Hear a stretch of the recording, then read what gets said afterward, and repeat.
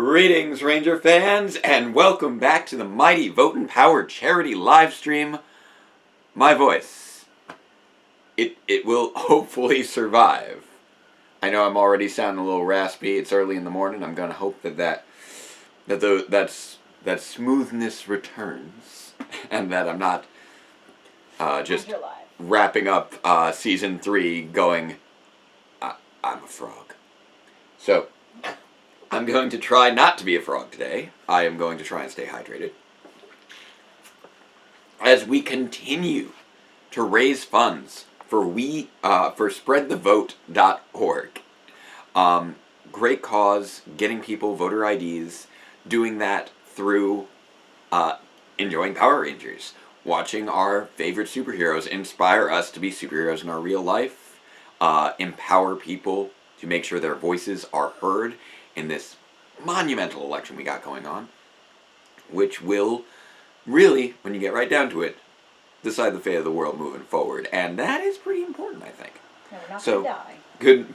We're not, it's not going to be one of those things where we all go out in a fiery blast or anything, but we'll determine whether or not we can avert global societal collapse by the end of the century. We still got time before that hit. But for right now, this is our moment. So welcome back, Sheree and Jen and Sean. Good to see you all again. Welcome back, guys! We've got MJ just off screen, chilling out. We left off with Wizard for a Day from Season 3 of Mighty Morphin Power Rangers. We will continue to build on where we are by every time that somebody donates another $18. Hitmonkey, welcome back. We will be adding another episode to our roster. Between this stream and the stream from just a few weeks ago, we have watched well over 100 episodes of Power Rangers. Just this weekend alone, I have already watched 62 episodes of Power Rangers and the Mighty Morphin Power Rangers movie, and I'm hoping we can hit our goals and hit another 33 episodes today. So I'm going to keep working through that. If you feel, if my voice is hurting you, send somebody to come join me. I love it. We'll be Skyping people in via my phone. It's going to be good times. If you're new to this, welcome. I don't think we have any newbies here yet. Hopefully we'll get some newbies as the day wears on. And happy Indigenous Peoples Day. Get respect to all those who came before us. I know that is a group that is particularly hard hit by voter ID laws and other limitations of transportation and addresses. So let's make sure that we are helping them out as we raise funds for spreadthevote.org. And throughout the day, just let us know what you're doing in your life to help make the world a better place, and what you're looking forward to in this world during the month of October. All good stuff. Doesn't have to be voting related. Welcome, you Scott. You could be picking up litter. Exactly. Anything that you're doing, picking up litter makes the world a fresher smelling place. So I know people are eager for us to get started. We're only 5 minutes in. We've already got our crew here ready to go. Our Ranger team, our Ranger fans, ready to hear our 3 non-controversial phrases before we kick off with our next episode. So, stretching it out. Here we go. I should make sure. I know I was starting to type on the social medias. You got to make sure people know that we're live. So I'm just letting people know on the social medias. I got the Instagram covered. Yeah, and I'm just saying, and we're live, and we're live, and we are live. Here we go. We live. We still live. Let's see. Could you cover the post on the Database Rangers Power Reviews Facebook, just saying, and we're live in the comments there? Yes. Thank you. Awesome. As soon as I'm done with Instagram. So yeah, time for our 3 equally non-controversial phrases that we should all be able to agree should not be considered political, should just be considered simple statements that should not invite controversy. Let's hit with the first one. Say it with me, chat. Black Lives Matter. Black Lives Matter. Number 2. Say it with me, chat. Fascism is bad. And number 3. Say it with me, chat. Superheroes are fun. And with that, let's prepare for now playing. It's no longer Wizard for a Day. Our chemistry teacher interlude is over. It's time for our extracurriculars with Fourth Down and Long. Another wonderful episode by Mark Litton. Let's check it out. Now this will be playing right from the beginning of the credits. And here we go. Season 3, Episode 11, Fourth Down and Long. Ready and play. Loading, loading, loading, loading. Come on, Netflix, you can do it. Here we go. 99%. And give me that sweet opening. Boom! Explosions. Always got to be opening on the explosions. We're getting this little montage recap of Ninja Quest, which we, because we were skipping over the openings, we didn't get to look at this before. And I do like the little flashes of the ninjetti suits, hitting with those chords, those ninja zords. We are emphasizing we are into a new era with the new season. And we get to see all our good friends here again. Amy Jo Johnson, David Yost, Gianni Young Bosch, giving those little smiles. We got Karen Ashley doing the turn and smile. You gotta love that. There's Steve Cardenas giving us the look up and smile. And the little turn and smile on Jason David Frank. And of course, we now have our Jason Narvi and Paulie Schreier enjoying their delicious donuts as part of the Junior Police Patrol. Excellent. And that Ninja Megazord. Once again, we have our producers here. Doug Sloan and Nap. Tony Oliver. So many people work together to bring us this wonderful program. Fourth Down and Long has now begun. And we have, again, written by... And we're live, right? Yep. Done. Written by Mark Litton, and we've got Mr. Wilton walking around the background again as we're looking at chemistry. Oh, good old Joe Healy. I see TJN is in here, and loving some Rocky. There we go. This is back-to-back Rocky and Mr. Wilton wonder here. Oh, I remember this. Oof.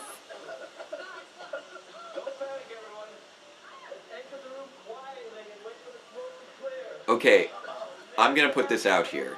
Mr. Wilton, don't give teenagers chemicals that, if they don't use them properly, leads to a plume of toxic smoke. You're not being responsible as a teacher there, Mr. Wilton. And yes, we have managed to unlock up through Kat's debut episode, but if we want to get further, we're going to need more. So if we want to make it up to, whoop. Oh no, he's Magic Centipede!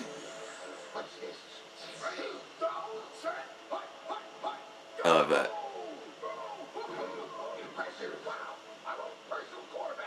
It's great. Nice. Oh. And now, Rito is turned into a football. What's episodes 11 through 21 guaranteed so far? Yeah, I believe so. Let's see, where were we at? We're at 960 right now. No, we haven't guaranteed up through 21 yet. Okay, so just 11 through 20. Well, we definitely guaranteed up through, Ranger Catastrophe. I would need to double check my You said it was math. 10 episodes. Yeah, we've only seen 10 episodes so far. So, oh yeah, up through 20. Yes, up through 20 has been confirmed. I believe so. My brain is a little funny. It is a pretty great Monster Origin episode.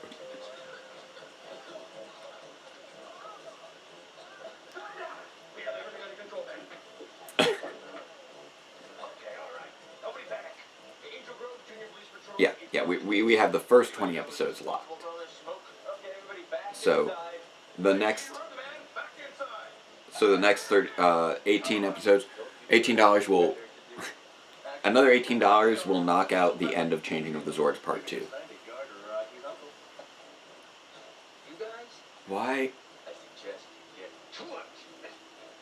Why are you being bodyguards? Alan, are these the nuts used to mix the chemicals? Ooh. Yeah. Billy, can you see where he did anything wrong? Well, judging from the explosion that occurred and the formula you have written here, I'd say you reversed the elements. Reversed them? Yeah. I think. You read them backwards. That's what caused such an adverse reaction. I mean, Damn. it shouldn't happen that way. Unless you just the coach suspend you from the football team. What? Sir, the Stone Canyon game. Well, it's. Mr. Wolf, what if I help Alan stay? Well, I mean, Oh, for failing, not for. Yeah. Making an extra effort starting today.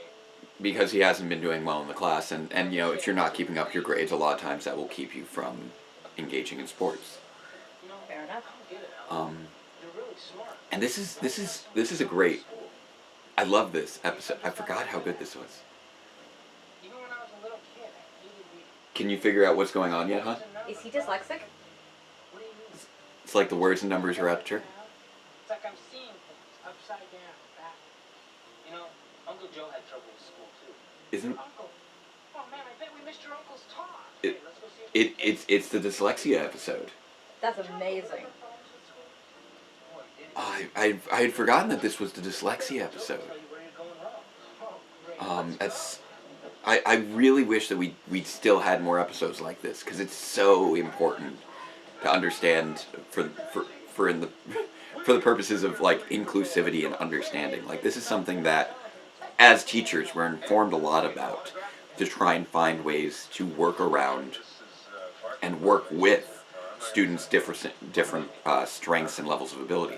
Like, we're acknowledging, Alan's a smart kid, but there's something separating him from, you know, what he's trying to do in class. And there's always different accommodations you can have to sort of work around those things.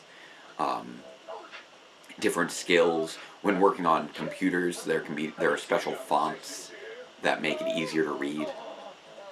And you know, it's just like, I have glasses. If I had to operate, you know, in school without glasses, I probably wouldn't do as well, because I'd be struggling to read things. And it's similar in that regard. It's, you know, it's not, you know, a failing. It is just a difference of ability and difference of where your strengths and weaknesses are. Oh no, Skulls of football! Oof. I mean, they are doing their job here as bodyguards, and Uncle Joe is just kind of like, what? Huh? Oh dear. Alan! I'm sorry. Just that uh-oh. Oh no, Uncle Joe.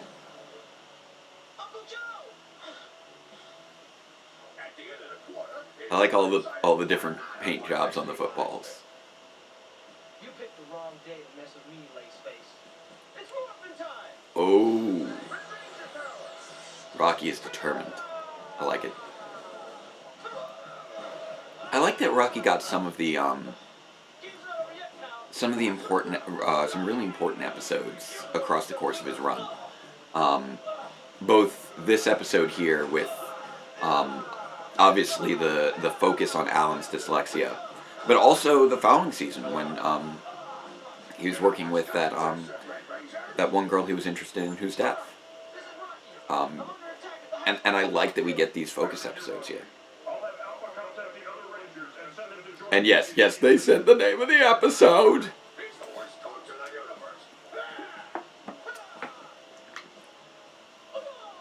Oh, here we go. Flipping it out. Relax, Rocky. We're here now. There's also a nice change of location here with the football field. I feel like in season 2 they were really leaning heavily on always fighting in the park. But we're getting a little bit more variety now. Again, tend to work a little bit more with some wooded areas, etc. Oh, what was it? Was it a blind girl? I thought it was a. The deaf girl was the little girl who is. I know there was the deaf girl. monster. Yeah. I may be misremembering at the moment. Yeah, I think you're right. There was the blind girl. I'm sorry. Say. It's great.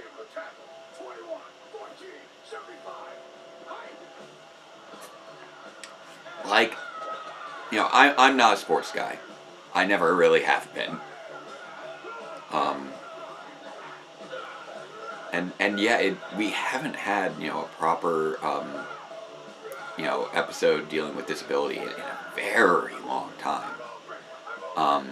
You know, the closest thing we had was, you know, the Game On episode with Devin, where it was just the one girl's brother needed surgery for his legs. But that was less of a definitive disability and more of an injury, which is obviously something different. Oh no! Oof. But I think this was a really smart choice with this episode to where you have this focus on football to make it a little bit more meaningful by playing into the sort of intimate tie that sports has with academics nowadays. Also, I don't know how he kicked the football. Does he have multiple footballs, or did he just somehow, like, kick the football to... I don't know the mechanics of this football. It just keeps coming back to him, like, before it's even, like, hit somebody. Oh, man, Rocky is just destroying the field here.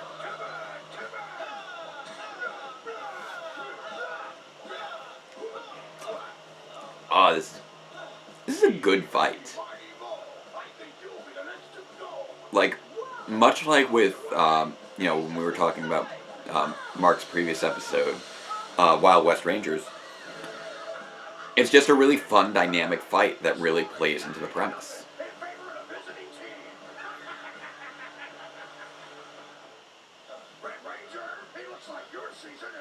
Oh, this is great. Oh no!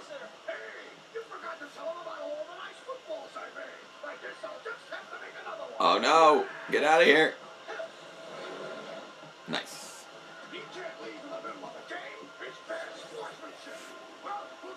Centibac's also just a really nicely designed monster. Like, you know, it plays really well what he's supposed to be. Although he is a Kaku Ranger monster and therefore based off of a Japanese yokai, which... Oh, I've got to try and remember which yokai... I'm not sure which yokai it is. Those footballs are really energy wave, right? Maybe we could turn the beam upside down and backwards. Excuse me? And reverse the spell. He's using sort of the thought of... Yeah, an inversion of the waves could actually... It's destructive interference, and he's using the description of dyslexia from earlier to inspire him to invert the waves. Let's see, I believe I've got Centibac here. Ninja! That's a voice I can do. My voice is dying, but apparently I can still say Ninja! Almost better than usual now.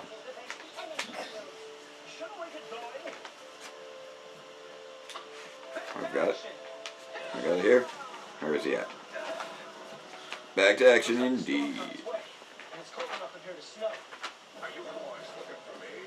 We're gonna force you to buckle, then we'll control the game. Cold enough to snow? You are in California, sir. That does not happen often.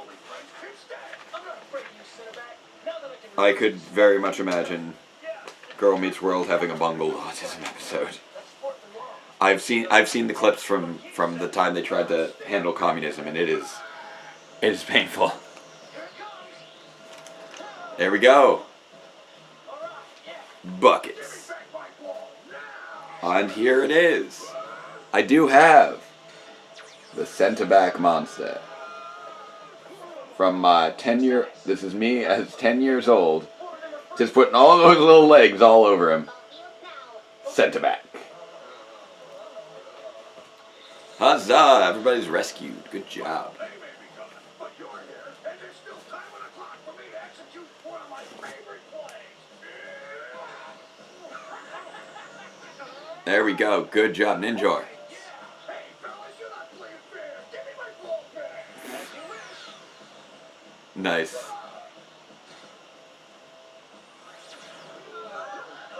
Good job.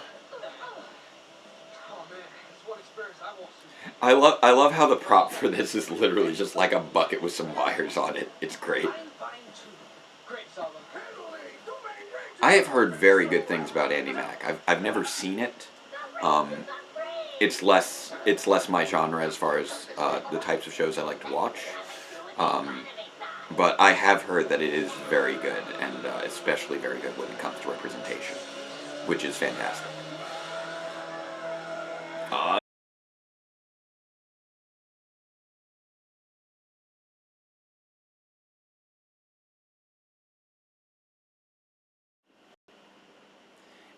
And we are back once again. Sorry for the little frozen moment there. Hopefully everything's doing well by you. I'm going to replace this again with 4th down and long. So we're getting the hang of this. The first crash of the day is always the longest. I believe I heard a pilot say that once. That's not true. Okay. So, here we go. Right now, I have it paused at 16 minutes, 16 seconds. All right, we got 16 minutes, 16 seconds. We are on the clock. Let's go. 4th down and long. 16 minutes, 16 seconds. Ready and play. Is this still the first episode of the day? This is our first episode of the day. We're coming up on 40%. That's good. That means plenty of time for people to wake up and donate. Exactly.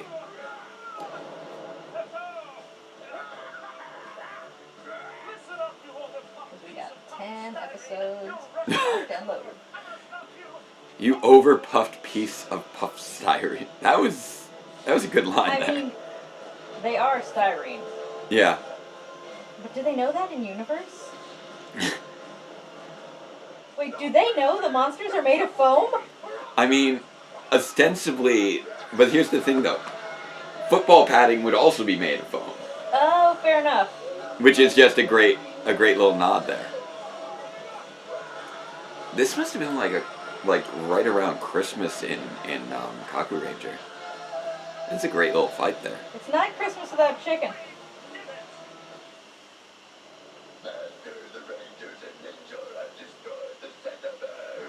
Oh no!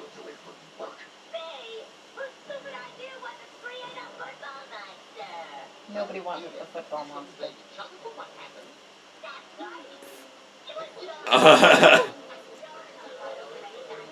Aww.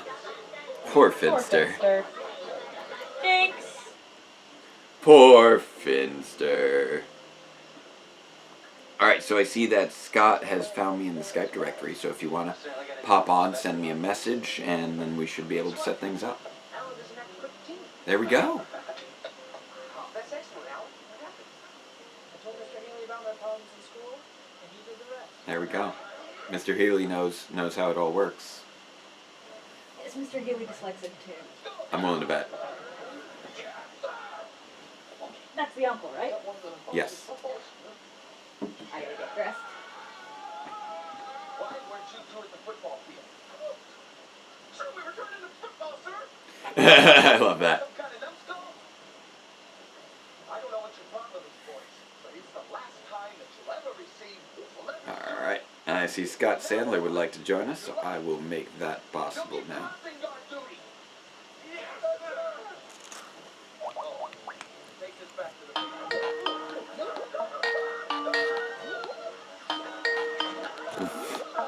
Oh, he's gonna make a mess there.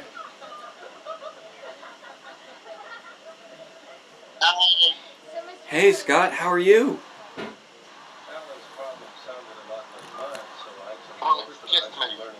Alright. Oh, shut up. I'm great, thank you. Great.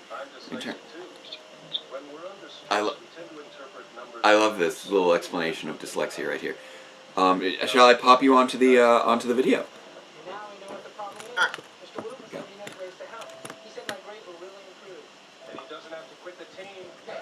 This is...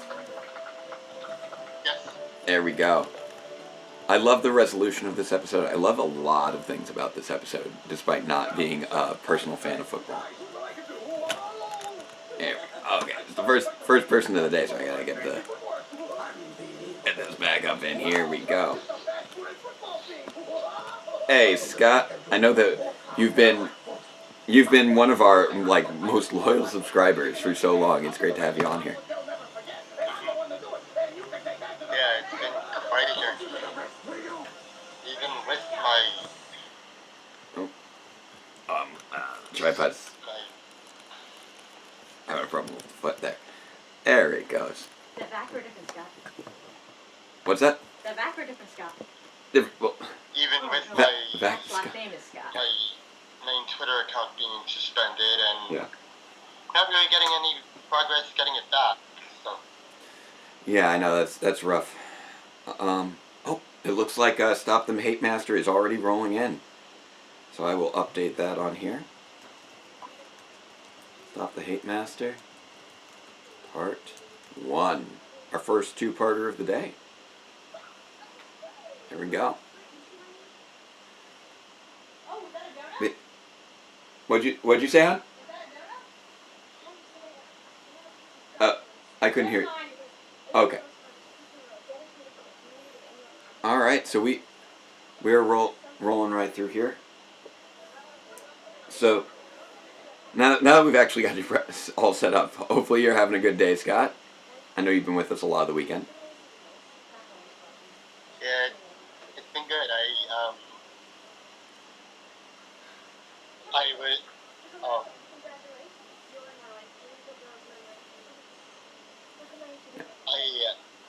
at one first stream I had the stream on my browser for the chat to be open. Yeah. Stream on it on one tablet to actually hear it better because I was not sure if it was just the low volume of my laptop or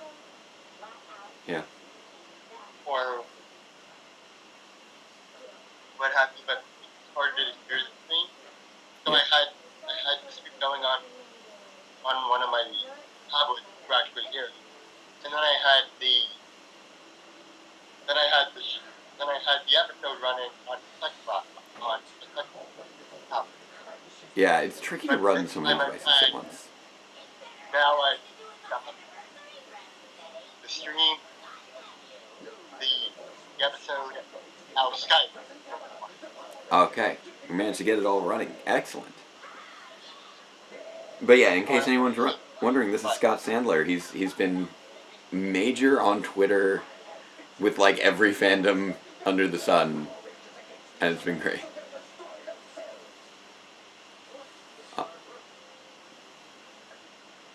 I like that. And I guess in terms of Power Rangers, my biggest claim would be the Ninja Storm and the Ranger Command Nice. of the first episode of Ranger and Outlaw, which basically collaborated. That's right. Now I will give you a heads up that I do get little bits of I think little bits of cutting in and out with the audio. So if I have trouble responding in any way, I apologize already. That's fine. I understand. Yeah. This is a very interesting episode too because it looks at wealth inequality, which is really ironic considering the fact that at this moment, obviously, Kimberly is living with Aisha. So the idea that Kimberly is so well off ostensibly, but it's more so because of her being a legacy with her mom, which is a big thing in colleges. Poor Skull's hands look so painful.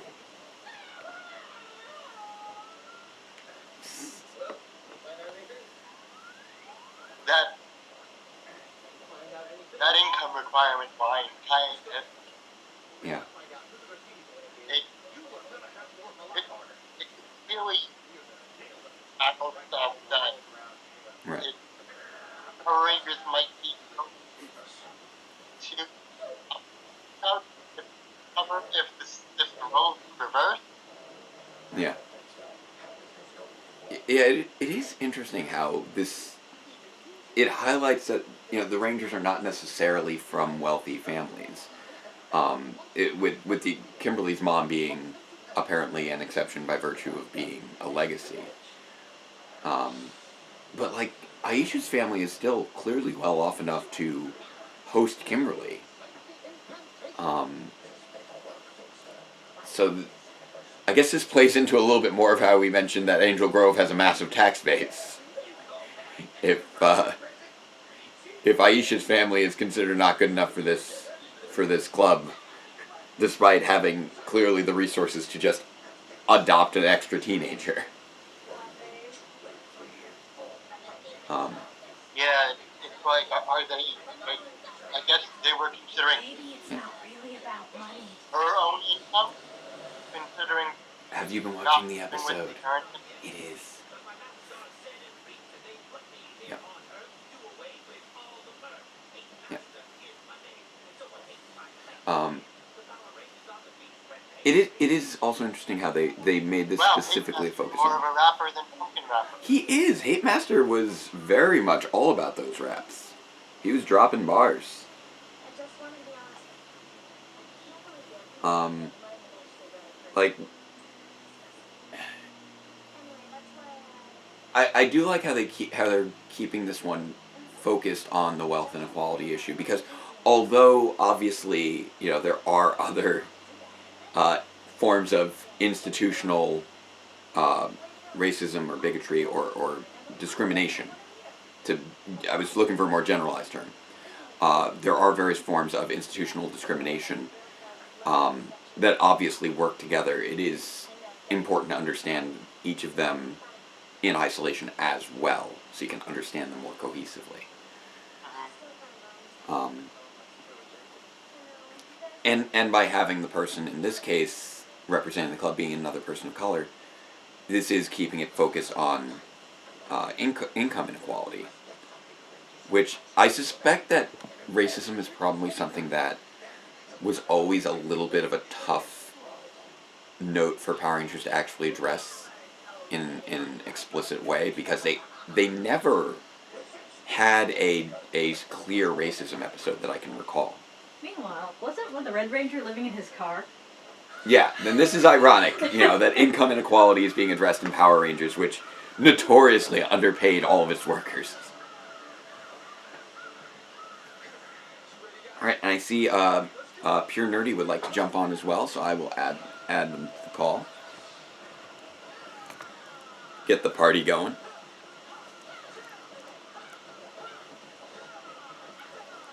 I love... I remember Yeah. we watched Vegas, I guess, last year, and there was this joke about housing market. Right? So weird to see Power Rangers go. Like, we barely see their home much. Yeah. Are those the same suits as the Tengers? Yes, the Tengus were recycled into the Tengas.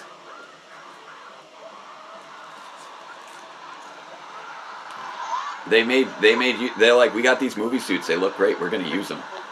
Oh. There it goes. Almost lost you there for a moment. Alright, now it's back again. Oh. I think it's still calling up Nerdy, I think. Yeah. Yeah. I had forgotten about, Oh. well, there are some people from the apartment there coming back smoke detectors and what have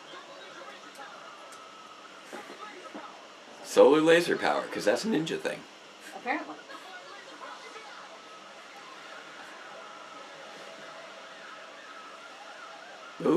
That's not how lasers work. Those aren't lasers. Oh, okay, sorry. I misinterpreted. So the pink and white Rangers have solar laser power. Yes. That must mean that the other Rangers have lunar laser power. I'll go with that. Aw, Aisha's grandma. Can't lie to Grandma. Grandma Yeah. knows.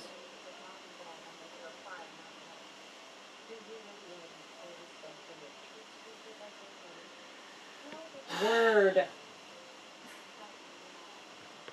Like, I feel like Power Rangers always kind of wanted to find some way to address racism, but never really could directly, and I'm not sure why. Because they addressed a lot of other issues. So here they chose instead to focus on income inequality, which is also very fair, because it's also a major issue.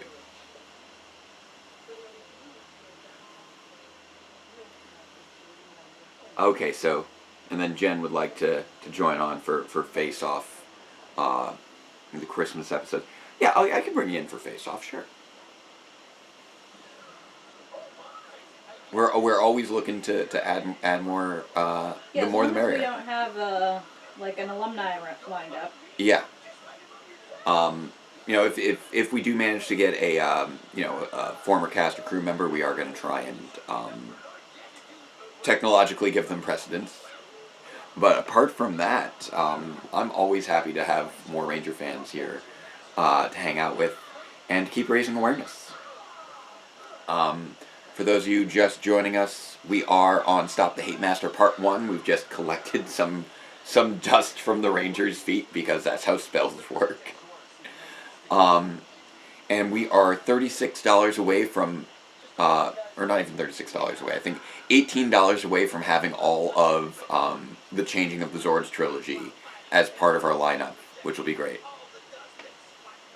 Right now, our next big goal is to get over 1,200. That will ensure that we are getting started, that we finish up Season 3.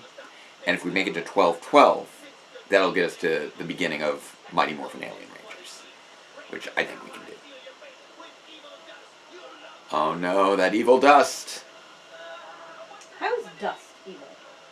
They evil-fied it. Oh, well, you'd have to ask the Magisterium, wouldn't you? Gotta love his Dark Materials reference there.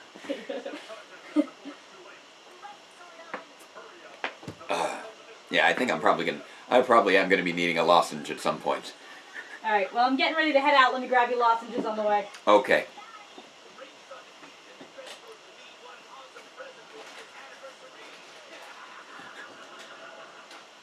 I don't know how many anniversaries Rita and Zed end up Hector? having across the course of this show. Or honey. I was Your reading choice. the anniversary again, wasn't it? Yeah, it was 'cause really like, he'd just gotten her that telescope. or Maybe they're, because they just got married, like, out of a shot of a cannon. You know how, like, when some people start dating, they're like, it's our 1 week anniversary. It's our 1 month anniversary. Yeah, exactly. That's what he's doing. Yeah, exactly.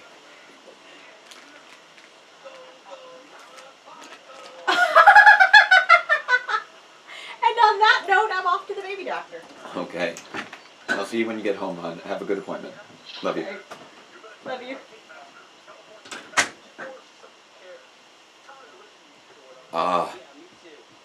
They're all filled with hate.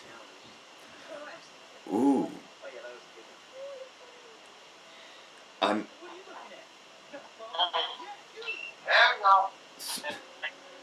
Now some of it is, obviously this is exaggerated with how they're operating.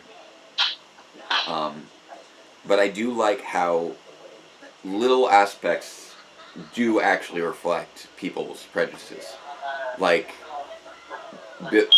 whoop, got a little beep coming out of there. When Billy is calling them intellectually challenged, that is a form of discrimination that people engage in.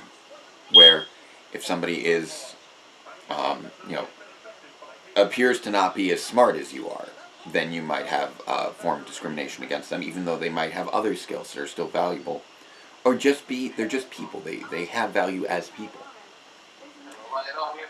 where Kimberly on the other side is presenting anti-intellectualism, which is another aspect of that.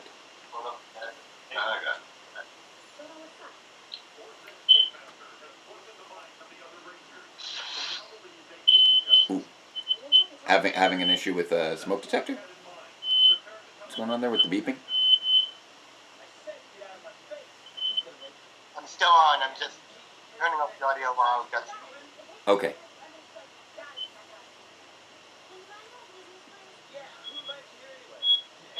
Oh.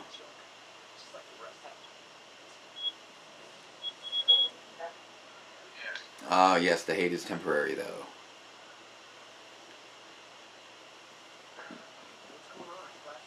I feel like we came like right up to the edge of actually addressing issues of bigotry, but they had to scale it back for whatever reason. That okay. I'm gonna back you out of there for now.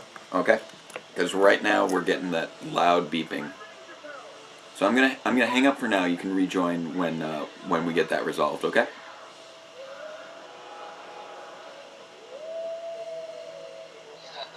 Oh, sorry. Thank you again for joining us, Scott. I'll let you resolve whatever the alarm is in the background, and then we'll get you back in. I know you're not hearing me for another 30 seconds because of the delay of the stream. Oh, we getting you back?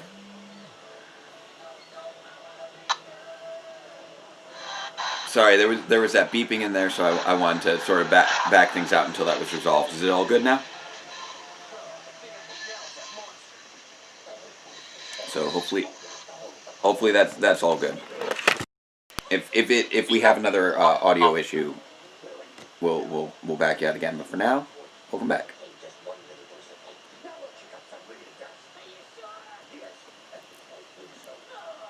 Here we go. Oop. Starting to lose you a little bit.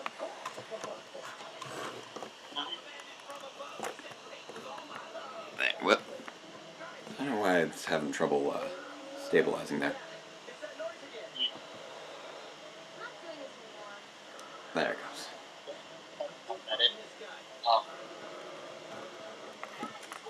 Probably should have started out. There we go. Now, for some reason, the tripod's been really shaky today.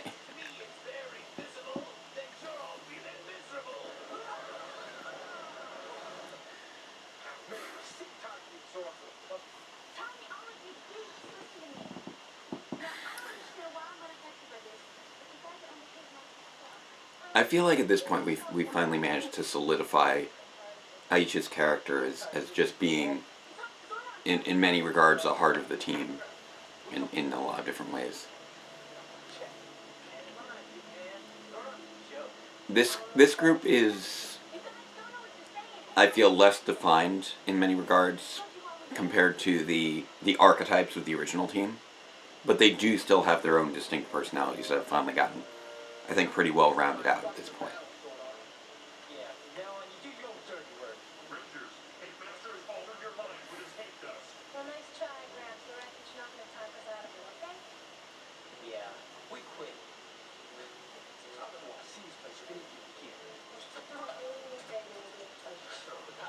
Would you say this is the most, the two-parter that sticks out the most does it beat the multi-parter? As the most what multi-parter? Yeah. This, I mean, I guess they needed to establish their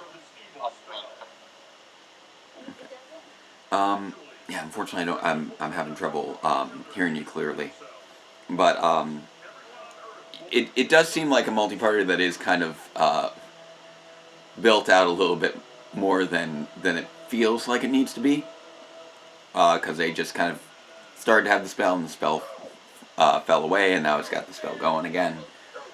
Sort of a little bit of a fake out there.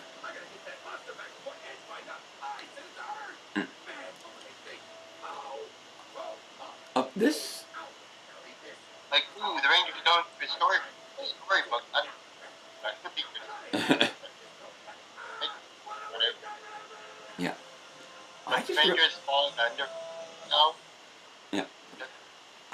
realized that one bit just now with Rito, that scene, that wasn't from this episode. That's from the Potion Notion. I wonder why we just saw a Potion Notion blooper for this one. Alright, now we are rolling right into Stop the Hate Master Part 2. That'll be kicking off in just about another 5 seconds. We'll be skipping over the opening credits. So we'll be looking at about 1 minute in. Here we go, counting down, loading up, and there's that chord. We are now 1 minute and 5 seconds in. There we go. 1 minute and 5 seconds in.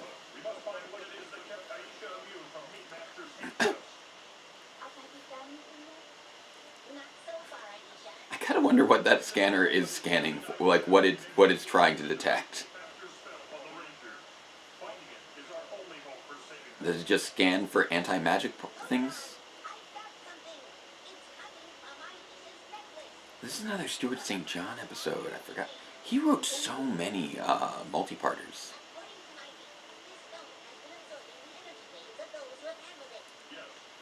Alright, so Hit Monkey, you're heading off to bed? Yeah, I hope to see the stream still up as well by the time you wake up. We are only on our 3rd episode of the day, just starting now. We haven't started raising new funds yet, but I am hopeful and optimistic we'll be adding on to that $960 mark that we have so far. Just $18 more, we'll finish up changing of the zords, so that would be amazing.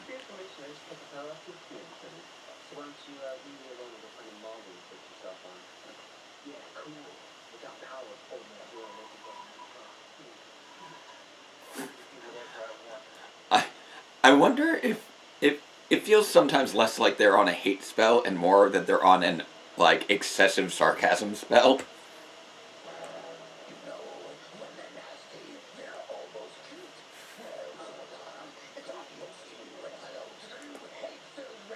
I just realized that Rita has white shoes.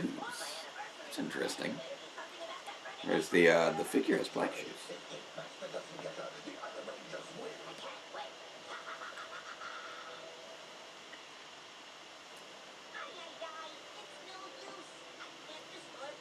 Oof. It's crazy that Billy was just able to just shut down the command center remotely that easily.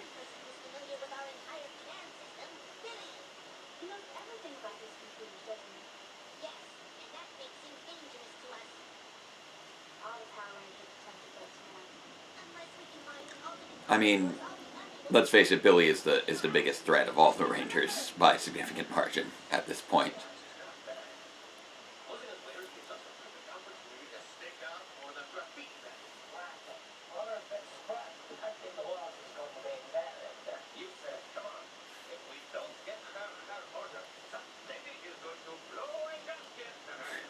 It's always kind of fun seeing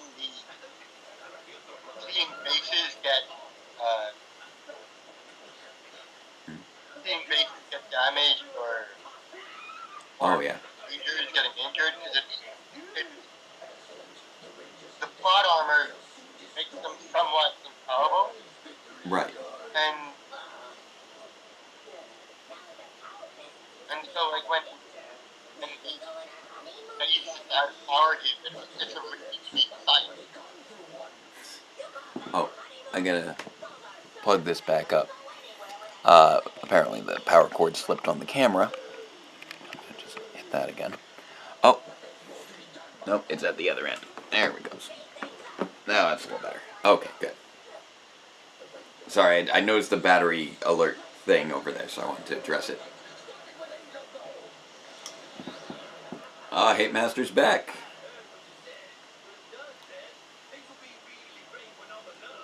Hate Master is also just a cool looking monster. That's another one from my repertoire. Right here after sent it back, we've got Hate Master. Recognizing all like spells that they use to create him. And I'm already getting a little bit better there. You know, this is me at 10 years old. I'm starting to get...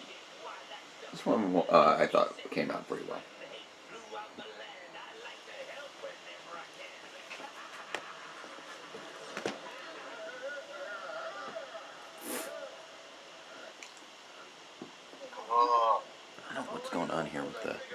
this power. I think this power cord is dying. Oh, that's not good. I need that for all the filming. Is there a problem with this one?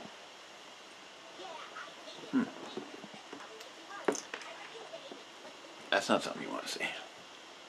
Okay. It's almost. Wow, this is not working right. That's not great. You hearing me alright? Yeah, yes, I am. I'm just having trouble with the power cord. Oh, that cable has gotten super loose. I didn't realize that had worn through. That's a problem. Huh. That's gonna require some repair. I didn't realize that cable had become that worn at the base, and that is the power cable for the camera. That is worrisome. I don't know what to do about that. Okay. I'm just gonna grab this here. Oof.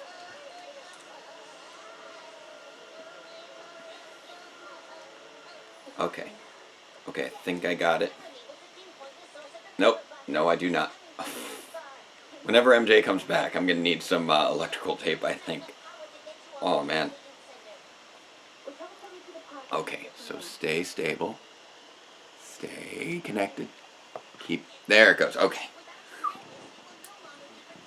Sorry, without the power cord running through, the camera obviously has a limited time on it.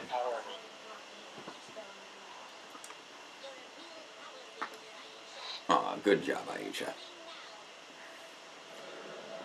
It's a good thing Alpha's got those backup batteries.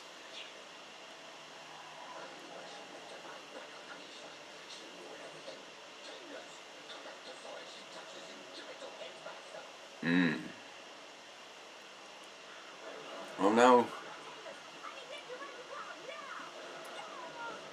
Here we go, Tango fight. Why is she just standing on the two Tangas? It's just so random.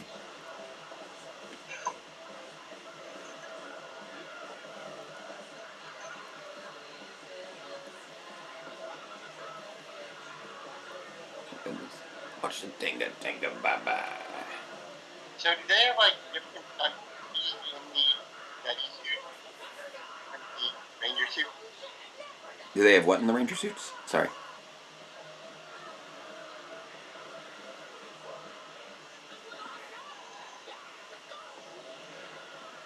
By the way, just to check, are you able to hear me okay? I know, because I know every now and again on my end, little parts of your audio cut out. Yeah. Okay. So what were you saying about the Ranger suits?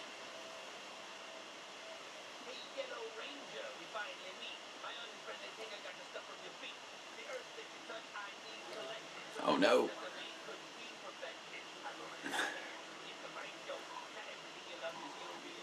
I feel like this is like Hate Master is just trying to audition for Hamilton right now.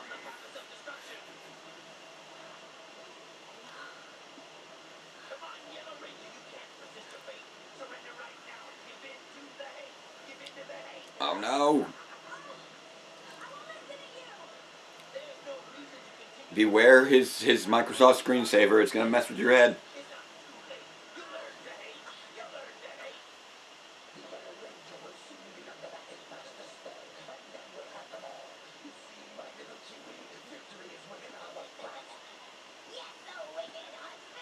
I think it would be really bold if Power Rangers could in our current environment actually address racism in some sort of meaningful way. Yeah, Hate Master's not throwing away his shot.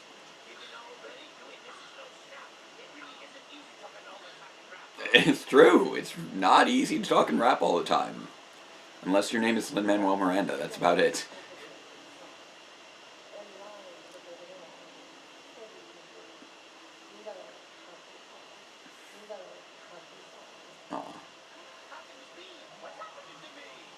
Her connection to her grandmother is helping.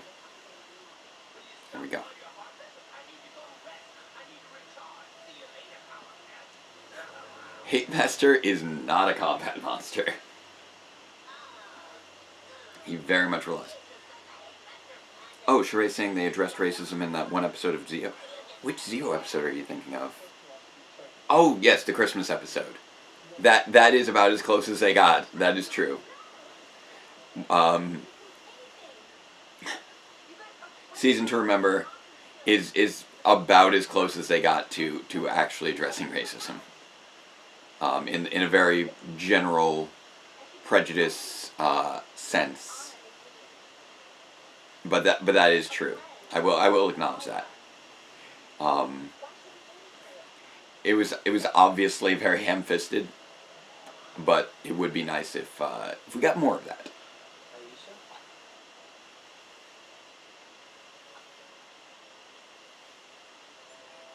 All right, there we go. Power back.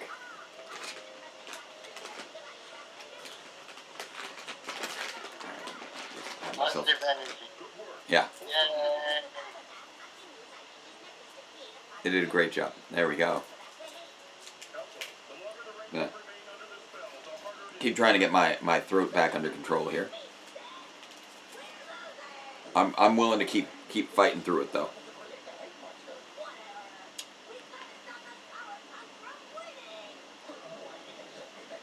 All right, getting the proper Zord battle going now.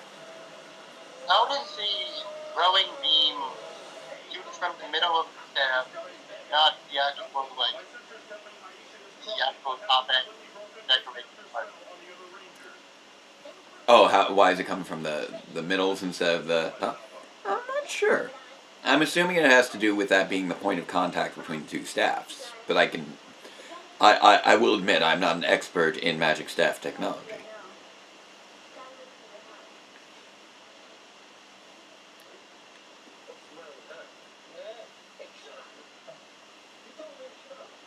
Oh, that's right. They're still under Hate Master's spell too. And now they're just being like little Joe Pesci, De Niro, wise guy routine.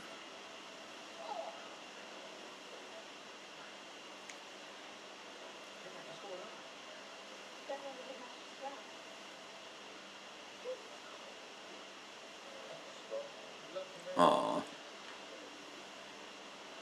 Aw, Vulcan skull.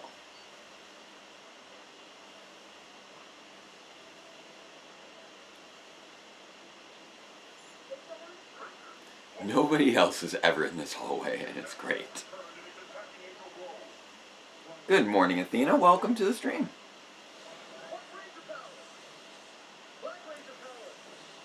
So again, just a reminder to everyone, we are 3 episodes in. We are at $960. The next $18 will get us to the end of Changing the Zords trilogy. And if we can get up to $1,212, so we are less than $300 away from finishing Season 3 and getting into the Mighty Morphin Alien Rangers. At which point I know that our good friend Pocky will be absolutely joining us for that whole run. Alien Rangers being her jam. So let's try and see if we can make Pocky happy and see if we can help some people vote. It's an important cause. We're trying to save the world, and the best way we can do that is combating hate with love, getting inclusive in our voices, making sure that everybody has the opportunity to take part in this whole democratic process that we're in.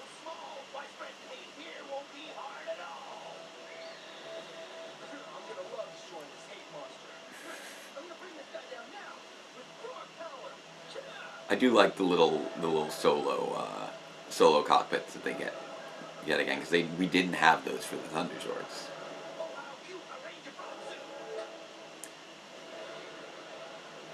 So many tiny frogs. And they have electrical and firepower. That's pretty impressive. It is quite impressive. And I will say, as far as beyond Alien Rangers, obviously Alien Rangers starts at 1212, but oh, hello Titanus, welcome back. Good to see you. We do have a new goal established for Zio for next weekend. So if we want to see Zio next weekend, what we're going to have to do is hit 1600 today. That is the goal. If we get 1600 today, that will get us through the first quarter of Zio. Yeah, Oh yeah, frogs are absolutely masters of elemental forces. Good. Zio's going to be pretty ambitious. Yeah. Now, yesterday we raised $640. So all we would need to do in order to guarantee Zio for next weekend would be to raise another 640 today.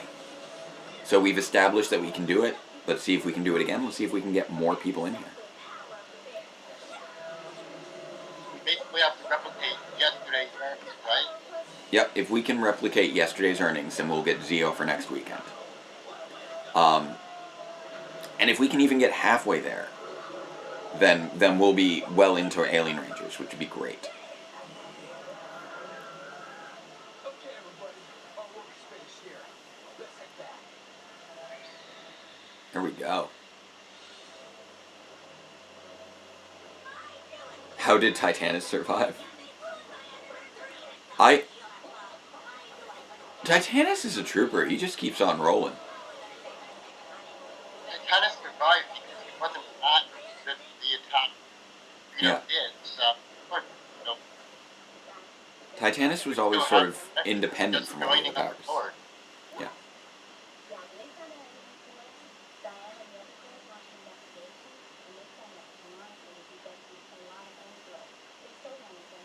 Oh, Veronica. Veronica was being a real Heather there. Just saying. If anyone's familiar with Heathers. I've listened to the soundtrack of the musical. It's not family friendly, but it is still quite a good musical. Oh.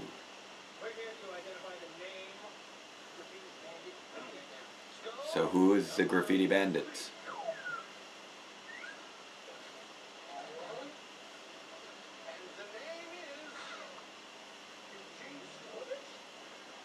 What? If he's great means when sleepwalking, Oh, that's amazing. that's just another part that really shows how artistic Skull is. It's true. That is kind of amazing. Like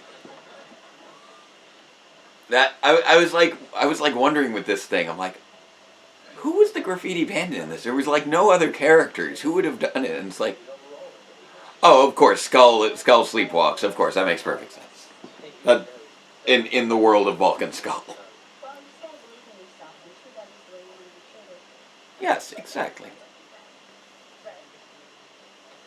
Treat others how you would like to be treated, whenever possible. And on to final face-off. Oh my! So I believe that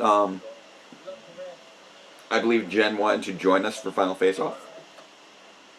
Sure. So I can add you in there, Jen, if you'd like to. Oh yeah? Yeah. Those mustaches are ridiculous.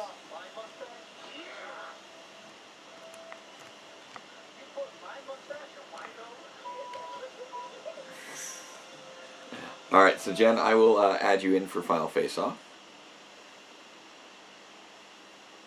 There we go. And yeah, if there's anyone new you can think of to reach out to add in, always more parties welcome. We definitely want to keep expanding our Ranger team here. There we go, so I'm just sending that invite to Jen to add her to the call.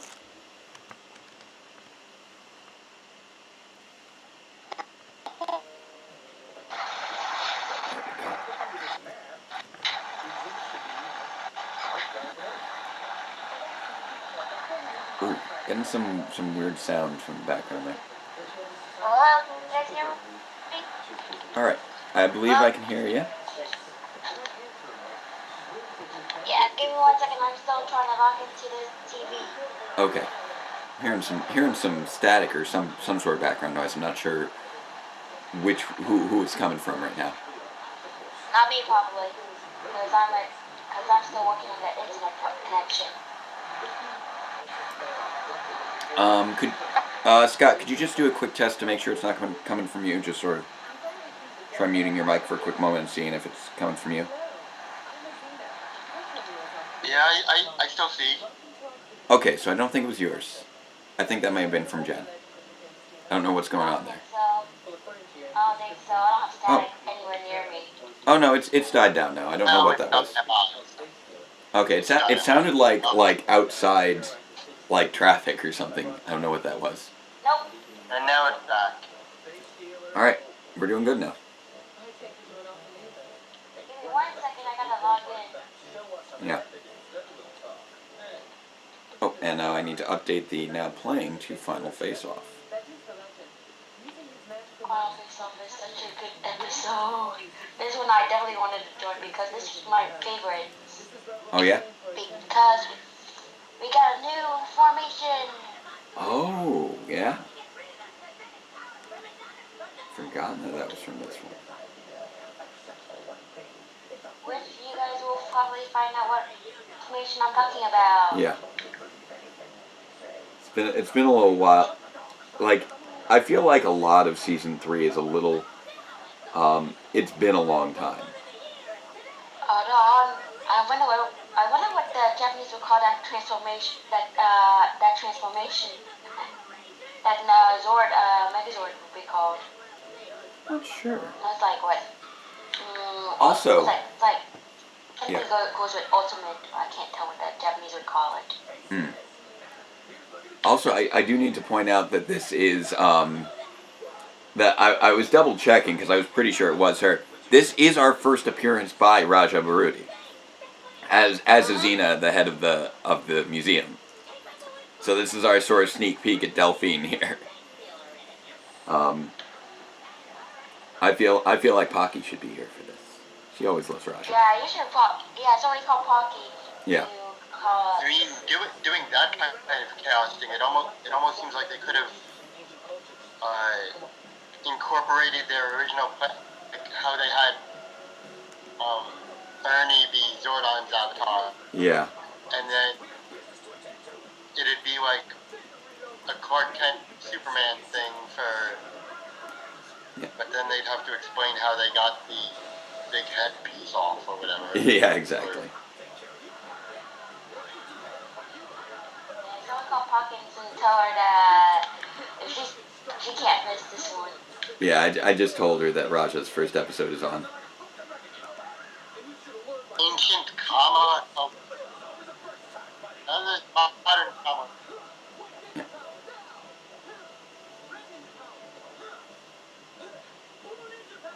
So if she missed this episode, she's gonna regret it. Well, I believe she has a lot of stuff going on today.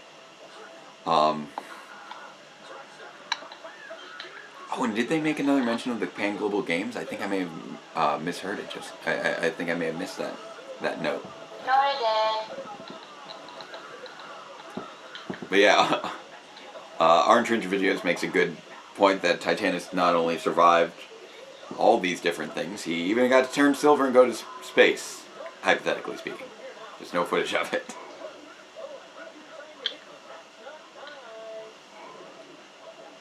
They love doing those ninja moves. It's just fun. Space Stealer. Yeah. I love Ko from Avatar. I like that Squat and Babu are back in on engaging in evil hijinks. They were out of the game for a long time there. Zord came in, they were What they were out of production.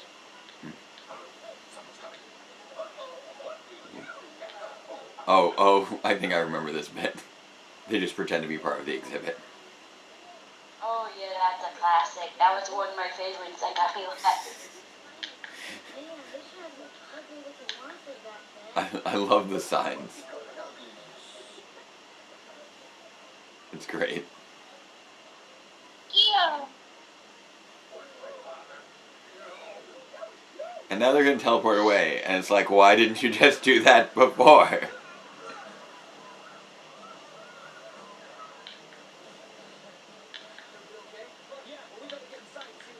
I like some of these just like random, giant foam statue things just hanging out. They really did start playing more with locations at this point. Good to see you, Raja. Oh, you know what we haven't thought about? What's that? Have you guys checked out the live tour, the war tour? The what? Mighty Morphin tour. Oh, right, the live show. No, we haven't seen that. That's actually something I never got to see. You guys, that's something you guys should do.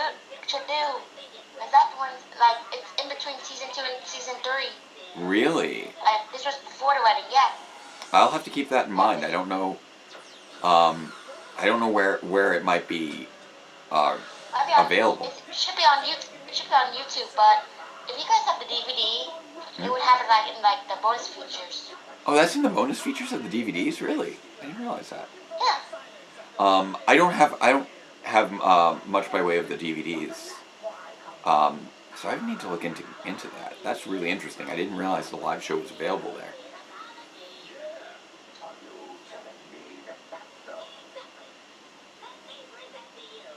I think YouTube have this, but the DVDs, they should have it on one day bonus features. Check out a few things here. I'm always interested to see which yokai each of these are based off of. So in the case of Face Stealer, the yokai was Nopefuhofu. Nopefuhofu? If you guys watch Kaku Ranger or something else? If you watch Kaku Ranger, then they explain it. What they are based on. Yeah, this one's apparently Nupefuhofu, which I am butchering, I am certain. And it was a face thief that could lick off faces, apparently. Which is pretty crazy.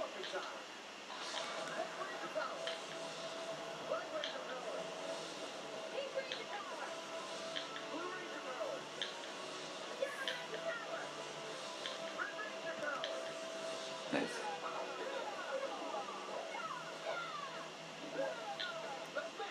You just keep checking on little bonus infos where I can find them.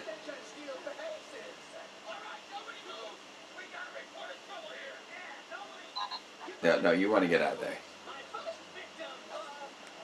You're about to not have faces. You want to get out of there, guys.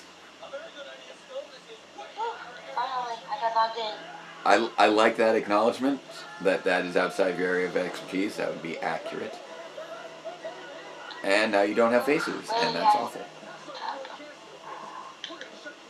That is nightmare.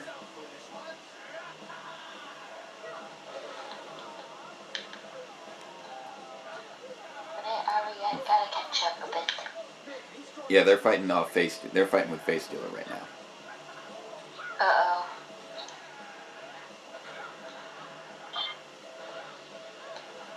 Fast forward.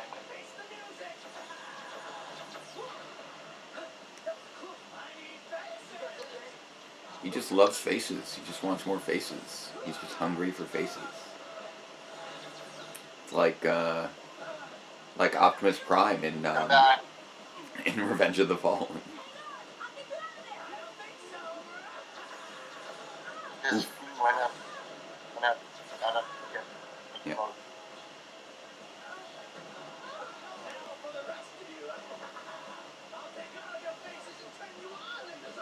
I do like a lot of the classic voices of these monsters. They had a really strong voice acting team.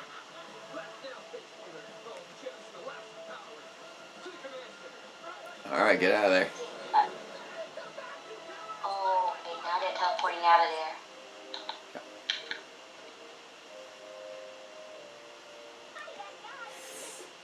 Well, that's unsettling. Ooh, that must be hard to breathe under those masks. Yeah, it's not. That's not cool. Can't just go back to it. Why would it like this? You're right, Tommy. There has to be some way to protect ourselves from the face killer's spell. Right, Billy. Every creature has its weakness. It just hasn't been found. Wait a second. I think I've got it. Oh, Billy's got to figure it out because Billy always figures everything out. Billy is basically the leader of the team in many regards here. Like, Tommy's the face, but Billy's the one who does all the work.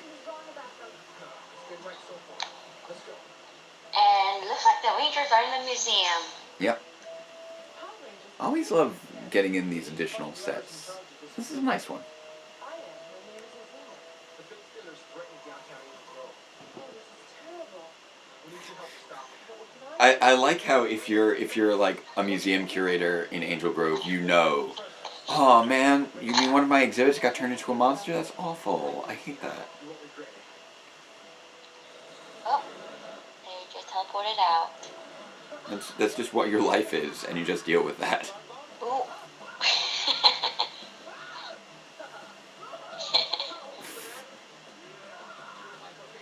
I like how freaked out he is by the masks. Again. Alright. Those look like kabuki masks. Yeah.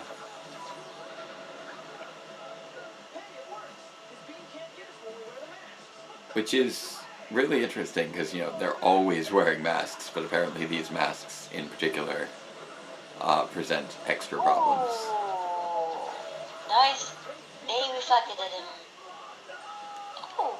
Oh, all the faces are popping out of his eyes. That's not nightmarish. None of that is nightmarish and not going to haunt my dreams in the slightest. Oh, they're back to normal. There we go. Last thing I remember is that And their faces are on the right faces, and they didn't pull any Nicolas Cage John Travolta moves there. That would have been not great, but that didn't happen, so that's nice. And this is still 2 years before Face Off, so. Yeah, that's true. Time to get back into action. Oh, Pattaya's ready for battle. Yep. Rejoin the others and call on the power of the Ninja Ultra Zord time. Oh. I do kind of love that the Ninja Ultra Zord is just a toy. It's literally a toy, and that's amazing to me. So it's a mixture of a Zoo Ranger Carrier Zord to the Kaku Ranger Zords. Exactly.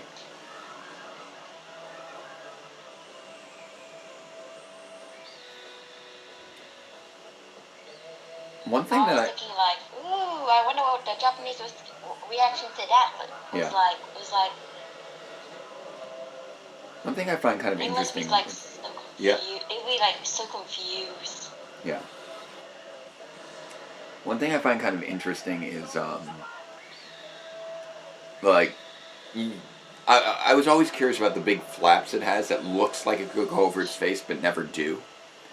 And it looks like they did go over its face in Kaku Ranger and basically gave it sort of a jack-o'-lantern appearance. And you can see that shape if you're looking at the shape of the openings in the big flap ears. So this monster could very well have been a Halloween monster if they wanted it to be. Power punch. There we go.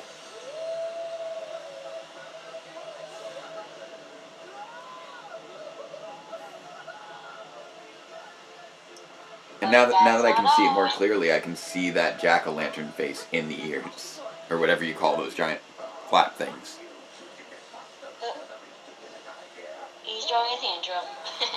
Zed's had enough. He's done. Ooh. It's convenient it happened to land in Angel Grove and not like anywhere else on the planet when he just threw it in Anchor.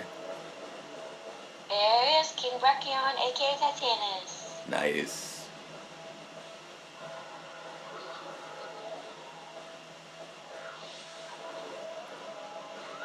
Like, it's a really random combo, but it's also really interesting. And now you can just see, yep, that's the toy.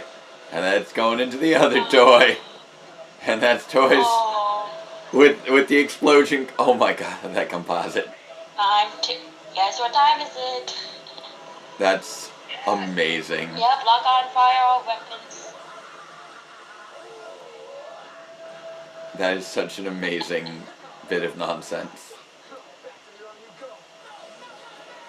That's ironic too.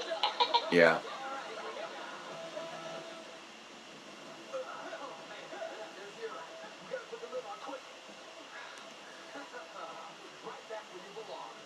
There we go.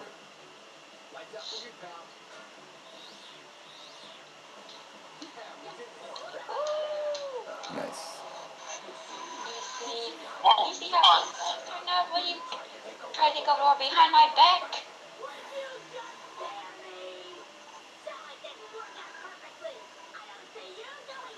And there's the same thing, radiator face. Yeah.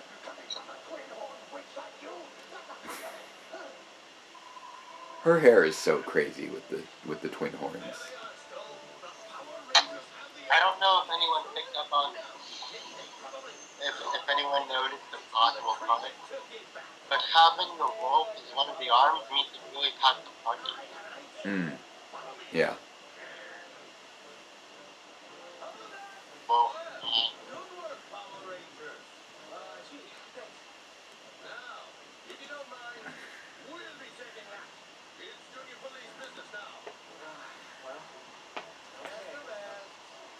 Actually, I'm gonna message somebody real quick about what's coming next. If I can. Engine out of here. And Bucket Skull is in trouble. Always.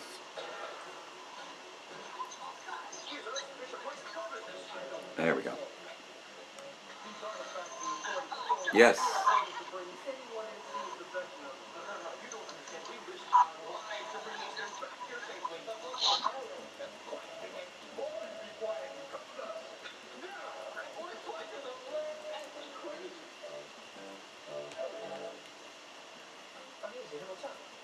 I wanted to thank you all for your concern. Festive has returned to us safely. Oh, congratulations. Yes, we were very lucky, but now we've got extra dogs to keep close to watch. Well, I think learning about other cultures is great. People should totally tweet about the next episode coming up.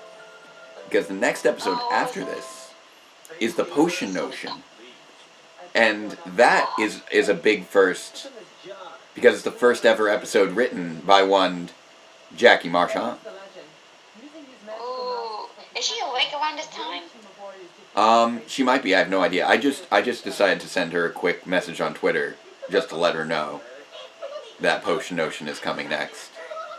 Because I thought that she deserved to know. Because we're about to hit it now. So feel free to share on Twitter and tag Jackie O to let her know that we're about to hit the potion notion, which is pretty great. So I'm gonna update my now playing. Potion Notion is always is another one of my favorite episodes. Yep, it's the first ever Jackie original there. And it has now begun. We are 1 minute and 5 seconds into the potion notion. Oops. I was at the intro. Yep. Written by Jackie Marchand. Vulcan's School are trying to sell tickets. Wonderful.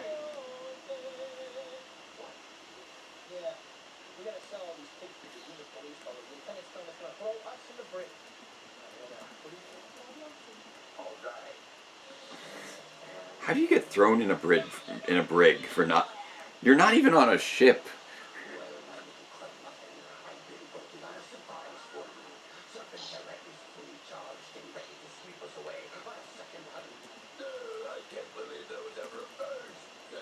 Uh-oh.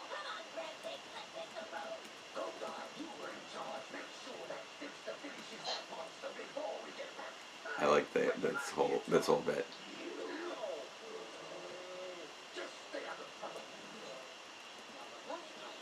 That red must suck nice. I mean, the one she didn't use on Lord's Head. That was totally not something that we just watched yesterday.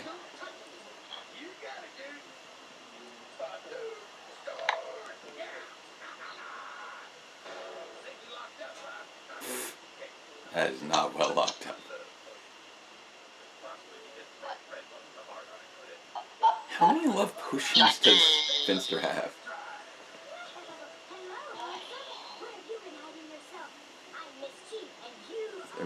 Oh. There we go.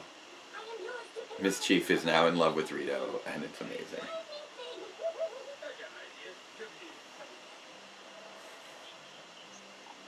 But yeah, this, as I was saying, this was the episode we saw the outtake from earlier. Oh. And now, She was visible when we can see it. When we can see her. They're also the Netflix captains. They're also misspelling her Terra now. of course, Oh. right now I'm seeing Kimberly completely in love with Skull, which is blowing his mind. That was, yeah, you know, it's also been after her since the beginning of the year. I think since we were freshmen. I think this is when I were in there. Let's see, where year are we in? Junior year? Yeah, ostensibly this should be their junior year. If we're interpreting the passage of time accurately. Because Zio's supposed to be their senior year. And I guess they'd be juniors here if they're seniors in Zio and then graduate in Irma. Right. Oh, Even though, like, their ages are obviously not in that zone. yeah. Uh-oh.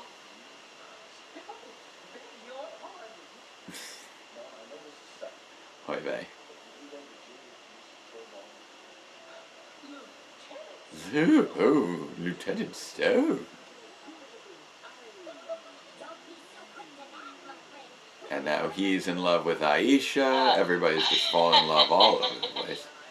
I don't Aish. know if the architecture of Angel Grove High is common in California. Like, you know, similarly built building. I don't know. But I think I've been seeing Angel Grove High School in establishing time of circumstances on so random. I know that I've been in front of the location for Angel Grove High before, just once or twice. Kimberly is swooning so hard right now.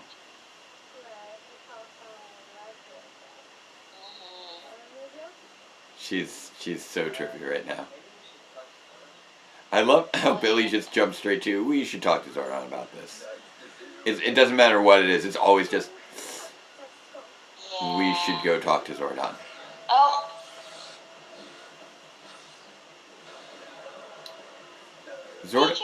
Like, Billy has become just so inured to everything at this point. Everything is always like, it doesn't matter, it's something to talk to Zordon about. It's always going to be something you need to talk to Zordon about. It doesn't matter what it is. Every time that somebody talks weird... The writers were sensible enough to put the pressure on the teacher on an adult instead of having it be run as students. Yeah, at least one of them. That's fair. That they at least paired off the adults and not... Yeah, that would have been very strange if it had to be one of the adults with one of the students. And I'm glad they didn't do that. That was a good call.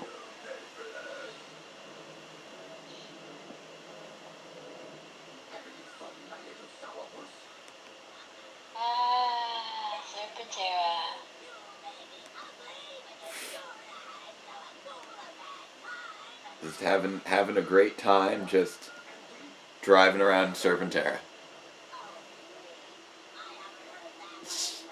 And I guess it's out of charge again. Now, okay, I've got questions on that bit. I haven't heard that one in 3,000 years. Now that raises some questions right there. So either one, she's referring to 3,000 years before being sealed in the dumpster, or two, that indicates that she dated somebody while inside the dumpster. And that raises just so many questions. Why would you ask Rito to recharge Serpentera? Why would he be the one? But yeah, right now, this is that scene that we saw in the outtakes from Stop the Hate Master Part 1, which is really a random pairing. Also, I love the little Z logo on the microphone.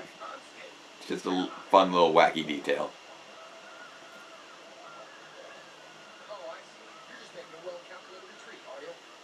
That's exactly what he's doing. Goldar has become very good at those well-calculated retreats. It's the only thing he knows how to calculate.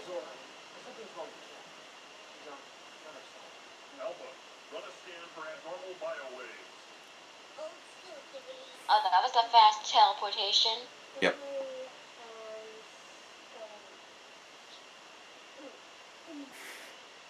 She's being so hip, like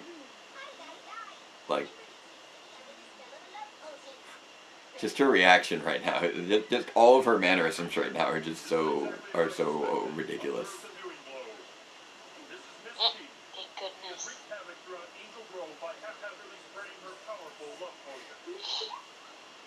Like, Kimberly is behaving as if she is intoxicated, and it's really weird.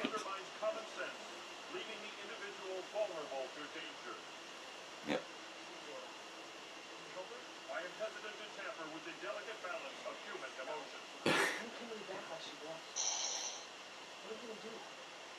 It's interesting that Mischief, in many regards, looks sort of like a fire monster with like the fireman's hat, or the firefighter helmet. But Jackie decided to go with a love potion instead, and it is a nice throwback to the whole Rita and Zed love potion. Oh, here we go. Yep.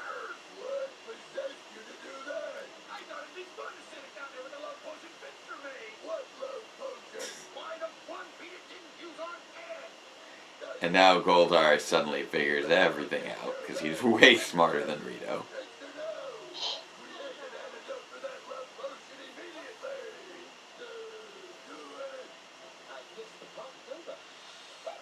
Oh my. And now Mr. Kaplan's all about Miss Appleby. She's begging all the pardons right now.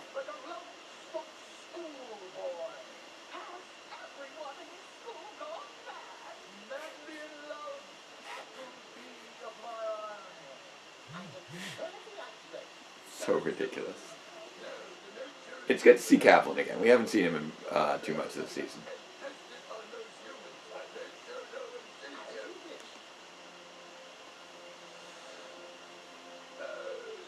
Technically, he is helping them out. Yep. Helping the Rangers out.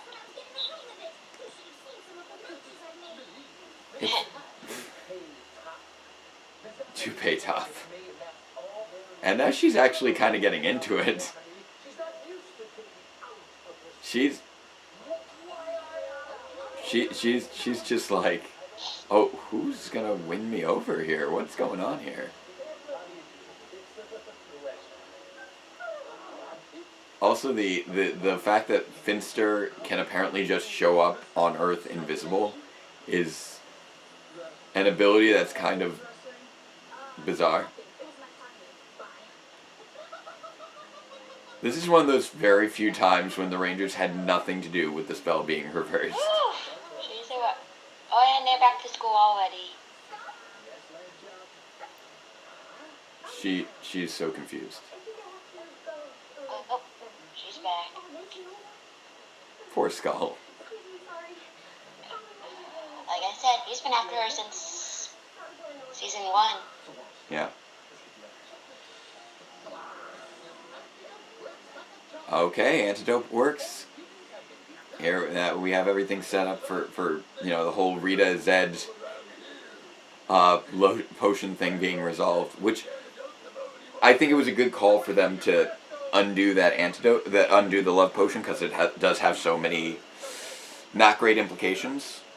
It's still the fact that they do end up sticking together anyway is problematic in its own. Oh no. And now she's in love with Goldar. Oh boy. This was, as I said before when talking about A Brush with Destiny, this was an episode that I had heavily considered tackling through power reviews, but I just couldn't I couldn't quite make the story work with where the story of Year 3 had gotten to at that point. I was imagining that while on the ship, I would have a little bit more downtime and where I would explore just the character relationships in the present day. But I realized that when I had them enter into the time storm, it opened up a lot of opportunities to really delve into a lot of backstory that I hadn't had a chance to reveal yet and have it emerge in an organic way.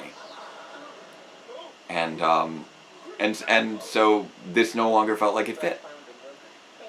Even though it's still a fun episode, the Brush with Destiny just ended up fitting much better with how the story had evolved. And it's always interesting when that happens, when you realize that a story has changed from what it was originally planned to be, and learning to adapt appropriately. Which, was a lot of what had to happen here in Power Rangers, obviously. They've had to evolve and change so much with changing circumstances.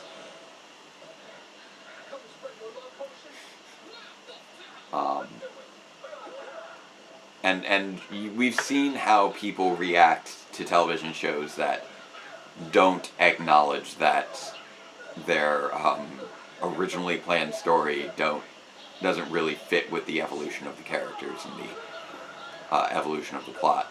If we think back to How I Met Your Mother, if anybody remembers that finale, that made a lot of people upset, because although it definitely did fit with the story they had planned out, it acted counter to the character development that had emerged across the course of the story being drawn out so long.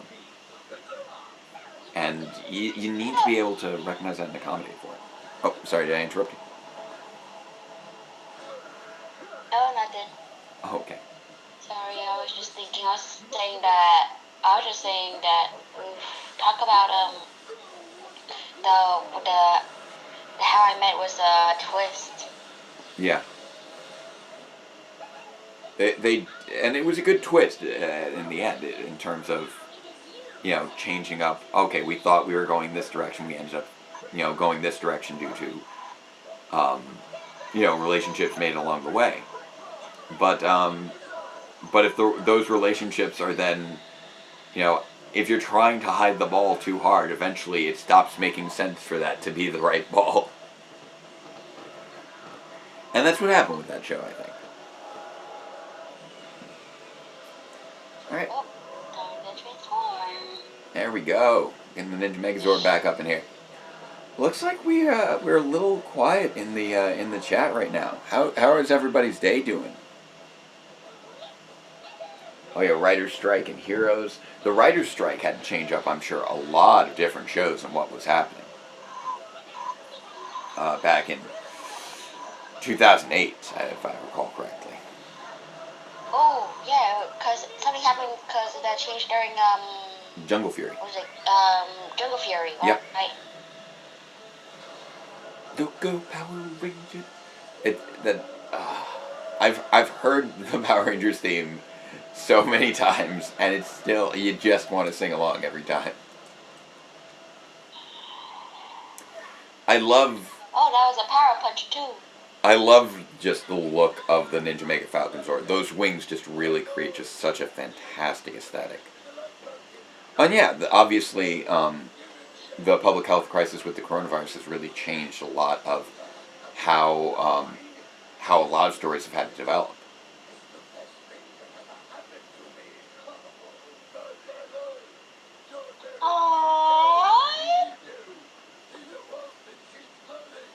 Oh, I guess This is so fascinating. oh, I guess the love potion that Finster made was actually pretty strong then. It's just when you Yeah, get but I right. guess he did end up loving her. Yeah, and you know it does sort of fit. It does sort of fit with their the fact they are toxic people. That they have gotten to very much enjoy each other's toxicity in certain respect. Like they just went on that you know, little Serpentera ride together. And and they're having fun there. Now, who is Bulk dancing with right now? Who is Principal Kaplan dancing? Like, everybody's getting nice dances here. Little dance for Billy and Aisha. And Rocky's just like, hey, who are you? Like, let's face it. No girl's saying no to Billy at this point. Everybody's always into Billy. I feel bad for school though. Yeah. I really like how they turned this. Why do you just have celery? Guess they were eating. Guess he was at the food.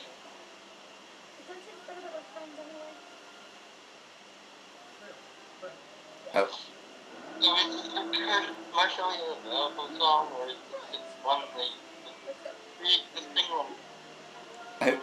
I really do like that little moment. It's such a great evolution of both their characters to have that little. It's such a short moment, and yes, Skull is dancing with Kimberly right now, and It's Christmas time coming up. we do have Christmas time coming up. That's true. Cause this is the only episode where it's not a clip show. Yep. Yeah, I know holiday episodes that aren't clip shows. It's a very sweet bit. Oh, this whole bit with Here's another blooper again from the extension of this. I feel like they're just trying to just sort of roll with it, and he's just. What do I? Do I look like That was Aisha? amazing. No, Aish? That performance is fantastic. All right, who's ready for a little holiday magic? With I'm Dreaming of a White Ranger. It is getting ready to queue up here. So I'm Dreaming of a White Ranger. We are counting down. It is going to skip over the opening credits again, so it'll be starting about a minute into the episode. So here we go. Be ready to go. Give me a minute. I gotta go fast forward. And it is now playing. It is skipped right in there to 1 minute and 7 seconds now. Oh, wait. Actually, it's giving us some time because it is attempting to besmirch my name again here. Netflix trying to judge me. Asking me. Netflix, we're barely getting started. What? How dare you? How dare you? Are you still watching Mighty Morphin Power Rangers? You tell me here, people. You individuals. You Ranger fans, you have been here with me for not even 2 hours yet. We're not giving up yet. We're not giving up now. Netflix does not command our lives. We command the Netflix. We command that there shall be more Power Rangers watched. More of the Mighty Morphin Power Rangers. It must continue. It shall continue. The continuation must occur. Wasn't even playing her guitar during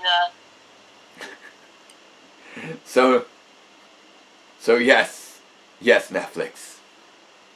We are still watching Mighty Morphin Power Rangers. We're just a minute into this episode. We must continue for the sake of the world. Let us go. So, ready for... I'm dreaming of a White Ranger. I am dreaming of a White Ranger. I'm dreaming of a better world, and this is it. Ready and play. Continue watching. Here we go. And yes, she is playing that guitar, I believe. And the title is on screen. There we go. So yeah. If you want to hear more of my unhinged rants, or if you feel like my unhinged rants should be shared with the world, please let your friends and family know about this craziness that's going on.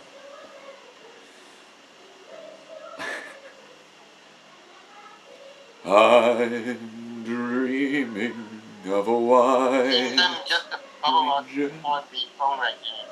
My only profile photo. So. Yeah. Oh, someone texted me something. Yeah. Oh, and Tommy's aviator jacket's back. Gotta love that aviator jacket. It looks like a comfortable jacket, actually, I'm not gonna lie. Nice. Him trying to jump to reach the top of the door frame was hilarious. It's not really often that Power Rangers acknowledge its shortness. This is cute. I like that there's always one thing I find always funny with regards to like any Christmas special. There's always a random child that has trouble with the Christmas spirit. It basically happens like in all those classic Christmas specials from the 90s. Here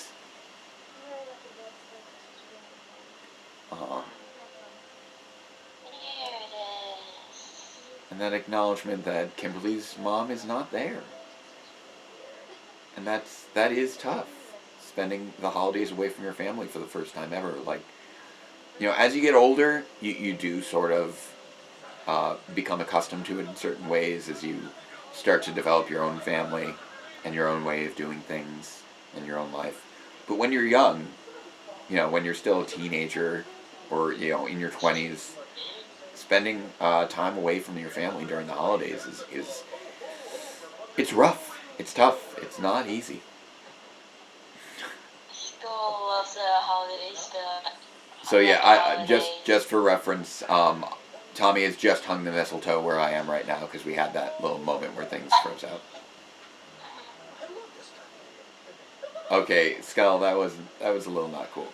Yeah, Bulk knows to get out of there. Like, I know you guys had just a sweet moment just now, but don't mess around with that too much.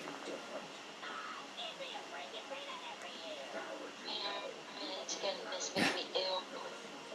So now they're not even married for a year. If they were still talking about their anniversary? Well, he said they've only been married for a year, so it could be like, you know, a year and a few months, or a year and a few weeks or whatever. It's been 6 months then. Yeah.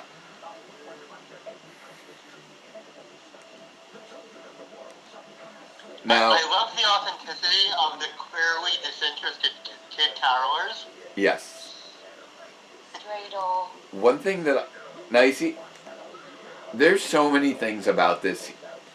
There's so many layers of context to this plan of Lord Zed's right here. And that... I want to double check who wrote this one. Because... Like, who was this? This was Ron Milbauer and Terry Hughes, and directed by Doug Sloan. Because, like, there's definitely a reading of this plot that is very problematic. Hey, there we go. Table. This is not how the song goes in my like songbook for Hanukkah. I can't sing along to this right now because that's not the lyrics that I know for Oh Hanukkah, Oh Hanukkah. rest sweet life. People do say that they have a theory that Lord said might have been They Jewish. just know that Yeah. it's no longer split between Christianity and death. Yeah. But yeah, for the version of O Hanukkah that I grew up with was O Hanukkah, festival of joy, a holiday, a jolly day for every girl and boy. Spin around the dreidel all week long. Eat the sizzling latkes, sing the happy song. Now light them, tonight then, the flickering candles in a row. Retell the wondrous story of God and all His glory, and dance by the candles' cheering glow. Retell the wondrous story of God and all His glory, and dance by the candles' cheering glow. But that's a little bit more, religious in terms of talking about the, glory of God as far as being, the miracle of Hanukkah. And so I understand that they usually try to make them, yeah, there's usually the more secular version of the song that you tend to hear in children's media.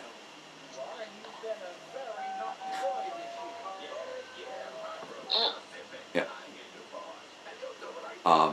And I'm sure there are other versions of the song as well that I don't know, beyond the one that we were just seeing here. Also, the elves are great. He's a nice, tough elf. So, are we supposed to assume that Fresno Bob's doppelganger in time dimension succeeded this Santa as Santa? As far as what the deal, yeah, the fact that now we get Fresno Bob Santa every year, it does call into question the legitimacy of the previous Santa. Although, I don't know, maybe, actually, wait, no, I know what it is. Santa's a Time Lord, he regenerates. I really think that there's been a succession going on. You think so? Athena, jumping in. Donated. Morning donation, bright and early, making that Starman dance. Thank you so much. Donating $18 to spread the vote. That is fantastic. That gets us to the end of Changing of the Zords Part 3. So the next one that we get in there will be Follow That Cab. We'll keep that rolling. I know we want to try and get to Alien Rangers by the end of the day. We are now only a mere $22 away from the 1K mark. We are only $22 away now from $1,000 raised this weekend. And that is amazing to me. That is fantastic. So thank you, Athena, for contributing to help spread the vote and to keeping this stream going so we can keep raising awareness for everyone. Keep donating, guys, so we get to follow the cab, which is intro to the shark riders. Oh, that's right. Yeah, we want to see the shark riders, the shark cycles. That'll be the next episode that we earn will be the shark cycles. So if we make it to 1K, we will get to see shark cycles. Oh, that cross current of holiday magic. That's some nonsensical techno-babble right there. So Athena, you're not sure how much you've donated? I can check that out for you. I would need to, let me see, I can take a look over here. I love this little North Pole village. Yeah, this is the only episode where the Rangers can't transform. Yeah. This is just the way they don't attention at all. Yeah. Now, I remember when I was a kid, we went on like a summer vacation through upstate New York, which obviously that sounds very exciting, but to like the Adirondacks, and there were a bunch of these little tourist locations, and one of them was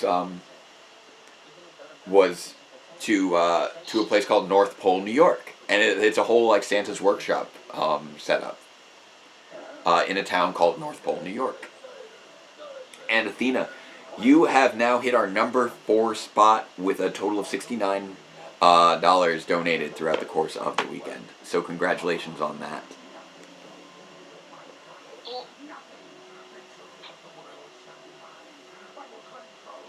Yeah, I see the chat is we've got Scott and Omega Res already debating whether Fresno Bob got caught in a Santa Claus like Tim Allen.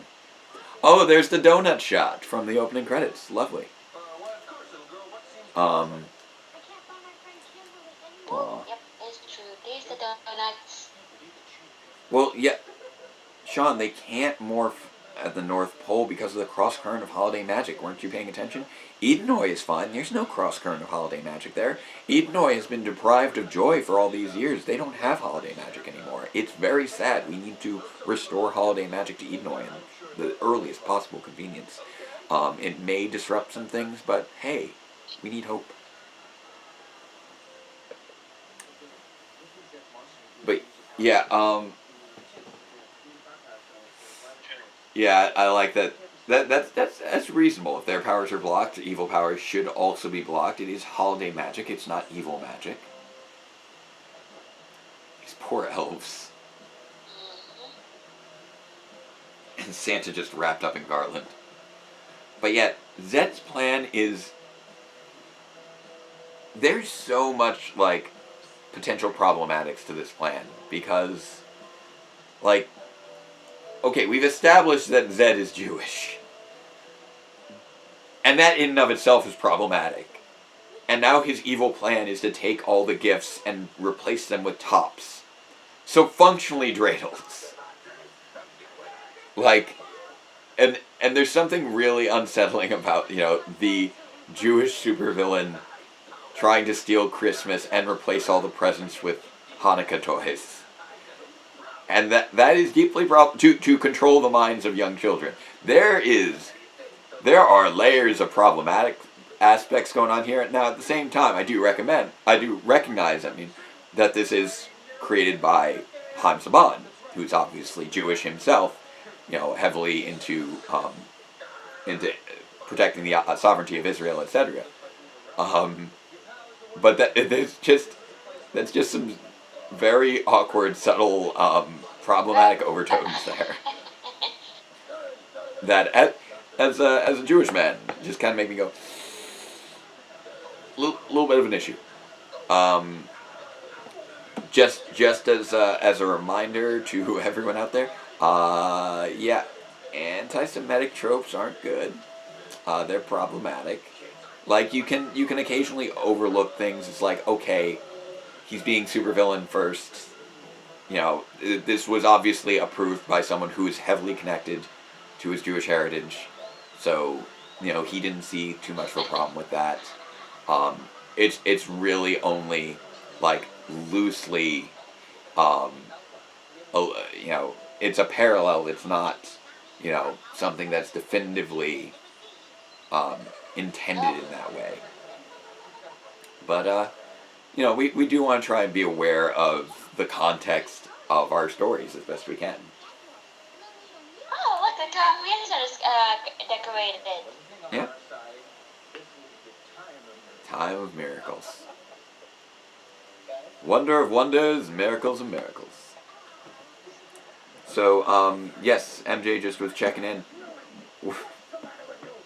Sorry, I just saw Sheree saying again how words have no meaning on Edenoi. The stream is going. We have gotten another $18 so far today. And that gets us to the end of Changing of the Zords Part 1.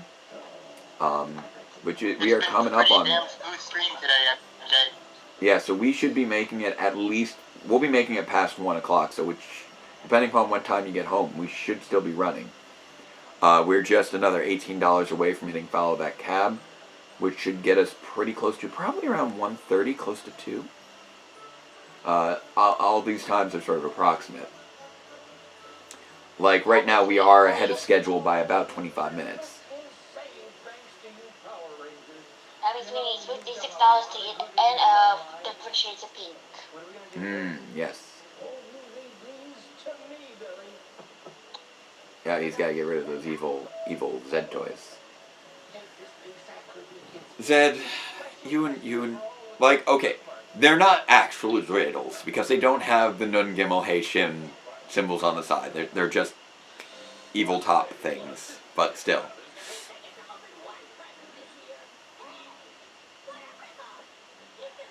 They probably didn't want any anti-Semitic undertones with the evil tops bearing Yeah, exactly. So they sidestepped that bit.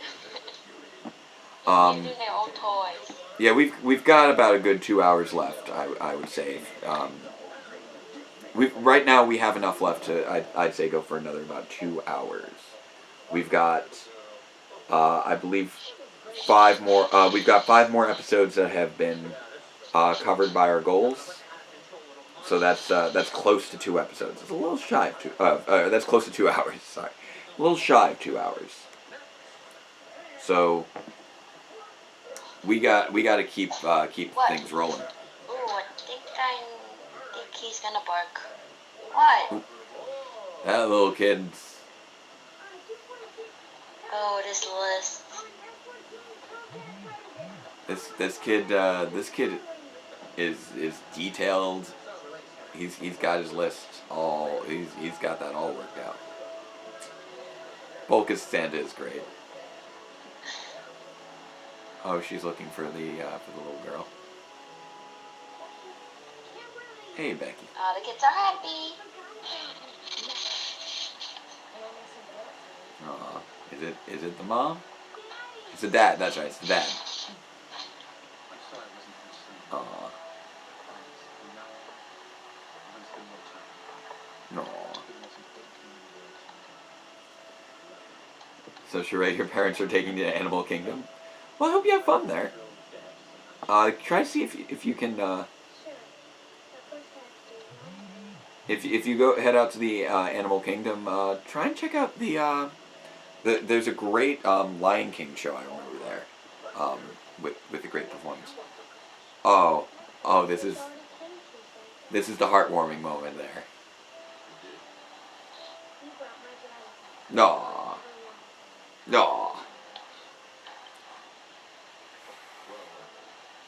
That's what Christmas is all about, isn't it? Aw. And their skull just crying. It's just He's sweet. emotional. I think that's one of the things that. Oh, and there we get it. That smooch. That mistletoe smooch. We won't be getting another one of those for like 25 years.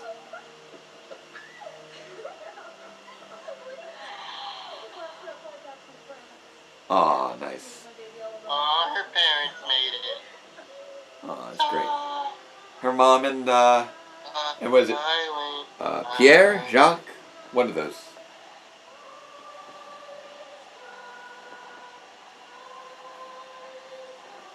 I do like that a year from this we do get to toss Kwanzaa into the mix, which is nice. This is all Wait a just minute. very sweet. Power Rangers just actually referenced virginity. Yeah, a little bit. It does. Yeah, it's kind of like how Deck the Halls was probably for the longest time the only acknowledgement of gay in a children's cartoon or Well, yes. program. One thing that is sort of interesting here is that Silent Night, Holy Night is definitely more of a religiously themed holiday song. But it is more normalized than something from another religion that might also be, celebrating the holidays in a explicitly religious nature. And it's a sweet song. It's a lovely song, and I love this little Merry Christmas to the audience moment. It's very sweet. But it is interesting what songs do and don't get secularized. Like we had the more secularized version of O Hanukkah, O Hanukkah. Now note, it could just be that one's better known. I just know the one that I grew up with is different and does make explicit reference to God. So it's sort of interesting what does and doesn't get perpetuated in the public consciousness. Alright, here we go. Everybody ready for some Catherine Sutherland? Because we're about to meet her in this next episode. A Ranger Catastrophe, Part 1. It is It's a queuing up. Ranger cat as trophy. Yes, Ranger Cat as trophy. So it is queuing up in just another second. Again, it will be skipping over the opening credits because that's what our Netflix does. And it is loading, and we are 1 minute in. There we go, 1 minute 5 seconds. We are at the Animal Shelter Ranger Catastrophe Part 1, just faded out of the screen. We're at the little vet's office. And, oh, surprise, surprise. We have a vet's office on screen, and my cats are nowhere to be found at the moment. They must have known this was coming. Oh, that's a sweet little pupper. But I do like that, and introducing special guest Catherine Sutherland. We've got Doug Sloan directing. It's good stuff. Yeah, it's like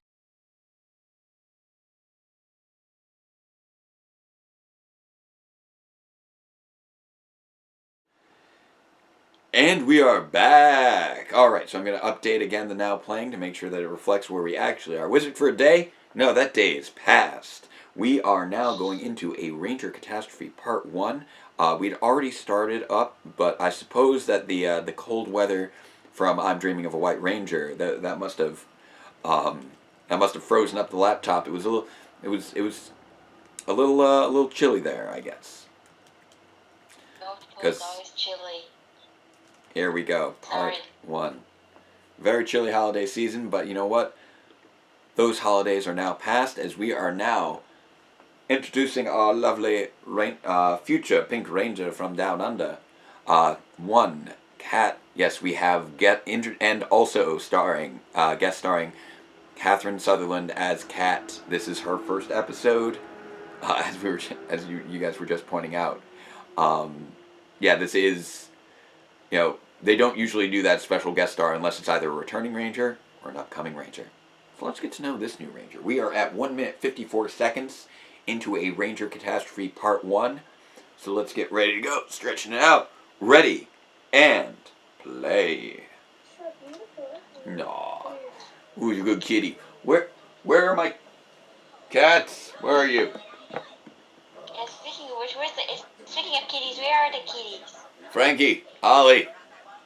This is your time to shine. Where are you at? Pretty sure they're taking a nap right now. They're cats. That's what they do. Join in. Yeah. I mean, truth be told, it is a surprisingly well-engineered plan. This is sort of... He's a kitty cat. He's a kitty cat. And Zed is just not a cat person. At this point, they're just used to being called dimwits.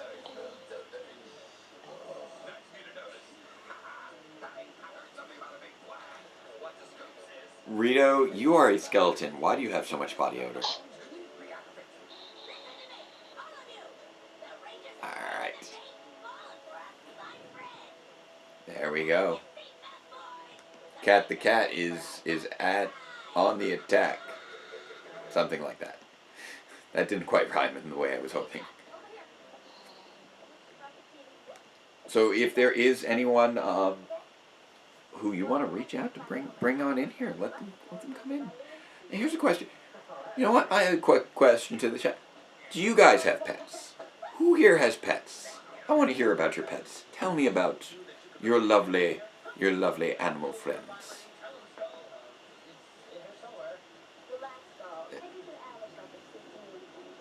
There we go.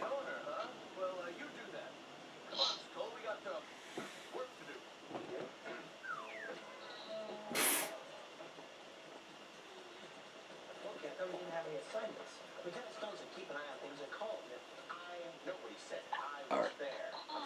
so my video feed isn't on. Your video feed isn't on what? Right now we have bulk. I'm only showing So we on my end I am 4 minutes 15 seconds in, as Bulk and Skull are looking inspired towards the ceiling. Ooh, yeah, but Skull's looking at the book. Oh wow, Sean's cat he's had for 12 years. Yeah, that's about how long we've had Frankie. It's coming up on it's right around 12 years now. We've had him for a long time. What about Oliver?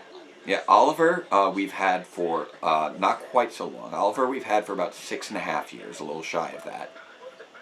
So Oliver's about 7.5 years old. Frankie's about 12.5 years old. So Frankie's a big old boy now. He's an adult Frankie little looks man. so younger than his brother. Frankie keeps himself in good shape. He's very sleek. Ollie, he's just got that big mound of fluff, and he's always had that going.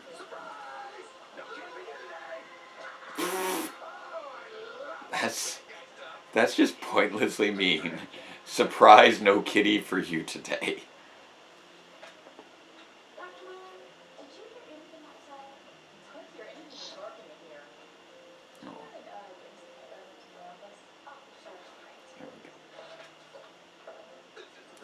We do get a lot of different locations this season. I know I keep commenting on it, but they keep coming up, like the vet's office, the football field, the museum, the chemistry classroom.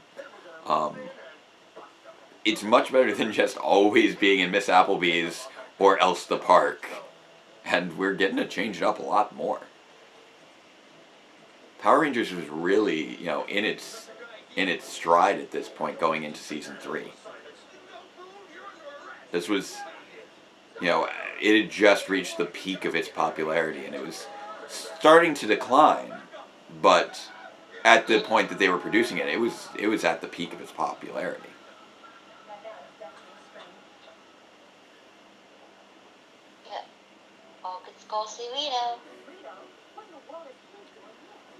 Oh, Sean got his cat from a friend who works on a farm. Nice.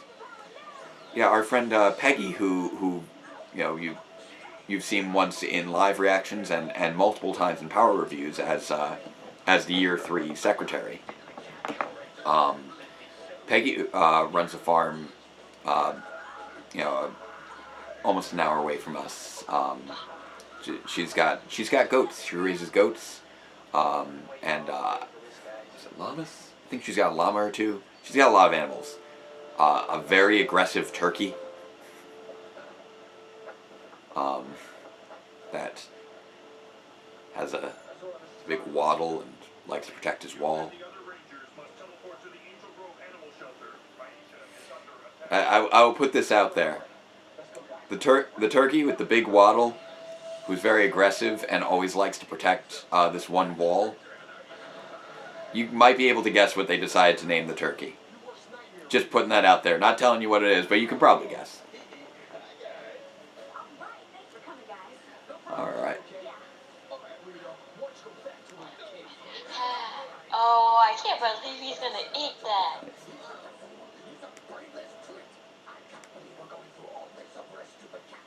And I thought Zach had a huge appetite. Yeah.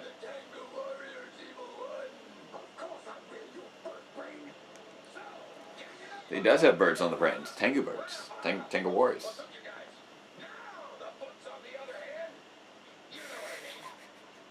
I love that.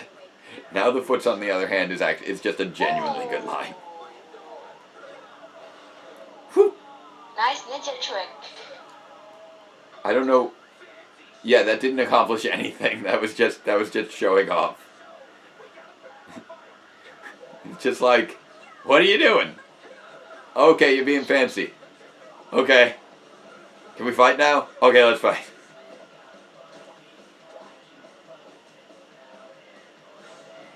But yeah, we really have nicely sort of led up into this slow transition into Kimberly's departure, and they're handling it very nicely. Like, they're not rushing it. They're taking their time.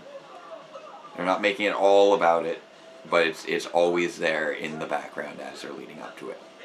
I like that Amy Jo Johnson was able to leave on good enough terms that they were able to coordinate this. And they handled it very similarly to how they did the ninja encounter, just much better executed in many regards. Yeah, is here from like Nothing Spin next podcast when they did the interview with her. She did leave on a good term, and they come back. Yeah. They come back for the movie. Yeah. It's still very sad how David Yost ended up leaving the show, and that I think is very unfortunate. And not really in line with the spirit of what the show means to a lot of people. Oh, and there she is. Kat has appeared. That little evil grin of hers.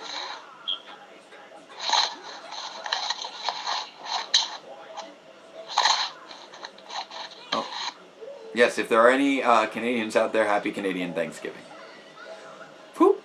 Yep. Happy Thanksgiving, guys. Yep. He should just teleport into the ground.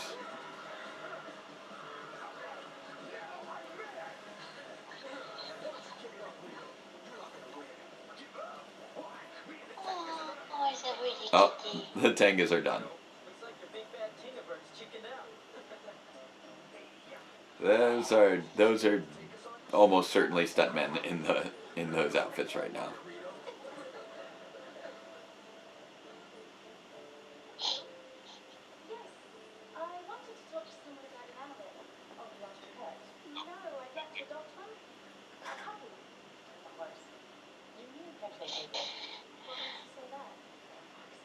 Okay, that is a kind of a weird assumption to make, that someone's new to the country because they have an accent. A lot of people have. You can have lived in the country for a long time and still have an accent.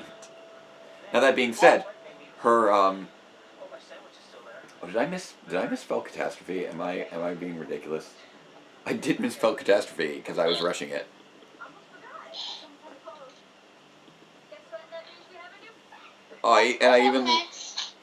I'm ridiculous. I apologize. I hate misspelling things. Doggy. You wanna go out? Wanna go out? There we go. Give me 1 second. Okay, I'm taking care of your Release the doggy. doggy. Yes, thank you for the correction on Ranger Catastrophe. I hate it when I misspell things.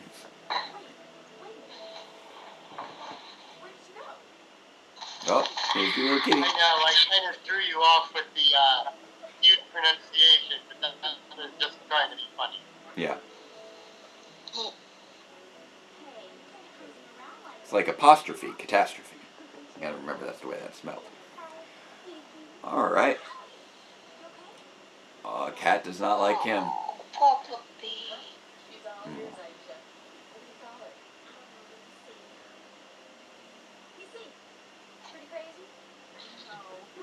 I like that. Oh, when I heard her say PC, I was like calling her cat order complete, right? It's cute. It's a very well-behaved cat just sitting there, chilling out. It's good times. They got a good animal performer here. And again, another good location that we're making good use of here. Maybe it's just because it's different, but it does look nice. But I like that we keep seeing Aisha's home here. Yeah.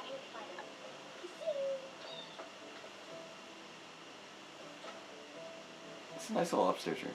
There goes PC. Pretty crazy cat lady. Whoosh. Oh, there's that L'Oreal commercial. She's ready to sell some shampoo. She's got that glint in her eye. She knows how to sell shampoo.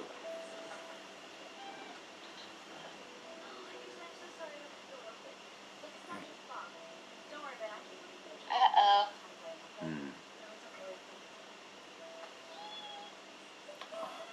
I feel like they just had like a better budget this year or something, because everything just feels more polished in so many regards. Oh, Kitty just had to go out. Yeah, I'm a few seconds behind. Oh, okay. I like that she's referring to being on Earth as a low altitude.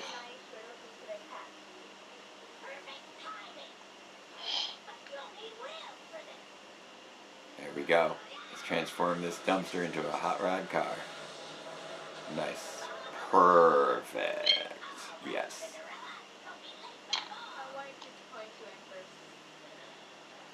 I really also like how Kat's introduced here in such a way that you don't know who she is. You just know that she's working for Rita. You don't know, like, if she's a cat that got turned into a person, if she's a person who's under a spell. Like, they keep it very vague during these first few episodes with her. And it keeps you guessing. You don't know whether you can trust her. You don't know whether she's someone who needs help.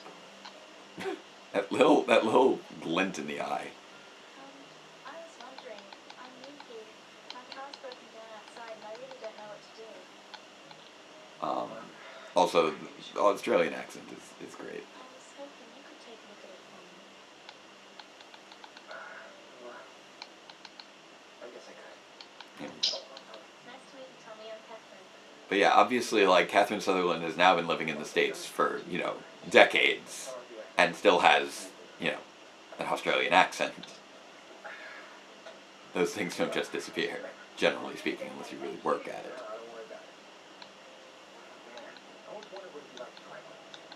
It's a nice convertible. Do you want to take it for a spin? Oh, come on. Just round the block. It'll be fun. Okay. Yeah, sure. There you go. Perfect.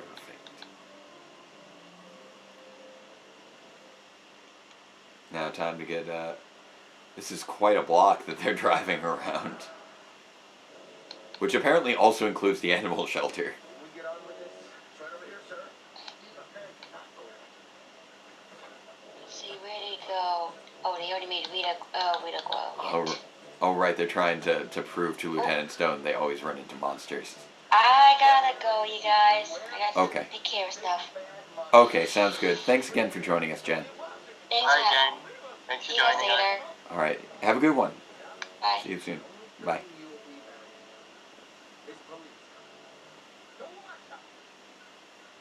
Lieutenant Stone is not buying into any of this. So yeah, I know it's still the morning, but we want to make sure we get into the afternoon nice and well. So if we can get another, if we get into another $18, we'll get another crazy car kidnapping scenario as we get to follow that cab, which will probably introduce our shark cycles. Oh my.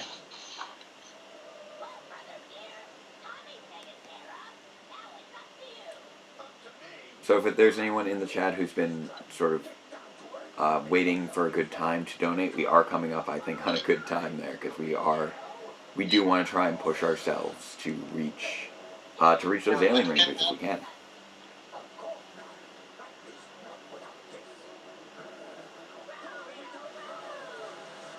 Giant Rito, he's back. I like that they sort of establish Rito as a Goldar type villain, as someone who's regularly, a giant threat to the Rangers. Yeah, she's proud of her boyfriend right here. She's just like, oh, she's helping someone with their car. My boyfriend's so cool. I know they never had a label on their relationship, but they're obviously boyfriend and girlfriend at this point. They're well established in a relationship together.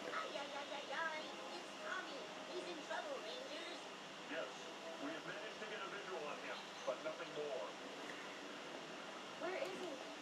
Special vortex. Oh, go Tommy! Yeah.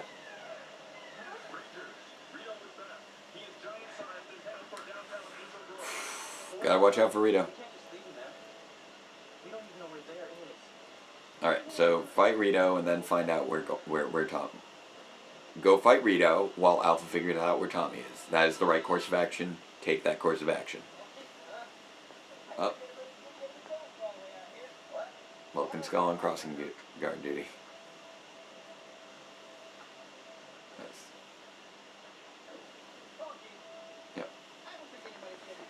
Alright, so we've just wrapped up part 1 of a Ranger Catastrophe. We are about to kick off part 2.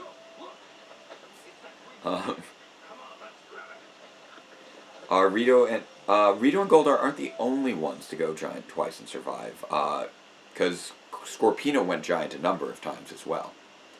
Here we go, Ranger Catastrophe Part 2.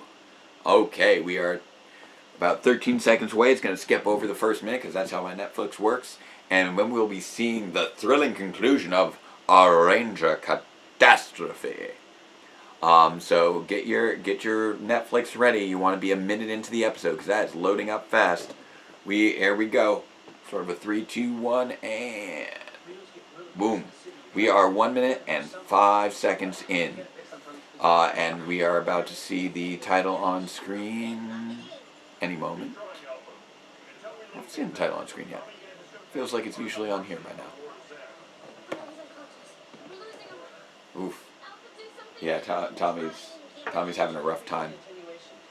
Getting a little car sick there. Actually, this episode's not showing the, Many fun times in cars. Yeah. This episode hasn't shown the opening title or the writer and director. That's unusual. There's the title. That was an odd delay there. It's usually within like that first 10 seconds. There we go. Guest starring, excuse me, Catherine Sutherland as Kat.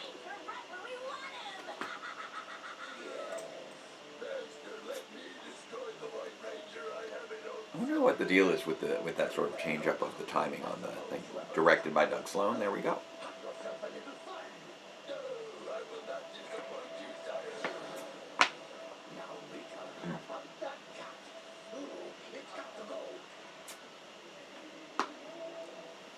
I would like it if, like, Lord Zed was allergic to cats or something. I think that would be fun, because I would believe, with that radiator face that he has, that he would,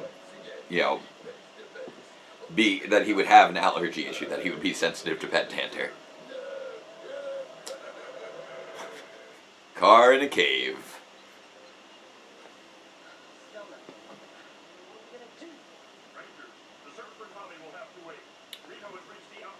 So I know Scott's off screen right now, so I can pop this back out. Here we go. Yes. Billy calling the Morph because he is very much the leader in many regards at this stage. He's very OP as a ranger. Like, he's a certified genius in like everything. He's gotten to be a very good fighter. He's a good strategist. He's absolutely who should be leading the team in many regards. Ready for some Ninja Zords? Come on.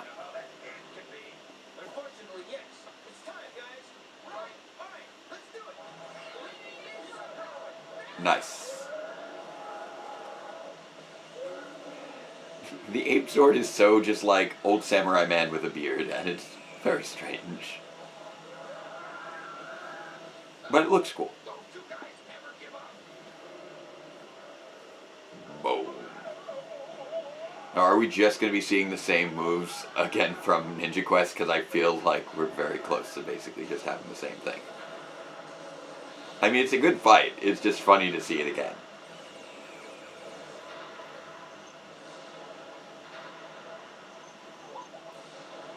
I feel like they could have gotten someone shorter for the ape.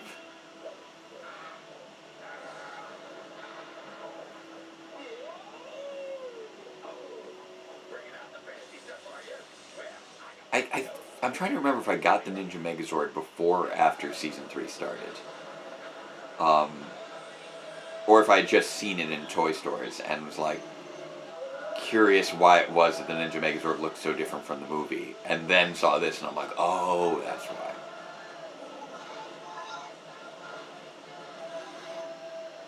Oh yeah, enjoy your power nap. Yeah, I hope we're still streaming when you get back too. We at this point, we've got maybe another hour and a half left on the stream if we're lucky. It's only, actually, not even. We've got 3 episodes left after this, so we are coming out close on the end of the stream. If we want to keep going, we're gonna need more episodes. So we're gonna need more fundraising, which means we need more people. Let people know how much fun you've been having with this stream, looking at Mighty Morphin Power Rangers Season 3, and hearing me make unhinged rants about it. It's great times. So, yeah, he's had enough. Oh, he looks so dejected. Poor Rito. Like, I feel like we haven't ever had a group of villains with quite this level of dynamic interaction. Just having such a great cast of villains that play off each other so well, really since this group. Like, Sledge and his crew are definitely a lot of fun and definitely reminiscent of this grouping, but they aren't, I would say, quite on the same level of, you know, antagonizing each other and just having fun with playing around. Sledge's crew was probably about as close as we got in the 20 years since Rita and Zed having this kind of band. Oh, welcome back. Yeah. There's a catching on there. There it goes. I knew you were off screen for a little while, so I had backed it out.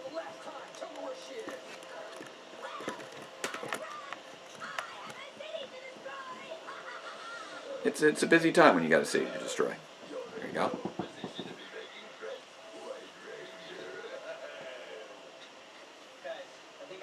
Yeah, no, the Zeo serials weren't airing when this aired. The Zeo serials started airing during a replay of Mighty Morphin Alien Rangers, I believe. They may have been playing during reruns of these episodes, but I'm pretty sure that the Zeo serials were during a revisit of Alien Rangers, if I recall correctly from back in the day when I was just a wee lad, wee youngin'. Nice fight here between Goldar and Tommy. I'm digging it. Yes, it really is something fun. Yeah.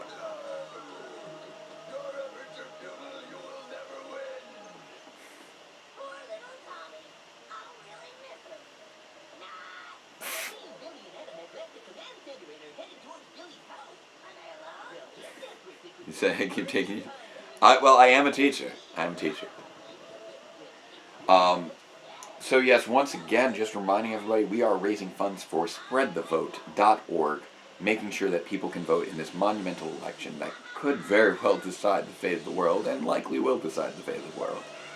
Oh, we get Cat's monster form now, and we are doing all that by watching Power Rangers to raise awareness. I had a monster form? Where's that in the lightning collection? Good question. Well, I know very much that it is in my monster sketchbook here. Where we got it. Oh, I see. If I didn't show him off earlier, I got Face Stealer right over here. Looking great.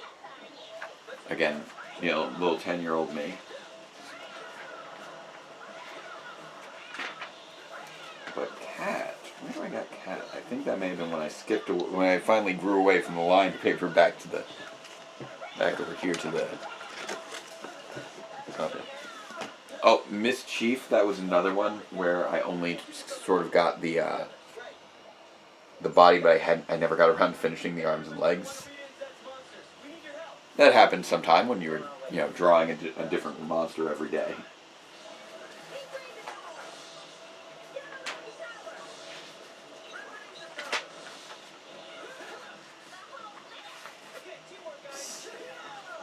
I love that we have Catherine Sutherland just raring all over the place. Oh yes. Here we go. Cat and her monster form, along with my little drawing of Cat in her human form and in her cat form. The cat form, I feel, came out pretty well. Like the regular human cat is probably the weakest of the bunch here, but that cat, I think, came out pretty well for 10 years old. It's a pretty good detail on the cat monster form.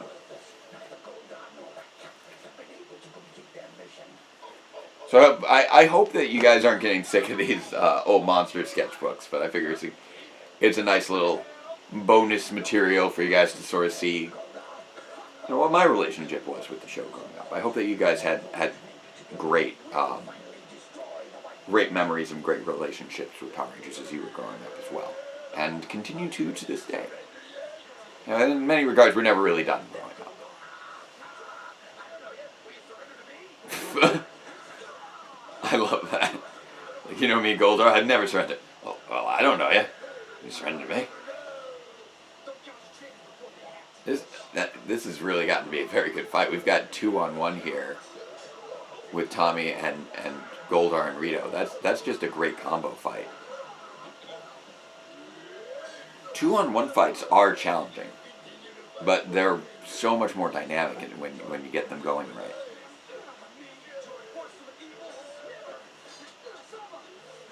Oof. Me join forces with evil? Never. I mean, Any other fight. Yeah.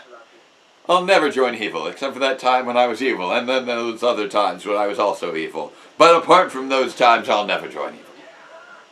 And that time recently when I was just filled with hate. Yeah.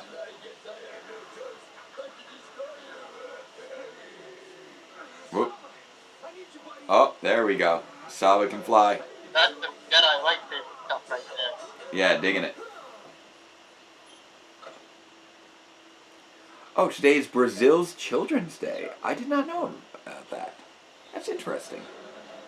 I know here in America we are trying to make it Indigenous Peoples Day. It depends upon which region of the country you're in. To recognize all the people who were here before we came here, and I feel like they especially deserve recognition now. As we're doing this stream to spread the vote, because the indigenous populations of the United States do have a lot of trouble voting a lot of the time, even though, obviously their cultures predate the country itself. A lot of times their addresses aren't treated as valid, and it took years and years before that they could even be considered American citizens to vote. Wait, why would Tommy be lost in the Morphin Rebel? Why can't he just be spat back out like Gem, Gemma, and Hendrix and Robo Knight? I don't know. But yeah, I believe it wasn't even until like 1975 that Native Americans actually had the right to properly vote. And even now, because of the way that addresses are set up with Native American reservations, it's difficult for them to actually vote at all. So getting them proper voter IDs and voter registration to help them vote despite the measures that are used to block them is again helping to make sure that everyone's voice gets heard in this election.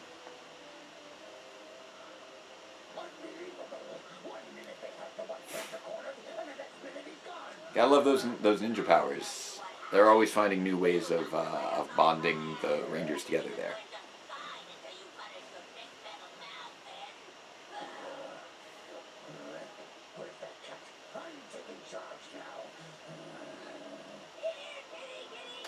Hey, Cat. One of the very rare occasions that you get just a straight up human walking in on this area, because you've internalized Rita as the evil space witch, but just someone in just human clothing walking into that set is just a little disorienting because you never see that. There we go.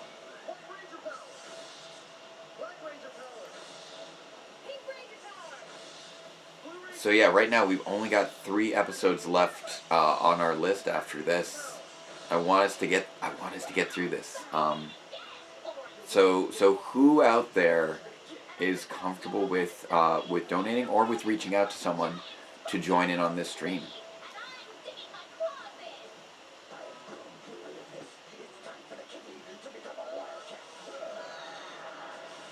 I'm trying to see if there's any way that I can continue to spread the word.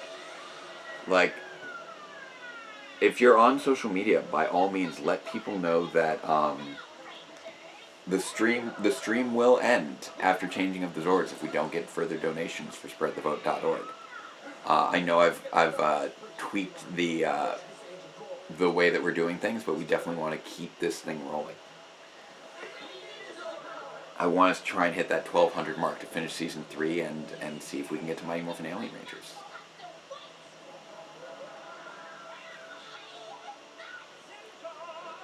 Ninjor! I love Ninjor so much.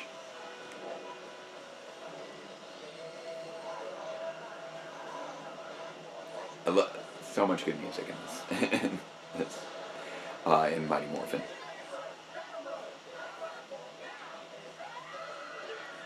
Whenever you can get Ninjor in on the fight, it's great.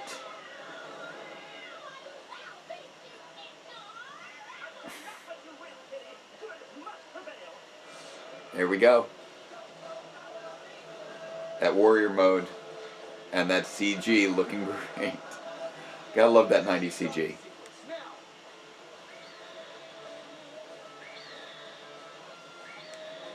Ninja making Falcon Zord.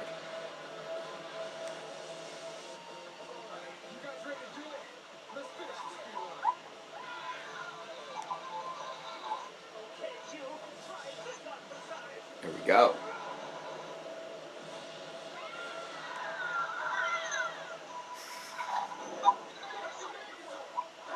Yeah, I believe after this we've got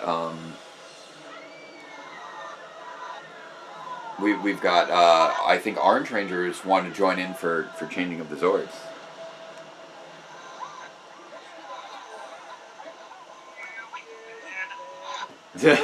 Oh yeah, we.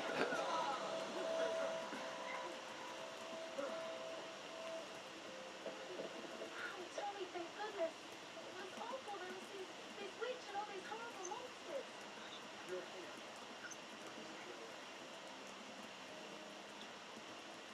So, Yeah. Catherine Howard got to actually voice 2 monsters and be a ranger. Yeah, I know. Well, yeah, Catherine Sutherland, because she also voices Tesla in Forever Red. I think that's a distinction that really belongs to her. Yeah, we're just glad you're alright. Please, Kim, call me Kat. All my friends don't like it. Aw. So, Kat, you live here? You just moved? Oh, just moved in. My dad got transferred, so we all packed up and came over with him. Langerbell's great town. You're really gonna like it. Except for, being kidnapped by monsters all the time. That's stressful. After everything she's been through, of course she still is unpacking. Yeah. Just come from Central to... it's a very hot day.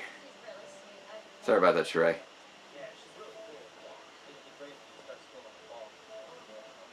Oh, I guess it's summer for them right now, somehow? Wait, when you start school in the fall, it was just Christmas, like 2 days ago. Is she just gonna hang out and not be at school until fall?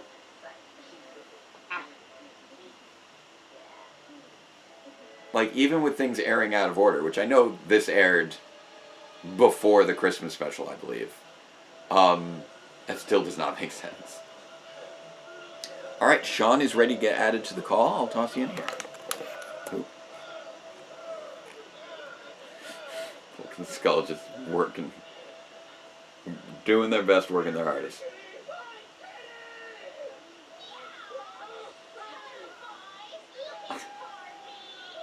I love it.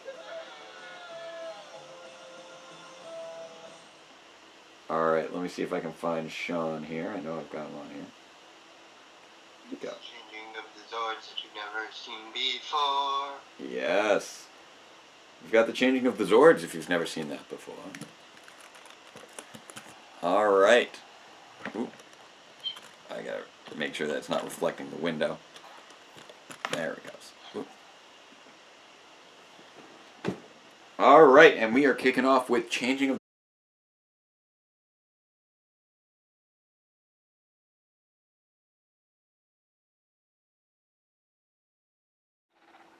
and we are back. There we go, there we go.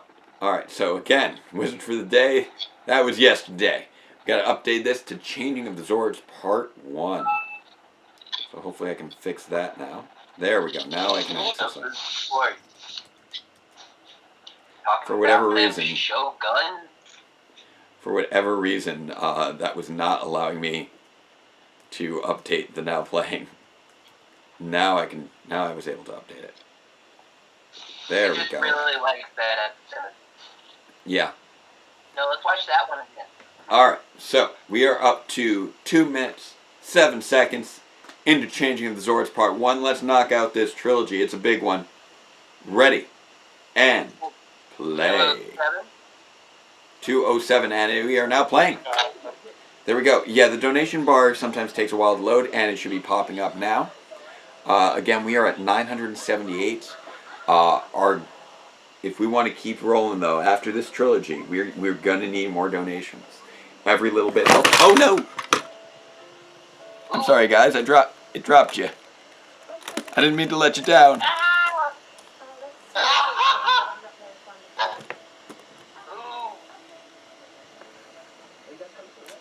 I didn't want to give you up. I didn't want to let you down.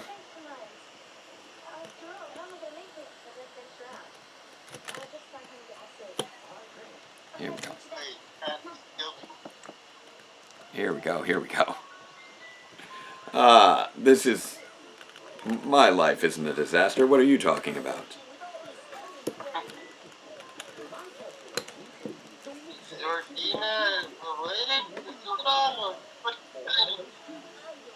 There we go. Now we got you guys back up there. Yep, there we go. They found the Shogun Zords. Yes, yes, Shogun Zords on hand. There we go. There we go. So if you want to see more of these amazing shenanigans, please, by all means, contribute through the Streamlabs link in the description. Is this Hollywood or just mine? Wonderful. They're like, oh, right, Zords are big. We should have been looking up.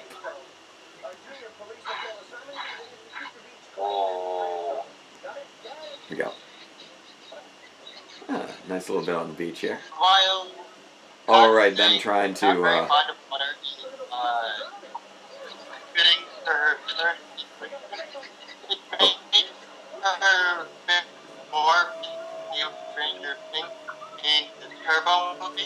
Oh, I'm getting a lot of choppiness out of your audio right now, Scott. Sorry, I couldn't understand that very much at all. Right now we are getting Bulk and Skull's amazing Baywatch scene, though. It's pretty fantastic. Like, I'll be there, I'll be there, I'll be there. Like, they're just, and those swimsuits are just amazing. Yeah, the 1940 swimsuits definitely make it better. It's just, mwah, perfect. Like, I know that I did a Baywatch shout-out for episode 86 of Power Reviews, but can't top that. Just can't. There's no competing. Oh, and I love that Cat hates the water, too. How shallow is that lake? Yeah, they're just, like, in the shallow end. It's, like, 6 3 feet away from the dock. You can still stand up. Exactly.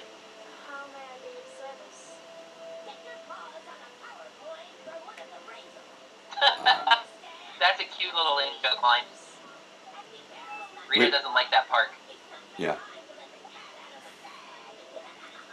I like that they're got a nicely complex plan here. They have their spy on the inside. they're now moving on to functionally phase 2 here. I know that we've had evocs with various multi-part plans in recent years for Beast Morphers, but I feel like this whole scheme by Rita and Zed is very well prepped and executed. By the way, I just shared the link again down in the chat for donations. Again, that's going to spreadthevote.org, making sure that people can register to vote, making sure people can get voter IDs, and making sure people have the information and resources they need to get their ballots submitted, either getting to the polls or getting their absentee ballots in.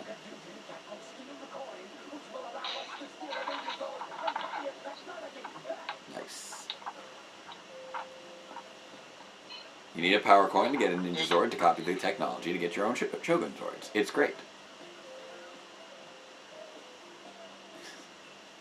That giant, like, crazy paddle boat thing is great. And those funny wheels. There you go. Oh no. We got the Tangus. Oh no, not birds. Yep, and they're all... Oh, and they all just dove into the water there? Are they... I'm trying to remember... Cat's not being suspicious at all, just calmly walking away from the chaos. I feel like calmly walking away from chaos is one of the, like, more suspicious things that a person can do. Yeah. All these people scattered. Yeah. Like, I guess I'll go. Yep. I love this bit here. Woo, 2 levels! And what happened to the kids in the water? Where'd they go? Where could they be? Could they be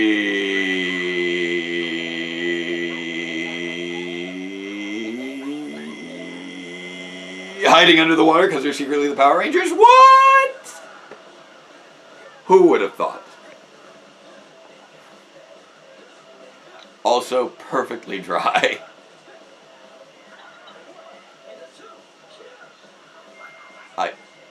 I do love those duplication jutsus or whatever you call them. It is the power of ninja.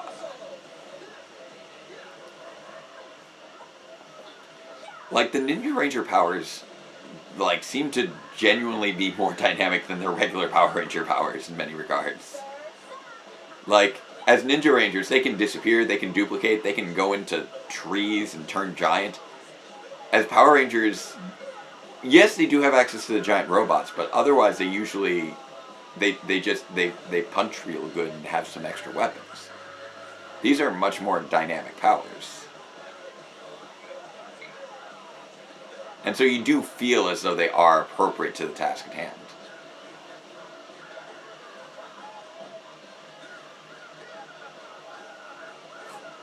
I know people want to see how we react to the next 2 episodes of Beast Morphers. I know that's a big deal. But you know what? Like, we might not make it to Zeo. We still got a long way before we're there. But we do want to try and make it to Alien Rangers today. And to do that, we're going to have to pass 1200. So, I think we can do it. We raised over $600 yesterday. So we're going to try and keep pushing that through today. Right now, we are only a mere $22 away from hitting 1,000, and that would be just a lovely round number to be able to surpass. I really look forward to hitting that. And yet, just why wasn't Kim's coin in her morpher? The coins are wherever the plot needs them to be. That's the short version. Because we've established sometimes they're in the morphers, sometimes they're in the backpack, sometimes they're just behind their belts. Do I think Season 3 was MMPR at its best? I feel like this is MMPR at its most confident, I think is a good way to put it. The characters are very well-rounded at this point. The production values have stepped up. Like, there's a different energy here than the wild experimentalism of the early of the first season. I do think that the cast was a little bit better differentiated and characterized with the original cast, and here they've been idealized a bit more, and we don't have quite the same level of across the board character development. We do have a lot of really nice character development arcs for certain characters. So this is arguably Mighty Morphin at its best. It's just not in that same iconic sense that we all think of. The production team has just really gotten things under control, and the actors just really have gelled together well at this point. And the stories are compelling. Like, you want to know how things are going to go with this whole crazy evil scheme with these multi-parters. You love to see that confidence in storytelling, like as a series progresses. Season 1 will always have a very special place in my heart for being where it started. But Season 3 really went to a lot of great places and had a lot of fun. I feel like Season 1, one of the strongest things was just the dynamics between the Ranger characters. Even the location work is pretty good. Yeah. Whereas whereas in Season 3, it was really the villains had the most fun dynamics at this point. Like Rocky and Adam and Aisha are all really good characters in their own right. But you get into a weird zone. It's a weird sort of double-edged sword when your characters get very well-rounded. Some of the distinction between them gets a little bit lost. I think Kim has the Evox virus. Yeah, I was just gonna say. Yeah. Kim, you've got Evox. Oh Not no. good. She's low on Morphex.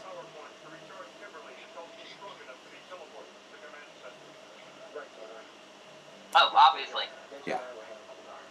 It's And the Morphex in the PowerPoint. Yep. It is very interesting how we see the Rangers being like tethered to their powers in this season is just a whole new level of stakes. Like, yeah, they lost their powers at the beginning of the season, but now if they lose their powers, it actually physically hurts them, which is new, and adds a level of stakes and danger to every scenario.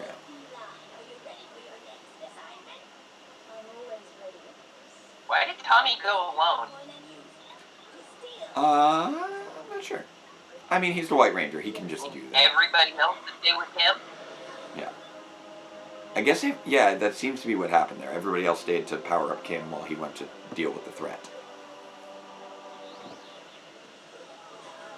So wait, Kim has Tommy and Kim's power coins? I don't think that's the situation right now, because Tommy did just morph. I think the other Rangers are powering Kim up with their power coins. They'll need to cut back before I'm certain. Ninjor has his heroic You music. might have something to expect. You're just standing there staring at him, Goldar. Oof. Well, now he's giant, so that's a whole new stressor. Eat him. Oh wow, Goldar's Okay, I'll just grope a gun. giant in American footage. Yep. Yes, I know. But yeah, No, Veda, yeah. no lightning bolt because I felt like it. Yeah, the whole thing with the ninja powers was that they were supposed to be stronger because they were tethered to the Rangers as people. But that did make the loss of that connection much more dangerous when they did that. It's the problem of tapping into your inner ninja.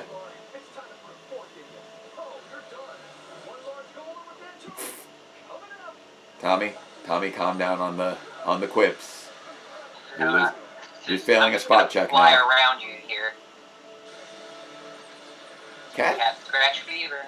she's got some interesting abilities during this run. So right now, again, we're at 978. Like, maybe we get in a little extra $2 there. Maybe push it over to 980. Keep it rolling.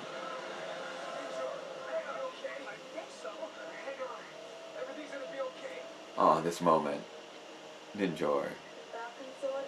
Oh man, Ninjor, if only you'd use that transformation ability that you have. Oh, Mm-hmm. he got hit hard. I like that they got like a legit falcon for this.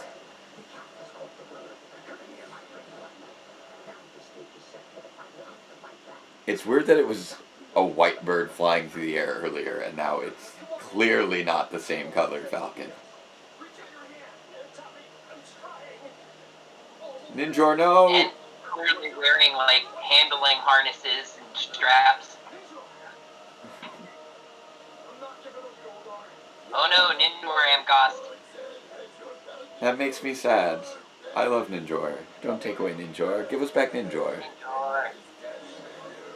Like, this kept you invested as a kid. Like, it's like, oh no! They lost their friend. How do they get their friend back? Ninjor is amazing. Everybody loves Ninjor. You need to bring Ninjor back. I could just step on you, but I guess I'll go now. Yeah, I know, it's ridiculous. What's that strap on his elbow? Strap on the elbow? I'm not sure. I know he's got the gold straps around the He's got it on both arms. Yeah, well, he's got the gold... He's got those little gold bands around the biceps. An elbow guard part of these. Like a sleeve connector or something. Yeah. Well, it is basically like, it's like he's got a little short sleeve shirt underneath in the Sentai footage with that little gold band at the seam. Or at the hem. And, You know what popped into my head was Zed holding that container. yeah. What was that? I got a jar of dirt. I've got a jar of dirt. Nice.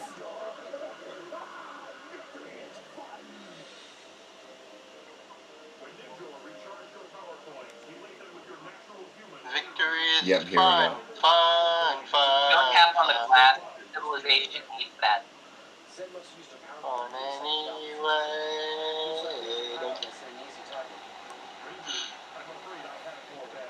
Oh no, not more bad news. We can't take more bad news. Jordan, I don't remember you mentioning that our bodies would be affected by this. The lost Zords of Zordina. Lost Zords of Zordina. Who is Zordina? Well, you see, I was married for a little while.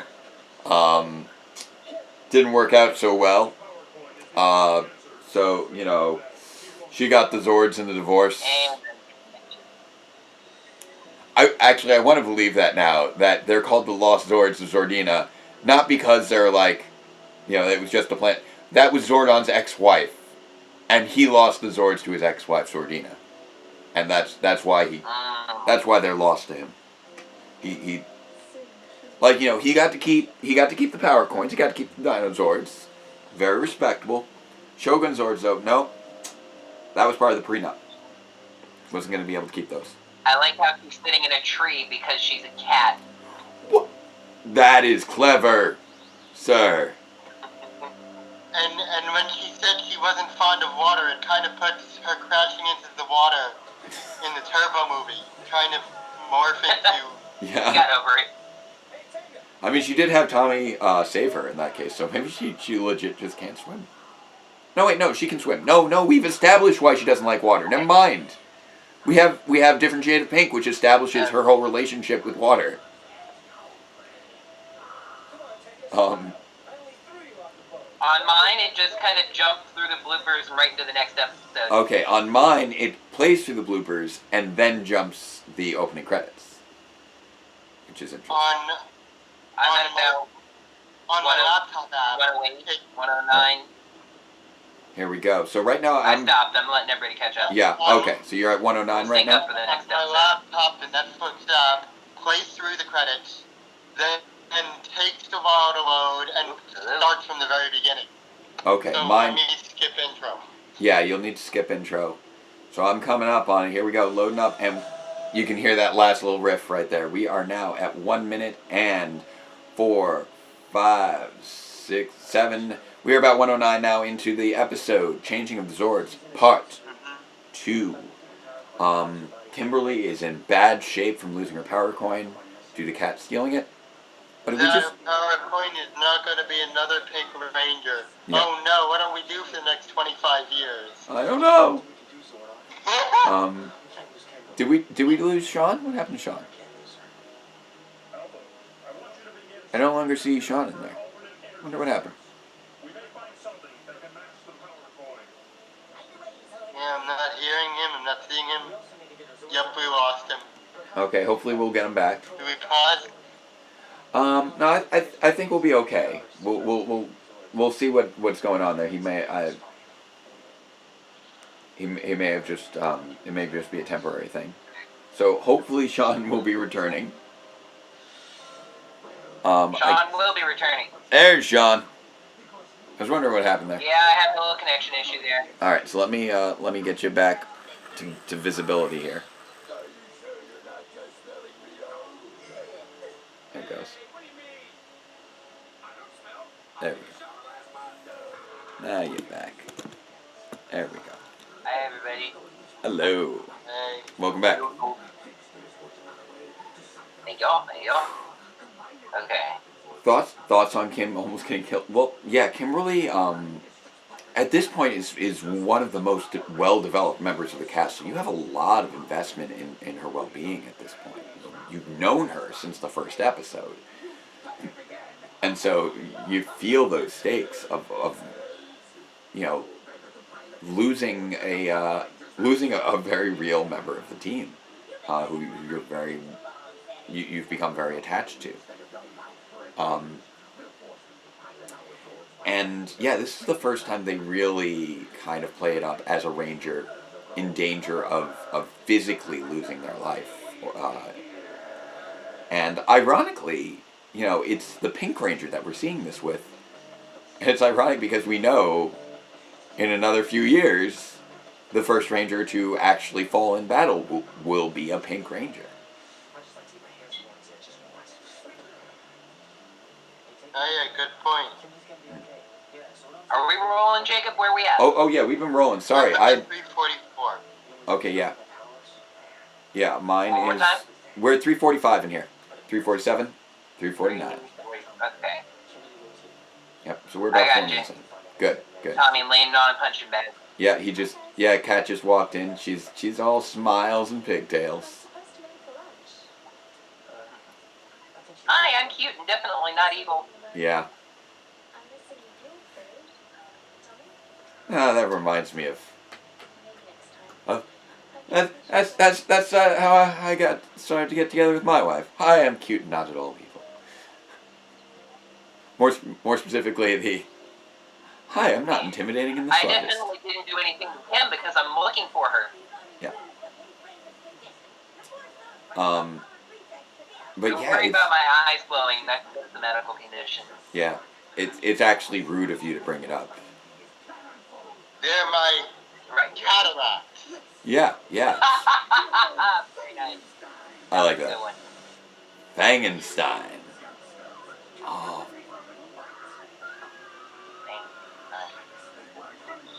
it's called Fangenstein. I thought he had a different name. This is like 2 vampire monsters in like what, 10 or 11 episodes? Thereabouts. Vampirus and now this thing. No, that's strange. He called him Fangenstein, but I thought his name was Incisorator. I'm so confused right now. Because this notebook is falling Oh, apart. it's not good. Stay calm. It's falling apart so hard, but Alpha wasn't even really freaking out if you there. look down here, it says Incisorator. I thought his name was Incisorator. So why did you just call him Fangenstein? Oh, I'm confused. Definitely call them things. Okay, I'm going to be paying close attention to this because. Let's step into this hallway nobody's ever in. This hallway. Oh, were you here for when Mark Litton was talking about Wild West Rangers yesterday? No. he had a great explanation for the time hole that got cut from the final episode. And the reason for the time hole in Wild West Rangers was because specifically they had teleported from that hallway so many times they had damaged the time-space continuum. Nice. That was in a draft that didn't make it. Because they wanted to jump into the action earlier and didn't want to bog things down with continuity. But like, as Ranger fans, oh, that's so good.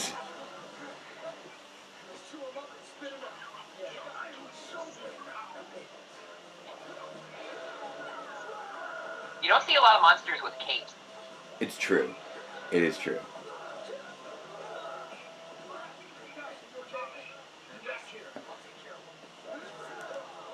Alright, so I think MJ's on the way home.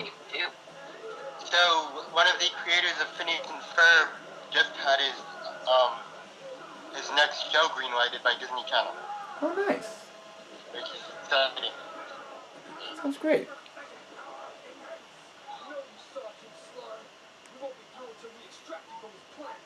Oh, man.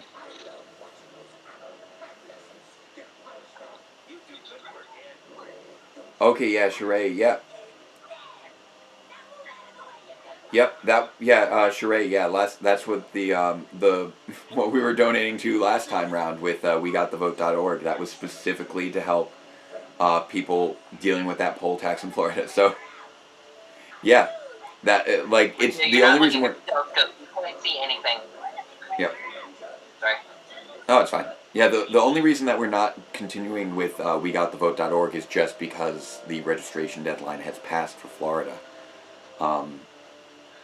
And yeah, it is good that your parents recognize the importance of that. So that's pretty funny. Oh, Kimberly's up and at 'em. Look at you. Yeah. Yeah, I was just sharing for everybody else who might not have been aware. But I know that most of you guys have actually been sticking with us since the previous stream. You've all been very good with all this. Now this episode, I'm glad that we managed to get in that last most recent $18 from Athena, because truth be told, if we had ended on this episode, you know the cliffhanger this episode ends on, right? That would have been where the stream ended.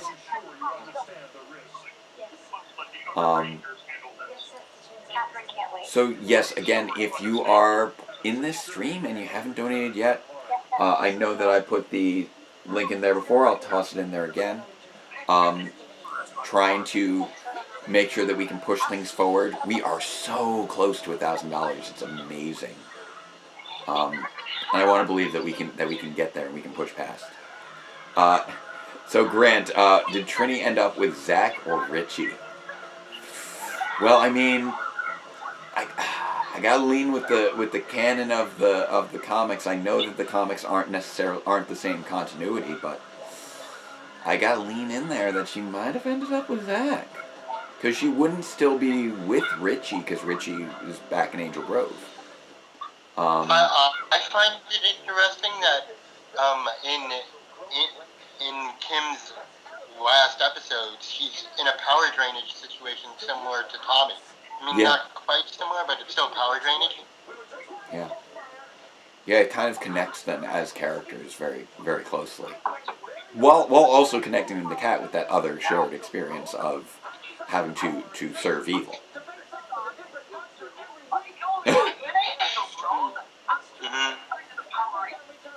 I love that they're highlighting this at this point and really trying to address that they're monster magnets.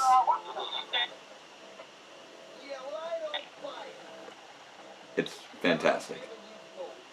I will admit, I would have loved to have seen a Trini and Richie relationship. It's just the fact that, you know, she left before anything happened there.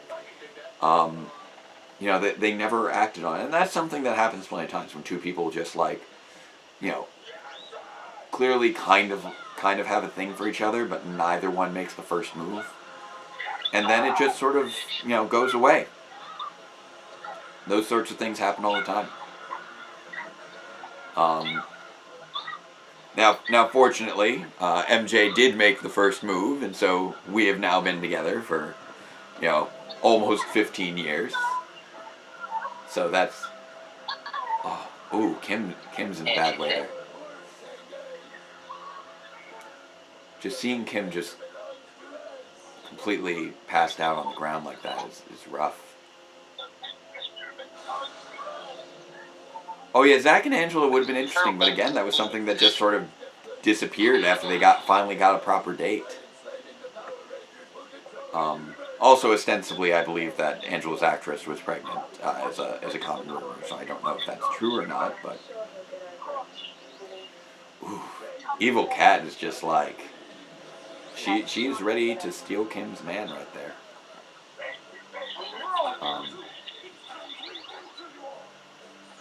Why do I know if his name is Incisorator and he says it's Fangenstein, right? Well, he's calling him Fangface.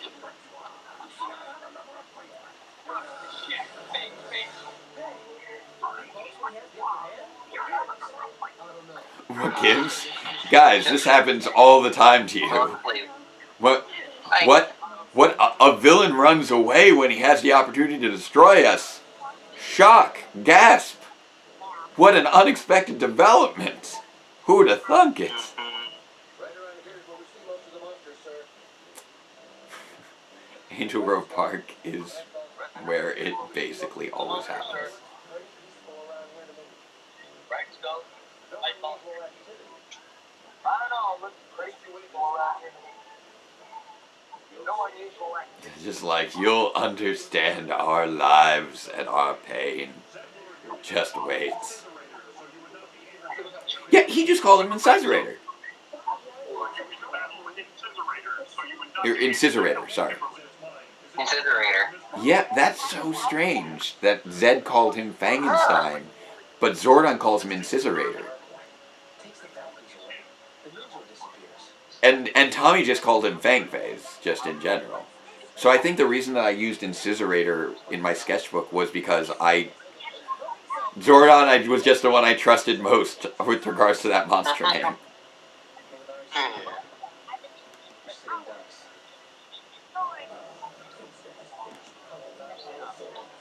Finster has finished powering up the sword, so it's still useful.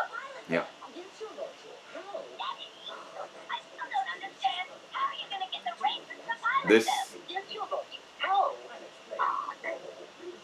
This plot by Zed, he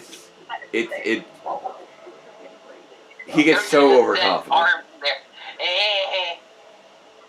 Oh, geez.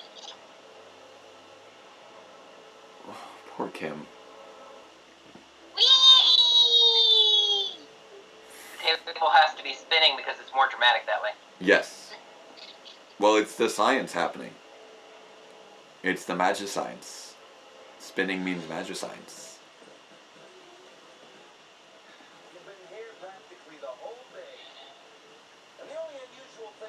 Okay, so Kaedo was just looking up, and it was apparently it was an error in the international airing of the episode, that there were the two different names. Hey, Park Cat. That's such a tolerant cat.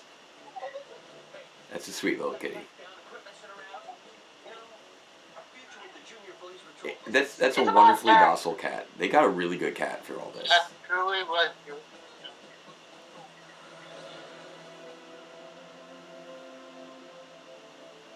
Bye. Little glowy eyes, and he's just like, yeah, I'm used to this. That makes sense. It's always great. What the heck was that? What, the little high skull bit? Yeah, bye, bye. Don't worry about it. And Skull's just like not understanding what just happened. You know, I still haven't been to the House of the Book. I've been to LA a number of times and I've never been to the House of the Book. The moment is here. That's so amazing. Who just donated? Kaeda donating, what was that? $5. Thank you very much. United we stand indeed. Apparently exchange rates are insane. We still appreciate your contribution. Thank you so much. Wonderful. That gets us one step closer to hitting 1,000. That's fantastic. Thank you.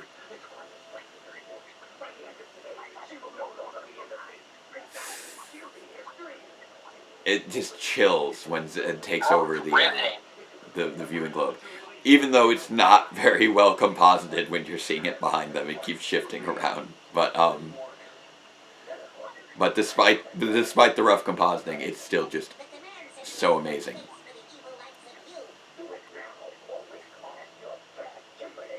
Oof. This moment, like they must have known, like how This is a great moment. It's, you know, it's just, oh, I love it so much. It's so just like, you get chills. This is one of the best moments of season 3 right here. The little shaking of the alarms. It's not even the alarms going off. The whole. It's the room where it happens. This is the room where it happens. Oh my goodness. Here we go. He's coming. Oh, there we. Oh, that flash of light. And it's not just him. He brings in his whole throne. Like that is a boss move. So just because, you know, yeah, plenty of villains. You walk into the hero's. Oh my goodness. So many villains, like they'll walk into the hero's base like they own the place. No, he literally teleports in his furniture so he can spin around like he's in his home. Oh, Zed, you monster.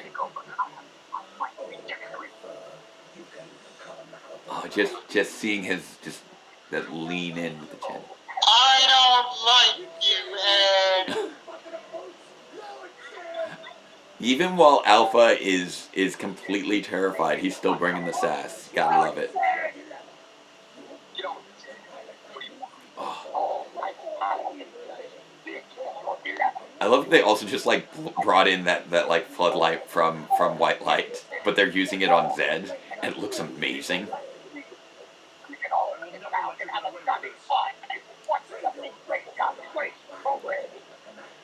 It's so theatrical. The reflections on the silver, the silhouette, the low angle, like it's shot perfectly. Can't they bribe him with like the Betamax collection or something? It's like, how about we could we trade your Kim for some Thunderslingers? We got some Thunderslingers.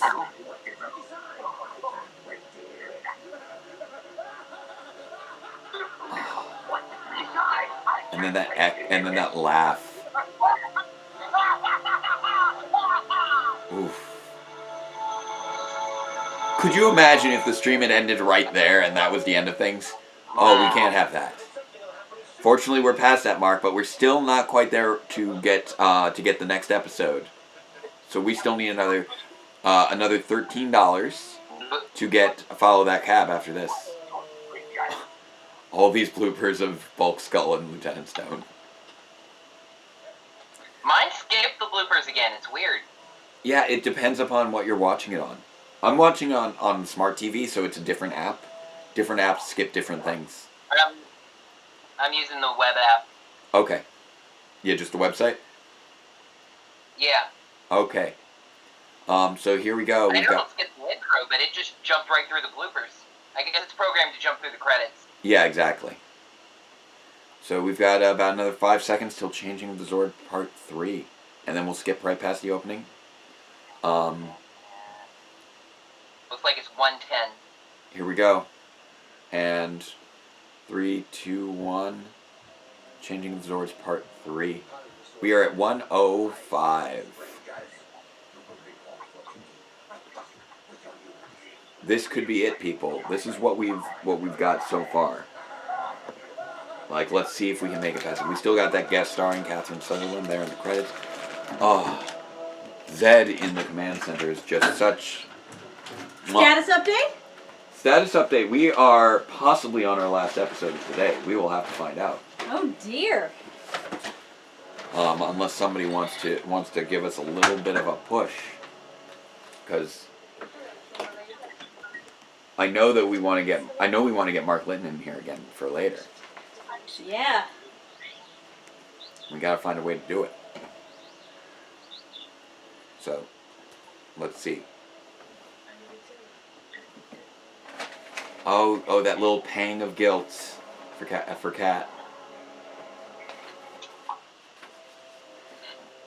Got my tea down.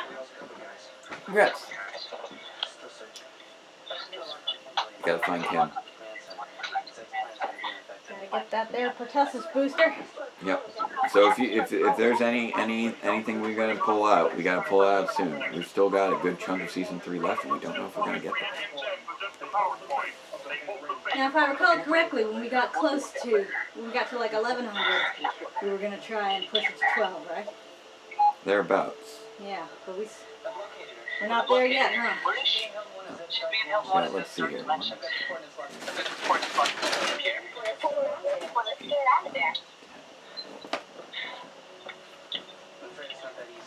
not that easy, Aisha. She's being held in a dimension that's beyond our reach. So how do you get there? Oh, I like this. I love this callback. The portal comm. That's what it was. Exactly. An alternate I love that callback. The portal comm from the green candle. Which just looked at a watch he isn't wearing. I want to believe that that's like the prototype for the teleportal devices. Here we go. Hey guys. I've already set the coordinates on the portal. It's great to see. Again.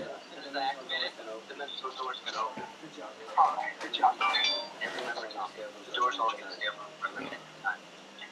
Good luck, Tommy.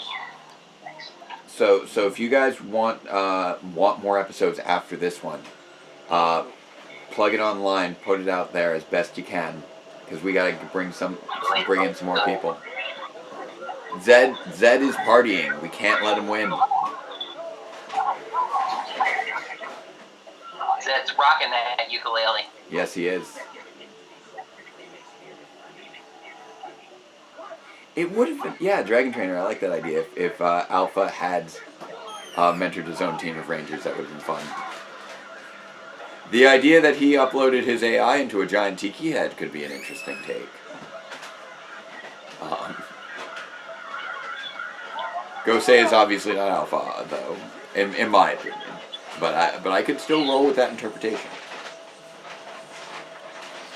Getting the Ninja Rangers going. There we go.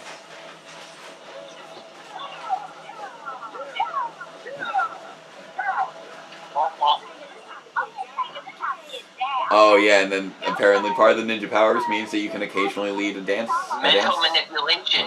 Okay. Yeah. Ninja power. The ninja powers could just do whatever you wanted them to do. That one didn't fall down.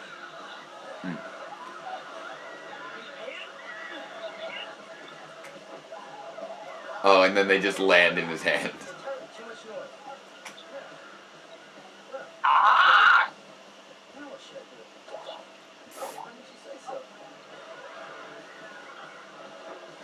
But he squished him. Just the way they're just like flopping around is ridiculous.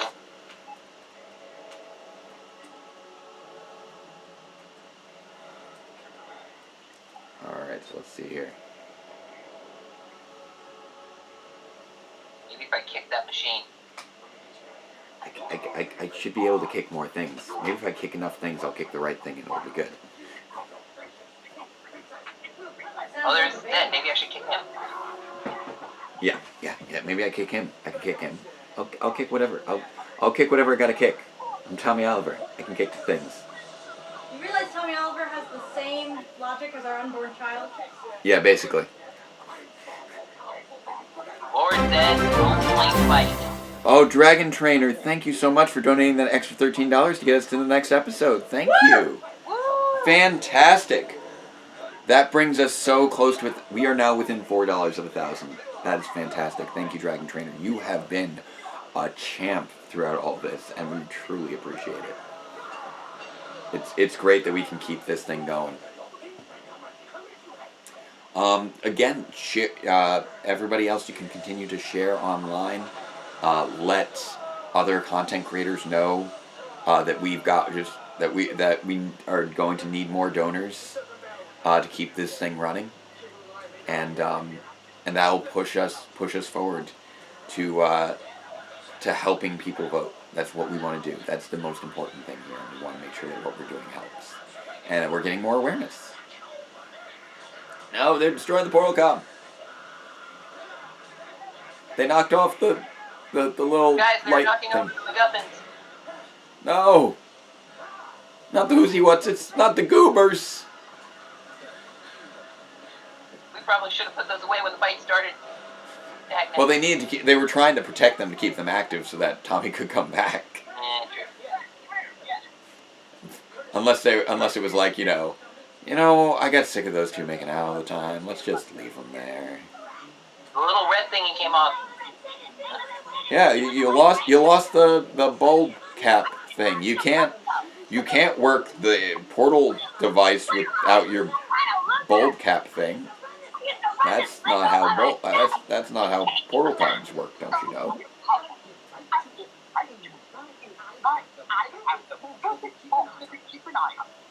So yeah, this is we are in the middle of the day now. So I imagine that most people are up and at 'em in their day-to-day lives. So Hey, have you posted to your personal Facebook? I have, but feel free to we can. I don't have that access.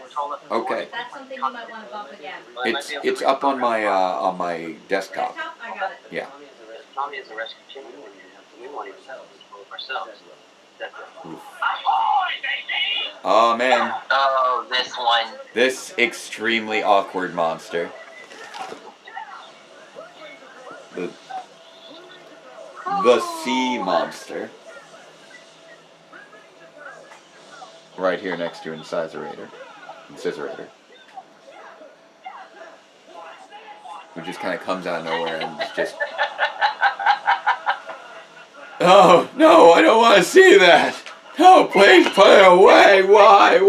Oh my god, oh my brain, oh man, that's going to be burned into my retinas. Why would you show us that? Oh, you monster, you are a monster. Things from her staff all along. Why would she do that when she could just throw the staff and have the return her? The sea monster. Staff is much easier. That monster needs glasses. You think they could even get away with that today? I don't know. It's probably not. I don't think so. I don't think they'd chance it. Oh my goodness. What? Quakes don't happen in Angel Grove? Where have you been, sir? Earthquakes don't happen in California. What are you talking about? Oh. Oof. It's not a bad composite job.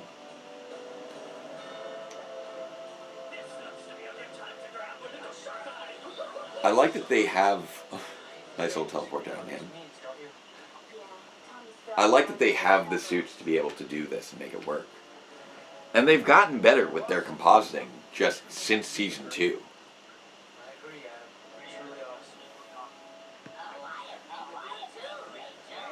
Yeah, Kaeda and Dragon Trainer did teamwork to get us that next episode to follow that cab. Like, that is working together. That is being Rangers together. This is all teamwork. This is all of us working together, doing what we can, playing to our strengths. You know, something might be too much at a given time, but it's, whatever we can all do, working together, just for $1 at a time. When you get enough people together, it makes a huge difference.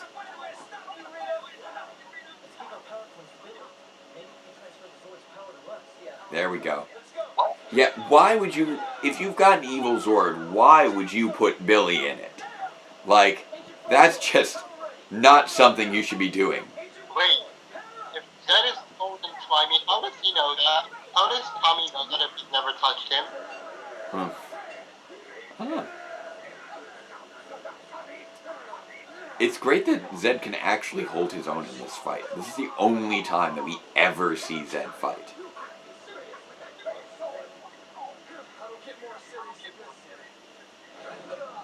And he pretty much controls the whole thing. Yeah. This is really a trick. Right up until the snake gets, right until his staff gets turned back into a snake. Yeah.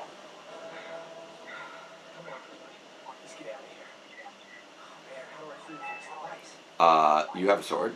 You use the sword, Maybe I think. use that sword, maybe. Maybe it's a little slashy, percussive maintenance. I mean, to be fair, he probably thinks Yeah, he's just like hit- risking her life or something. Yeah, just hit all the buttons on the life draining machine. I'm sure there's no way Yeah, that that's could go not really bad. risking it any less. So he punches it. Of course he punches it. That's what you do. Don't try and make it It work. works. Make it stop work. Punchy make it stop work thing. I kicked it with my hand. Weird. What? Punchy make it stop work thing. Punchy make it stop work thing. Are you going to say that Punchy does not make it stop work thing? It Yeah, normally don't you hit stuff to get it to work? depends on how you hit it. If you hit it hard enough, it's not going to make it work. If I give my TV a little boom, maybe that might do something. If I give my TV a boom, I don't think that's going to help.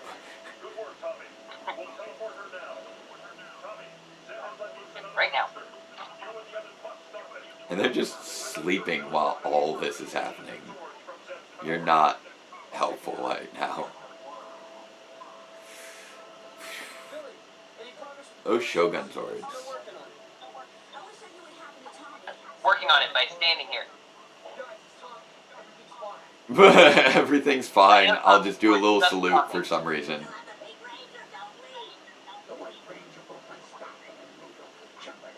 Aw, Rita thinks this snake is cute. Life. That phrase just doesn't feel right in current society. I'm almost done, guys. Just a couple That snake is like, what the heck is going on here? It's soldering. It's always the soldering. You do some more soldering. You solder it into solder. It's crazy that he was just able to solder it into working for all 5 of them. I'll do a little welding about it. So apparently, Zed Black did not Ranger's think that through. Fly guy is a flash. Yeah, no, yeah, he's clearly a flasher. That's Yeah. what I was talking about.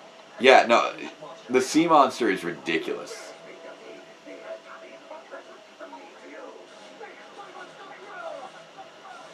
Just with Rita's staff.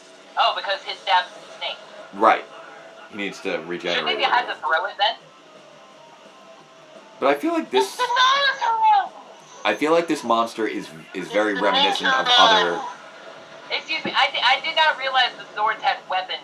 Yeah, these swords have weapons. The Black Sword has a bow and arrow. Yeah, it's like a crossbow thing. Yeah, the toys had them too. You could actually combine them into sort of a lance if you put them all together.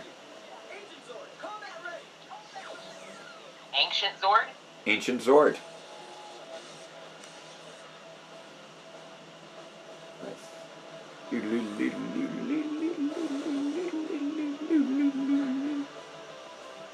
I've always liked how complex this combination sequence is. The teleport and then transform. It does add a nice touch.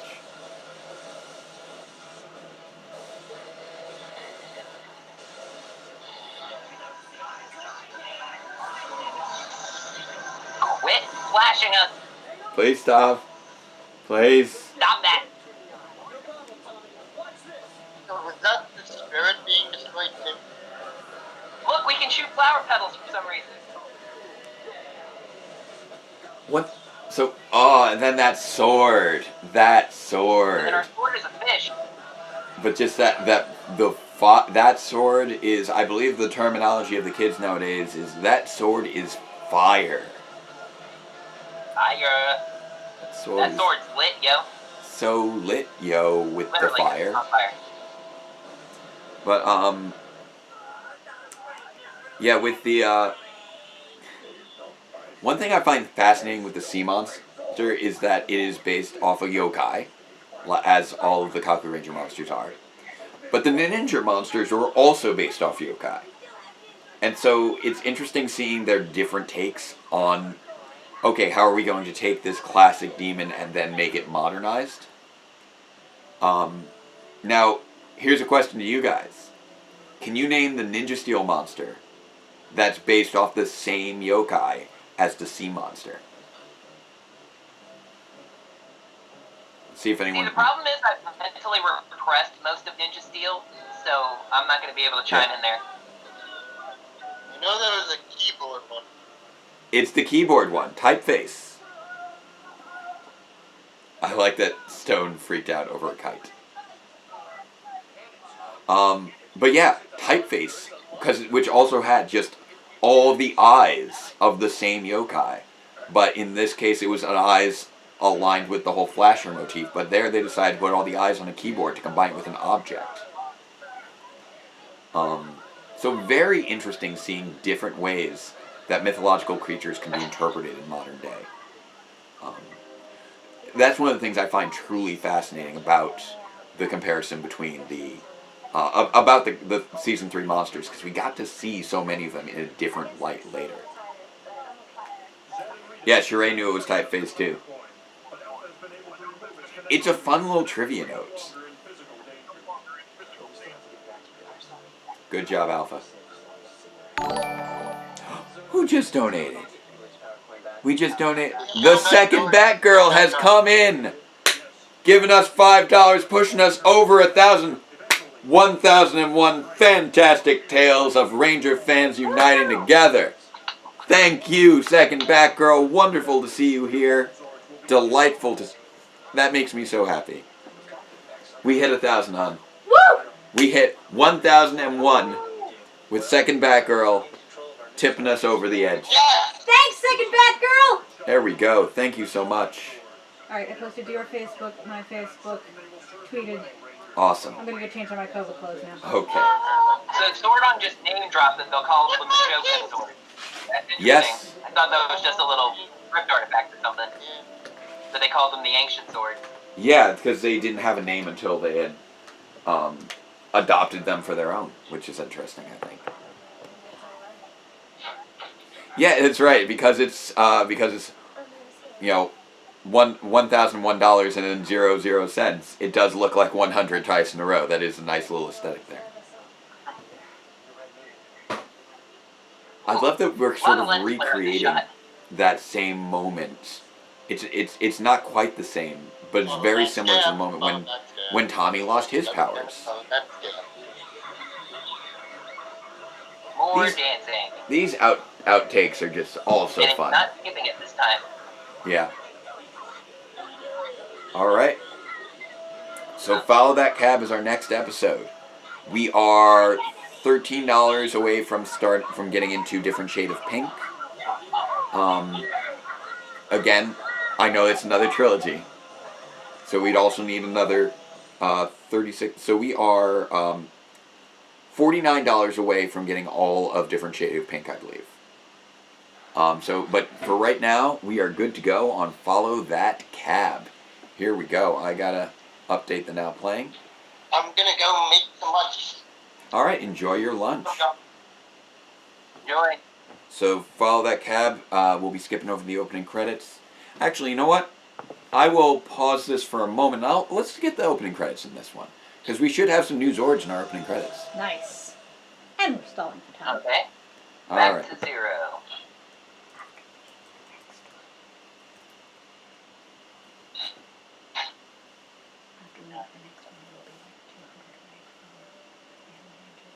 Yeah. Yeah. Okay. Okay. So here we go. Alright. So I'm gonna rewind it to the beginning. Let's see let's see if we've got a new opening with the Shogun Zords. I think we do. Alright. Ready? And Ready? go. Did they come out here? Go. I don't know where you put them. Ba-doop-boo-boo, explosions, flashing, teleporting to the turkey sandwich in a second. desert of despair, entering Ninja's temple. Oh, look, let's put our hands together and ninja up, ninja up, ninja up, ninja up, ninja up, ninja up. There we go. Gotta love the mildly seizure-inducing opening credits. Alright. Power Rangers. Go, go, Power Rangers, you mighty Morphin Power Rangers. Bottom, bottom, bottom, bottom, bottom, bottom, boom, boom, boom, boom, boom, boom, boom. Go, Power Rangers. Go, go, Power Rangers. Rangers, mighty Morphin Power Rangers. We even get shown that opening sequence as well. It's great. A waiter with a tray with one bottle of ketchup on it. It's very important ketchup for a very important patron. Aw, that's so cute. Marisa, it's a kitty. Oh, don't give kitties milk. They're lactose intolerant. It's okay. It's secretly a person. This is amazing. Absolutely incredible. World favorite cook. Somebody's audio is coming through. Let me see here.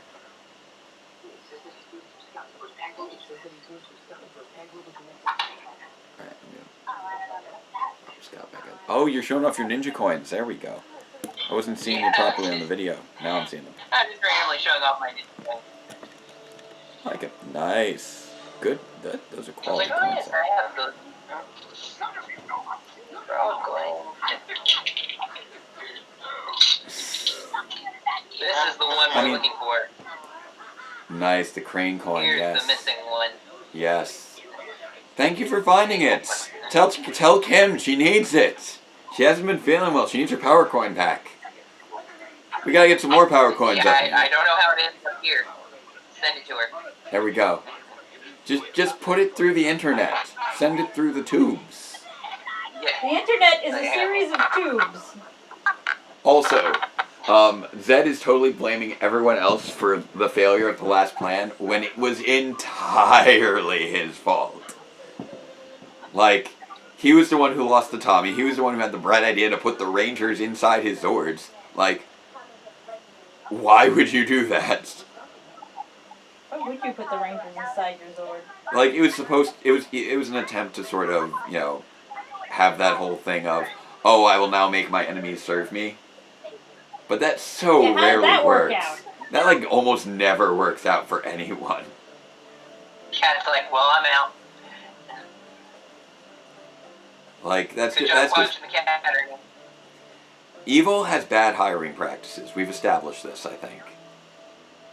We've established this very well, I think, that Evil has bad hiring practices.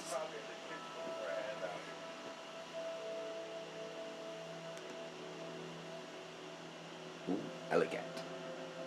Oh, I just realized. I forgot to put in an exclamation point. It's follow that cab, exclamation point. Oh! Oh, well, punctuation is important or we might eat grandma. Punctuation is important.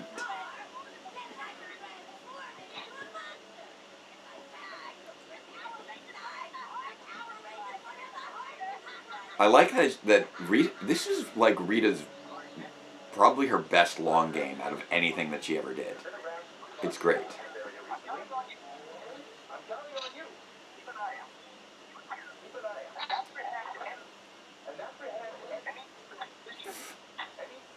They're basically just acting as like a series of doors for him to walk back and forth through. It's like sliding doors, swinging doors. One door slides, the other swings. The blocking is great.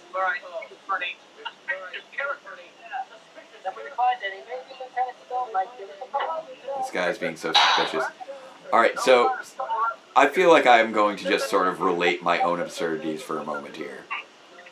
I lock myself out of my car semi-regularly, let's be honest. Like at least once a year I'd say I do it. That's why we have AAA. And that is why we have AAA.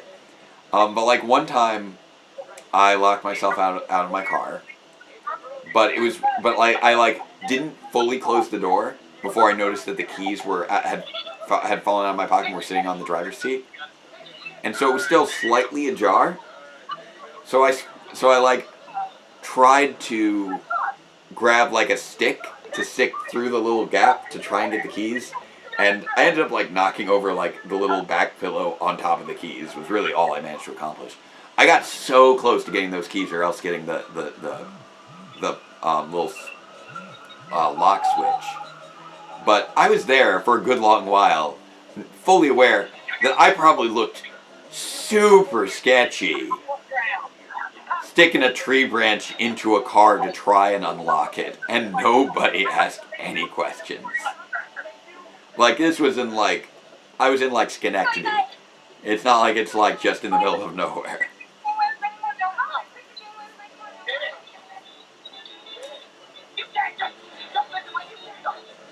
And Bulk and Skull are just being outright helpful as best they can. Well, I was actually in there for a protest that I was attending with my sign. Gotta fight that fascism. And so I'm like, as I'm trying to kind of break into my own car, I'm just sort of thinking, cops are probably out in force right now. This is probably not the best look for me.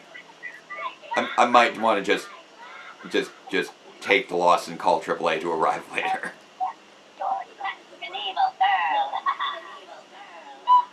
Evil girl. Evil girl. Evil girl. Evil girl. How many times are you going to say evil girl in a row? It was an echoing line. It's just really funny. Oh man, and that's the same child cat that we get later. That's great. Like, I have no idea if they had been planning on having the Child Ranger storyline at this point, or if they, because I don't know how far ahead they had planned. Good girl. But it's good great. Good girl. Evil girl. Good girl. Good girl. Good girl. How many times was Rita actually saying this out loud?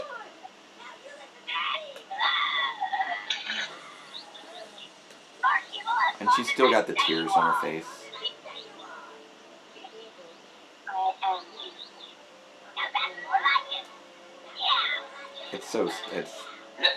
It's sad. But also I just find it funny with the echoing lines. It started with her just saying evil girl, and then it kind of echoed in her mind, and then the good girl echoed in her mind. But then the evil girl was being said out loud repeatedly when we came back, and it's like, Rita, were you just repeating the words evil girl over and over and over again? Why? There's PC. Ernie just cannot be bothered with this cat. Just like, whatever. It's probably dead, kids. It's fine. What a relief. There we go. That's creative. Meanwhile, got our chase scene. Alright, so just a reminder, we are $13 away from being able to continue past this point. Zordon is never wrong, except about And pink energy. if we get that next $13, we might be looking to do some more things for you guys. Okay? I'm giving you that heads completed up. the Super Soaker. It's got a blender. That's definitely a blender. That is literally a Super Soaker. With a blender. It's great. I love it.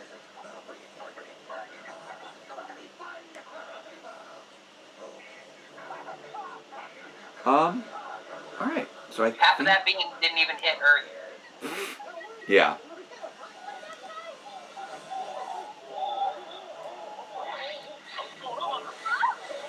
Oh, here comes the Krabby Cabby.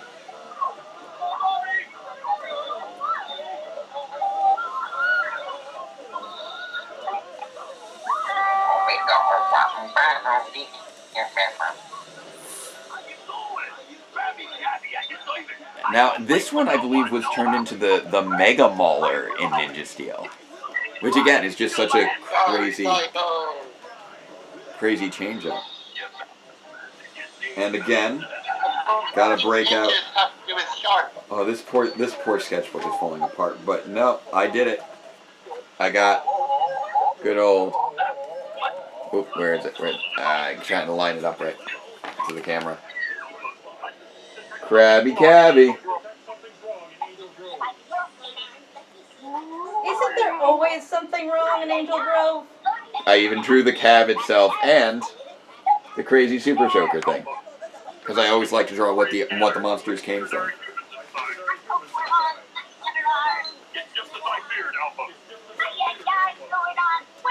I think yes. I don't know if it's Scott or Sean. I think it might be Scott. We're getting a little bit too much of your audio from your Netflix, and so I'm getting a bit of a feedback loop. Not a straight up feedback loop. So. Okay. Okay, that's what it was. I think if you turned it up, I think that may have, because it's coming through a lot stronger than it was before. All right, and I just got somebody else who wants to join us. Let's bring Ray back. Ray was here yesterday. Let's bring Ray back.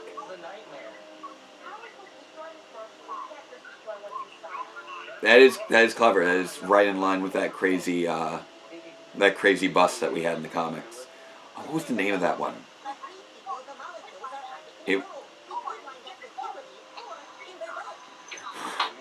Kimberbulk feels like such a story. Like I think we all kind of are curious about what Kimberbulk would have been. Time for the shark cycles. Here we go. Time to get some sweet rides. We know that you had motorcycles before that you never actually acknowledged, but these you acknowledge. The shark cycles are interesting. Follow that cab. Yep. Oh, I came just in time. Yep. The shark cycles have just been introduced. Actually, I'll see if I can bring you in. I don't know if you've got your video on or not. Okay. I find it interesting because if I recall correctly, the shark cycles in Kaku Ranger were only 3 bikes. And then 2 of them had the sidecars. And so we've got. I think it was red, blue, and yellow. Did you just say they better have insurance?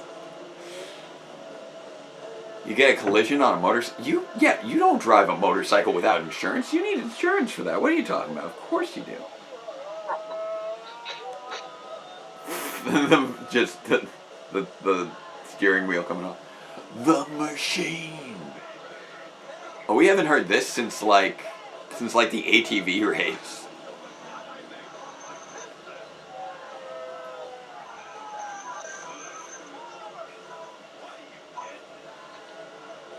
There's a whole sequence inside the cab is also just trippy.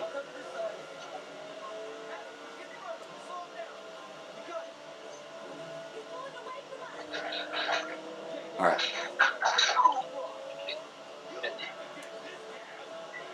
So, you know what? Right now, I'm gonna make this executive decision right now. Okay?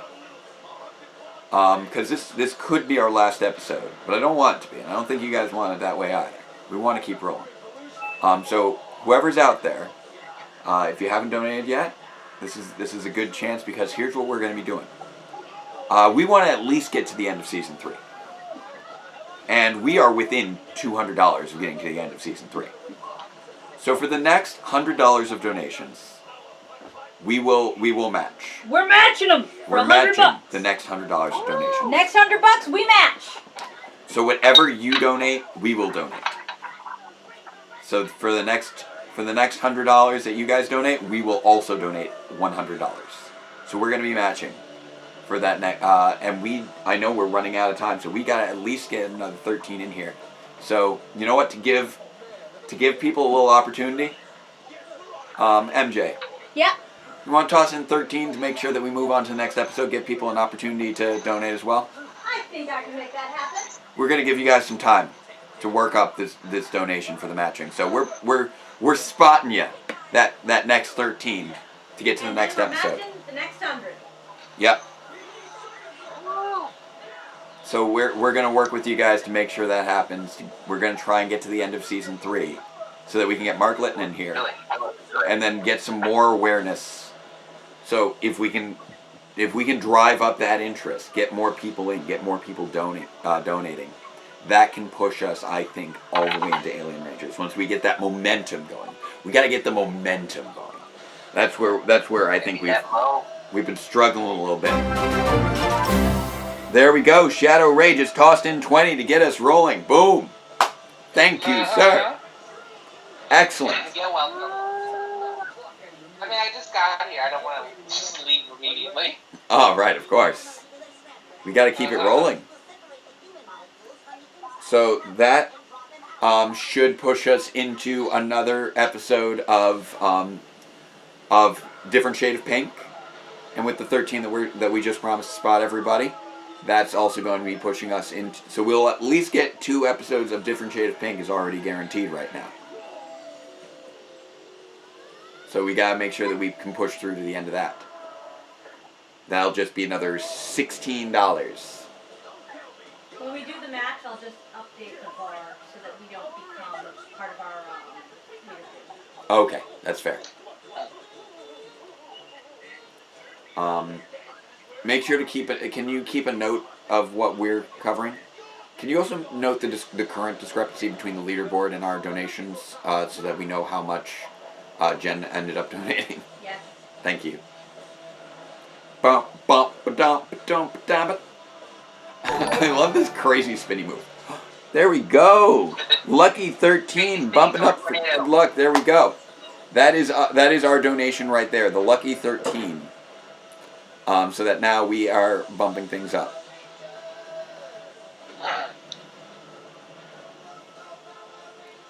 So we are at 1034 right now.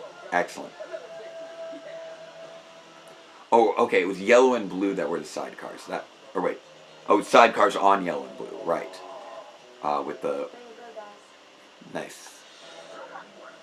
With the white and black sidecars.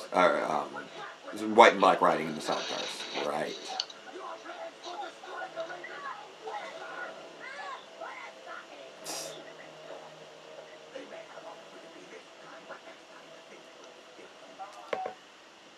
Alright.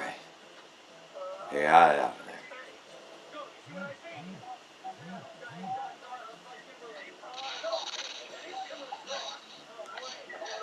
They found Kim's car, they found the guy.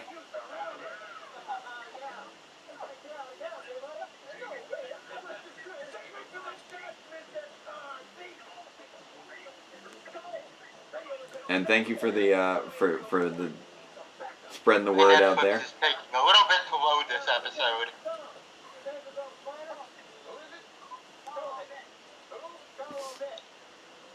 Nice. Here we go. Yeah, but no attitude, but I can leave you. Where's that?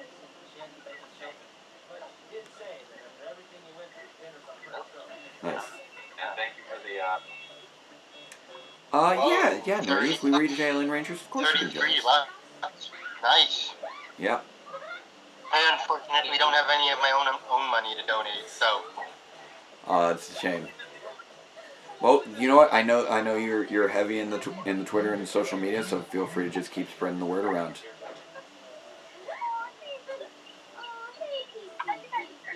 I know different people have different things that they're able to contribute. So wish you were a cat. Nah. Living that cat life. Ooh, ominous. Alright. So we've been focusing a lot on that Pink Ranger. But I think it might be time to change it up to a different shade of pink. Also, I like how these outtakes are just selling the toys. This is very much a toy sale outtake. So next up, we've got A Different Shade of Pink, Part 1. It's been a while coming, people. Here we go. Keeping it rolling. Alright. So it's queuing up. We've got about another 13 seconds according to this. I know everybody's sharing things, which is great. I believe this gymnastics coach is like trying to emulate Boris Orlov, who was Russian It's queuing up. Like really. And we'll be, again, about a minute in. Here we go. And we are 1 minute and 5 seconds in to A Different Shade of Pink Part 1. The title is on the screen. It's fading away. And in walks Gunter Schmidt.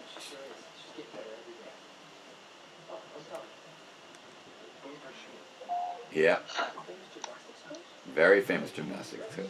You're probably getting a lot of notifications and retweets on. Yes, I am.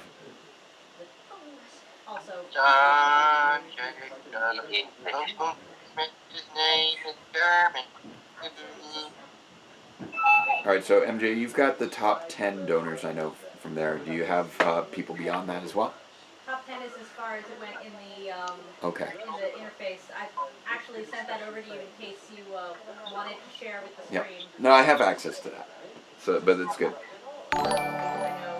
We just got another donation from Orange Ranger Videos.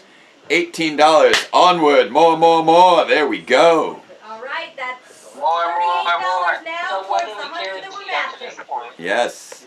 That pushes us forward. That will allow us to watch all of A Different Shade of Pink. We'll get to finish off that saga. Nice.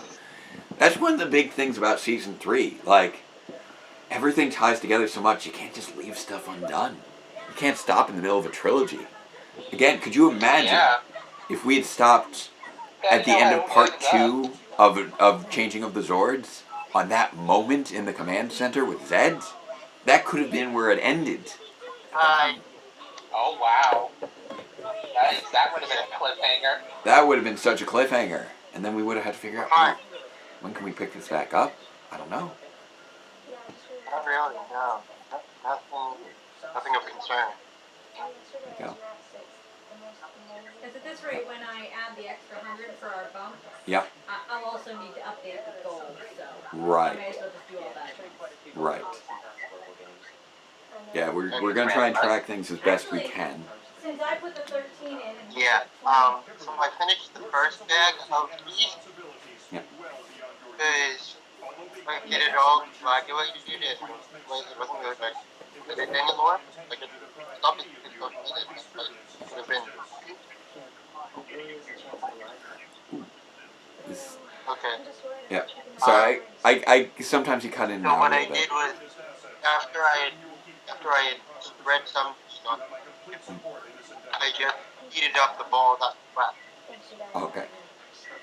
So, by the way, it's still on call. Okay. Ooh, this montage is really nice. You're just getting all this work with Kim as a Gotta move. like she's just going to town here. Gotta love the 90s training montage. Also, some of these are just clips from previous episodes. Like, I definitely recognize a number of the clips that we're seeing that from the juice bar. Kind of weird that she's training on a balance beam at the youth center and this random gym. Yeah. Well, this must be where he usually trains, I would imagine. I guess so. Oh, and Kat's randomly here. Yep. Just on a payphone, She as didn't you make a do. call. Yeah. He was in the neighborhood. Call Rita. Yeah.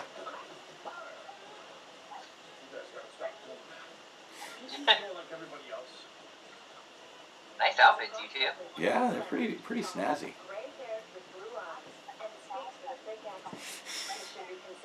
Extremely dangerous. Gotta love that expositional TV. This has been Exposition News. Exposition News. Wait, Giving you everything you need to know, exactly when you need to know it. Is this gym coach stuff the same as the health inspector in the Nasty Patty episode of SpongeBob? Oh, I In a wouldn't know. way. I don't know the health inspector episode of SpongeBob. I mean, I could like that one, and with him not being the person they assume. Yeah. Oh, okay. Nice guy. I was wondering if you'd do this, though, if we had been upside down. But you put us on there. Look at that guy. Find another. Maybe Gunther Schmidt can tell me how to do a backflip. I'd like to learn that someday. Gee, I wonder if it's the 90s. Timely humor. That was so topical. We don't usually get that many celebrity, like, intentional, like, knowledge celebrity impressions Right. on our having Clinton. Oh, and here's the first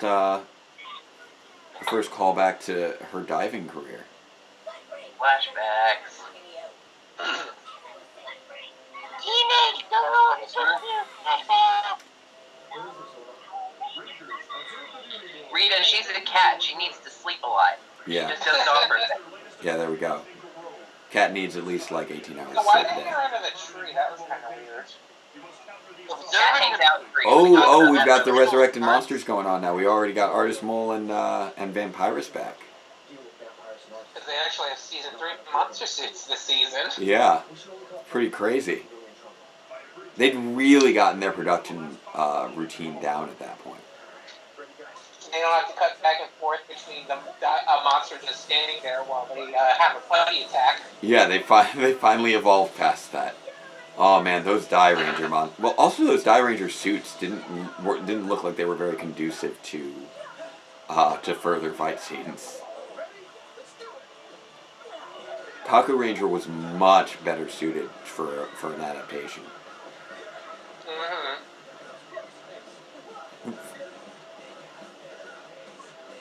Go. I'm getting through. I'm getting through this. I'm away. I'm doing good. You need Dr. Pepper. No, I'm good. We're about 4 hours into the day. I'm doing pretty fine. My voice is holding up. Feeling positive. I think we can keep pushing through. I think we can. I would love to see to talk to Mark Litton more. I know that a lot of other people would as well. Hear his insights into Master Vile and Metallic Armor, and I think we can get there. Oh, that is one of my favorite 3-parters. Exactly. That's around Metallic Armor. So We gotta get that end of the world party. Mm-hmm. Before we have a real one. Yes. Make sure you spread the vote. Yes. Let's save the world. Let's not. Like, if we can't save the world this November, we should have an end of the world party. So let's make sure that we don't need to do that. As much fun as those conga lines are, we need to engage in social distancing. It's not going to work. I'm not certain you understand how important it is for you to remain on schedule for your Petersburg. Yeah. Mention the fact that my kind is very late. Oh, I realize that. You're really everything. Yeah. Is 1 minute good on the Which is quesadilla? why I've been with you for like the last 2 What was that, hon? Is 1 minute good on the quesadilla? Yes. Yeah. The thing that she's committing to here with the Pan Global Games is next level, is professional level, and I really like how they sell that.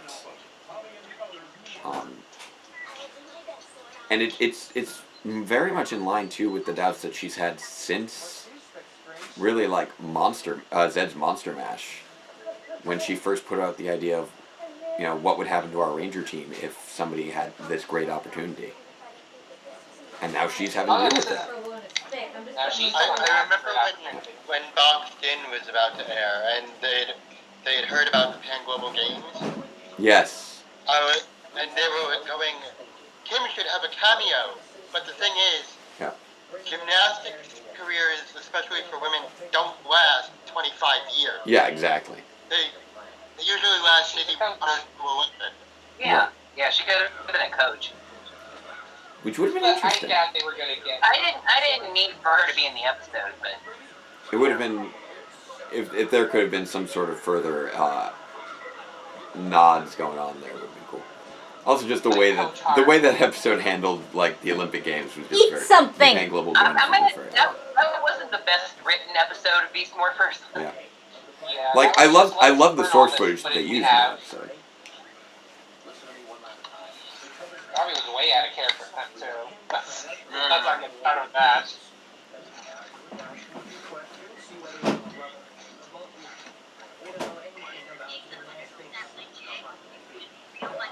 How many physical activities have you said how hard could it be about, guys? Like we've been doing this for years now. Come on. To be fair, if that was a ranger, They should honestly get it. How hard could it be, John? I think we were rich by now. $1 on it every time. Yep. Yep, poke. How hard could it be?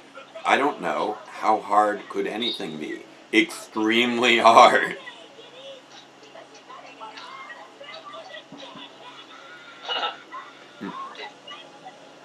I took mine. Ooh, that was a kick.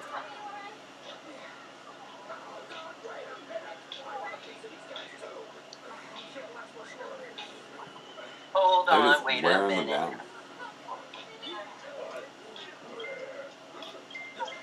There we go.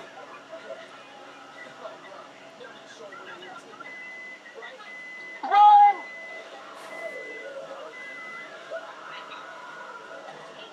So many monsters. So many tangas. Really. I guess the wings are just for show. There we go. Very good job by the Rangers, like consolidating their enemies here.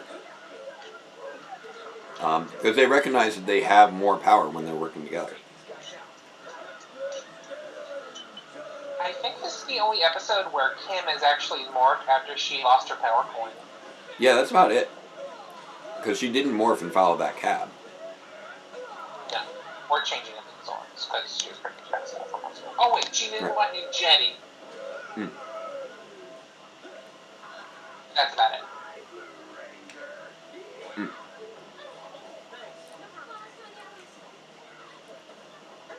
I feel like season 3 really kind of highlights with, the absurdity of the villains' relationships in this season. That just because your enemy is absurd and ridiculous, that does not mean that they are not still extremely dangerous. They can be downright incompetent. Made a goofball. Like, they can be downright incompetent, but still dangerous. Incompetence does not preclude danger. Accomplished so much this season. They destroyed 2 sets of power coins, Zords, stole the Falcon Zord for a while, stole a power coin for a while. It's crazy. Were able to get the Shogun Zord until they got taken away from them. They still accomplished a lot. Oh, I think that somebody is trying to infiltrate our Ranger team over here. What we got over here? What we got over here? What's up, little man? Come here. Come here, bud. Aww. You wanted to see Cat? This is Cat. Hey, Cat. Cat. I know right now she's dreaming about water, but here's my Frankie buddy. Here's my buddy. Here's a good boy. Say hello. Wave hi. It's that cat. Say hello to all those Ranger fans out there. Aw, who's a sweet boy. Yeah, there's my buddy. Frankie likes my beard.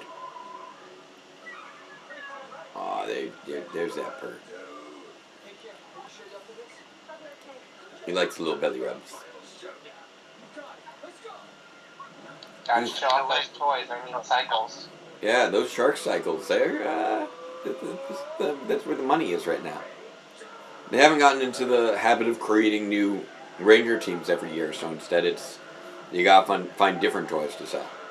Get those bikes. Well, and season 2 made bikes too, the ones that were based off Ranger, but they never showed up in the show. Yeah, that's true. I think. Yeah, I seem to recall that as well. This is the first time that we actually, like, the shark cycles were the first time that we actually see them utilizing bikes in combat. Like, the battle bikes kind of existed in the background of season 1, but were never Yeah, used. they're kind of pointless because they have teleportation, so they really didn't Yeah. need bikes. But at this point, they finally figured out how to utilize them effectively in battle, which works pretty well. Here's my buddy. So I hope Ranger fans out there, let the internet know there is a cat on the internet right now. That should drive up those numbers to like 1 million people. I'm pretty sure that's how cats on the internet work. Look at this face. Look at this face. Look. Ray, you work out, man. You look fantastic. You've been doing those sardine protein smoothies? Is that what you've been doing? Hey, are you fanboying our own cat? He's amazing. He's Frankie. Look at him. He's a very dapper little man. He's got his tuxedo on and everything. He's so well dressed for the occasion. But yeah, I really like this scene. It's it is uncomfortable in a lot of ways, but like, yeah, it's like you don't want to overdo it physically. Everyone is expressing very reasonable concern. You want to have a spotter. You want to be safe. You want to make sure you're getting appropriate amounts of sleep and taking care of yourself. It's also one of the very few night scenes that we get out of Power Rangers. Yeah, we really don't get night scenes because they're hard to film. Yeah. And this is, I think, the only time we ever see the youth center at night that I can recall. Didn't, what's it called? The episode Happy Birthday Zach, wasn't that at night? But that was just inside. It was inside. I don't think it was at night. Yeah.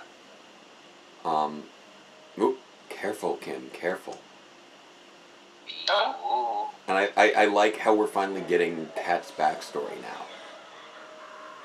Yeah, because you assume that she was she turns into a cat, so you thought she was a cat that Rita turned human, but she's actually a person. Amy Jo Johnson is also really talented in that not only is she a great gymnast. My boyfriend turned into a tanga. Yeah.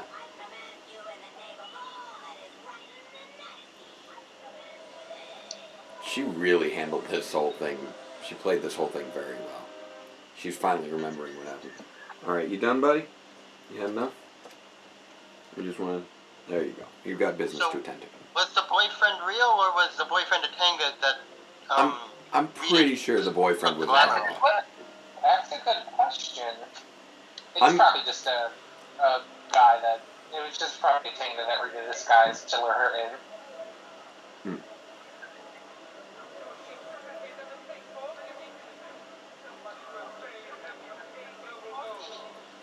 So much for Australia's hope of paying global gold.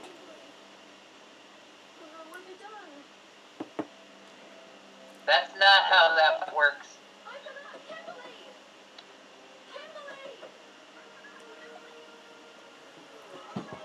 And the spell has faded. And why is the diver so worried about it? There are multiple athletes per nation. Yeah, I know. I'm assuming it meant specifically paying global gold for diving. Can't believe. Now, truth be told, she did land on heavy padding. She should be fine, but... Yeah, it's a good thing. She didn't like... But they take this so seriously. Instead of rushing to the beam.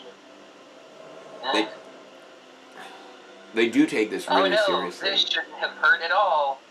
And you feel the stress there, even though you know that should not have really hurt her that bad. But if you fall the wrong way and you're already compromised. It was just the fact that she was running on fumes. Yeah. That's probably what she's hospital right now. Well, next episode. Spoilers. Yeah. Alright, let's get update our now playing here. Just looking at Bulk falling over. Yeah. I know what we'll do after one of our heroes has fallen over. We'll follow that up with and played it up for drama. We'll follow that up with a comedic bit where somebody falls over. That's timely. I mean, at least it's literal comic relief. Okay. It's relief because of something that happened that was super serious. Yep. Not just derp-a-doo, let me fall on some marbles. Alright, we are again about a minute into this episode. Let's kick it off. We are 1 minute into A Different Shade of Pink, Part 2. It's funny watching on Netflix to go from Bulk falling down to Kim getting wheeled into the emergency room. Like her in a hospital, like, we so rarely see hospitals on Power Rangers. Yeah. This was the first... I mean, I think this, Fighting Spirit... He had a hospital. Trial by Fire with Carter and that one kid. And Destiny Defeated and Fight Against Fate with Mr. Collins. Like, it's only been a handful of cases. Well, I see you had an episode where Kelsey got injured. We didn't even see a hotel when the Dino Charge Rangers went to New Zealand. Hmm.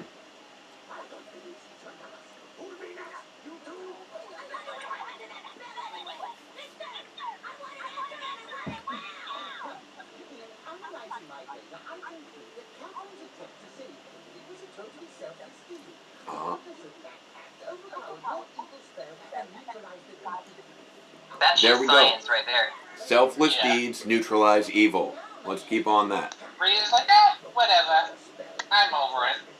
Yeah. But yeah, when I was a kid and I saw this episode, I'm just like, a Power Ranger's in the hospital.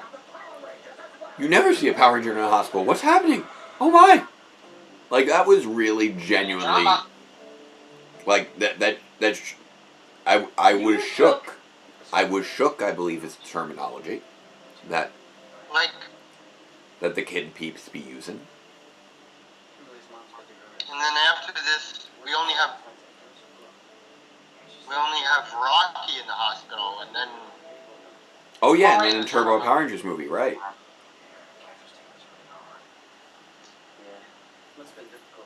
And then, really...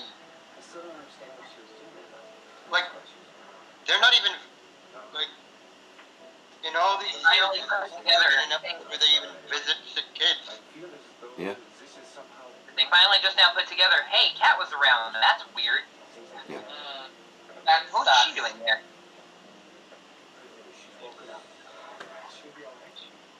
And no. So apparently the meeting was important enough to ditch Kimberly. But when Kimberly lands in the hospital, then he comes rushing. I mean, hospital often supersedes other things. Yeah, but...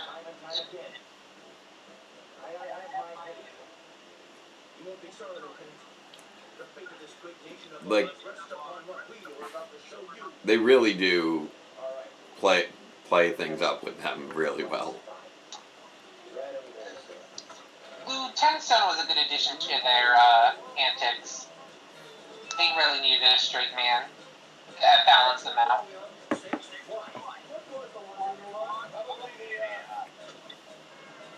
Oh, I bet. There's not a great deal of safety at this hospital. Soiled linen suit. One of the few times Power Rangers acknowledge its piss. Oh. Look who becomes so interested in me every time I take a bite of my sandwich. Is it Frankie? Is he tremendously interested in my sandwich? Is that who it is that's interested in my sandwich? Oh. He's such a sweetheart. Okay, there we go.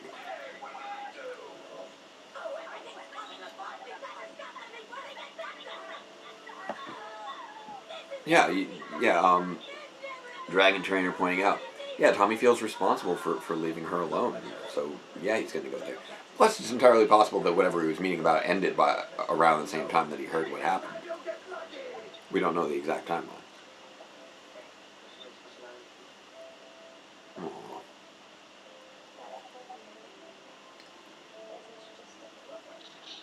This is genuinely sweet.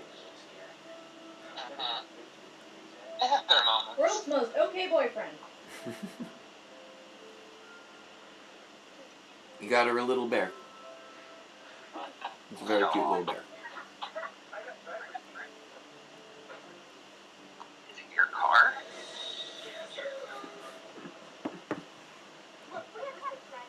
Yeah, it's not too often you say I called driver's seat. That. You don't have time for this. Rito's bringing the sass right there. So they're in a domestic area, and they're on basically a curved side. Yeah. With houses all around. There's no one around to hear them scream it's Morphin time. Nope. That's that. Big tax base, small population. That's how Angel Grove works. I mean, they're at the park. They have to have a park. It's required. To be fair, Nice dodge, Adam. public activity at the park is really toned down after all of those attacks in the park that people keep hearing about. What with the giant birds and whatnot. I feel like people wouldn't be hanging out at the park as much. Really. A few times, but not that often. Yeah.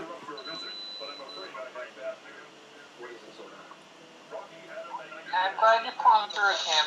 Tommy's gotta fight some tangas. Mm-hmm. But you know, They're having trouble because the plot demands it. Zordon knows. Zordon knows you should stay put. Lay down. Do you remember the last time you that had building tangas that the while you Mega were Force Rangers morphed after the first time over and over again?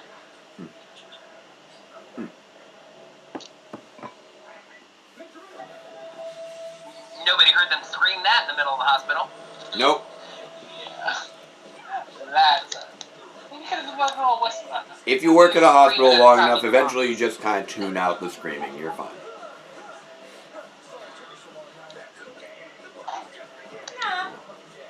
Nah? No? You don't learn to just tune it out? I think that's the way it works.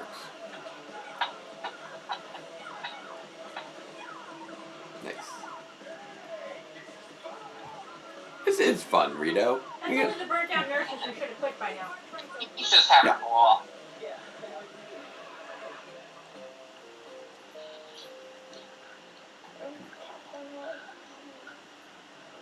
I've got something to tell you. Yeah? Yeah, about that. What did you want to tell me? Yeah. What did you want to tell me? You have something to tell me? I'm actually a cat. You are? Really? Tell me more. How'd this come about? I wasn't feline enough to tell you until this point. Oh, no, I understand, but I'm glad you feel like you're in a safe space now to tell me about these things. I know it's not what you want to hear right now, but No. This is about you. This is about you. Look, I want to be supportive.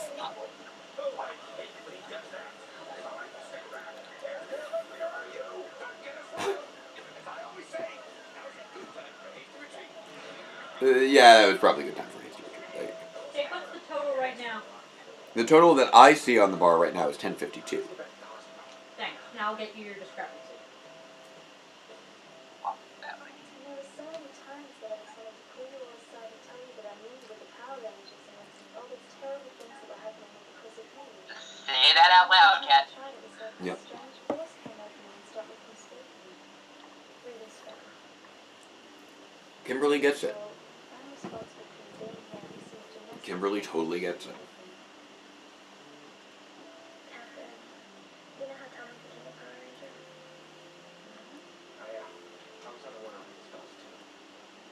And he was just kind of, I guess, hanging at the door. But he were just waiting, so it was a good time to come back. What I've done to you all, especially with the way you welcome me into your lives. You're in no control over it. Rhea and Zed's magic is incredibly powerful. Yep. That's all we do. That can't be right. What's up? She did not donate $75. No? Oh, was it? Yeah, I think it was more than that. I thought it was less. Oh wait, separately. Yeah, it was separately. I think about. That sounds about right. 75 is right? She donated a lot. You're talking about Gen Yen, not Gen C. Right? Yeah, because she donated separately before, and then she also donated a bunch after that. Okay, so 75 is her discrepancy. Okay. At least Finster's still making monsters. Oh, there we go. Wait, why couldn't Zed just make on Finster? He's got a trash can lid for a head. There you go. This can only end in success. Exactly. Episode is Let's see, where is it? Oh, there he is. I got myself in here. Good old garbage man. What? There he is, without his eyes, made from one of Finster's little clay things. God. Oop, there goes garbage man. I always have trouble figuring out my ankle when showing off these things. Again, I hope that you guys are enjoying these and aren't just like, why is this guy on the internet showing me his drawings from when he was 10? That's a weird thing to do. It's on brand. We're watching these episodes and just show us what your interpretation of these monsters are. I'm digging it. Good. what does What did he say? What? Welcome to something. Yeah, Trash? Something or something. Welcome to trash. welcome to trash. Welcome to Garbage Town. Right. Hey everybody, we're on Mighty Morphin Power Rangers. Welcome to trash. Don't take that out of I mean, context. that's appropriate for some seasons. This is good stuff. This is good stuff. Hey Jay, can you see my feed? Is that a kitty? Hello, kitty. This is my other kitty, Squealer. Hello. What's the name again? Squealer, Squealer. Hey, Squealer. because of what she's doing right now. Aw. Hey, Jen, we're in the middle of Different Shade of Pink Part 2. We are currently at 1052 right now, so we have passed our $1,000 mark. And everything that is further contributed for the next, I want to say about... $68. What's that? $68. The next $68 we will be matching. We have 38 in our... No, 62. The next 62 we'll be matching, that's it. We've got 38 in. We've got 62 left to go. Yep. There we go. So we are chugging right along on our way through Season 3.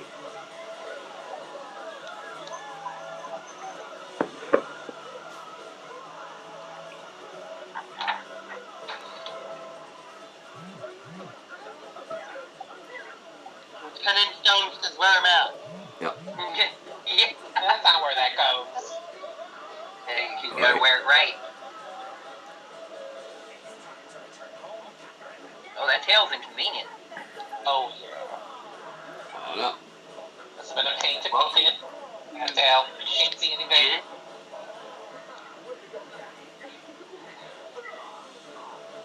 Way to stomp on a monster's foot. Yeah. Yeah, I think as far as our current count, let's see, where are we up to? I think it says jailhouse. Welcome to jailhouse. Yeah, I believe that something close to that. Yeah. Juniors? Yeah, we are at least guaranteed through Rita's PETA, I believe, at this point. If I can remember, Conquer Ranger had him disguised as a police officer. Because I actually watched Conquer Ranger. Yeah. So, Something like yeah, I that. think he was disguised as a police officer. Okay, 26 and a half, so that would be... Yeah, we're guaranteed through Rita's PETA, and we're about $9 away from another brick in the wall. So we're chugging along. Yeah, the shark cycles have already been introduced.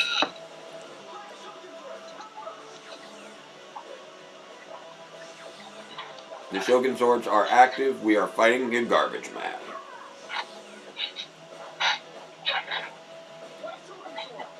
Yeah, this monster is literally trash. Big time. And now you're trash. Boom. Now the Zords are trash. Yeah, this was one of the early Kaku Ranger episodes, I believe. Because it actually went backwards, because the Shogun Zords actually came first, and then the Ninja Zords are the ones they got later on, so they just went backwards. That's another... We talked about that a little last night, and it's just funny with changing the Pink Ranger's actress, how that ended up working out.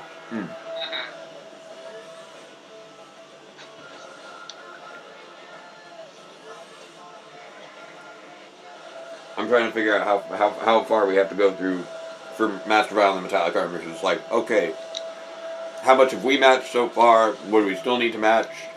Because we're doing the matching right now. 38 are in. We had a 20 and an 18. Right. The 13 I did doesn't count. So you included that in the... So you've already done the matching in there for that 30... No, I haven't done the matching in there yet. Okay, so that stuff... So there's additional 38 that we just haven't put in there yet, right? Yes. Okay. There's 38 that we are due to match. Okay. Remember, folks watching, you only donate $9 right now to get another episode. Yep. It's a bargain. It's a steal. It is a steal right there.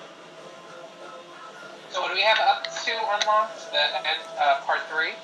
We do have part 3 unlocked, and we also, I believe, have the next episode unlocked as well. Rita's Pita? Rita's Pita is unlocked. Oh, I love Rita's Pita. It's classic Jackie. It's Jackie's second episode. Potion Ocean's her first, right? Potion Ocean was her first. Rita's Pita is her second. Love that episode too. Falcon's back there like, will somebody take this sheet off my cage, please? Yeah, exactly. So, and people can feel free to let Jackie know that that we are hitting Rita's Pita. Rita's Pita is a lock. I believe... Let's see, if we've got another 38 that's not listed in there yet. Then I believe that actually another brick in the wall might already be good. So we might be halfway through Chimp and Charge right now, actually. Or, no, wait. But we're really close now to having Master Vial and the Metallic Armor in full. I think another like $23 from the chat, if we match it, that should push us, I think, into Master Vial and Metallic Armor. So So I'm estimating in my head to make sure I'm right. But I'd say another $25 should do it. If anyone wants to give us wants to chip in $25 towards the cause, we will be matching that, and that should be enough to push us through to the end of Master Vial and Metallic Armor. I say as I'm trying to simultaneously do math, watch Power Rangers, eye the chat, etc., etc., etc., and hopefully remain entertaining and engaging. Good old entertainment. The funny thing about saying how the Addams Family died is that Spawn produced the last Addams Family television. Huh. Really? Family reunion. Was that the animated series? No, it's the new Addams Family. Oh, okay. It was on Fox Family. Huh. It was live action even. Oh, wow. I forgot about that. Alright. These two are master gymnasts right now. On YouTube. I don't know how much of the series Alright. is, but Giving you guys a heads up, we are going into part 3. That'll be kicking off in about another 20 seconds. You're going to want to skip over the opening credits because that's what it does. The web player, hey, I just noticed, the web player seems to skip over the credits on multi-part episodes. Fascinating. How does it know? Yeah. Because it didn't do that on Follow That Cap, but it did it during changing the Zords, and it's doing it now. Huh, interesting. Okay, so it is loading, and we are 1 minute in. There we go. Different Shade of Pink, Part 3. The title's on screen, 105 in and just faded out. Guest starring Catherine Sutherland as Kat. Zordon's face is on the screen.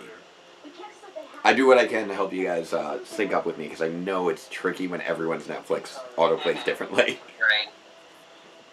You get close enough. Yeah, I'm also just trying to keep a good, solid pace going through everything. And Saban also produced the Adam had Tim Curry as Gomez. Okay, wait, with who is Gomez? Tim Curry. Oh, Tim Curry. Nice. Hillary Shepard was also in that. You look on. Not in the series, but the Adam Yeah, the movie. Right. Yeah. Our magical hourglass. They've been doing pretty good with their schemes for the most part. Zed, one of the really nice things now that Zed's no longer... Yeah, like yours have been perfect. Now that he's no longer on the love spell, it allows for a much more dynamic relationship between the two of them. It becomes more of a one-upmanship. Yeah, they're on equal footing now. Did she just call them the Power Skittles? I think so. Just a rainbow.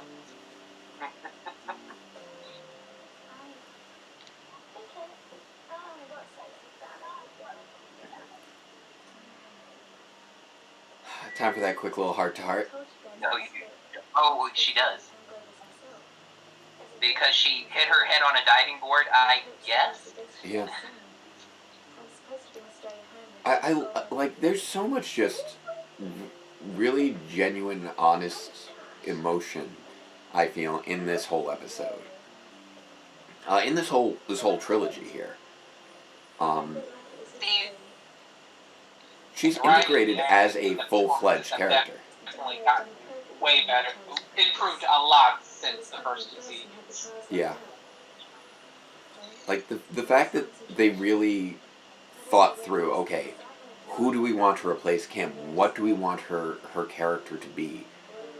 What can we do to give them a clear parallel and a smooth transition? And they used so many episodes to introduce her too. Like, Yeah. Like what? It was like 8 or 9. Yeah, we're like, this is her second trilogy. She had a two-parter, a trilogy, a single-parter, and now this is the second trilogy. 2, 5, 9 episodes to introduce her. They haven't done that or did it since. That's for sure. Well, It really gave Kimberly a great exit. Well, keep in mind, by comparison, we had Saturday we were going through with, the Ninja Encounter was 3 episodes, Monster Globe Portion, Zed Waves, and then Power Transfer. So that was 7 episodes from the introduction of Rocky, Adam, and Aisha into their integration into the team. True, but they actually had the actor. They actually had the actor there. That was leaving it on set. So Yeah. It felt more genuine. This is a really nice, smooth transition, spread out over 9 episodes. And they even had more preparation with regards to, they seeded the idea of the peace conference a few episodes before introducing Rocky, Adam, and Aisha. And they did the same thing here, with they seeded the idea of Kim leaving. Mentioned it, right? What was that? Zed's Monster Mash was the first time they mentioned it, right? Yeah, exactly. I think that was the first episode they filmed where Austin, Walter, and Shui left. Right. Because they were in that. Oh, Jenny C is amazed to see Orange Ranger on the stream. Good to see you, Jenny. Hello. And it looks like Sheree's going to be donating again soon. Thank you so much. Like, Kiddos, don't be tapping yourselves out. yeah. Like, you got that. Yeah. You, We appreciate it. oh, okay. So you can't donate right now because you don't have access to the link right now because you're not you're out and about. Okay, that's totally fair. Oh, that's cool. Virtual finance course. Nice. I'm all yours. I love this plan. They did such a good job with it, with the whole force field and everything. And then nobody was telling the truth. Exactly. Because of course it would be a trick. I mean, they're evil. They weren't gonna keep it. They weren't gonna keep their part of the bargain. Everybody's kind of on their A game here. Like, this is a sign of really good writing and storytelling when all the characters are on their A games. I like that little zoom in on Rita too. That makes it into the opening Yeah, credits. Rita's there. If you're streaming right now, just let me know if it's running again. And then, if it's running smoothly, I shall resume. So I don't know. No chat. Oh, there we. I'm seeing myself moving over there again, so that's looking good. There was a bit of a long buffer while it was still reconnecting. All right, now that I'm seeing that moving, I think we might be good. A little stretch. Rolling that neck. Oh, so sore. Got to keep it limber. All right, keeping it loose. There we go. Yes, they can hear me now. So, can you hear me now? Can you hear me now? Can you hear me say ready? 7 minutes, 21 seconds. Rita, you're going down. Ready and go.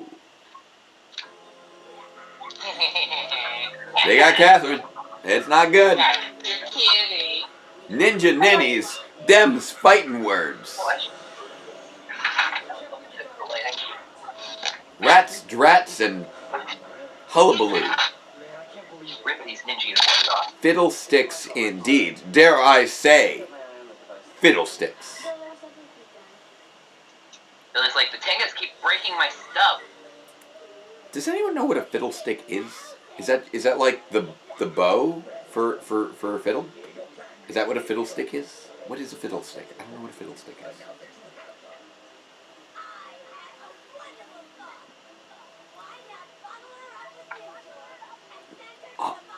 Yeah, a The violin. Sea of Sorrow, of course. Why not send them to the Sea of Sorrow? They deserve to go on a cruise.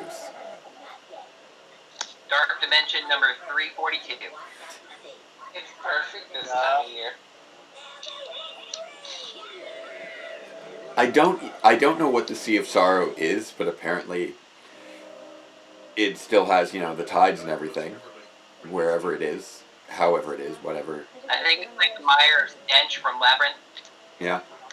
Near there, at least. Thereabouts. That's a nice dress, Kim. Kim's...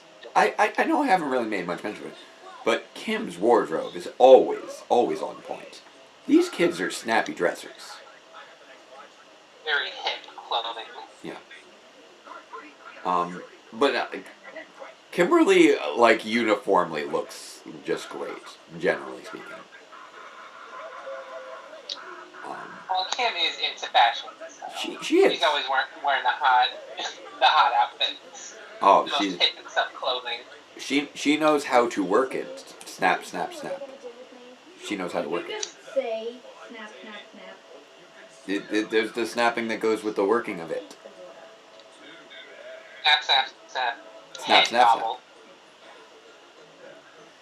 Girl with this. I think. Oh, you're also supposed to add a girl with 5 U's in there. I think is how that works. Yes. And 4 L's. And 4 L's. I'm sorry. There you go. Yeah, got it. Yeah, we go. We got this. We got this.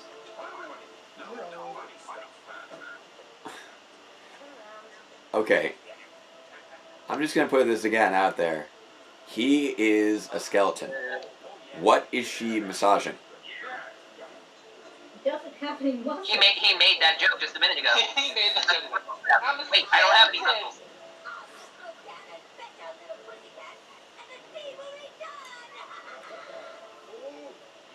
It's a nice bone massage. It's a deep bone massage right there. Also, why do you have the pink power coin just sitting there in your jail cell? Why is it around Rita's neck at all times or something? Right. Why is it in a When has box? the command center ever been called strategic? This is not a good place for it. Oh man, it's early on, and Rito's suit is already falling apart. It's always falling apart. Yeah, that's why he doesn't show up in space. Yeah. His suit just gets brutalized. It's a great suit. It's great design. You remember that Goldar head in Power Morphicon? Yep. Oh, That right, was yeah, that Laura. It was a dog bit. was off. It's like what you'd see when a dog rips apart a stuffed animal. Yeah. Whoops. You got caught. Don't touch that. You got caught with your hand in the coiny jar. Oh, she's had enough of your nonsense. Oh, she's bringing out the nonsense. That's so nice. There we go. Rather have it? No, somebody else could with the bad guys. Yep. It's like we focus so much on Angel Grove, we forget.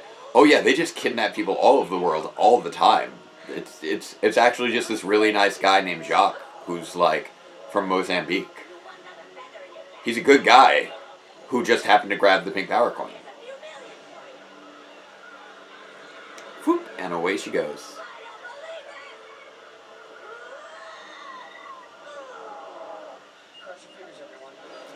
Oh, and here she is in the command center.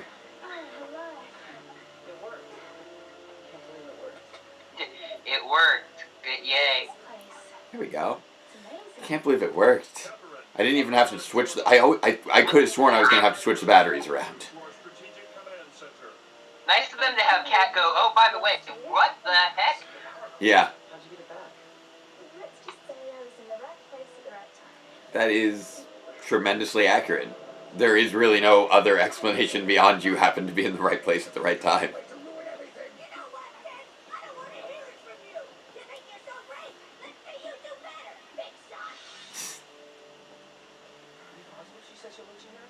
Oh, the community pool. There we go. By the way, during one of the hospital scenes, Kat did say she hit her head on a diving board, and that doesn't make a bit of sense. No? Why not?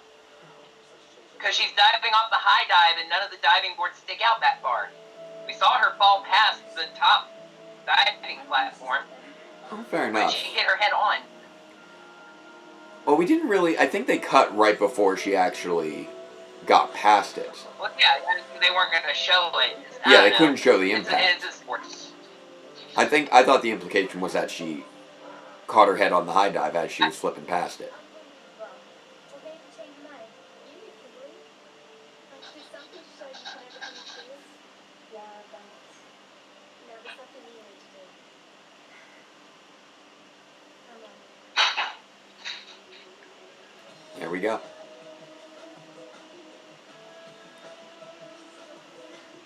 This is also just sort of a really nice Hey, way. she's hanging on Rocky's shoulder there. They really... This is a great way to sort of wrap up Kimberly's character in so many ways. Like, this is what she has been doing since literally day one. And she has achieved the top of her game. Like, she's achieved, you know, world-class level gymnastics. That's outstanding. This is great. Hey, you guys! There we go. This is great. I love this. I wonder if she'll realize it's a surprise party when she sees the balloons and the banner that says "Congratulations, Kim." But I also just loved Bulk just sticking out Are there. we sure that's where MMPR think is? Bulk's tail end just sticking out there is just adorable. There we go.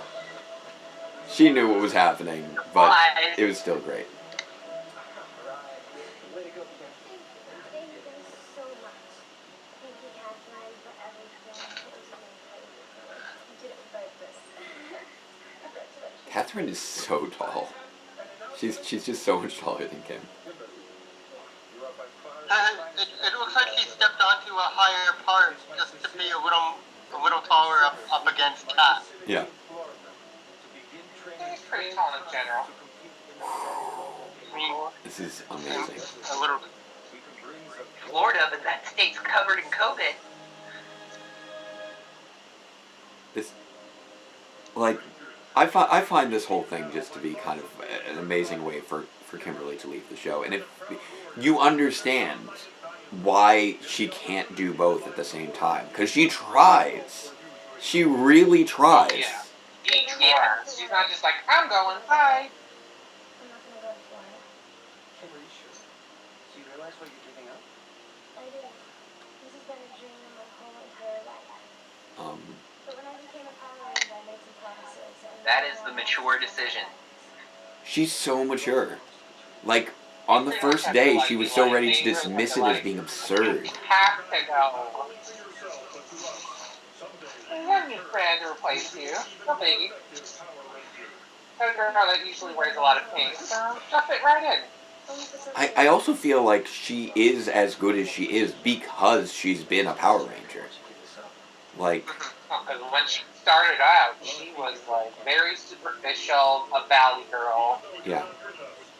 I mean, she worried about her helmet. I mean, she jumped out of it, but that seemed unreal. Yeah. At the beginning. Yeah. She's a great character. Kimberly really is a great character. I mean, when you're around for someone, then Yeah. you know, if you're around as long as she is, then they let you're able to grow the character and Yeah. play to their strengths, grow them. She gets one more Power Rangers jump. They give time to, when they give you time to let them give you a proper exit instead of being like just going off set or just saying they want to leave or wanting to leave towards the end of the season and then you're just replaced when you're a younger version of yourself.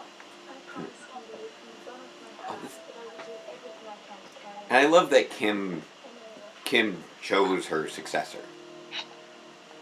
And it's someone who she knew through, who she knew She was she could keeping her trust. power coin under her communicator. They still have Yeah, no which is idea they interesting. used to be evil, do they? Interesting. They're gonna get. No, No, they know. Oh, they do? Yeah, that's how they, Okay. yeah. I heard they were gonna get offended later. No. Wait. They had already established this. They went through this whole thing in the hospital. Well, as long as I'm on the right team, that's all that matters, right? Sure. Okay. But I love the idea that That is being... a nice little. What were you saying? Sorry. So, spell thing. You'll never use it though. You never use it. You'll use it like once. We're introduced. You've already seen it. Yeah. Do either That's have right, an someday, idea because they as to don't what have- J- they don't have the what Ninja Zords yet. JJ stands for as far as her and Tommy's son? I don't think that was ever. I think it was Jason I'm something. not sure. I was thinking Jordan Jr. But Jordan would be spelled Jordon. After Like Zordon with a but J. having his son named Zordon would kind of raise a few eyebrows, so Oh, there we go. they corrected themselves and just said Jordan. Interesting. There we go. We have our new Pink Ranger, and we close on the montage of Kimberly, which is great. Aw. Like, she is... So it's not skipping the credits on this, Yeah. She's like I was so mentioning talented. earlier. Probably because it's the end credits of the Yeah. 3 parts. Right. Yeah. Interesting. Like, all those... Like, that takes so much strength and control. And Oh yeah. just 3 seasons of killing it right there. Kim was amazing. Alright, so next up, we are up to yet another Jackie O original, Rita's Pita. Yeah. Oh, someone just donated while I was typing in the thing. Who just donated there? Donation. It is Jenny C. back again. Oh my goodness. Orange Ranger's here and I wanted more PR content, enough said. That was another $40. Oh my goodness, Jenny. Thank you again. Thank you. You Awesome. again just killing it. Oh my goodness. Jenny, child, if you get in trouble with your grandfather over us, Did that take you through your match yet? do not get in trouble with your grandfather over us. Yeah. Do not get in trouble. Yes, we want to make sure that you're not, gonna get in trouble with your parents or your grandparents. But thank you so much, and again, we hope that you have a very happy 16th birthday when you get there. Happy birthday! It's not quite birthday yet, but happy birthday when that For happens. future purposes. Birthday's next weekend. Yeah, So next since weekend. we're between episodes, where are we at? What's sorry. that do? It queued right up. Sorry, because I was updating and then there was a donation. It's 2 minutes into Rita's Pita. Tommy's training his student. And now Rita and Rito are complaining. We got another one from Shadow Ray, donating $8 to round things out to 1,100. Looking amazing. By the way, I think Jenny has really good timing because I think this is the second time she's Now donated during a match streak. Yeah. Good job donating during these match streaks. It's great. Nice necklace, Spencer. Yeah. But yeah, like, there's so when you're a Power Ranger, it puts you in such a position of responsibility where you feel like you need to be your best self, and you're being encouraged to be your best self, and you're also getting that sort of, that intrinsic reward of knowing that you are making a difference. That's really hard to get as an ordinary person. Like, it's tremendously stressful, I would expect, to each day be like, the world is on my shoulders. That's tremendous stress to be placing on a teenager. And you don't want to do that. But at the same time, you also suspect that one of the reasons that we see them always so positive was because they do save the world each day. Oh yeah. $86 now during the streak. We've had $86 during the streak. Oh, During nice. during the match streak. So we are now matching the next $14. Awesome. And then we will get to the end of season 3. I So- used to be quite skinny for a while. Like, Yeah. nothing too dangerous, but still, like, really skinny. Yeah. As I quickly step on this other I- computer because my phone is dead. I know I have my fairly slim physique. Being a Power Ranger, you gotta stay on your A game. Yeah. Ravinator is a great design. Here's a mouth wearing a hat. It's a mouth wearing a hat, and you know what? It looks great. I love it. Like, it takes so little sometimes. But honestly, I really do like Ravinator's design. Floop. Or we can put an indie reducer on the menu. No, it's just little. At a fitness club. Alright, let me see here. Yes, I do She have. turned it into a lightning collection figure. As we keep rolling through, Ravinator created by Finster.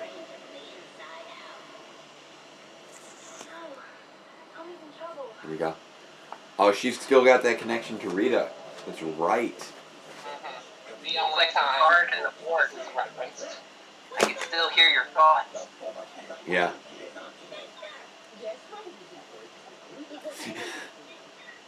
Aw. I love that. Yes, my reason for existing. That is so cloying and adorable. My reason for existing? She kind of is a little bit. I mean, technically, from a narrative standpoint, I mean, in a meta sense, yeah. So I kind of just noticed for the first time that Vito has a Professor Quirrell thing going on with the head and the back of the head. And now we get to show off. She now has the pink ninja power. But she's never fought before. He likes to talk about Guys, I'm the new Pink Ranger. I have no idea how to beat the Pink Ranger. I'm gonna do it anyway. for this. I'm a swimmer. Yes, she's like, I can jump over people's heads and flip. I could not do that New before. powers. This is where you start to actually get a feel that okay, yeah. Obviously, all the other Rangers were already in ridiculous physical condition prior to this, and she's still an athlete. But she now apparently has the ability to literally jump over the heads of people and flip around that she couldn't before. And that's cool. It highlights how the Rangers have powers. Your pita is moving, Tommy. That should be My something. sandwich is for me. The sandwich is alive. Like, You if might you're, need to cook it some more. if you're at a restaurant and your sandwich is alive, you should send it back, I think. I think that's fair. I don't think that makes you a difficult customer.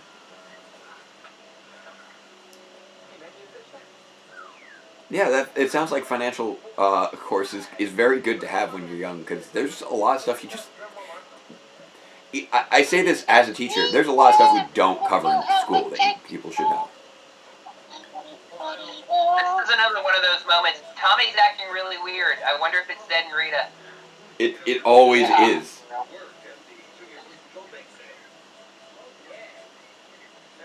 I want a Twinkie.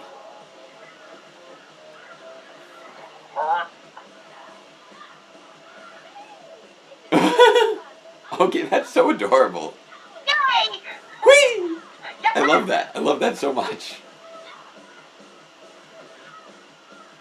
Like, this is a really endearing fight, and you don't get too many of those. I do like endearing fights. She's feeling her oats right now. Yeah. She's getting the feel for it. But yeah. Now I can do all the crazy stuff. Bye! Can you imagine though the I feeling love that of the Tagas talk. It's kind of fun when the foot soldiers talk. I'm thinking, like, can you imagine what it would be like to go to bed at the end of the day and be like, I saved the world. Like, I legitimately, the world was in danger and I stopped that. And having that feeling that Power Rangers do it every day. that's how they feel every day.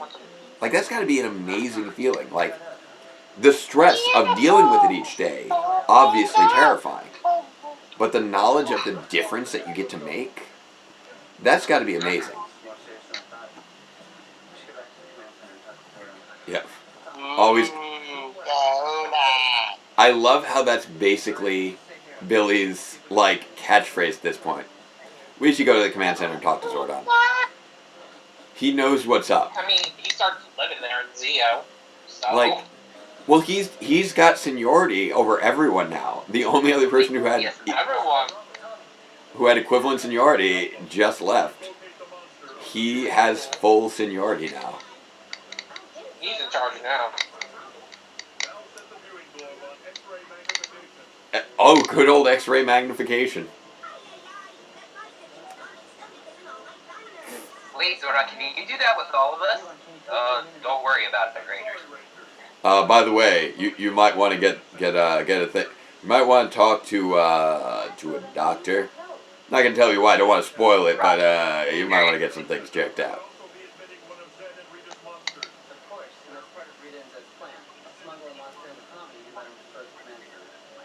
It is a good plan. I'm not gonna lie. It actually would have been a better plan if it didn't have an extra effect that made it really obvious that something was wrong with him. But it is a good plan. It is good comedy.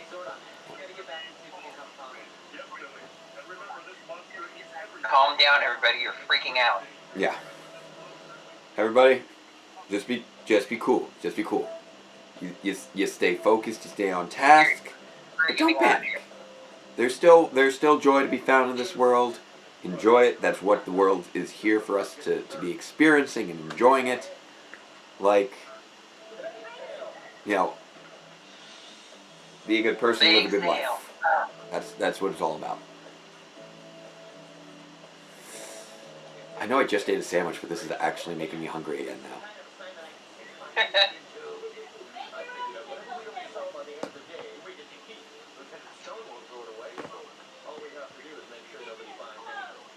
They want to eat everything, so they just make sure nobody buys anything, of course.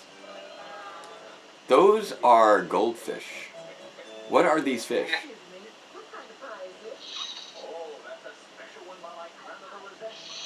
Fish pie. Catfish and custard surprise. Catfish and custard. Yum. I mean, For the fish rest sticks. of your days. Fish sticks and custard is kind of a sardines with lemon. That actually sounds like that could work.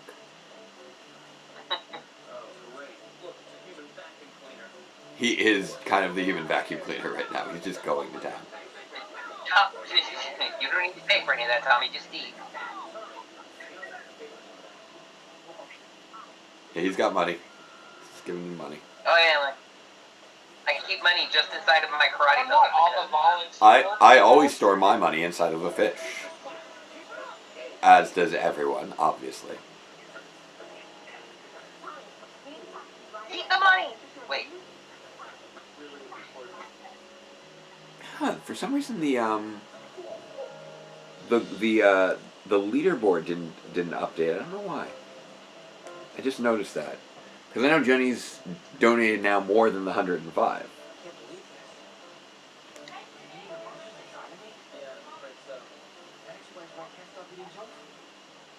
He says while he's eating the junk food.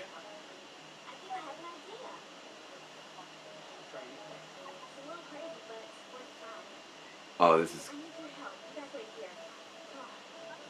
Alright, so this bit here now. Huh, I wonder why it's not showing that. Strange. Yes. You are an ice cream cart. How do you have those resources? What are those berries? Oh, the mutant strawberry Sunday special. Yeah. What is that thing? That is not a strawberry. Okay. So truth be told, I probably mentioned this before. So I don't know if you guys know Friendly's. I don't know how far that restaurant chain spreads. We have very good Friendly's. I know that. You know That Friendly's. ice cream bowl Friendly's does great ice cream. It's sort of a family restaurant in line with Applebee's. Probably couldn't have it melt in the California sun. Yeah. They're well known for their ice cream sundaes. They have Hate it when you hot dog. They have a sundae there. I don't know if they still have it. It's called the Giant Crowd Pleaser. They still got the Giant Crowd Pleaser down there? Excellent. The Giant Crowd Pleaser is 12 scoops with 6 toppings. 20 minutes. Oh, wow. I did that 20 minutes. That's a lot of ice cream. I was hungry that day. And somebody bet me, hey, if you will eat this whole thing, I will pay for it. And I'm like, okay. I was also a college student at the time. Oh, it just started raining where I am. Oh, well. It's Cat a just had pretty her, nice day wow, over here. I'm really the Pink Ranger moment. Yeah. But basically what I'm saying is I kind of want to try out that sundae there. That looks pretty good. Oh, bite on the hand. Yeah, we are really close to Alien Rangers now. Now keep in mind, that 12-12, that is for the first episode of Alien Rangers. We will need more if we want to get all the way through. It'll still be another 162 past there to get to the end of Alien Rangers. 1,212 gets us to the first episode of Alien Rangers. Alien Rangers of Aquitar Part 1. Yes.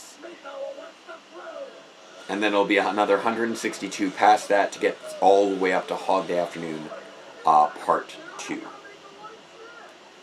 Now, if you guys do want to see me get to Zeo, though, our goal for that, I want to make sure before I plan another live stream that we'll get through at least a quarter of the series. So for that one to be next weekend, we will need to hit a goal of 1,600 by the end of today. So 1,600 is our goal to get us to Zeo. If you guys want to see that, that's how you do it.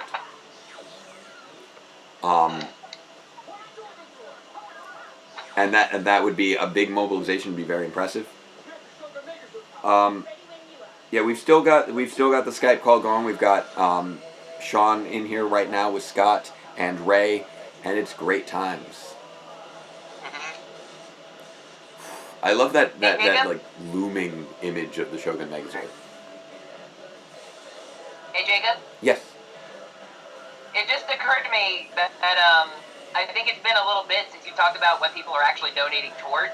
You want to give another little quick spiel about what the cause is? Yes, we are raising funds. I can't help feel that's the one element missing from the graphics. That is fair. That is fair. I'm still new to these. I put in the rewards, but again, well, to be fair, actually, the title of the video does say "For Spread the Vote." But yes, this is for spreadthevote.org. We are raising funds specifically to help people vote. Spreadthevote.org is an organization that gets people helps people get their voter IDs, so that they can go vote. Make sure that they can get registered. Make sure that they are able to have the information that they need to engage in the election process. We are coming up again on the most important election of our lifetimes, so that is why we are raising funds to help people vote. Like, I know that for a lot of us, voting seems like it's an easy task. Especially if you live in like the suburbs, you can just go down to the local library and vote, and you have a lot of flexibility on that front. But for a lot of people, especially people who live in marginalized communities who don't have access to personal transportation, who don't have driver's licenses, it's very difficult to have a voter ID and to get to a polling place. Because for some of those places, like, they live in public housing, and public housing IDs, despite being government issued, don't count as voter IDs. They need driver's licenses, and they don't have cars to get there, and the next DMV is 50 miles away. Plus, once you get there, having to wait online, making sure that you have the funds to get that ID, it's very challenging for a lot of people, and it's really the people who suffer the most under restrictive government policies. And these are the people whose voices we should be hearing, so that we can make policies that are inclusive and helpful to everyone and build a better society and a safer society. The reason this election is so vitally important is because right now, as I've established in the previous video, we are dealing with someone in the White House who fits the definition of a fascist, hitting all the check marks of that ideology, and that is dangerous, especially while we are in the midst of facing a climate crisis that threatens to become irreversible within the next 10 years.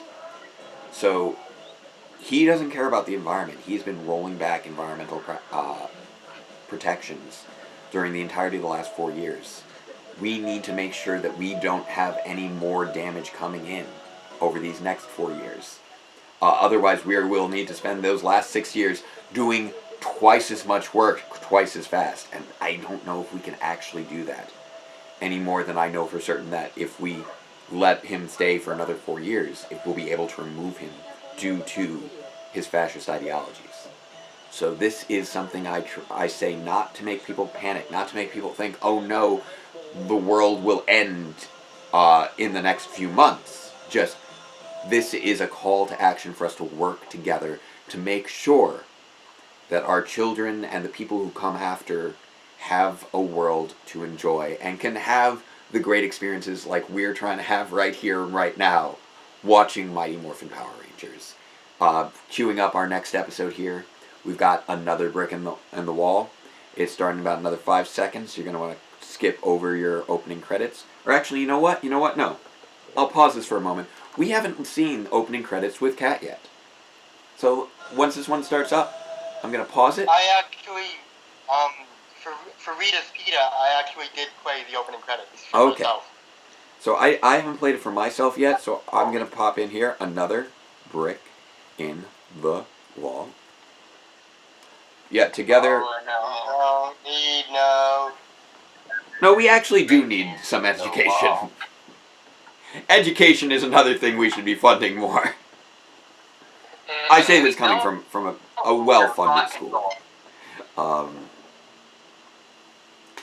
But yeah, not everybody can drive. People who have disabilities, also people who are blind in wheelchairs, they need help getting to the polls. The elderly, a lot of times who may struggle to get out the door. Young people who face disabilities. Some people are they don't have they a lot of younger people live in poverty. They haven't had a chance to secure a good safety net for themselves. I can speak for myself and MJ. We're in good shape right now. We both have good jobs. I'm a teacher. MJ does IT at a hospital, so we're in good positions right now. But when I started this channel, our income was what I could bring in as a traveling knife salesman, which is not much. And so I know what it's like to be in your 20s, not have health insurance, and always be worrying about what could happen next. Being well educated and still not able to find a stable job. Like, I've been there, I've had to deal with that, and the reason that I was able to get through that, the reason that we were able to get through those challenges is because we had each other, we worked together, and there were programs that you could take part in to make sure you were covered. Like, we had an urgent care center that nearby that has a health program where it's a sliding scale. If you make under a certain amount, then they won't charge you. Fidelis of New York. I think that one was. It is actually run through the Catholic Church. Yeah, that was through. Was it? That was run through the Catholic Church. I thought it was St. Peter's. St. Peter's is a hospital that you must go to. Right. Because Fidelis will not cover you. It was a hospital network where if you went there, Fidelis will not cover you and if if you you do were not go under to a St. Peter's. certain income, they would cover you. And that's what we had to do for our healthcare for several years. You had cysts that turned green before you would go to the doctor. That is true. There was a bump. I did have a bump on my collarbone that turned green before I was willing to go to the doctor. Oh wow. So how appetizing. Yes, I know. In case anyone was still hungry after Rita's pita, I hope that settled your stomachs there.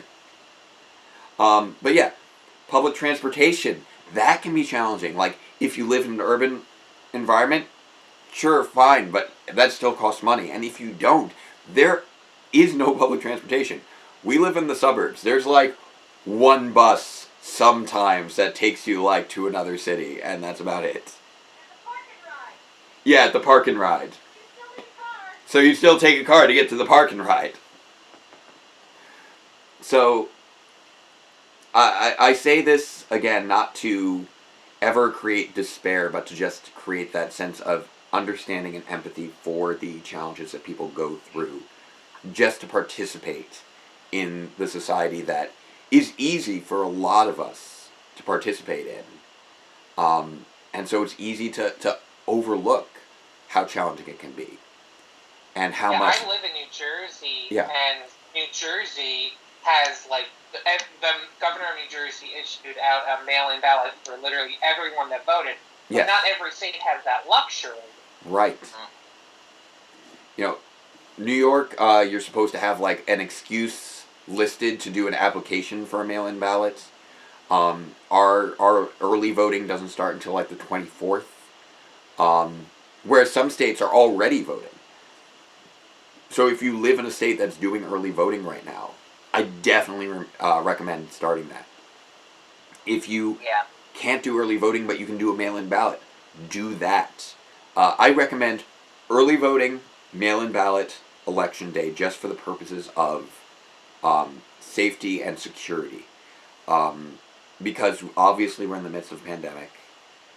That is something that you don't want to have those big crowds at the polling places. A lot of polling places are shutting down because they don't have enough people working them. So we want people to be available to help out. And you can do that at the age of 16 as well. So again, happy birthday to Jenny on the 24th. You will have more birthdays. You will absolutely, have, and I'm so glad you're gonna be having a happy birthday this time around. I hope you enjoy it. You earned it. You're putting in the work. You're being responsible to your community, and I appreciate that so much. And I appreciate everyone else who is here working hard to raise this awareness and listen to my ramblings, which I hope I have been entertaining to you, and I hope that I am helping to inspire you to take action, because that's how I'm choosing to engage and try to save the world. And I'm going to keep doing more things too, so don't forget, even if you have tapped out monetarily, if there are other things that you feel comfortable with, like if you're someone who's comfortable with phones, you can do phone banking, and that's great. If you're someone who feels comfortable going to a polling place, you can volunteer at the polling place, and that's great. If you're someone who's comfortable with social media, you can raise awareness of all the things we're talking about here on social media to make sure that people understand what's at stake and what they can do. So, all that said, thank you, Sean, for reminding me on doing yet another call to action. And I think we are ready to put another brick in this wall. You ready? From zero. From Seems zero. Open, right? Yep. Let's get that explosion. Limber, get loose. Let's set off another brick in the wall. We are well into Mighty Morphin Power Rangers Season 3 now. I'm trying to think. We're 20... I gotta double check myself now. We are now 27. This is the 27th episode of... Alright, loading up. 27th episode of Mighty Morphin Power Rangers Season 3. Another brick in the wall, taking it from the top. Ready. And go. Go. Go, go, go, go, Power Rangers. Loading it up. And boom, explosion. Zed, Rita, Rito, Telescope, Goldar, Pet Hospital, Animal Clinic, Car. Spinning Car. Shark Cycle, Rita.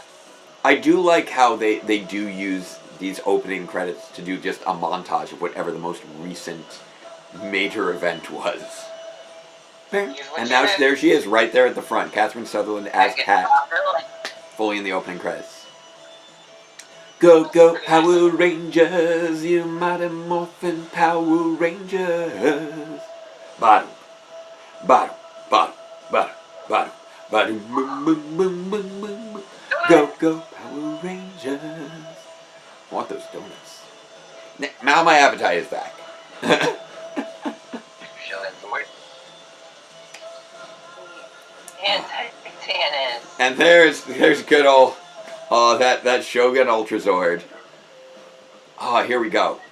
Hey guys, could you pick one? Oh, this is cute. That's pretty nice. So it's out. Yep. Yeah, that's another thing. Like, when this is all said and done, there's always going to be more things that we should get into habits. Rito basically spent the rest of the season bitter that they lost the past. Yeah. Ooh. Pretty much. They go after her, if I remember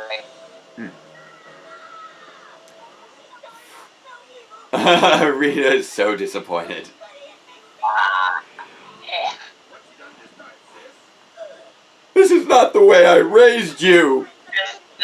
Teenage girl that I abducted and turned into a cat, this is not the way that I raised you. I raised you to be evil and a quadruped. And now you are neither. It's like I don't even know you anymore. Cuddly friend.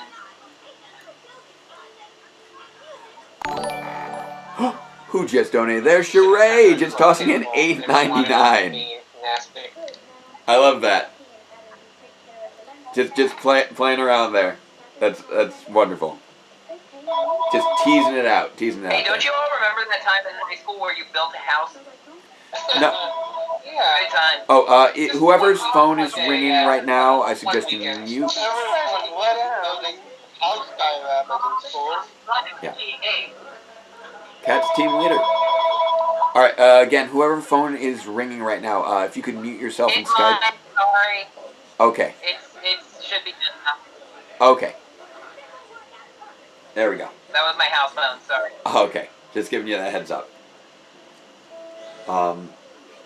But yeah, if you ever get the chance to do Habitat for Humanity kind of stuff, that's cool. I did that once for a place where I was working, coordinated like an event at the local Habitat for Humanity project.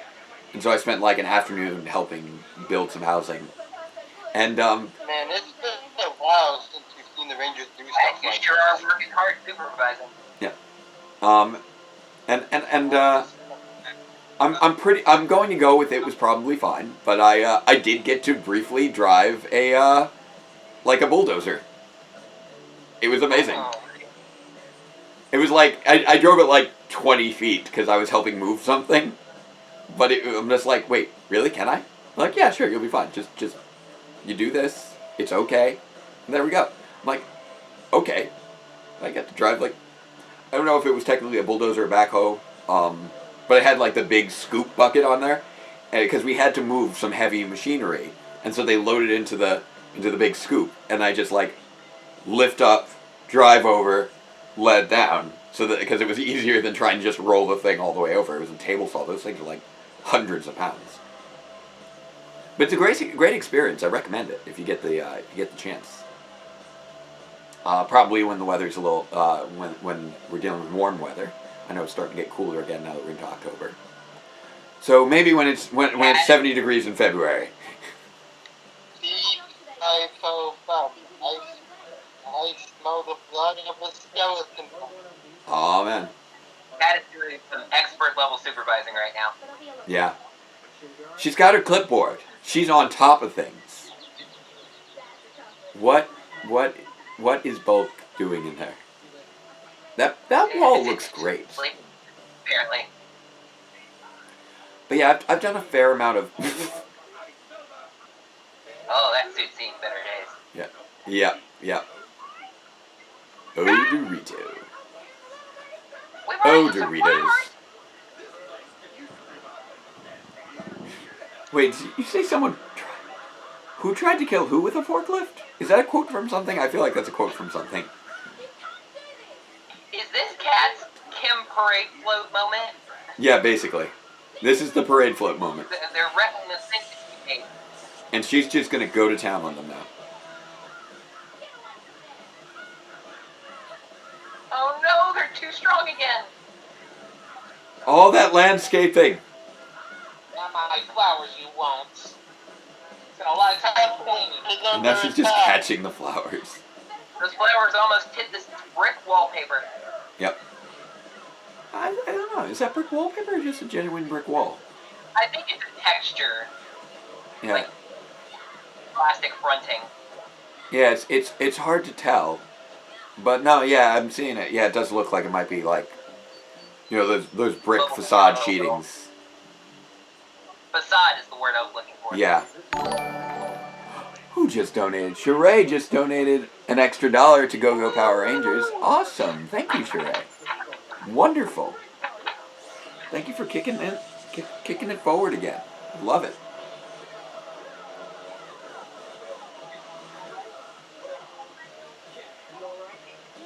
All right, yeah, we got it. That was your the last remaining $1. You're coming up with a tune of these things by yourself. Yeah. I'm so glad you're here. Here we go. But yeah, I've got a fair amount of carpentry experience just from doing so much theater. Because I did a lot of set design, set construction, and developed something of a reputation for doing wacky, transforming sets. With enough hinges and wheels, you can make anything turn into anything, basically, is the idea. Oh, poor Rito. Oh, he tried to kill me with a forklift is apparently a Mystery Science Theater song. I didn't realize that.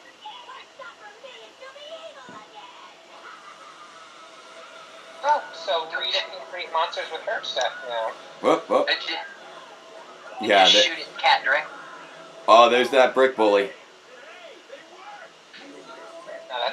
Mr. Brick Bully will bail you out.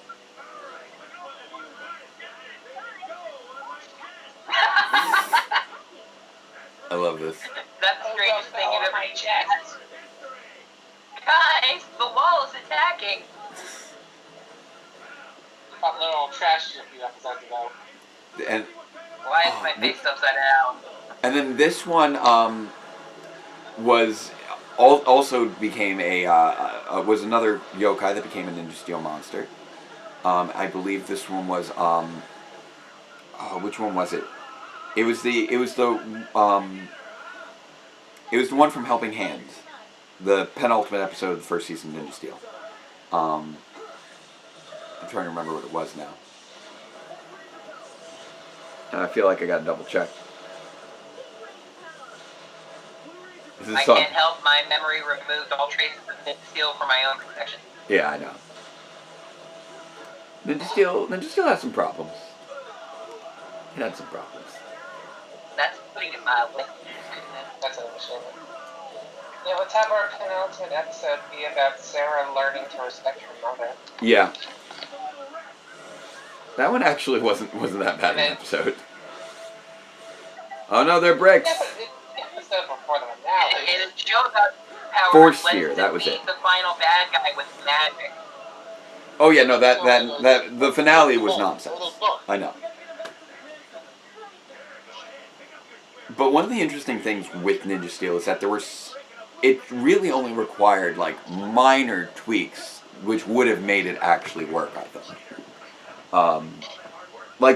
It was one of those things where if you just were to introduce like another element or two, I feel like it could have tied together. It just wasn't gelling, and usually it's because there's some missing ingredient. And there were always like one or two things where I'm like, oh, if you just done this with the episode or that with the episode, it would have come together. So it had potential. I think it had potential. It just didn't hit it. I just feel like the writers didn't really vibe with what they were given. They were probably told. I would say the writing felt low effort to me. A lot of episodes didn't really make me care. I feel like, as far as what I've hardly anything like satisfactory to Groovy. Stuff just happens. I feel like character depth. With regards to just looking at how things went from Dino Charge, Super Dino Charge, etc., into Beast Morphers. Like, I don't know how much, I can only infer so much. You know, I've talked to Becca Barnes on Twitter a number of times, but she can't divulge anything behind the scenes, really. The impression that I get is that Chiplin has sort of tried to slowly transition over into the new writers taking over. And I feel like they weren't fully equipped to take on the level of responsibility they were dealing with in Ninja Steel. Ready yet? Because I could see that there were things that they had learned and they had gotten better at in terms of the structure of a season and how to make the show. But in terms of like the further nuance of really what makes it really, really work to hit well, I felt like they hadn't achieved that nuance yet. And so I see like Beast Morphers and I'm like, okay, they're learning and I see them improving and I see where they learn from their mistakes. That's the impression that I get. So when I was watching Ninja Steel, I always thought of it as, you know, as if I was observing the new writers going through sort of the trial by fire learning experience. Because I could tell, okay, you have some good ideas, you just don't quite know how to execute them in such a way that really works. Because there were some good ideas in there that just require refinement, I think. And so I hesitate to say low effort, just because I'm sure they're trying and that they're just still learning. Yeah. But I'm not going to deny there were problems. Sometimes it just makes it feel like that. Yeah. But there's a Steel story in one of the comic specials, one of the annuals, I think. Yeah. That was actually written by Barnes and Alwyn Dale. Yeah. And it's actually pretty. I just found it interesting that they got outside of the framework of the show. Yeah. And they wrote a better story with exactly. the same characters. I actually like that. And part of me, honestly, believes maybe some of it was executive meddling, too. Maybe the executives at the time were like, be like Mighty Morphin because this is an anniversary season. I feel like there was also, you look at Saban himself and his level of involvement, and some of the things I look at, I'm like, okay, okay, make it simpler, make it easier to understand, make it more like it was before, you know, have some more fart jokes, etc. Like, yes, that's something that when, you know, if you're thinking about things for children, you might think is something to push on. But also, those are things that, like, old people do also find funny. They want it to be, wait, this is too complicated, make it simpler. I want to make it like it was that I remember it. You know, and all those little touches there. And it's like, when you think about it that way, it does feel like he was trying to sort of recapture something, but not really remembering quite how. Like, still obviously intelligent, sharp guy. But I felt like he was pushing in ways that was no longer pushing the show in... You're going backwards instead of forwards. Exactly, and you always need to be moving forwards. That's always my opinion. Power Rangers is a perfect example, just in general, of you always want to keep moving forwards. If you do go back in any way, you shouldn't be trying to recreate what came before. You should be trying to figure out, okay, we did this before without knowing what we were really doing. What's it going to look like if we try doing this and try to make it better?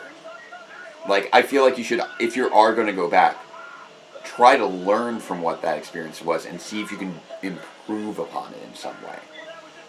And I feel like the 2017 movie tried to do that in a number of ways, and I think it succeeded in a number of ways. Dino Thunder is an excellent example. Oh, yes. They captured the Mighty Morphin, but also being its own thing. Yeah. It's kind of funny how this episode just suddenly turned into a Billy episode, just because that's where the Sentai footage was going to lead. Yeah, because footage. It's like, oh, this monster gets fought by only one Zord, so kind of make it Billy focused. Yeah. But meanwhile, we're going to put these bricks in the oven 350 for about an hour, cook them up. Yeah. Like, it doesn't really make sense for Billy to be doing the fighting while Kat is doing the lab work, but you can still kind of roll with it. Because, I mean, among other things, he is actually a better fighter than she is at this stage. And, you know what, I realized I didn't show off. Except that she doesn't have a Shogun Zord. Brick Bully with the go on his chest. With the brick wall he was made out of, and his second form. I don't know what this thing is, but I'll use it. Yep. I do like the lance. Oh yeah, the lance because is those great. Cocker Ranger weapons, and they don't use those in Mighty Morphin. That would be an interesting thing to do. Give them new weapons. But yeah, I like those weapons. I like when we get to see them. Because the Shogun Zord toys did have them. They were like all red and very plain with very little detail. But the Shogun Megazord did come with all of those. By the way, we are $4.01 away from the... Oh, is that how close we are? $4.01. Yeah, thanks to Sheree's 99. Yeah.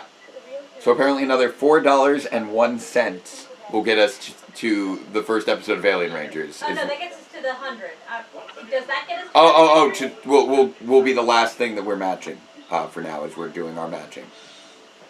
For this matching run.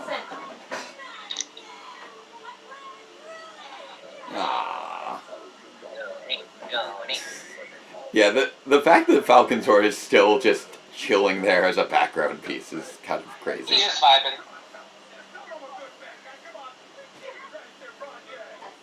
We may feed them. So the next $4.01 is the last bit for us to match on the. And does that get us to 112? That should, if I'm estimating appropriately, that should get us to 12-12, I believe, was the idea that we were aiming for. Approximately, thereabouts. I don't know, man. I'm just totaling what happened since you told them $100. And we're at $95.99.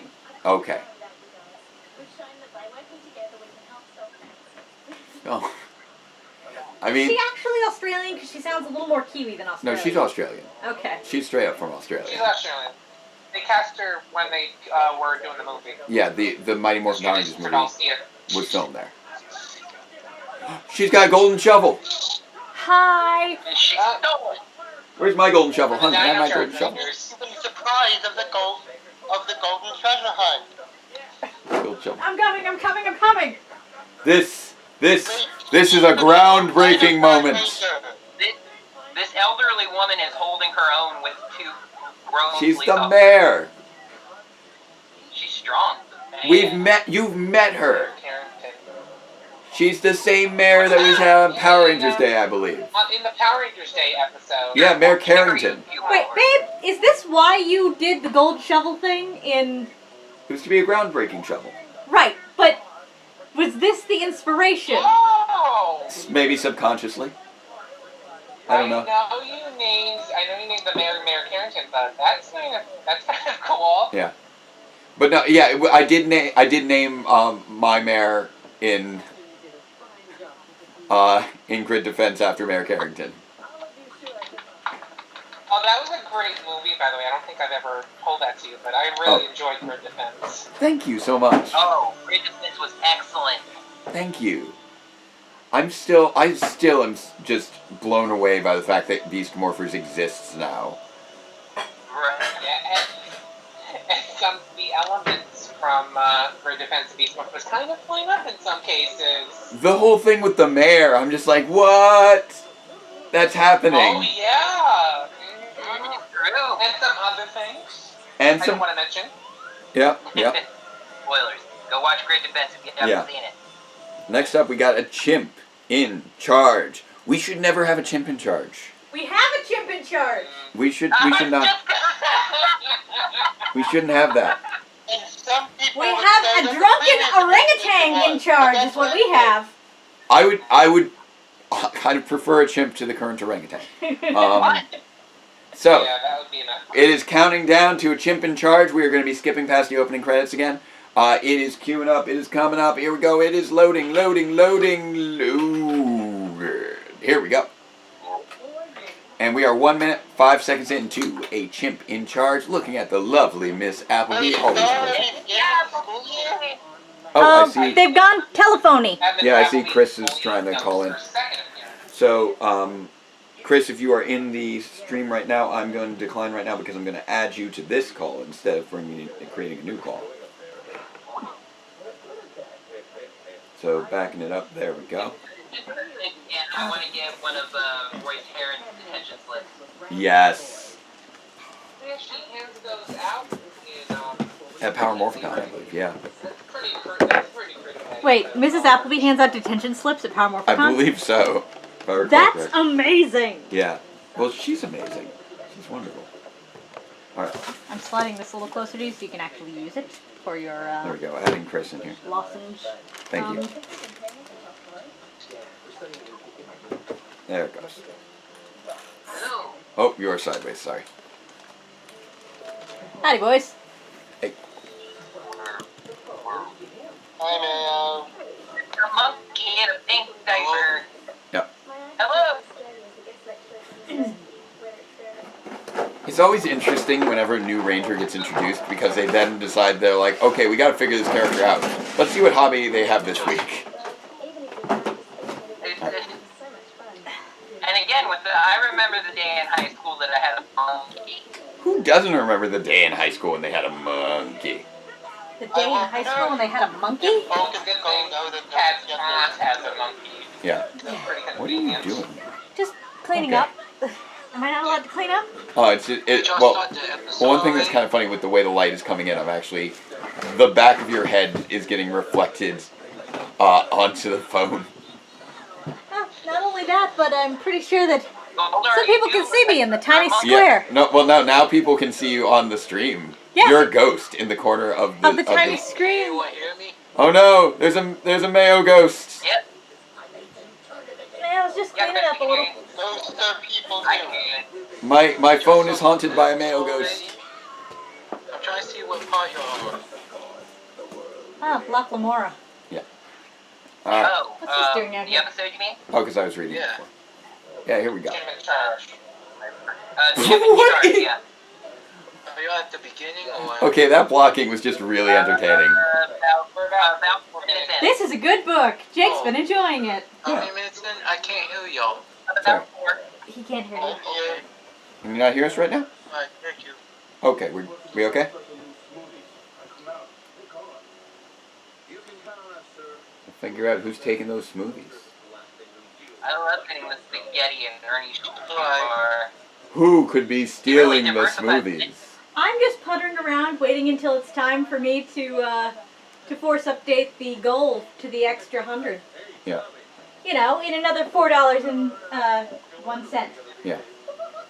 Thank you. So yes, we do have we are waiting on that additional $4.01 to wrap up our match. Is this the first time we see the outdoor seating of the juice bar? No, we've been seeing the outdoor seating of juice bars since I believe the beginning of Ninja Quest. Yeah, Ninja Quest. Yeah, Okay. because that was when everybody was shocked that Bulk and Skull were going to become police officers. It is pretty shocking. Banana Tim. Yeah. Oh yeah. Yeah, I know Sheree is talking about how Ninja Steel could have had the other Rangers in a be in a Power Ranger club, and they each have like enhanced powers. So Bulk and Skull are definitely looking at the future. Yeah.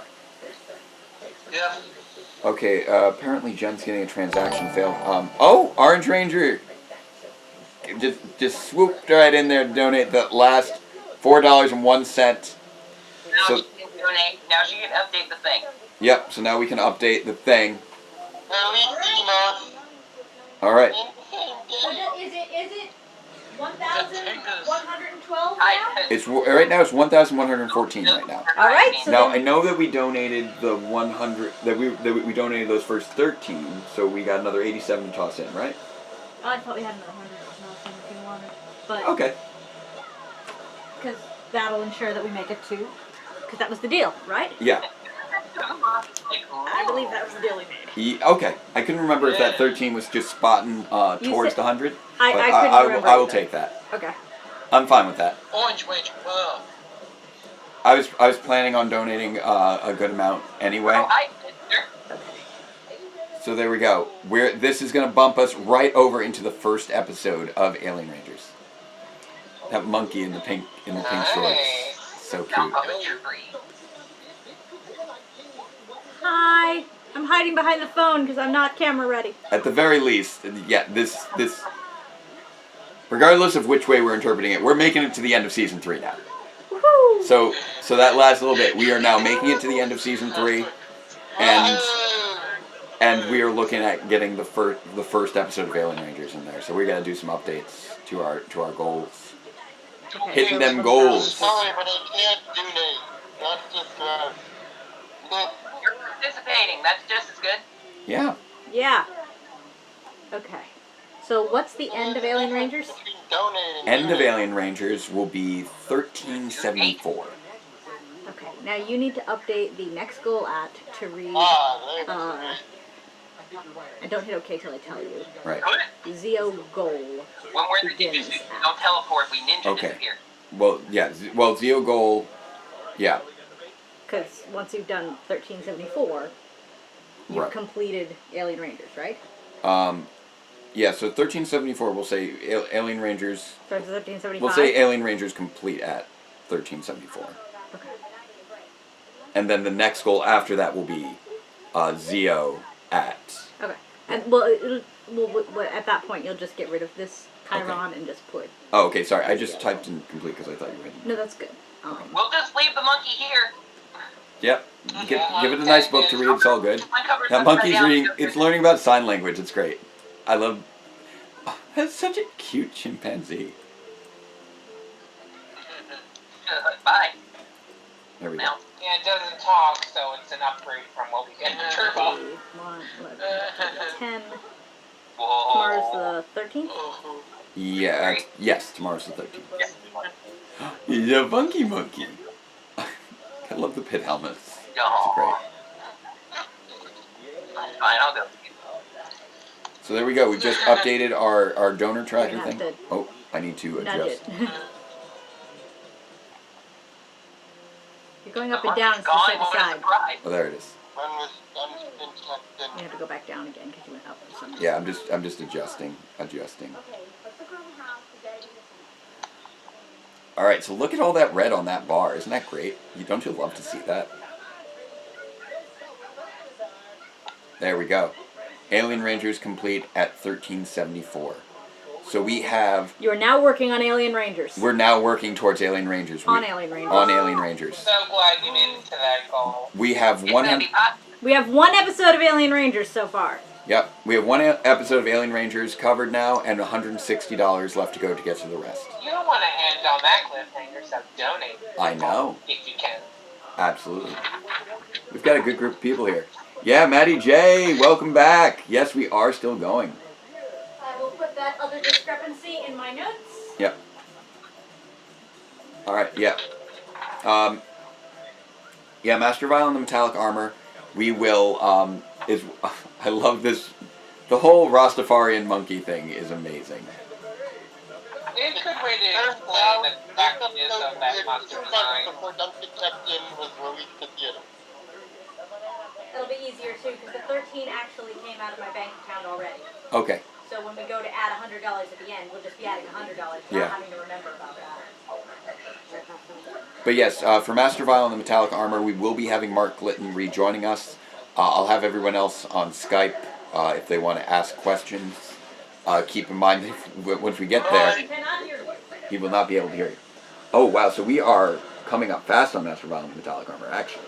That was clever. Oh, wait, which thing? I looked away for a moment. The dude dressed up the monkey and then it turned into the monster looking like that. Exactly. They matched up so well. I gotta explain that wacky design. Yeah. And they used a clever way of doing it. Big time.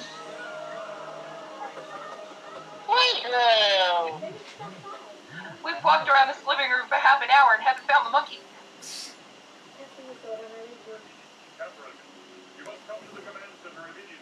So yeah, after the Alien Rangers thing fills up, you can get rid of the extra Chiron and I'll just change the goal to 1.0 next weekend. Yeah. Your monkey is wearing Stop, Zord. Fortunate. We take the wig off. Yeah, you're not going to be pretty happy that your monkey's a giant monster. Yeah, definitely not. Checking over Catherine, I here. have some terrible news. Your monkey is currently a fashion disaster. Okay, so I need to message Mark. I'm Because going to tweet at Taki and let her know. I realize we're well ahead of schedule right now. Oh, and he probably didn't even know if we were going to make it to his episode. Overtime. It is more than time.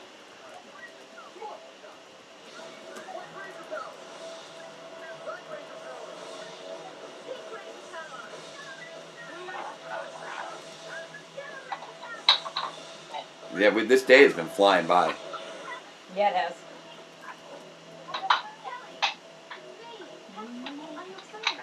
Huh?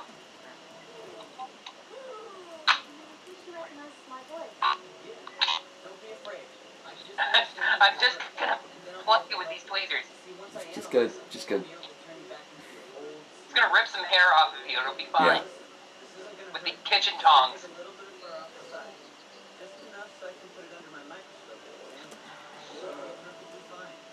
Didn't work? Why? It is Mighty Morphin Alien Rangers, right? Yes.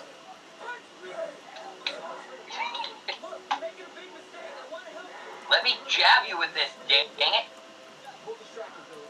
I need a sample. Kaku Ranger really did have just some great monster outfits. Like, Sinister Simian is a really cool looking monster. It is. Did you draw this one? Yes.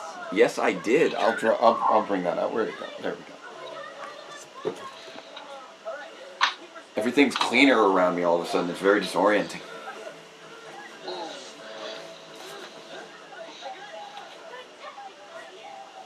Here we go. Sinister Simian. Go! You guys hold on to this monster. I'll be in my lab. There we go. Complete with this little label there. There's Kelly. Kelly the monkey. Jen, donating another $5 towards Spread the Vote. Thank you very much. Jen Wen, I appreciate it. Fantastic.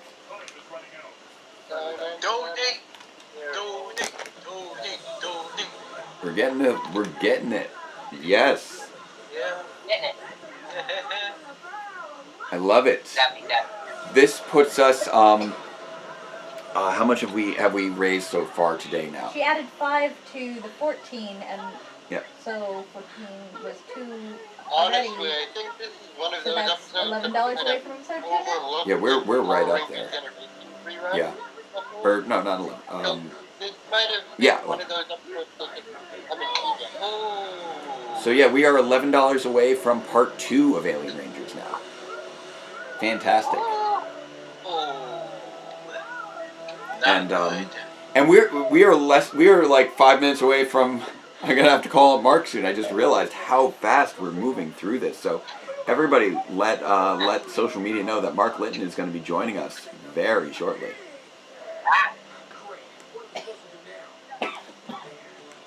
I'm so glad that I changed things up to this $18 per episode marker. I think it makes things much more accessible for people, and I'm glad.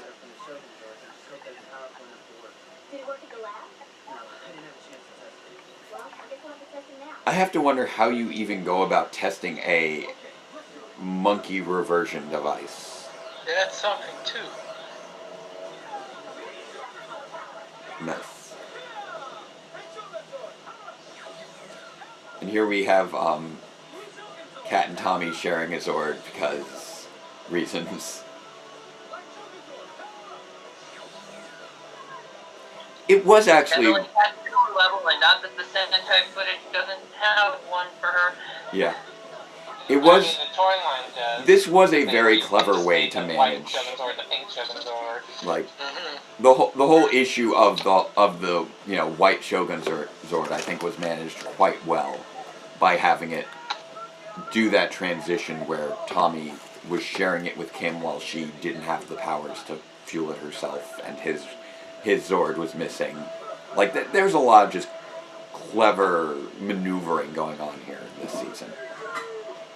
Season 3 is very well constructed in a lot of ways. I love it. This is honestly like one of my favorites. This right now is all original with Sinister Simian right now. Yeah, all originals are rich, especially.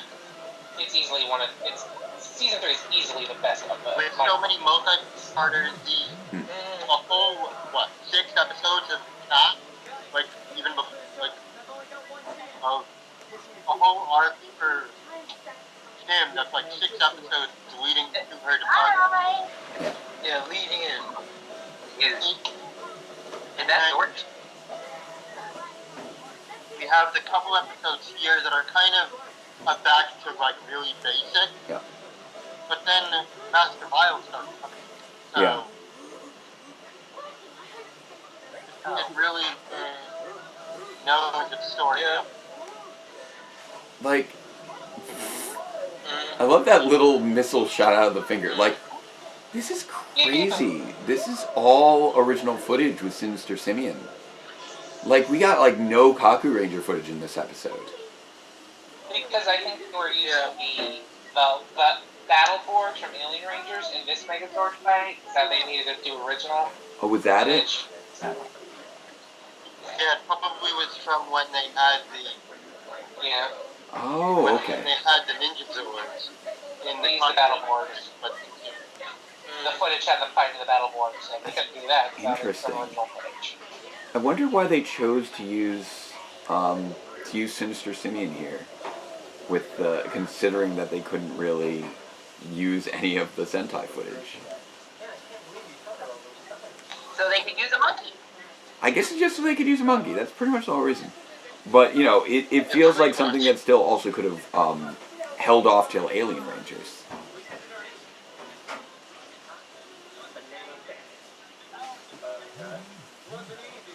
I feel like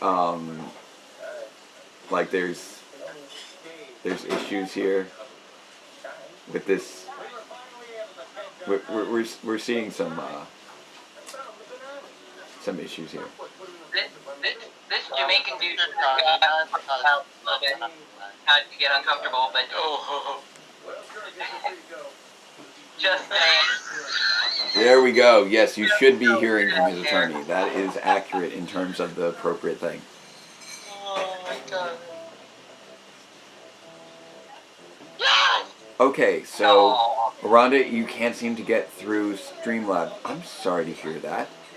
I guess that's one hit that keeps getting overlooked. So, when it comes to if you can't donate through Streamlab, I know right now I have it set up with PayPal and I have it set up with oh, the monkey. All right, so I'm gonna pause right here on the monkey outtakes before we give Mark a call. But yeah, Aronde, I see. What is he trying to use? Credit cards are set up. We should have it set up on for you to be able to use credit cards or PayPal. If neither is working, you can try going directly to spreadthevote.org and just let us know what you're able to donate. And Sheree, yeah, you've donated your last dime. Don't worry about spending any more dimes then. If that's your last dime, you've done literally everything that you can, and that's super respected. We appreciate that. Look who wants to say hi. Well, we've got another special guest. Who's that? Who's that? Who's an Ollie fur? Who's got all the fur? Who's a fluffer? He's a fluff. Okay. I see the cat. Alright, so I'm going to just check in to make sure that Mark is in good shape. I think he's getting ready, making sure there's nothing else going on. So hopefully Aronde, if I'm pronouncing the screen name properly, hopefully that gives you some guidance on how to make that work. And thank you to Shadow Ray and Orange Ranger for continuing to spread awareness on Twitter, and anyone else who's spreading awareness on other social media things that I'm not familiar with. Yeah, Frankie we had earlier. This guy is Oliver. Who's an Oliver? Who's a fluff? He's a fluff. He's a fluffy buddy. I got his belly. He's a fluff. We got an orange cat for an Orange Ranger here. Yes. There we go. Perfect. Right. So I'm gonna grab the phone. There we go. Pulling up, Mark? See if we check to see if Mark is ready to go. Alright, so I'll check. Alright. So I'll check to see if he needs more time, because we are well ahead of schedule. That is a beautiful ceiling. Yeah, it's like it's made of popcorn.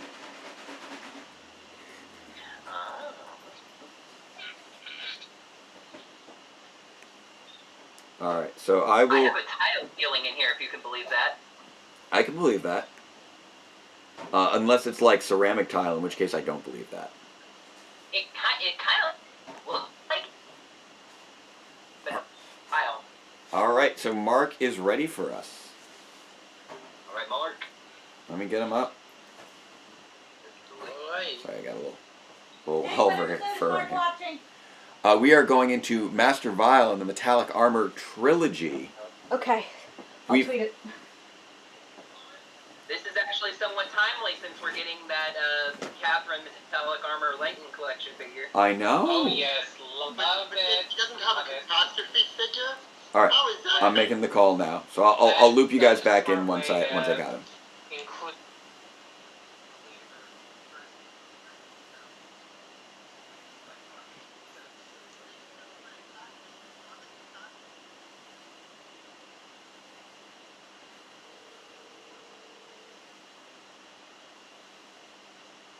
Here we go.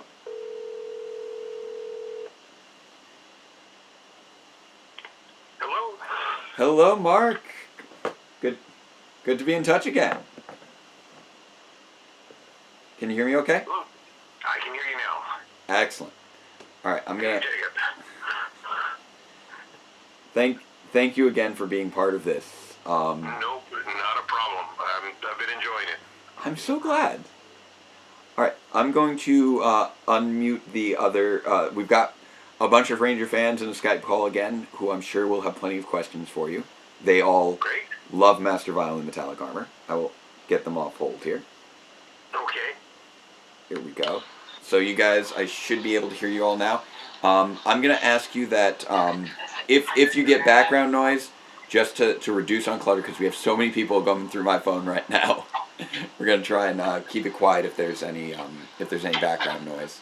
So if you have any background noise, make sure to mute your mic unless you have a question. Just like I tell my students. Unless you have a question, keep your mic muted. That way I can hear everybody who's involved. And I know, Mark, you are obviously in the phone call, so you can't hear the Skype call, which is a fascinating mechanic that we've encountered. Right. So, yes, we started with Z Waves, then Wild West Rangers, and now Master Vile in the metallic armor. We're just kind of easing in more and more Mark Litton each day. And it's great. Hi, Mark. That's what it was like on the show, too. We had one episode with you on Saturday, 2 on Sunday, and today we are going for a 3 for once, twice, 3 times Mark Litton. Twice. There we go. Okay. Oh, and we have yet another fan who wishes to join in as well. Jen, I'll add you in there too. Hopefully my phone doesn't explode from having 5 people in it. I don't think it cares how many people are in Skype. It just runs Skype as Skype. Wait, you're saying that these aren't just 5 people who are Now it does they're care how not many in my cameras phone? you have up, which is why you can only have 2 cameras at once. You're saying I don't have 5 tiny people inside my phone? That's what I'm saying. That's not the way phones work? That's not the way phones work. No one told me that. Nope. I've been teaching my students about this. Oh my goodness. I wish I'd known. Alright, I tweeted about Mark. Okay.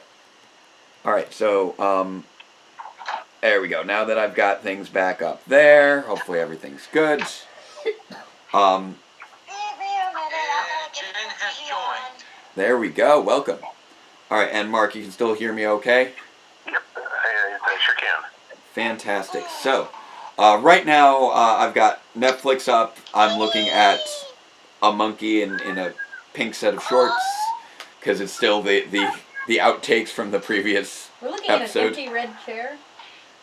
That was Orange Ranger. He went up to get his Oh, cat. there's his cat. Yes.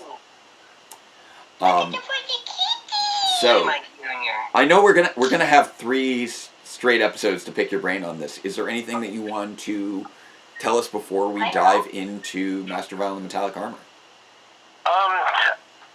Not particularly. I know that when they gave this to me, they said we're introducing Master Vile, so the producers had come up with the name for the character. They told me that the character was going to be Rita's father, and then I was to just make him as evil as I could. There you go. And also that we were supposed to introduce the metallic armor, and so they kind of wanted me to use the name of Master Vile in the title as well as metallic armor. And really all we could do is, because everything else was far too long to try and incorporate all of it, all we had room for was literally the addition of the word "and." So we've got Master Vile and the metallic armor. Metallic armor, and. There we go. It was easy to title that. Nice when you. That's one less thing to worry about, I guess. All right, I'm gonna. I was gonna say, whose idea was it? And I was plotting this one when I was doing the outline breakdown. I was in Washington D.C. on a little trip, so I did most of the plotting for Master Vile and the Metallic Armor was done in the nation's capital. Oh wow. So yeah, it's very much a. We are looking to try and impact who's in the capital next. So I think that this sounds appropriate then. So Master Vile and the Metallic Armor, Part 1. I'm just updating my now plan now. Oh, what was your question, Jen? Sorry. My question was who came up with the metallic armor? Oh, who came up with the metallic armor? Well, I know you said the producers told you. Well, the metallic armor was part of a new toy line they were doing. Okay. And so, probably Toy did, TOEI, Toy, probably came up with that. Yeah. Yeah, I would figure either them or Bandai. Right. Yeah, Bandai right. Like Yeah. I thought I had heard that was a way to kind of repurpose some of the movie figures that hadn't moved. Yeah, the movie figures, they shined those up because they didn't do the full resculpt. And so apparently this was, I guess, their way to work those toys into the show. And they left you with that task of selling those toys. So pretty much. I think you did a pretty good job with it. That was my job that week. All right. So you know what? Let's kick it off. Right now I've still got the outtakes to finish up on Chimp in Charge, and then it will skip past the opening credits, and it'll go straight into Master Vile and Metallic Armor Part 1. So let me know when the title is up. Okay. Yes, because I'll tell you to hit play once it gets to the title of Master Vile and Metallic Armor Part 1. Okay, sounds good. Awesome. So let's see this adorable chimpanzee for a few more seconds. I feel like this episode was just an excuse for them to play with a chimp for a day. I could be hungry, or just wants attention. Yeah. It's my just super my cute. brother's going to remember that more than me. Yeah.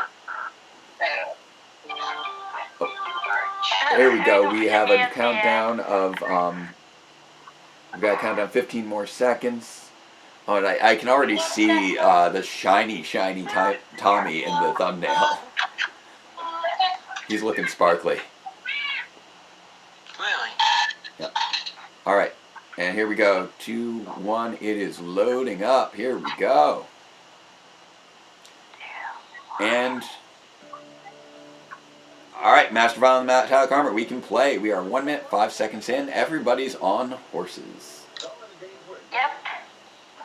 Here we go. Yep. Nature Appreciation Week. We always had to have something. And there we go. Written by Mark Litton. Mark Litton, did Mark come up with the idea of the horses? Yeah. Yeah. What led to this whole them all being on horseback? Honestly, we were looking for other things that they could do, and the fact that this was going to be, spread off. I think spread out over so many episodes. Yeah. That they decided they would try this. I know that at different times we've asked the actors, like, what can you do? And everything, apparently. Here we go with an earthquake. Yep. And that's just simply from living in California. You kind of think about that a lot. Right. So basically, after a while, it's just like, okay, you've had every hobby. What hobby would you like to have? Yes. That's pretty great.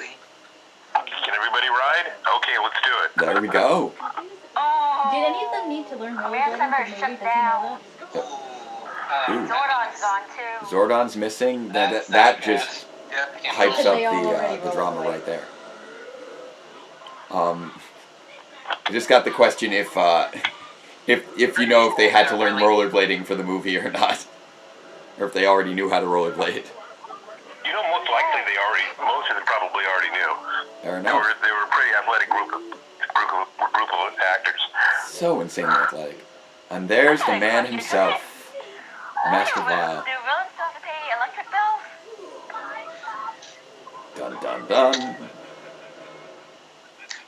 villains have to pay electric So bills? just jumping right into it again, jumping into the action. It's great. Takes a lot to wire that castle, I guess. I tend to like to start things off Especially big. from the moon. Yeah, and I appreciate that. I like how you dive into the action like that. I'm retweeting a David Yost thing, Possibly. your account. He's tweeted a news story. We were talking earlier about how well when we were watching Fourth Down and Long, it was actually our first episode of the day, and we really all appreciated the inclusion of dyslexia getting recognized in Power Rangers. Yeah. And we thought that it was handled really nicely and respectfully. Oh, well, thank you. Yeah. Like as a teacher, I have to be trained on that stuff, as I'm sure you already know. Well, and as I think I mentioned to you, I was a teacher myself for a while. Yeah. Both in high school and at Arizona State University. I taught at ASU for about maybe 8 years total. I'm still working on it. I'm about just a few years in teaching. Right now, this is my 4th year of teaching. I took sort of a break for 2 years to work on my graduate degree. So you're definitely more of an old pro on this front than I am. Well, I'm more emeritus at this stage. Yeah, that's right. Because I left this all in 1993 when I came out to work on Power Rangers. Right. Which must have been just such a crazy move to do. Well, because there was no guarantee that I'd end up doing this. The only thing that I knew is that they were going to take a look at one of my scripts. Right. Yeah, I've. Oh, go ahead. Sorry. No, I was just to say, fortunately, they liked them enough to keep having me back. Right. So, until they were trusting me with stuff like this. Yeah. Which was a big event. Horsey's volunteer. I like how his criticism of Lord Zed is he doesn't have a skull. That too. When you know what, it makes sense. I mean, it's valid criticism. His son has nothing but a skull, so obviously he values skulls. Oh no, the ninja action. There we go. Yeah.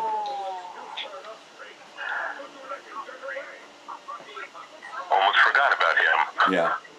Oh, Ninjor. Ninjor was such a fun character. I think we all kind of love Ninjor and his crazy Dudley Do-Right voice. Yes, the Zeo Crystal. Love it. Love that foreshadowing for the next season. Was the Zeo Crystal also something that was mentioned as far as something you needed to introduce in this 3-parter? I believe it was. I believe that was one of the other elements that they wanted me to work into it. Because obviously it became much more of a major element starting in the following season. And we are actually looking that we will be reaching Mighty Morphin Alien Rangers a little later today, which will be great.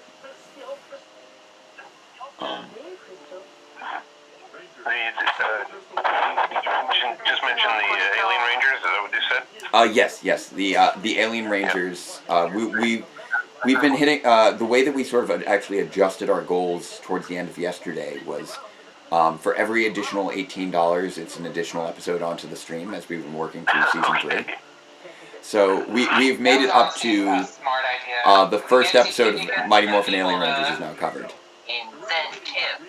Yeah. Well, at the time that I was writing this, they just mentioned M51, Galaxy.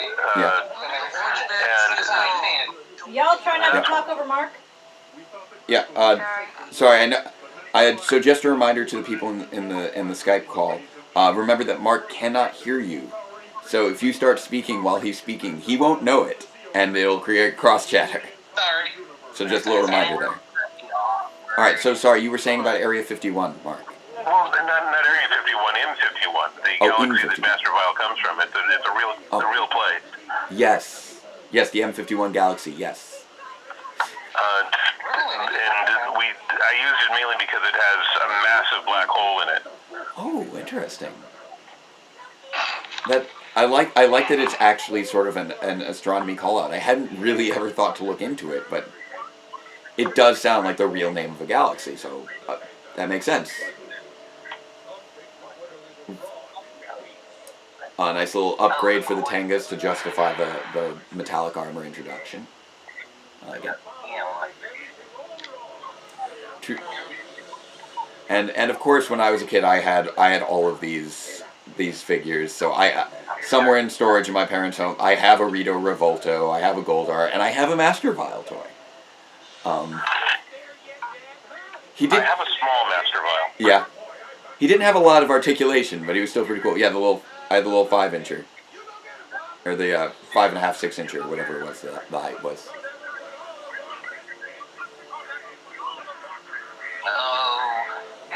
And I assume that that the footage that you were given to work with for Master Vile was the footage with the Globber monster. Right. Oh, okay. Breakfast is served. I did not need to see that. Thanks. Oh. I'd say that's the way how Rita and Rito were born, but we know how Rita was born now thanks to the comics. Yeah. Yeah, one thing that's been interesting is in the comics, I don't know how closely you've been following them, they have been exploring Rita's childhood a bit. Oh, okay. Yeah. Along with Master Vile. Yeah. Well, one thing Ryan Parrott, who writes the current comic book series, during Go-Go Power Rangers, his comic line, he gave backstories to Rita and how she connected with Squat and Babu and Goldar, and also flashbacks to her and her mother, who was named as Fienna, who tried to run away with her as a child to escape Master Vile, because she didn't want Rita's father to have access to her, and clearly Fienna was not successful in her attempts.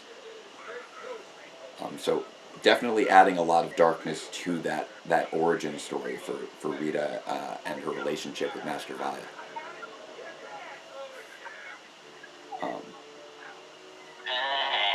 So I don't know if you had any thoughts about the nature of that family tree in terms of how Master Vile has a skeleton for a son and a humanoid for a daughter. We certainly didn't spend a lot of time trying to figure out how to make that make sense in a biological way. Right. We just said, that's it. That's the way it is. Yeah. Because let's face it, it would have been eating up time to try and make it make sense. And the kids are here for the action. We'll be honest.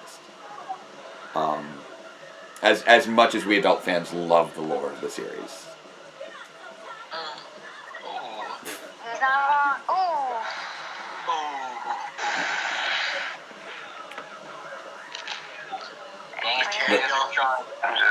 Sorry, I'm caught up in the fight here. No, it's fine. I think we all are. It's a good fight. And also, if anybody has any questions, just go ahead and relay them to me. Oh, yes, of and course. We'll try and work out some system that works since I can't hear them. Yes, of course. I will keep. I have one. What is your question? When Lord Zed mentions, when Rita jokes about, like, Zed trying to get the Zeo Crystal, was that intended as a joke? Or was that, like, something that legit happened? Because the way the comics are going out, it's like it actually happened. Okay, that is a good question from Ray there. When Rita makes mention of how the Zeo Crystal basically fried out Zed's skin, was that intended as a backstory for Zed or just as a snarky one-liner? Most likely a snarky one-liner. Okay. Although if we found something that we could use later on, we would we would turn it into a backstory. Okay. They did. The comics did. Yeah, the comics acknowledge it a little bit more as well. They've been delving a lot into a lot of different backstories. So. And I got Ninjor again. Ninjor just got... I was too fast. He gets captured so easily. And the Ranger. So yeah, for anyone in the chat, whenever you have a question, just say, I have a question. And then I'll let Mark know that someone has a question. Then I can hear it, relay it, and we can get the answer. And I think that's a good system. Yeah, okay. Alright. Alright.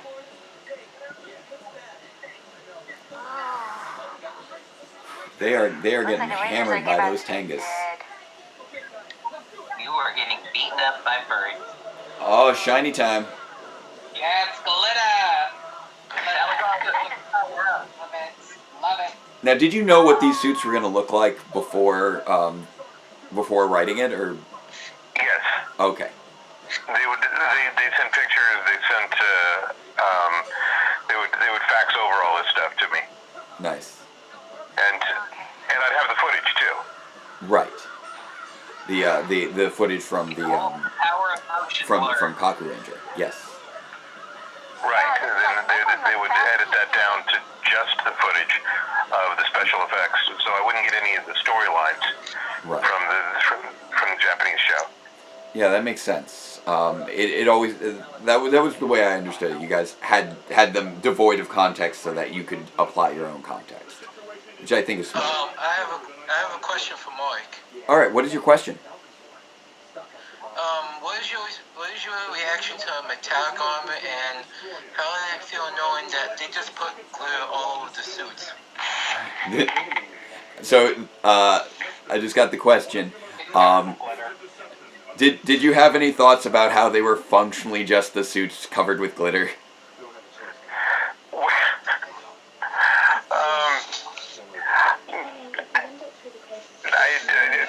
Maybe I should have come up with something where we use some real glitter. Apart from that, but no, I try to buy into the fantasy of the show as much as possible when I'm writing it. Of course. Oh boy. So I don't think about the cheesiness of it. I don't think about the low budget. I think about these people as real people doing extraordinary things. Yes. And I think that's a great way to do it. You just immerse yourself in the world and you can just roll with it. I think a lot of times when people try and ground superhero adventures too much, then you start to lose some of the adventure and escapism of it. So long as it's grounded in real emotions, that's the important thing. But trying to connect it too hard to the world as we know it and as it exists, you sometimes lose things there. Oh, I see. The world of Angel Grove and Power Rangers in general is very different from ours in many ways. Exactly.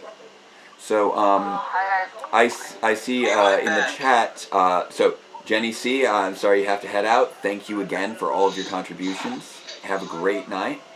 And then I see a question from Sheree. Were there any plans for the Alien Rangers at this time? So, did you know that the Alien Rangers were coming at this stage? Yes. Okay. Yeah, we did have an idea that they were coming. And I recall, I don't know if that was for which, I'd have to check into this about why we were doing the Alien Rangers. Sometimes we would do things like that in order to, if there was going to be an absence for people because they were shooting other things, like, I can't remember when the second movie was being made. That was another year after this, so... I was going to say, that's been longer, so they might have been doing other things that just required the attention of the actors somewhere else. Right. Can you hear the Power Oh. Because most of the actors were turned to kids when we had Alien Wingers. Yeah, the way that it was broken up was we had after these next few episodes, we went over into Alien Rangers for 10 episodes, and then we had Power Rangers Zeo. And my understanding of the situation was basically just that it seemed like the actors had been exhausted from just working so much over the course of those last few years and needed a break for 10 episodes before starting a new series. I imagine there was something else that they were actually doing or had to do rather than just being given a rest. Fair enough. Yeah, that's. I don't see that happening on our crew. You know what? Yeah, no, I've heard enough stories about working for Saban that that's fair. That was an unreasonable assumption. Maybe there was a labor law. They had to have some time off or they'd become real employees and you have to pay them. One moment. I hear another question over here. What is the question? So, the little Falcon Zord remote there, I just want to know if that was something he wrote in or if that was just a case of he wrote in, like, he installed the remote and then that's what they had on hand. Was it always supposed to look like a Falcon Zord? Right. Alright, so yeah, that little Falcon Zord remote, was it written to look like the Falcon Zord, or did they just kind of decide to make a remote that looked like a Falcon Zord? You know, I think they decided to make a remote that looked like a Falcon Zord. It's my guess. Yeah, it does seem like... we would often do that. Yeah. You put a lot of trust into the prop makers to make things really play into the world at this stage, it seems. And sometimes we would write into the script directions for the foremark for the prop guys, right? To that it should match this in the footage. Yeah. Yeah, if it's something very specific like the blue Triceratops mirror from like a Zhu footage. Now were there any now it does feel like there was a lot of pre-planning when it came to season 3 compared to the previous seasons in certain regards.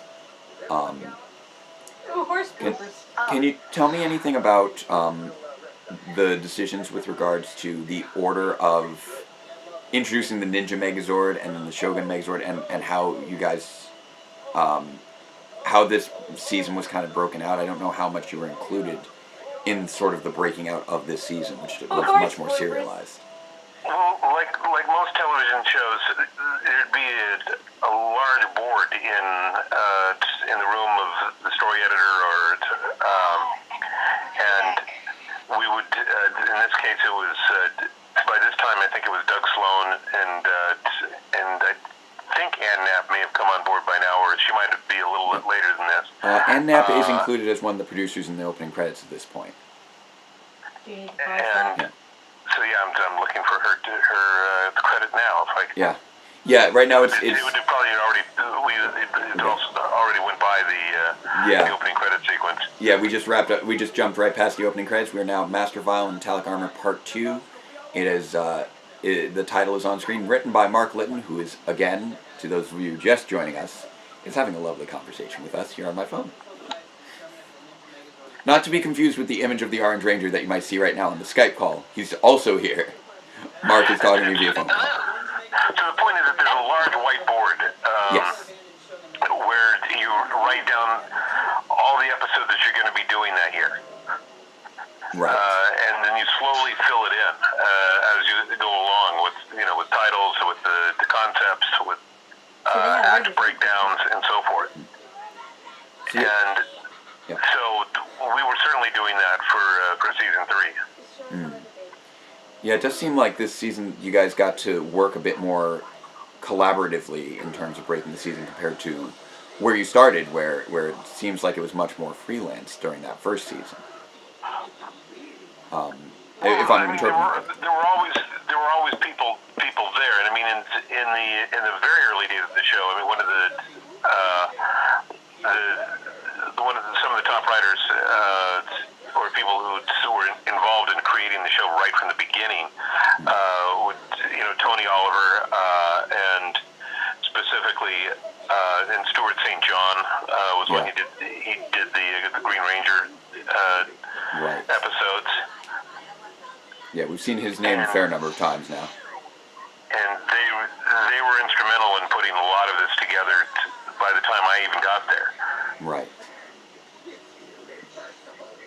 And now you're getting to do some of the big game changers in here, which is great. By this point in the show, yes, yeah. Like it. I don't know if we'd gone to the moon before, for instance. I don't know if we'd had Rangers actually in the castle before.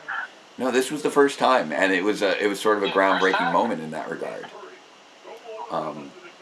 Yeah, there were a lot of really great moments this season.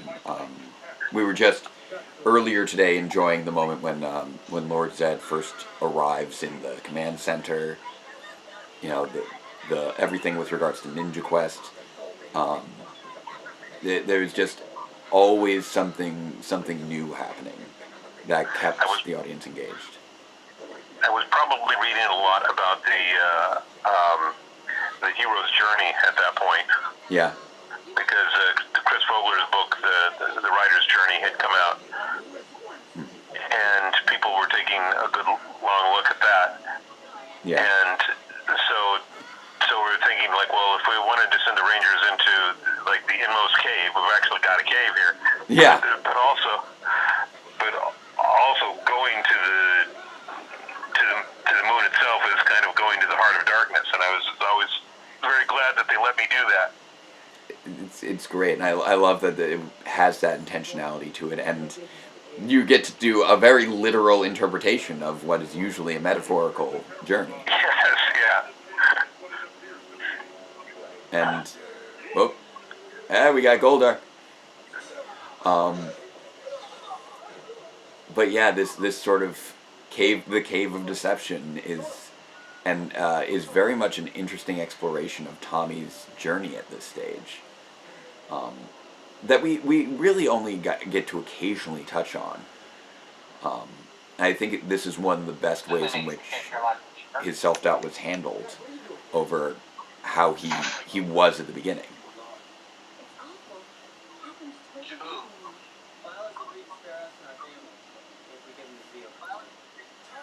Nope, absolutely true. Yeah. It's actually somewhat reminiscent of sort of Jason's doubts back in the Island of Illusion episode. You know, failing his friends is really the biggest fear of the leader. You know, you take all that responsibility.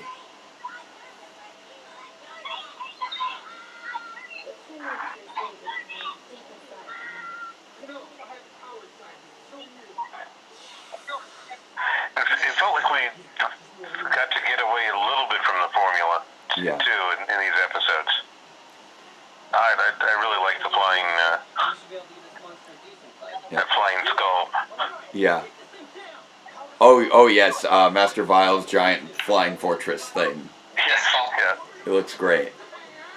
But yeah, you feel the tension, and it comes from a good place of character. This is, you know, it's reflective of both Tommy's journey and Kat's journey up until this point. A culmination in certain respects for her, and a callback for him. And I think that dovetails really nicely. They do share the went under Rita's thing, turning evil for a minute. Yep. And, just a reminder to people in the chat, yes, we are on part 2. We are about 6.5 minutes into part 2 right now. The Zeo Crystal has made its first appearance.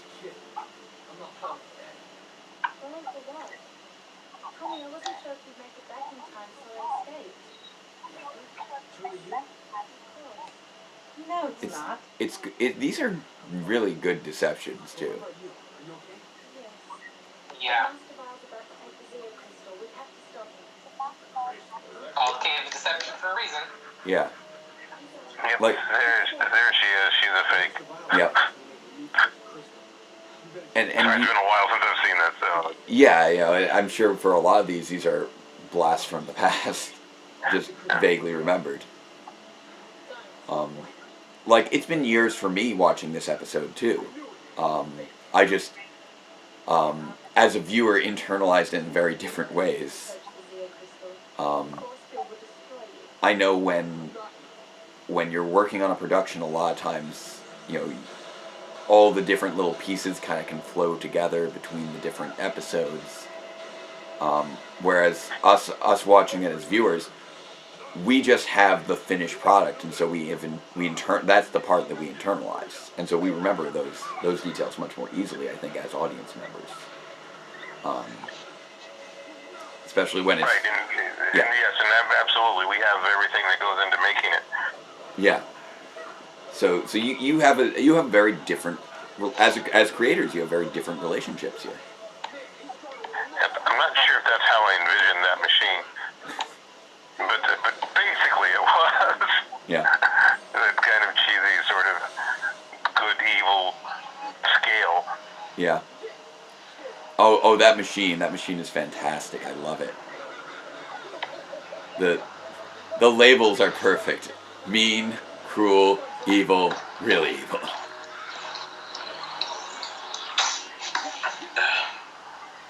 And apparently the Zeo Crystal can just suck away evil, which is good to know.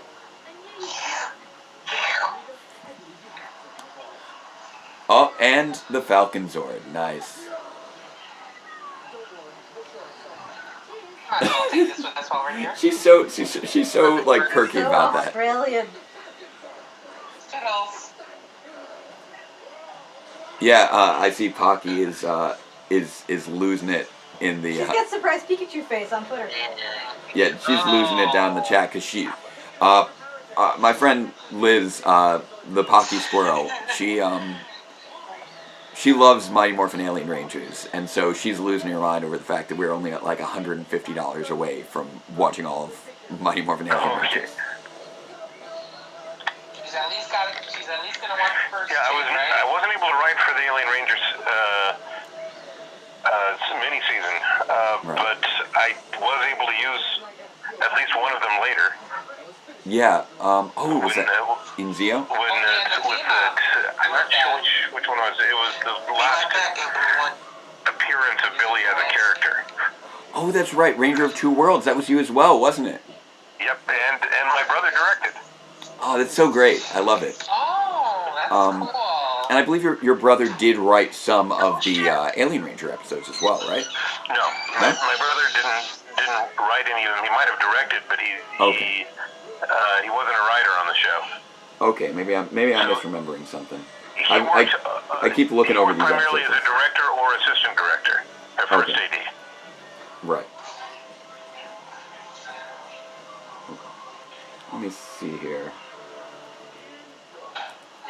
Oh, Globber absorbing Ninjor's powers is also just ramps up the threat of this monster so well.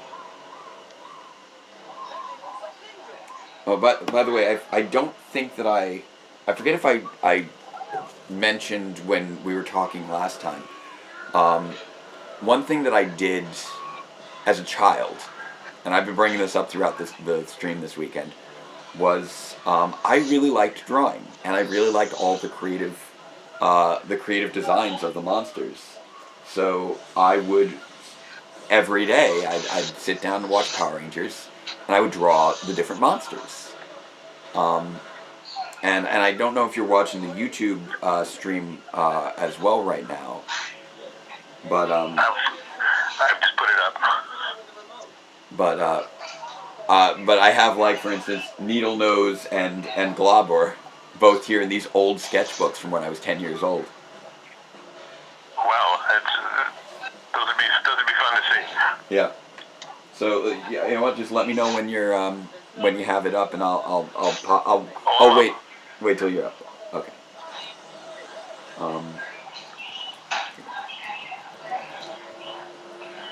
And I'm just double checking things here. Somebody's coming in and out of a room right there. Probably Chris. I'm back. You have Chris. There we go. This door makes that sound every time.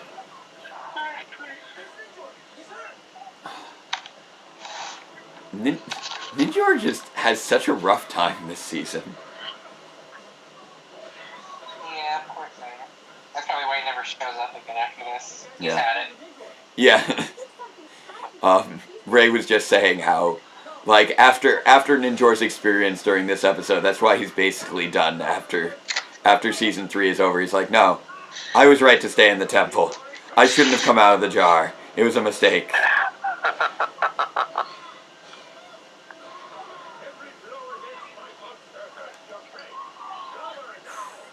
This is some great footage to be working with too. Just the high stakes of these Megazord fights. Okay, yeah. No, I was looking at the wrong. I know before. So Larry directed "Climb Every Fountain" and "The Alien Crab" in there. Okay. Yeah. That makes sense. Yeah. So it's cool looking over, all the different things that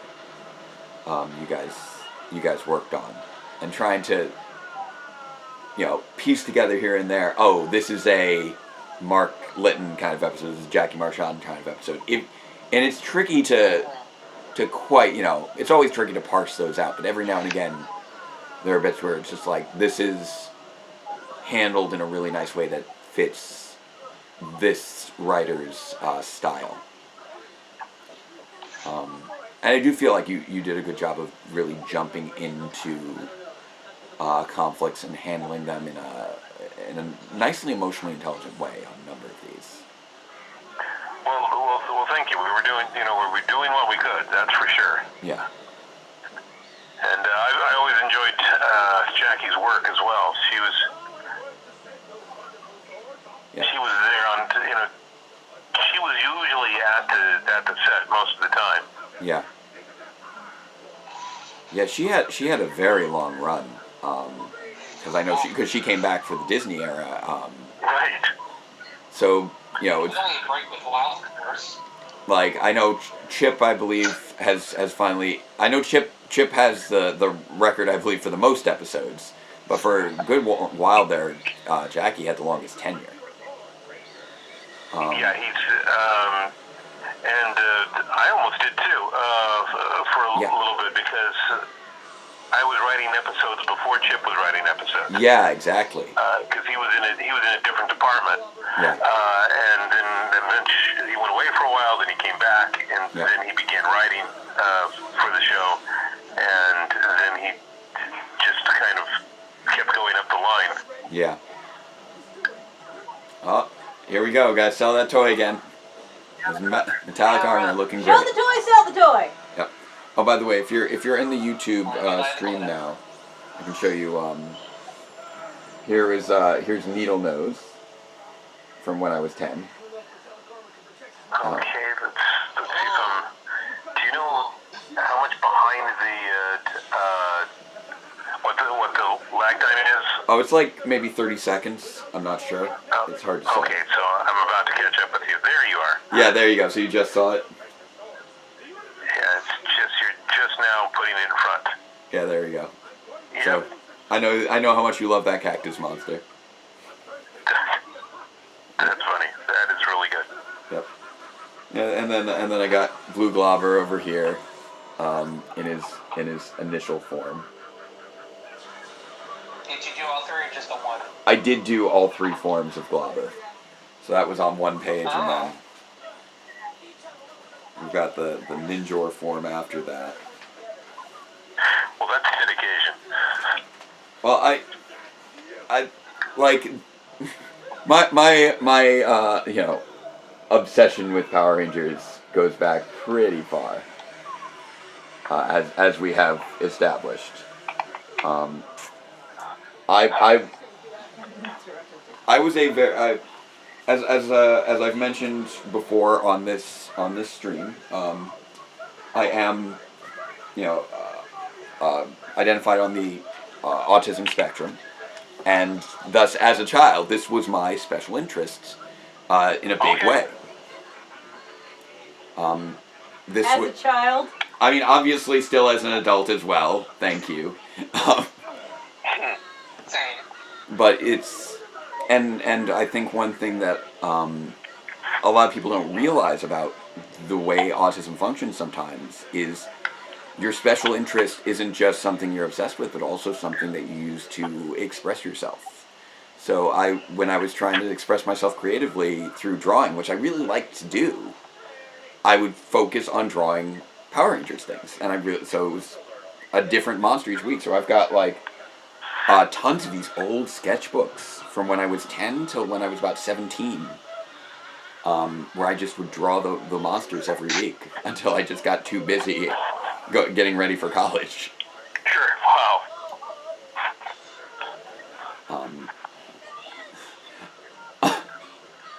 Also, I just love that we just come in and there's just the crazy music party is so much fun. I think this is the first time Vulcan Skull actually met Rita and Zed. Yes, I was actually just working on a Power Reviews script the other day, or other week, other month, something time, where I made mention of how this was the one time, the first time that Bulk and Skull actually met Rita and Zed. I think the only time they actually met Rita and Zed properly. Yeah. Right. Outside of breaking Rita out of the dumpster for White Light. Very close. But this was the first time they met both Zed and Rita. And I kind of joke how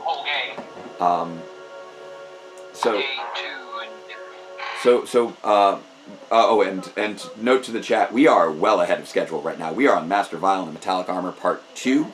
Part 3 is about to kick off. Does the stream actually say that? So I'm about to update our now playing for Part 3. This end of the world party, I have to say, is just so much fun. I love this whole element. Love it. Well, I really like the idea of having something where we're showing what happens when they actually do win. Yeah. And this is the celebration. All right, and it's loading up. So giving everybody another chance to queue up their Netflix. We've got Master Vial and the Metallic Armor Part 3 almost ready to go. We're skipping over those opening credits, so be ready about 1 minute in, and we are about to jump in there in about 5, 4, 3, 2, 1. We are loading, and boom, it's playing, and we are 1 minute and 5 seconds in.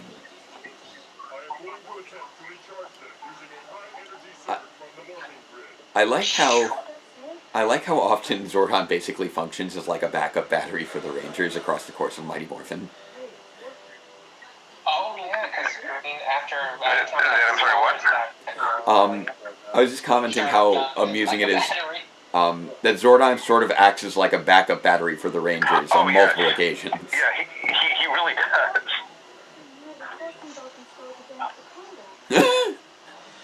I love that line. Just, oh no, they're forcing Bulk and Skull to dance the conga. Like that is the worst part of what they're doing right now.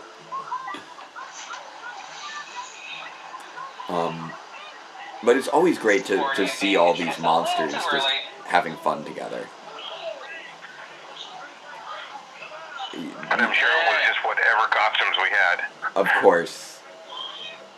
love it when they reuse the costumes like this.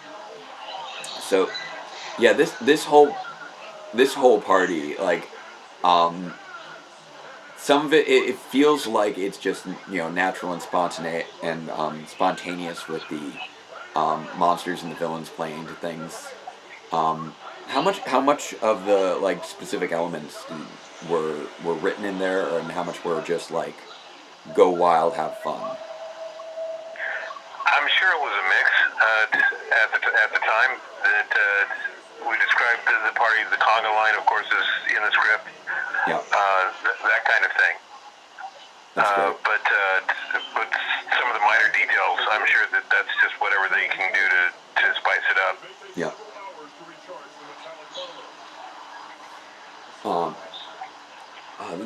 It's a lot of fun. In a stressful situation, which is, I think, what we're all trying for, trying to have fun in a stressful scenario. There's Ernie. Yeah. Oh no! I just realized that that Pocky wants to join in for as much of Alien Rangers as possible, but because we're so ahead of schedule, we might be hitting before she gets off work. Oh dear. You're gonna have to talk to Mark a bit more. Yeah. So. So how were things with this with the integration of Kat as the new Pink Ranger? It seemed like it was a really nicely handled and smooth transition. I'm sorry, the integration of Kat as the new Pink Ranger. It seemed to be handled really smoothly. Yeah. No, are you asking about how was it she fit in on the set or integrated as a character? Let's go with both. Just whichever elements you were aware of. I think everybody was because I've met her many times at conventions. Right. And she was just really always very sweet. These Rangers got along pretty well. Yeah. Yeah, she really seems to have embraced her connection to the franchise. She actually does her own YouTube channel now with Nakia Baris. I don't know if you were aware of that. No, I wasn't, but that makes sense. Yeah, they do a lot of the same stuff that we do here on this channel. It's Power Rangers Playback, I believe, where they watch their old episodes, and it's so like she showed Nakia her first episode of Mighty Morphin, and they talked about it, and they bring in other Ranger actors as well to talk about their episodes. That would be a lot of fun. I do know that when I went to New Zealand and I was with the Dino Charge cast. Yeah. On Thanksgiving, we got together at Chip's house there. Oh, really? And we ended up because we're all people displaced from our country, and we once we gathered the new cast together, they all sat down and watched the first episode of Power Rangers. That's great. The Day of the Dumpster together, and that was just very strange and a lot of fun, and it kind of showed them a little bit more about what they were getting themselves into. Yeah. It's delightful. I love that. It's a great story. I'm glad that you had such a great experience down there. I was only there for 6 weeks, but it was good. Yeah, oh, that's quick. Yeah, but I was just there to finish up the season that we were working on at the moment. Okay. Yeah, because I guess that would have been to finish up, I guess, the scripts for Dino Supercharge. It was just I don't know if it was Super yet. I think it was just Dino Charge at that point, and the Supercharge was the next season. Right. Yeah, because Dino Charge was filmed during the fall up to about December, and then they go on Christmas break and then come back and film in the spring for Supercharge. Right. Oh. I do have a quick. Back to the States for Christmas. Right, which is nice. And I have a little comment here from the chat just saying, wow, I love the metallic armor arc. Mark Litton, you're an awesome Power Rangers writer. I hope one day you come back to the franchise. Oh, thank you. So that's from Johnny Marrero. Thanks, Johnny. Go. Yeah, because I don't really know where it's headed right now, the franchise. Yeah. Because Hasbro's got it. I don't know exactly what they're going to do with it. It'll be interesting to see. Yeah, I'm really curious what's going to happen next. Oh, also, I love that you have this whole journey inside the Zords here. We never really get to see those inner workings of the Zords. And so this scene is great. Whenever I could find a way I kept lobbying for this of going inside the Zords, because that's the part of the mechanism I always wanted to see. Yeah, they're massive machines. You figure there's got to be a whole world inside of there. There really ought to be, and then we kind of do that. There's another episode I do later on. I don't know if it's in Turbo or Zeo, where they go inside the Zords again. It might have been. I'm trying to think if that was Rangers of Two Worlds. The John Fletcher episode. Yeah, I think that was it. Rangers of Two Worlds when older Billy got trapped in the Megazords while the monsters had control, while like the purse head monster, or not purse head, impersonator had control over the I want to say either the Zeo Megazord or the Super Zeo Megazord. I'm blanking a little bit. It was the Zeo Megazord. That's not the episode I was thinking about. Oh. However, I'm sure I went there more than once if I could. back to that old well. Let's see. Might have been if it was in Turbo. Then we may be talking about. I'm scanning through my brain. Darkest Day would have been the introduction of some things, but I don't feel like that was. Right, and that was a 3-parter, and it's around there. I think it might even be Darkest Day. Okay, I remember Darkest Day. Was when General Havoc's robot soldiers invaded the Turbo Megazord, and then it got taken away. I don't remember the Rangers actually being inside the workings of the Megazord during that one. If my brain is connecting right. Might have been Clash of the Megazords. And mine might not be either. Yeah. To take it back. Then again, that arc may have been a number of you guys working together, because I know, as you were saying, that was a whole multi-part introduction. You had the Darkest Day, when the Turbo Megazord gets taken, then we had, in One Last Hope, was the Rescue Megazord was discovered and unlocked with the Phantom Ranger. We had the Fall of the Phantom, which I just covered in Database Rangers Power Reviews. And then Clash of the Megazords would have been when they had to go inside the Megazord and help fight that off. Hey, I see that Johnny's asked a question here about what my favorite episode to work on during the Rangers. Yeah, sure. And there's just a lot of them. Yeah. I guess, I'd have to put Wild West Rangers up as one of the top ones. Yeah. Simply because I lobbied for that one so much. But there's a lot of episodes I really enjoy working with. Yeah. And just seeing them put the episodes together, and so most of it, if it has my name on it, you can be pretty sure I liked it. If it's got John Fletcher's name on it, it means that I wasn't sure about the outcome. Okay. More or less. I mean, there was other reasons why I did the name change. Yeah. But it just happened to turn out that way. That if it came out really nicely, I always kind of breathed a sigh of relief. Yeah, I can understand that. Wait, so Mark Fletcher is also him? John Fletcher is the other name for Mark Litton. So if you see any John Fletchers in there, that's Mark. I had no idea about that. That's very interesting. Yeah. So Mark's... So that was his Mark's written a lot more than you might have been aware of. So if you look through Turbo, you'll see a lot of John Fletcher.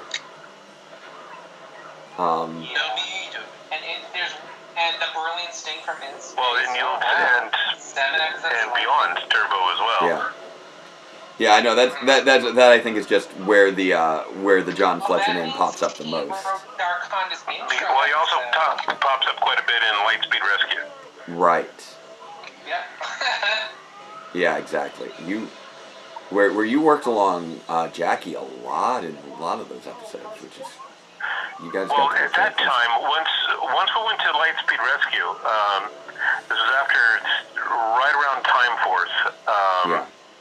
There was some changes in how the show was put together. Yeah. And by the time of Lightspeed Rescue, the staff really consisted of Chip, me, and Jackie. Right. So you two, and every once in a while you'd have Cheryl Saban would come in and write an episode. Yeah. Things like that. But I mean, the core staff for a couple of those series was myself, Jack, Jackie and Chip, and then later on just Jackie and Chip. Yeah, that was a tight team with you guys. Yeah, all of Time Force was written by those two. Oh, now we get this big showdown here. We finally got the giant Master Vial now, and Ninjor finally rejoining the fight, which is great. And if we there we go. Yeah, I think we're a little bit off on our time codes. Yeah, probably by a few seconds. I would imagine. Yeah, this is just you got a really just great run of footage here with these crazy Zord battles with everything coming in all at once. So. No, I was excited about this footage. I thought it was fun stuff. Yeah. Now, did you happen to have a preference between when it came to writing episodes? It does seem as though certain episodes are very footage heavy, and certain episodes are very footage light. So did you like to have a lot of Sentai footage to play with, or did you prefer to try and go more in your own direction and try and do something more separate from the Sentai, or was it, or did it go back and forth? It was kind of a game for me. I mean, I like to use as much footage as I possibly could. Most shows had maybe 3 minutes of footage, if that. Yeah. But sometimes if I can get that up to like 5 minutes of footage, well, you've got a show that's 21 minutes long. Yeah. Exactly. So it's 21 to 23 minutes long, and if you've got that much footage, that's stuff they don't have to shoot, and that saves everybody money, or that saves them money. It makes you a valuable commodity. Right. They realize that that if they can use as much of it as they can, that's better for them. Yeah. So that's what we would try to do. But sometimes you can't. Sometimes there was one case in, let's see, I can't remember if this was Masked Rider or VR Troopers. I think it was Masked Rider, where I had written, because I wrote about 8 of those. Okay. And I don't know if anybody even remembers Masked Rider. People do. They were interested. In that case, I was given the footage, and just the way the story broke, I used almost no footage in the first episode of a 2-parter. Interesting. And I used almost all footage in the second episode. Interesting.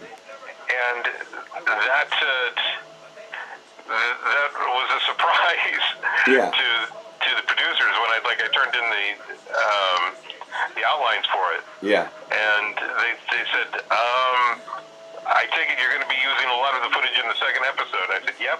Right. And I think it turned out well. Cool. Yeah, now I'm kind of. But it was nice to see what you could do if you pretty much had an entire episode by yourself that didn't rely on the footage, that you could do what you wanted.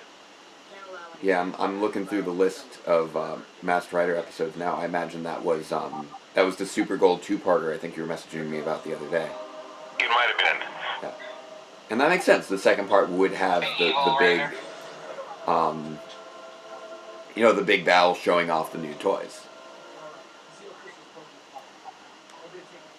Now, this element here with what happened to the Zeo Crystal at the end of the episode, was this your idea, or was this told this is what needs to happen to this crystal at the end of the episode for us to set things up for the future? I'm sure we discussed or talked it over about what to do with the crystals. Okay. That usually isn't the writer's decision alone, especially if they're planning to use the crystals for another series. Right. It like I know a lot of things. It often comes down to maybe the producers often seem to dictate what will happen, but the writers often will dictate the details of how it happens. And so I'm always curious to see where that line falls on those fine details. It's interesting. I've always been surprised at just how much freedom that they did let me have. Because I got quite a bit of freedom. This time we had there was a 3-part episode in another series of Rangers where it was introduced that Tommy was adopted by a Native American family. Right. And I was amazed that they allowed me to have Tommy be adopted. Yeah. I was very pleased that they did. And we worked that in part. The reason I did that is because just like the Arizona thing with the cactus monster, well, my brother and I grew up on an Indian reservation. Oh, really? In the Northwest. Oh, wow. So Native American material was something that I knew I could work with. That's really fascinating. I had no idea. That must have been a really interesting experience to grow up with that. You don't think about it as a kid. Yeah. it just happens. It's just what life is. Yeah. All your friends are named, some of your friends are named Sam Bearcup. Yeah. Sam Bearcup. And then we got Sam Trueheart as being that major character during that. So that was why you had such a major part in that series of episodes. That's fascinating. Because some of us sort of wondered a little bit about that because, to my understanding, David Frank is not tremendously Native American. Ooh, looks like when Foxy comes, she's planning to do donation matching. But that, so I was wondering what sort of the driver was there. And that's really interesting that it was your personal experience, which I would not have guessed. Well, partly it was my personal experience. Partly it was that we were using Jason's brother in the show. Right.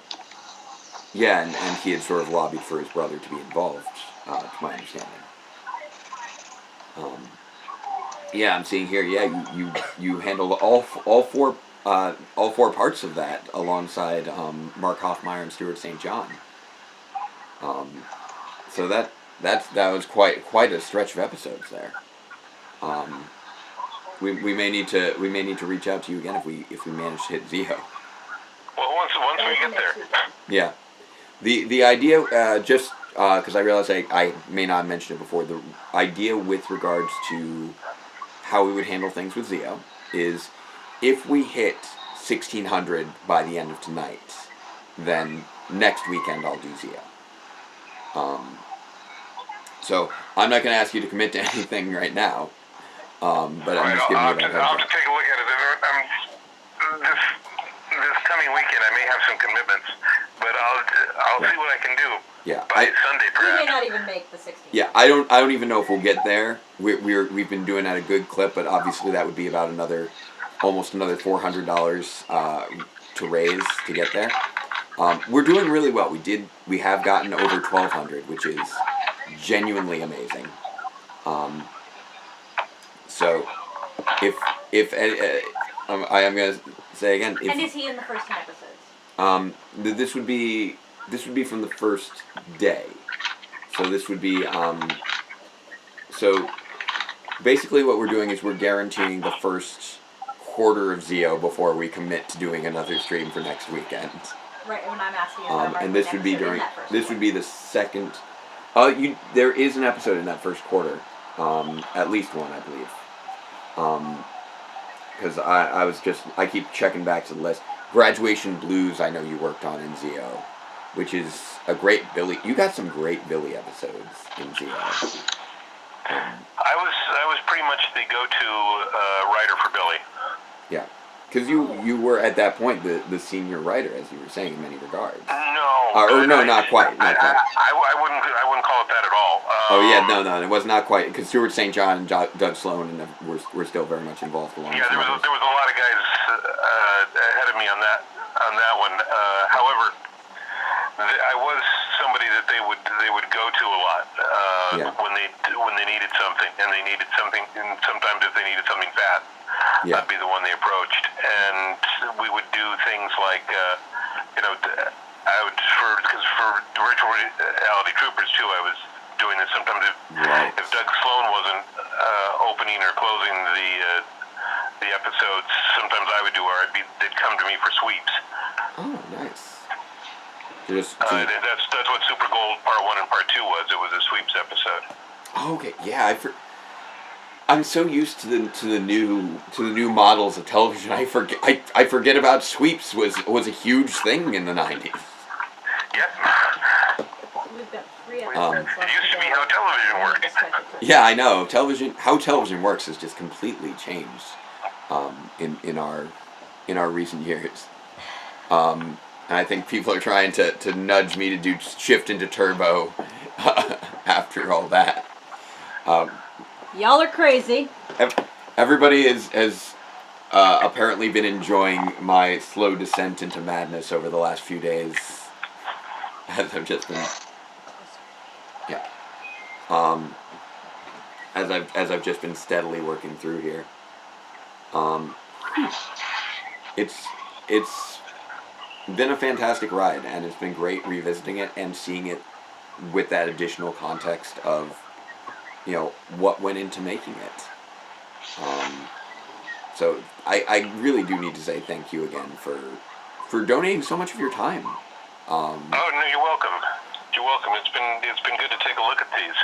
I see that Johnny also asked about what it was like having the Rangers in the metallic armor. I don't know that they enjoyed that or not. Sometimes it's like almost like that. If you remember Dino Charge, they got a kind of a power up in their armor as well at some point, and that was always a little bit of a pain. It felt like a little uncomfortable. All that glitters itchy. Just more to do. Just more to put on.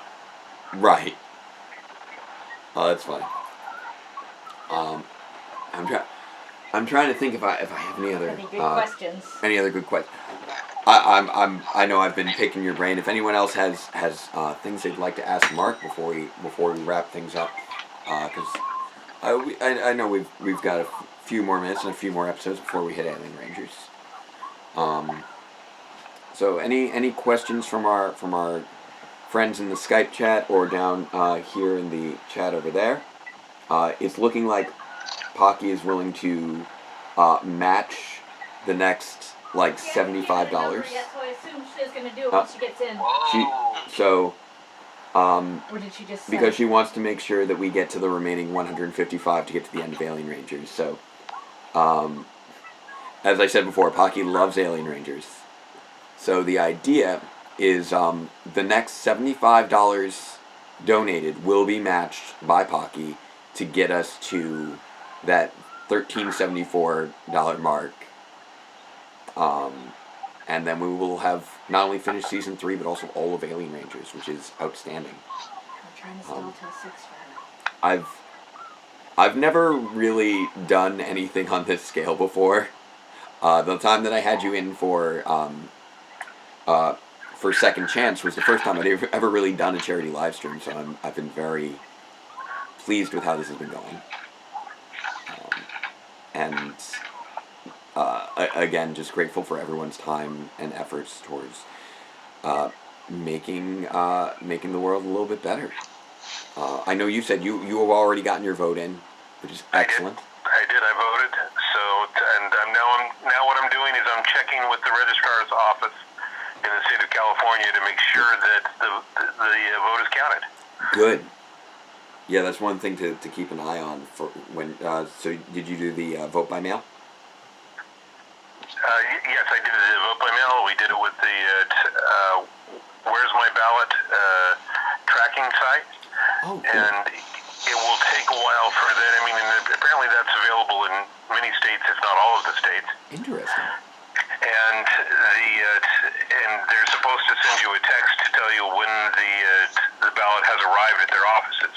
Nice. And my ballot's not quite there yet, so I was calling them up to see if there was any problems with it, and it's just mainly because they're dealing with so much of it.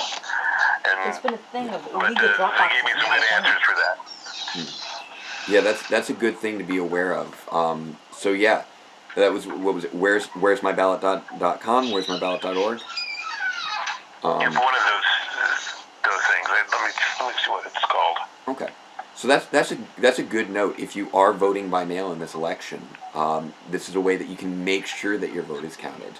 Because we have had a lot of issues with the postal service this year, unfortunately, due to withdrawing of funds and resources, and you gotta be, unfortunately, extra diligent in these times to make sure that your voice gets counted. Yeah, and I'm wondering if Where's My Ballot might just be a California thing. Oh, because it's where'smyballot.sos.ca.gov. Oh, Okay. yeah, that sounds kind of California. But I bet if it's not the same with in other states, I bet they have something similar to this. Right. Okay. So check to see if your state has a means of tracking your ballot to make sure that if you are doing vote by mail, that it is reaching there. You can reach out to your, I believe, local board of elections. Make sure that if you do decide to drop it off in person, that it is in a legitimate drop box. I know that there has been some word of people putting out false drop boxes. I don't know how much truth there is to that or not. I don't know how confirmed it is, but it is something to make sure to do your due diligence on. Make sure that if you are dropping off your ballot, then look up on your organization's website what your state's official drop boxes look like. Yeah, check with your board of elections. They should have the information. So the post office still seems to work pretty well with getting it in. And I've had another friend drop his ballot off at the post office, and it's already arrived where it needs to be. Excellent. Good. Yeah, talk to your friends. Make sure their votes go through. Whether it's vote by mail or early voting. Make a plan to vote. vote. There are definitely ways in which you can track the ballot, and there'll be no need for you to actually go to a polling place on November 3rd if you've done this. Yeah, whatever you can do. Also early voting. Yeah, early voting or voting by mail is the best way to avoid having large crowds on election day during this, public health crisis. So we want to try and be responsible in that, however, best ways we can. So these are all good bits of information for everyone to share and be aware of, and share with people that you know, if you haven't already. Right now we are in a situation where you do need to sort of make a plan when it comes to voting. Hopefully one day we will get our enough election reform going that it won't be quite so intensive a process where you need to have a whole big plan. But for right now, that is the way that we need to manage things until we address the issues at hand that are blocking people from voting easily. So let's see, any remaining questions here for Mark? And while I rack my brain to make sure there's nothing that, I want to just double check and make sure that when we hang up, I don't go like, oh, I forgot about the thing with the stuff. Well, if you do, just go ahead and send me a note, Jake, and we'll take care of it that way. Okay, sounds good. All right. Any last final words here? I think Johnny, who missed out on the Wild West 2-parter, wanted to hear one more bit about what made that such a fun experience, because we do have some people who weren't here for that. Cactus. Oh, the Wild West one? Yeah. The funny thing as a writer, I'm never on the set when they film these things. Yeah. So, but I saw all the planning coming up to it. I saw everything that went into that, and the cast and crew just kind of went out of their way to make that episode a lot more enjoyable for everyone. Yeah. And they just had fun stepping out of their usual roles in the Power Rangers, and just playing Western for a day, or a week. Oh, and shout out to Hit People Guy, who just donated $6 for Pocky to match. Oh, excellent. I'm going to go with Hit People Guy was sort of an early draft for what a Power Ranger could. They're the Hit People Guys. Now let's try a better name. Power Rangers, I think, is a better name than the Hit People Guys. I think that would make it past the censors better. Actually, that's something that pops into my mind with regards to censors. Because I'd been noting while we were watching Fourth Down and Long, the whole representation of dyslexia and acknowledging it as just more of a difference and a challenge than the students still being intelligent, and it was just a challenge that was, I think, well represented.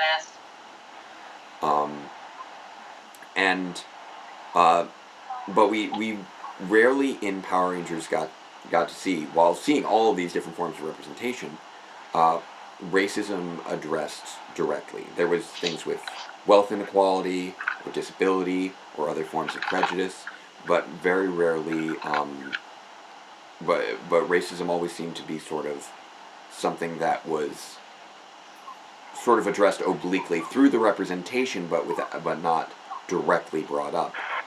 And I was wondering if that was a censorship thing, because you did seem to That was not a censorship thing. Yeah. That was a deliberate thing where in the world of the Rangers, we just kind of assumed that kind of systemic racism, etc., just didn't exist.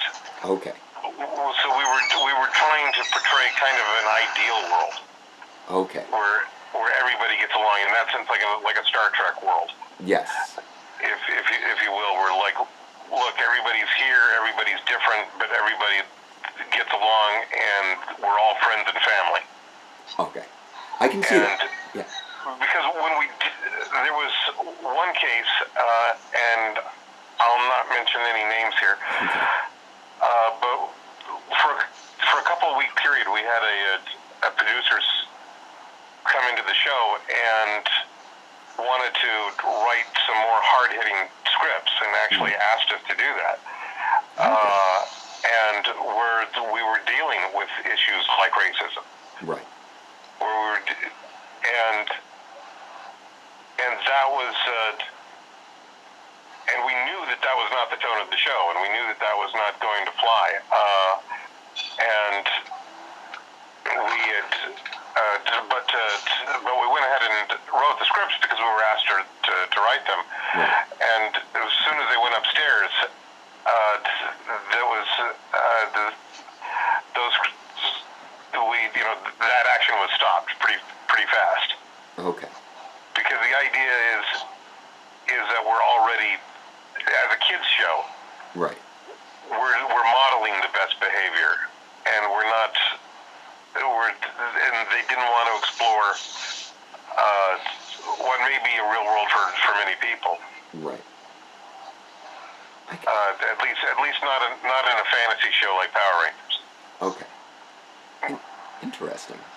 So it's not a deliberate trying to avoid the issue. Right. It's more kind of a wish fulfillment that we wish we were already here. I can see that.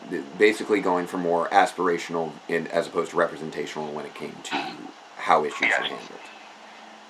And yeah, I definitely see that there's absolutely value in that, because it gives us sort of that benchmark for how we want to see the world and the world we should be working towards. We definitely need the balance of shows that do both of those, and I think that you did a good job demonstrating the aspirational side of things. I know we did get to delve in a little bit more to prejudicial allegories with Time Force, and so I thought that you still. I like it whenever you kind of went there allegorically, even if we couldn't hit there literally. Sure, and as the series continued, and different people worked on it, and different producers, and different companies owned it, even.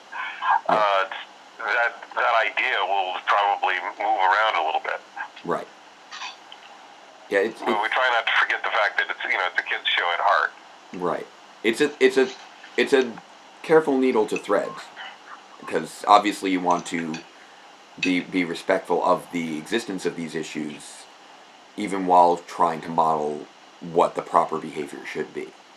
Exactly. Yeah. And I think the issue with Jenny C. What's that? I fixed the issue with Jenny C. Oh, you fixed her leaderboard issue? Yeah. Okay. I'm still seeing 105. It should say 140 in a second now. Oh, okay. Maybe it just takes a moment for it to update on my end. So that is very interesting to be aware of, because I know there are plenty of people who want to see Power Rangers go those places, and have made mention of it, especially in more recent years as we all become more aware of systemic issues in our society, as we become more connected and communication becomes better thanks to the internet. And knowing that was the chosen tone of the show, and how you guys chose to address it through aspirational example versus representing the systemic issues themselves is very interesting, and gives some good context. So thank you for talking about that. Oh, you're welcome. And so we'll talk some more if we can later this weekend. Excellent. Yeah, I'm hoping that we can hit Zeo. That's a big goal. We're gonna see where we are at the end of Alien Rangers. Orange Ranger keeps putting up the donate sign, and I appreciate that. And if you want to tell any if there's anyone from Power Rangers who you're still in touch with, who if you want to share the fun time you hopefully had this weekend, feel free to point them our way as well. I definitely will. Thank you so much. All right. You're welcome, Jacob. I will talk to you later, I'm sure. Excellent. Absolutely. I'm always up for it. Again, thank you so much for having me here. Thank you for joining us. You have a great rest of your day. Enjoy your 3. Oh, I don't know if you get the 3-day weekend in the same way that I am, but I hope you enjoy it regardless. Thank you very much. All right. All right. Talk to you later. Talk to you later. Have a good night, Mark. All right. Bye. Bye. There we go. All right. I think yeah. So that's all. That was a good long conversation. I'm just gonna. It's always nice to have the inside of a writer who worked on the show and get their opinion on things. Yeah. Yes. Yeah, it's very nice. Yeah, and it's a chance to also address things that we as a fandom have talked about over the years and maybe not had a chance to really have the context for. So great conversation here. Ranger Vision is asking if they can pop on there. I assume that's Gold Phoenix Ranger. I can pop you in there. And yes, yes, El Nero Diablo. I suppose you could say that the U.S. is a little janky with regards to how they handle some things when it comes to the elections. We are always trying to work to make that a better situation where we can. Let's see where my brain is frying out as I'm working to add Gold Phoenix Ranger in here. There you are. Sheree, I hope you're okay in that hot car. Like, if you can roll down a window or get some AC, I hope you're able to get that. Okay, so we have multiple. So Change payment methods. Okay, so it was a change in payment methods. That's why it didn't Now show. you told them all that. I just told you not to tell them. Oh, sorry. Well, I just saw it in the chat there. Yeah, but I didn't put that part in the chat. Okay. Okay. Sorry. Here we go. So I think, do we got a Gold Phoenix Ranger in here now? I think so. I am here. What's up, Jake? Fantastic. I'm doing okay. We just wrapped up a nice, long conversation with Mark. Mark Litton again. I was listening. I got here right at the beginning of Master Vials. Oh, good timing. So, glad you were able to join us for that. We have only 2 episodes left of Mighty Morphin Power Rangers Season 3. It's updated on the actual tip page. And then we're going to be jumping into to Mighty Morphin Alien Rangers right after that. At this point, we are at, let's see, it's 12:25. So we're about $5 away, I want to say, from, no wait, no, Pocky's going to match that. So we are going to get Alien Rangers of Aquitar Part 2. And that will give us, and then we're going to continue with Pocky matching the next, like, $70-ish as we work our way to the end of Alien Rangers, and potentially beyond. If we end up hitting 1600 tonight, which, oh my goodness, guys, that would be crazy. That would be crazy. If we manage to hit that, then in that case, I will be doing Zeo next weekend. And yeah, that would be nuts if we end up doing it. I will be very, very proud of all of you. And we're just knocking things out one episode at a time. So, stretch it. Oof. Stretch it. So, Jake, I got a question for you, given the recent episodes there. Oh, what yeah? did you think when Hasbro announced that they were doing the metallic pink Ranger for Lightning Collection? I knew there was a question I forgot to ask Mark about. I'm like, there's something I'm going to forget about. There's something I'm going to forget about. I forgot to mention the Lightning Collection Catherine Sutherland. The Lightning Collection Cat Hillard with the metallic armor. Well, he said you could message him. Sorry. It's okay. It's okay. It's just so funny. That's a genius way to implement later MMPR Rangers into the line. It is. It is an excellent way to integrate those additional Rangers into the line. I'm just really amused. That your first question for me was the first question. I was going to ask Mark that question like at the beginning, and then I figured I'd wait until we started the episode, and then I forgot about it. I'm like, what was I going to ask about? Oh, dear. The new figure. Of course. Alright, well, maybe for next time if we make it to Zia. We can remind me of my oversight. Part $6 out of 75 on Pocket's Match. So again, if you have any favorite writers, directors, actors, producers, anyone who's worked on Power Rangers who you have any sort of connection to and you want to reach out to, feel free. We do still have a little bit of time left on this stream for tonight, maybe more. We'll see how far we get. But if you want to hear from them and have them talk to me, talk to everybody else about their experiences, they are absolutely welcome to join us on this stream. Obviously, don't pester them. Same thing with other Power Rangers content creators. I know there are a lot of great YouTubers out there. I don't follow everybody. I'm not great with that. A few people have already appeared. Obviously, we've had Orange Ranger for a good chunk of today. Ranger Vision, who runs their message board. We had Ranger Liz briefly the other day. We had the Power Rangers guy the other day. Eric Berry from Ranger Command Power Hour.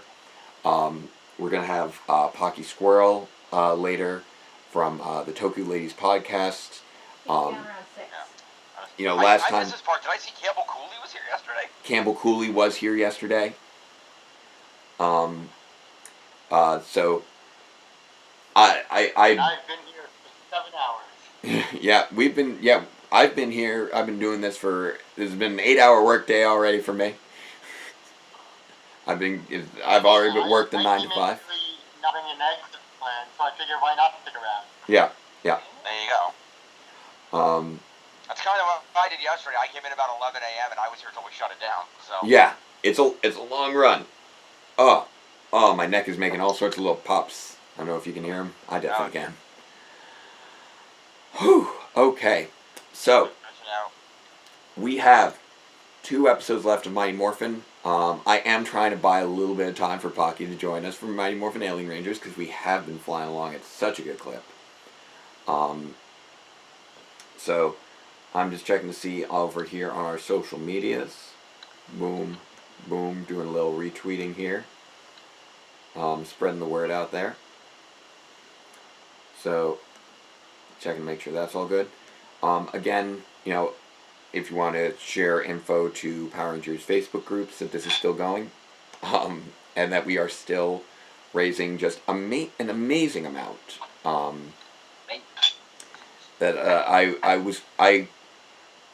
We have already at this stage now doubled what we did from the previous stream, which is outstanding. Truly amazing. Once again, and that's with including the matching that we did on our part, where we will likely be donating a little bit more in the tail end. We're not gonna say how much at this time. We're not gonna be the ones to push it over to a specific goal, because we want that to come from you guys. We want to make sure that when it comes to goals, it's the demand from you guys for what you want to see. I'm not just going to pay myself to keep subjecting you to me for extra hours. The demand's not there from the audience. But Jake, if you do it now, Pocky will match you. That's true. That's true. So I'll see if it's looking like I want to see what you guys do, because I know I want to pitch in a bit more at some point, but I'm not sure exactly how much and exactly when. We'll see. So. Question for you, Jacob. What was that? Did you stop rolling episodes while you were talking to Mark there? Oh yes. I paused it at the end. Okay. I let the sound of Discordia run through that entire thing, so I'm gonna have to backtrack to that. Oh, okay. All right, I'll pop you back in there. I see that you somehow got up into the upper corner there. But yeah, no, I wanted to have a few more minutes to just sort of talk to Mark and make sure that that we got all our questions out. And then, of course, I forgot about the asking if he'd heard about Kat being released as a metallic armor figure. And I want to make sure that we get. Like he said, shoot him a text. Yeah. Yeah, text him. Yeah, I'll message him. I don't know if I'll message him, find out what he says, and then let us know on next week's CO stream. Okay. That's one. So yeah, I think he's taking care of life. So I'll make sure to message him a little later. Whew. All right. So yeah, I know Song of Discordia is coming up next. So you know what? We just wrapped up. So here's what I think we'll do. We'll head out. We'll head into these final 2 episodes of Mighty Morphin Power Rangers, and then when we're coming up on Mighty Morphin Alien Rangers, we can do another little Q&A if you guys have questions for me. Because I like to think I provide some sort of engaging entertainment value, and you may or may not have questions for me, although I'm a pretty open book, I think, at this point. I don't think anyone was planning on hitting the hard-hitting question of, Jake, when you were a kid, did you get a short haircut and cry? And it's like, this is the story already. This is the inside scoops you're getting here. So we're doing the deep dives. But also one of the nice things is that we're coming up on after Song of Discordia, which I haven't seen in a long time. The answer is yes, by the way.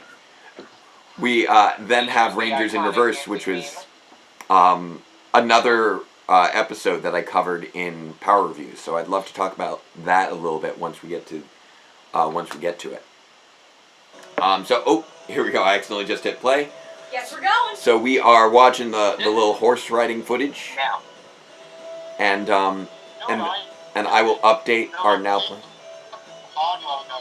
So if you have questions, Yeah, so we're gonna go into Are you Song Polly on a horse. of Metallic armor? Discordia. But now it's on the right side. Alright, Hey, so Jake, where are you? Because I think the horse riding was the end of metallic armor. horse It running. was. Yep, we just had the end of Metallic Armor, so now it is queuing up for Sound of Discordia. Yeah, I'm working on the title. Sound of Discordia. Yeah. So that is starting in about another 10 seconds. We're going to be about a minute into it, and I'll so set yourself up after those opening credits. Here we go. We're going to be a minute into it, and it is loading up. And go. Here we go. We are 1 minute and 5 seconds into the Sound of Discordia. Aye. No, not aye. Into Grove. Nah. Aye. Oh. Cat's mad that you can't sing. Tommy's being supportive. Another Stuart St. John episode. He wrote so many of these early episodes. Yeah, he started out in season 1, right? Yeah, well, he was Green with Evil. Oh, really? Yeah, Stuart. Oh my goodness. The vinegar vampire is over here trying to bite the empty canola jar oil. Of course he is. Oil jar. Of course he is. Well, that's gonna be like $600 to replace that glass. Yeah. He's great. Well, be right back, y'all. Okay. Have some chicken. Strong way, Oliver. Oh, chicken. Alright.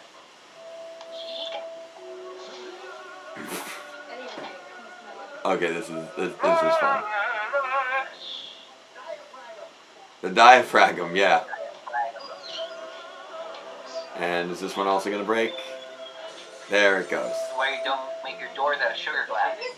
That's No, that's Zio, hon. Whatever. Oh, that can be a challenge. Meanwhile, on the skull ship. All right, I'm putting this forward now. This is a promise I'm making to you now that I've just been reminded of this. If we get into Zio, so hon, I'll leave it up to you if you're gonna agree to do this with me. If you're doing it on an actual weekend, I'll be at work. It may be late enough in the day, actually. If it's late enough in the day, I will only sing.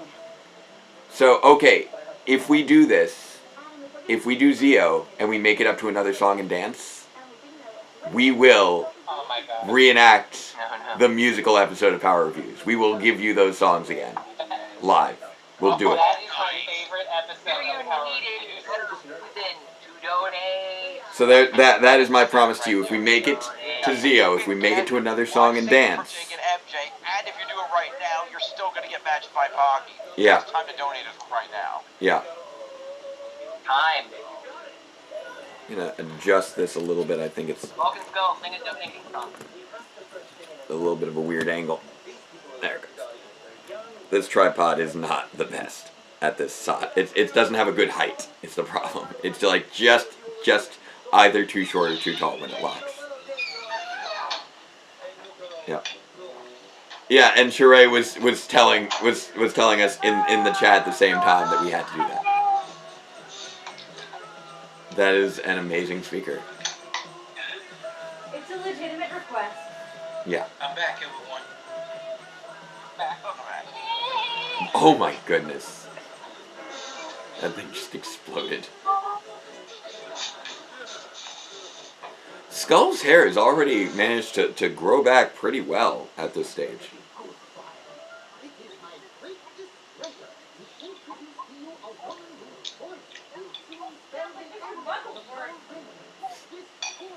Oh, it's Finster in.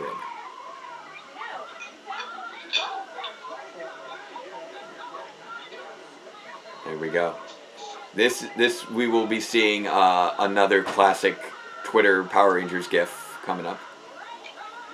Oh yes, the iconic GIF that everybody uses. Ah, yeah. Is Rita jealous? Rita's jealous. What's that donation, El Neo Diablo? Donating another $10 for another sneaky 10 spot to help finish off Mighty Morphin Alien Rangers. Oh, also the songs for the Zio Christmas special, if we get to that as well. We can see. There weren't as many songs for that one. If we can fit those in there and it times out well, I think we could be good. Hello. Oh, yeah, This is a lovely song, honestly. the Rangers dance.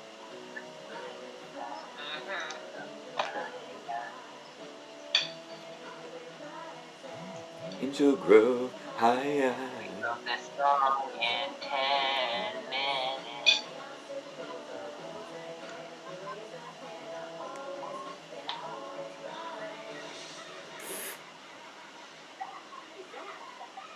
This is another just space in the we got all these other spaces in the high school as we spent more time. Oh, this is Aisha's place. Sorry. We got a lot of time at Aisha's house this season. Did Kat, I guess Kat just moved in with Aisha when Kim moved out? Functionally, it seems, yeah. Alright, they let Kim live with Aisha. I'll take your true. Well, actually, let's correct that. We know that Tanya moves in with Kat, so Kat must have her own place. She has to, unless Tanya just took over the house when Aisha moved after her. Possibly. That is theoretically possible. But, like, we know that Kat moved to the neighborhood before she was turned evil, so presumably she lives with her family. She's a foreign exchange student, so maybe she's living with a family. Yeah. Entirely possible, but I feel like if she was a foreign exchange student who was being hosted, she wouldn't invite functionally another foreign exchange student to join them. Yeah, Sir Paladin is saying the same thing, that Tanya moved in with Kat's parents when Tanya was brought to the States. Are we ready for this song and dance here? We ready for a little dance?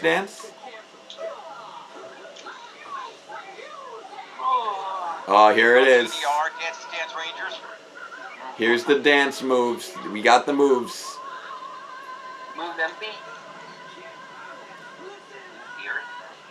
I feel like lyrics aren't her strong suit here. She's a bit more operatic there. There we go. There we go. There's the dance. Oh, we have seen that so many times now. That is such a gift that we have seen so many times. I love it. I think Tommy was doing some throw dance in there. It's great. So again, we are at 12:35 right now. We are making some good progress here on Alien Rangers. Hey Jake. What's up? Here's an interesting question.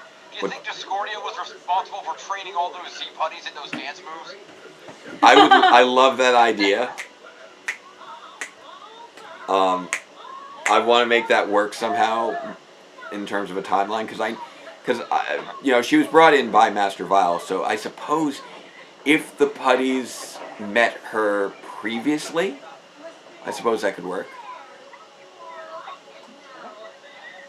I could roll with that. Mentioned that the fact that he knows her. Coming together.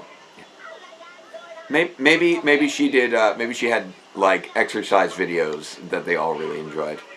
Maybe that's what she's been working on for the last 10,000 years. Before the whole wedding thing, Rita did work for Zed. He left her behind, so theoretically, Zed might have met Master Vile at some point. Right. No. Well, the thing is that he didn't know who Master Vile was when Master Vile arrived, so he wouldn't know Master Vile. But he seems to know Discordia. Oh, shiny. He said that he recognized her voice. Shiny, glittery armor. Well, she does have a very distinctive voice. It's crazy to me that the metallic armor came so late in the season. They used their glitter power. Yeah. There's just so many, status quo changes across the course of this season. And it's kind of, and the metallic armor and Master Vile came so late in the game. It's kind of crazy how we only really had 5 episodes with the metallic armor. We kind of replaced Jenny though, because Jenny's not And keep the chair, so now I can sit here. Oh, and I see now finally on the donations board it does say that Jenny C hit that 145, which is great. She deserves that credit there. Yep. just had to manually make the donor IDs match. There we go.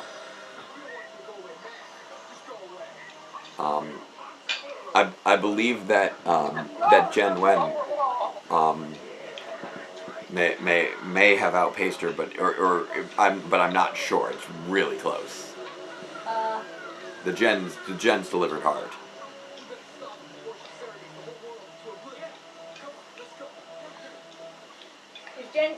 Jen Yen had the 75 from earlier, right?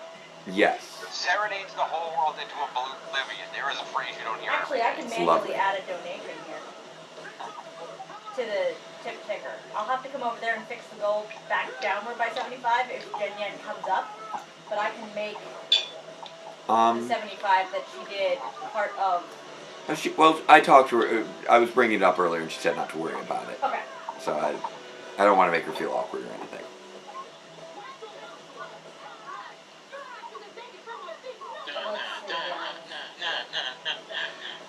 I don't think she's meeting Jenny C yet, though. No, I thought about it a moment. She's up there, but not quite there, I think. No, she wouldn't be in the top 3, so. No? What about with the stuff that she's already donated apart from the 75?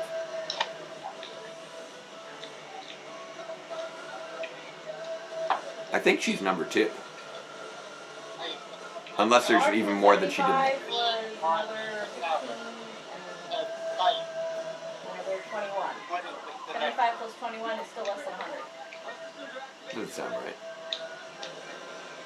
I thought I had her for at least 40 something. Nice. 75. Oh, she's also Mini Moon. She's also Mini Moon. That's it. I do like in these episodes, the Rangers have stopped all pretense of even like building up anything. It's like, no, summon every Zord we have immediately. It's great they have a pair of Megazords now. This is the first time we ever saw that. Oh. Yeah, no, then she's... It's done a little more health before it's done. Nice. She's a tough monster. Hey, look at me. There we go. So wait, was the Ninja Megazord, the Shogun Megazord, and the Battleborgs of the Yoni Rangers all from Kaku Rangers? Yes, those were all from Kaku Rangers. Wow, that's a lot of Zords in one season, okay. Yeah, that was when we started ramping up how many Zords per season we got. Oh, and I do have, of course, Discordia. It's a little discolored because it is old, but there's Discordia. Finally. Right there next to Vampirus.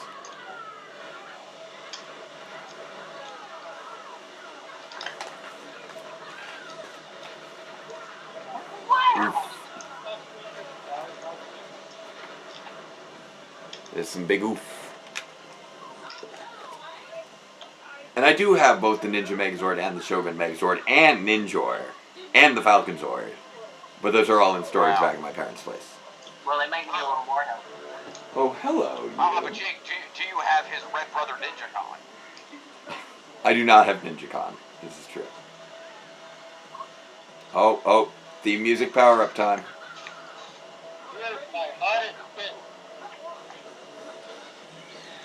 Yeah, she's never going to total up correctly because she chose to use different names. Yeah. So I can't even make the donor IDs match. Right. Whereas with Jenny C, she called herself Jenny C every time. Right.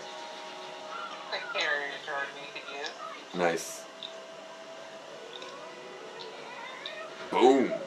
Alright, we're now at 16 out of 75 on Fonzie's match. Out of my way. People Guy and El Nero Diablo. And I believe this is our last appearance of Ninjor, sadly. Because I don't believe he was in Rangers in Reverse. Now, he's mentioned in Alien Rangers. And they mentioned that that Ninjor gave the Equations their powers. Yeah. That's the second aspect of Alien Rangers. Oh, okay. But this is, I believe, his last proper appearance. Also, if people like Ninjor, if you you have the comics, I do encourage you to get the comics because they do a little ongoing secondary story in the back called The Adventures of Ninjor and the Blue Centauri. Which is fantastic. I love it. I love that they partnered those two up. It's great.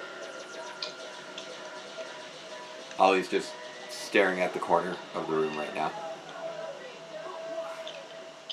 She didn't fall down. Let's call in the big gun. There we go. This is our one and only use of the Shogun Mega Falcon Zord, of the Shogun Ultra Zord, I believe. That's one of the things with this season. Oh, there it goes. All 9 yards. That's one of the things with this season, like, there's so much that happens, and there's, like, so many things that only get, like, one shot. Like the Shogun Ultra Zord with its magically pink arm.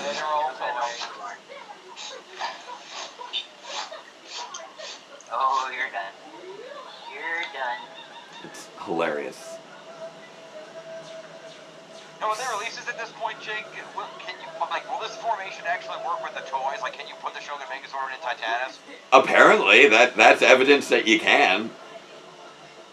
Oh, they actually use the toys for that? That's literally what that is. Those are just the toys. You're shitting me. You're kidding me. Yes, those are literally the toys. The Shogun Ultra Zord is not something from Sentai. There's no Titanus in Kaku Ranger. You can tell. The Shogun Ultra Zord and the Ninja Ultra Zord are literally just the toys in front of, like, a model set. That's amazing. With composite explosions. That's it. I mean, what a perfect way to promote toys, though. Yeah. You're literally on the show. That's why the arm of the Shogun Megazord was pink right there.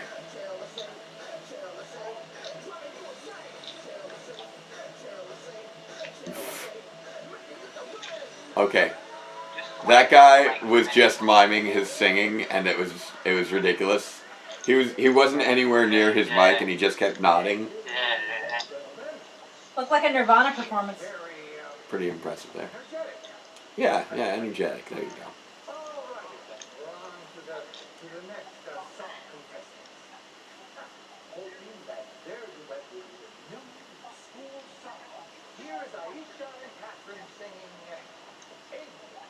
This is nice. Oh.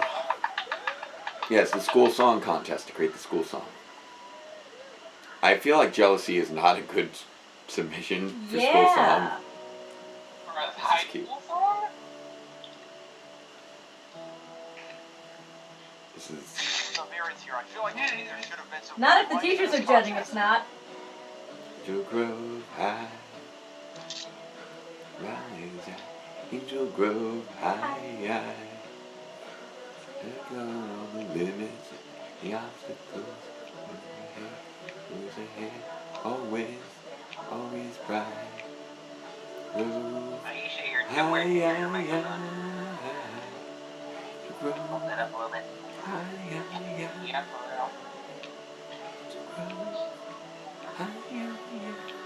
Closed captions gave up and just say continues. This song honestly stuck in my head like better than anything else in this episode. Like every now and again, like there have been little bits whenever you get the exterior of Angel Grove High to start off an episode. If I don't say it out loud in my head, I'm often going Angel Grove High.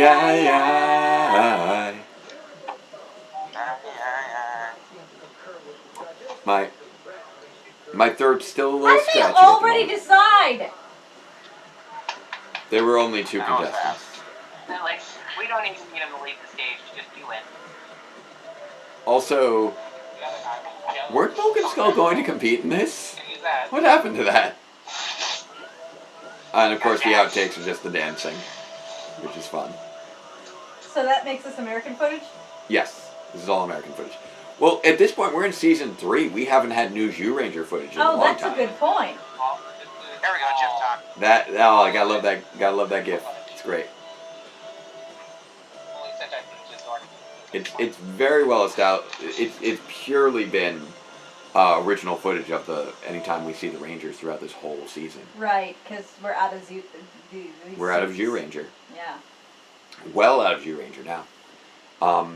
With the occasional rare Zyuranger, like stuff from Oh, of look, like we calling. stole a putty. We stole a putty fight. Not even a putty fight because they were fighting Kangas this season. Oh, right. But like maybe a call to the Zords where they just like throw their hands up to call their Zords, and that would be about it. Oliver's in your armpit. I got him. Oh, I've captured the Oliver. With a little fluff.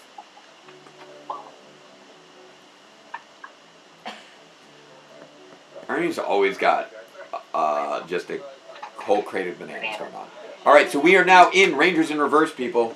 We are in the final eat coffee episode. tables, Oliver. Written by Doug Sloan. We are 1 minute 20 seconds in. Directed by Marco Garibaldi. Mr. Garibaldi! And they're celebrating Kat's birthday.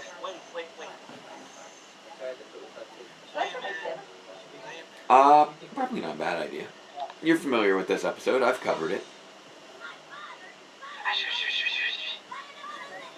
This is... It was less about the episode and more about, would you like to eat before Alien Raiders? Probably not a bad idea. Alright, let's make that happen. Alright. Hello? Hello? What's up? Oh, I realized. I need to update the Now Playing. We are now playing Rangers in Reverse. We're at the end, guys. Spread the word. We are in the finale. Yes, we can hear you. Hey, Jake. What's up? You skipped one. I skipped one? What'd I skip? I'm dreaming of a white No, we did that in the Netflix order. That was earlier.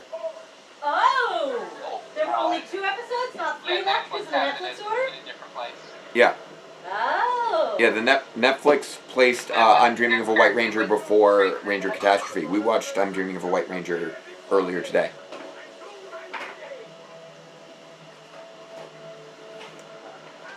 Netflix didn't have it here either, though. Yeah. Mine went to Rangers in Reverse. Yeah.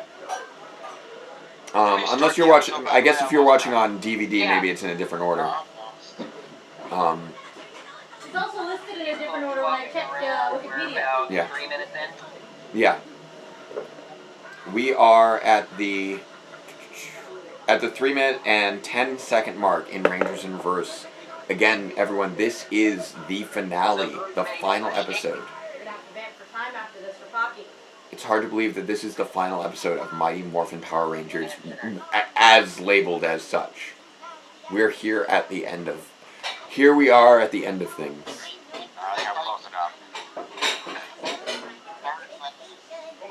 And Zordon's been out here.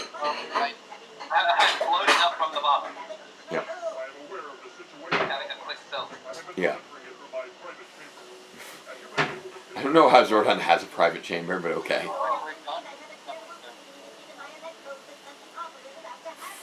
Zordon has things he needs to attend to sometimes. He came up into the tube from below. private. Was he down in the power chamber? Yeah. He said his private chamber, that could be the same thing. Could be. Foreshadowing. This That is is just entirely true. plausible. Well, we know it exists in season 2. Maybe he drools when he sleeps, and he doesn't want everyone to see the big drool coming down his giant blue face. It's interesting how, like, these last, 10 episodes have been very cat focused. Like, every episode from her introduction has been pretty well focused on cat. This is Aisha's last episode, isn't it? What was that? Yeah, this is, well, I don't know if, Oh yeah, Karen Ashley's last episode. yeah, it's her last, I guess you could say full episode, and then after she gets turned to a child, she does make one final appearance in Hog Day Afternoon. Is that theme park footage from No Clowning Around? Probably. It might be. I think you may be correct. Wow! We don't have cartoons in Australia. Oh. This is Kat's character arc is really the big driver of the final third, or I guess you could say the final half of this season. Yeah. Well, everything is Green Angel Brew. Yeah, all of the second half of the season really is Kat driven, in many regards. from like episode 17 all the way through 33. No, Lieutenant still might want to get his car checked out. That's not normal exhaust. Turkey. It's starting to make the whole fridge smell. Running an oil-rich mixture there. Yeah. They've got like Super Saiyan hair now.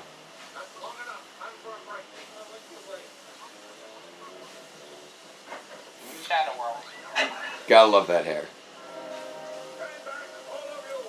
Well, on the moon. I think one of the things that I talked about in our review of this episode was really how one of the most fascinating things about it is in many regards a very mundane kind of episode. It's a standard sort of plot. It's not that different from anything they've done before. The Orb of Doom, like they even make mention of it, that it causes the Earth to stop spinning in reverse and turn back time. I'm going to go with metaphorically because I have my own interpretation of how this operates because it doesn't really make any sense. But the whole plan of turning them into children. Like, oh, we've done that already. Exactly. Yeah, we've done this one. Rerun. Like we were watching this like on Saturday. We tried it before and it didn't work then. So so they mock how much. They have to remember that they're the Power Rangers. Yeah. But one of the big things here is that it is the sort of mundanity of the mundane nature of the plan kind of adds to the fact that it actually is the most successful plan, the one that really ultimately results in the end of the Mighty Morphin Power Rangers. It really drives home how any of these plans could have been the one that did it. Like, you don't really think about it that much. Like, Never get paid off. Imagine if Rita's peanut was the end. Yeah, you always think, oh, they're gonna win because of course they do, until they don't. See, you say Rangers never get a day off, but we learned in Samurai that Rangers need a day off. It's very important. Yes, this is true. And then they fight anyway. But yeah, who knows? Maybe Rita's PETA could have been the defeat of the Power Rangers. We don't know. Any of these fights, if they had lost, could have been the end. They did X-Men Magnification Comics chummy, then they would have lured Ravinator right into the command center and would have been taken over by Rion's. Right. They would have won. And I think that's one of the important things to recognize and to take away from this. Complacency is dangerous. I feel like one of the big things that happened 4 years ago, again bringing it back to the context of why we're here, 4 years ago I think a lot of people felt complacent. They looked at a villain, who I think it is fair to say a villain, who seemed to be extremely bumbling and incompetent, and that no one would take seriously, and was obviously, going to lose because that's what villains do. And then nobody really fought. Or not enough people. Obviously there were plenty of people who were fighting. But I think a lot of people felt a complacency of, oh, well, the bad guys can't win. It doesn't happen that way. The good guys always win. Until they don't. And it's not to say that, we live in a world where everything's black and white, but obviously when you get used to thinking of these villains as just goofy caricatures, which is what they've been for a large part of this season, they've been comic relief, you can easily overlook the threat that they present. And, there's always, here in America, that old thought of, well, it can't happen here. Until it does. And that's sort of what we're dealing with right now. We're trying to overcome the threat of having a fascist in charge of a major branch of government that is something that's happened in other places, but you never think it happens here. You know, evil space aliens have defeated other planets, but it can't happen to Earth. Until it does. All you know, the bad guys need to do is really just win the one time. The good guys need to win the battle every time to protect people. But if the bad guys win the one time, there's all that destruction. And if you don't recover from that, which is what we're going to be looking at with Alien Rangers, that recovery, then we don't get, then that's it. That becomes the end of things. So that's really kind of that's where we are now. We are all collectively in Mighty Morphin Alien Rangers trying to recover from that seemingly innocuous, goofy plot that somehow succeeded. And obviously, again, I'm simplifying this and, you know, creating an allegory to a children's television show from the mid-90s. But you get, I hope that you understand what I'm conveying with all that, and that makes sense with my rambling. Yep. So basically, and we learned that glitter can't always save you, which I'm not sure where. I feel like the analogy falls apart there with the glitter can't always save. I feel like that.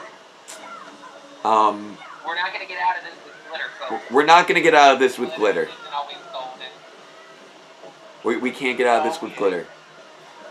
No matter how many toys it may sell or want to sell.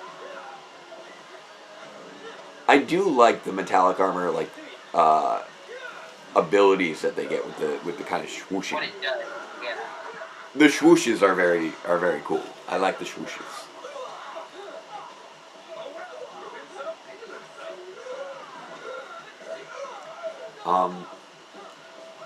But yeah, like you look at, there's sort of that old, in a seemingly more innocuous comparison, the old, you know, Thomas Edison found 1,000 different ways not to make a light bulb, but there was only one correct way that he found. And there's always going to be new and different ways that, you know, things can get screwed up. All it takes is to find the one way that it doesn't. And there we go. And now there goes the Orb of Doom. And now they're too late.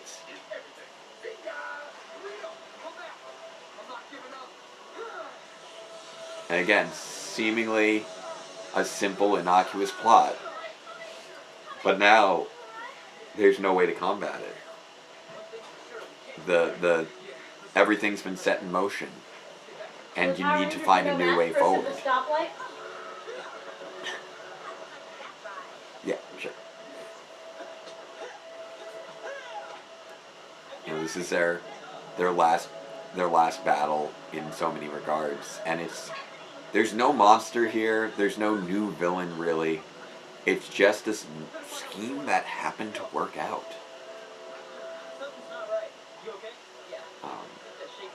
And that's crazy to think of. Yeah, the last battle after Mighty Morphin Power Rangers, and they lose. Yeah. Because in many regards, that's kind of how it goes. You keep fighting until sometimes it ends with you losing. That leads to a finality. We get the continuation. We rebuild from there. Oh yeah. As I explored with the Power Reviews episode where we covered this. That's so sick of everything. But yeah, this is one of the reasons that I chose this as, you know, the Landlord's first proper episode. You know, just reveling in that idea of it doesn't matter. It'll, you know, if sooner or later there's no fighting. And then but Database Ranger is able to come back from that with that knowledge of, but then they did come back. Zeo happened. And then Turbo and Space and Lost Galaxy. Everything kept going. Everything always keeps going. So it's never really the end in many regards. You always need to keep fighting to rebuild and reclaim whenever there's that loss. And right now we are fighting to rebuild and reclaim from a major loss that we all sort of suffered from 4 years back in many regards. And I know that, not everybody, knew what it was at the time. Not everybody knew what was coming, and still not everybody understands the threat that we're facing. We're trying to make people better aware of that. Unfortunately, we can't all go back to being children, sadly, as much as we can reclaim our childhoods here. I wish I could go back to college. Also, life was so simple back then. Wow, Lieutenant Stone turning into a kid is like, how old is Lieutenant Stone? Like, everybody's turning into children here. Yeah, shouldn't Lieutenant Stone be like maybe a teenager? Yeah. By comparison? Yeah. And we don't see Lieutenant Stone for all of Alien Rangers, so that's... Yeah. And so that's the same little cat. It's the same little cat from the earlier episode. Yep. Where we only saw her for a quick moment. And the other kids from Yeah, from Rangers Back in Time the previous season. I forget if it's all the exact same, but I think it might be. I think they're all the kids. Yeah. For, young Kim. Yeah, obviously young Kim is in part of it.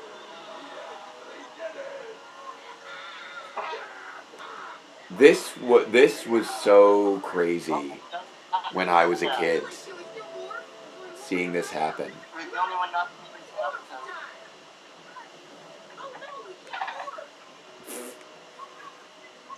There's another one of those just saying it, and it's like, wait, no, that doesn't work that way? What? The special effects didn't start up.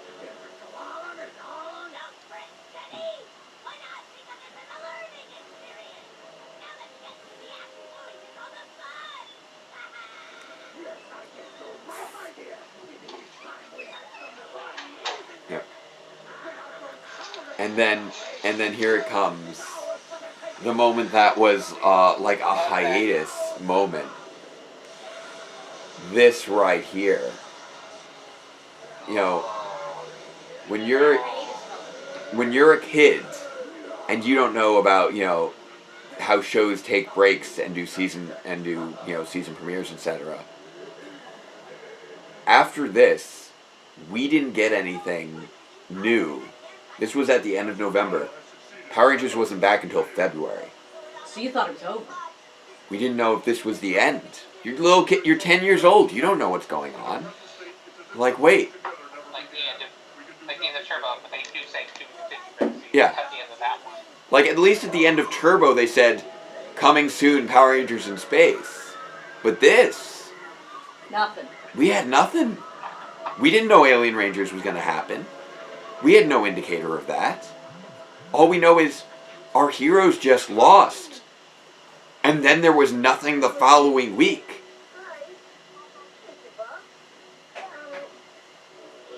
And the kids, they're kids now, and they're crying, and you're thinking, as a child, you're thinking, oh no, is this... Could this really be the end? There's no to be continued there. This wasn't a part one. And then these are the outtakes that they give you. The villains winning. Everyone running. Yeah. That is pretty, That is hard. You guys have for another 12 minutes at least. That is hardcore. Right, TV tray, exactly. Let me just slide it over a little closer to this. Like, whew. And that's it. That is the end of Mighty Morphin Power Rangers.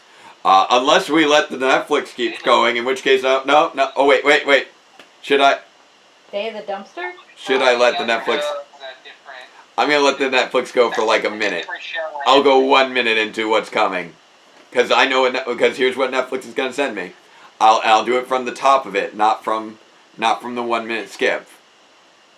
Let's see if it takes it from the top or if it skips in a minute. Wait, are we going back to Day of the Dumpster? No, I just, you know what? I'm just gonna watch this opening real quick, just to sort of bookend it.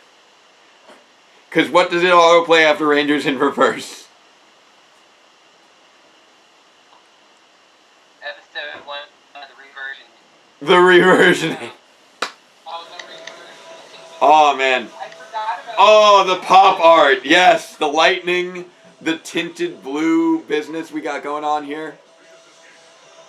I'm just seeing the absurdity of, oh look, we get like extra little sparkles and like the swooshes, and then the pop arts are in, and the different logo, and then there's like this.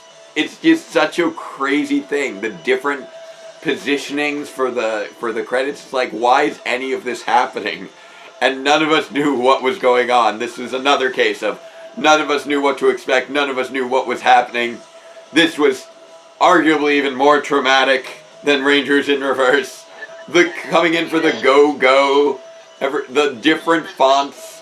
What? You need to show go-go. Say go. Oh my goodness. Was making his messages and resigning to just be floating in space.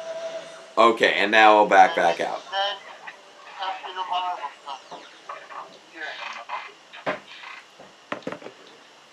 Oh man. Dinner up in like 2 minutes. Okay, apparently dinner is almost ready.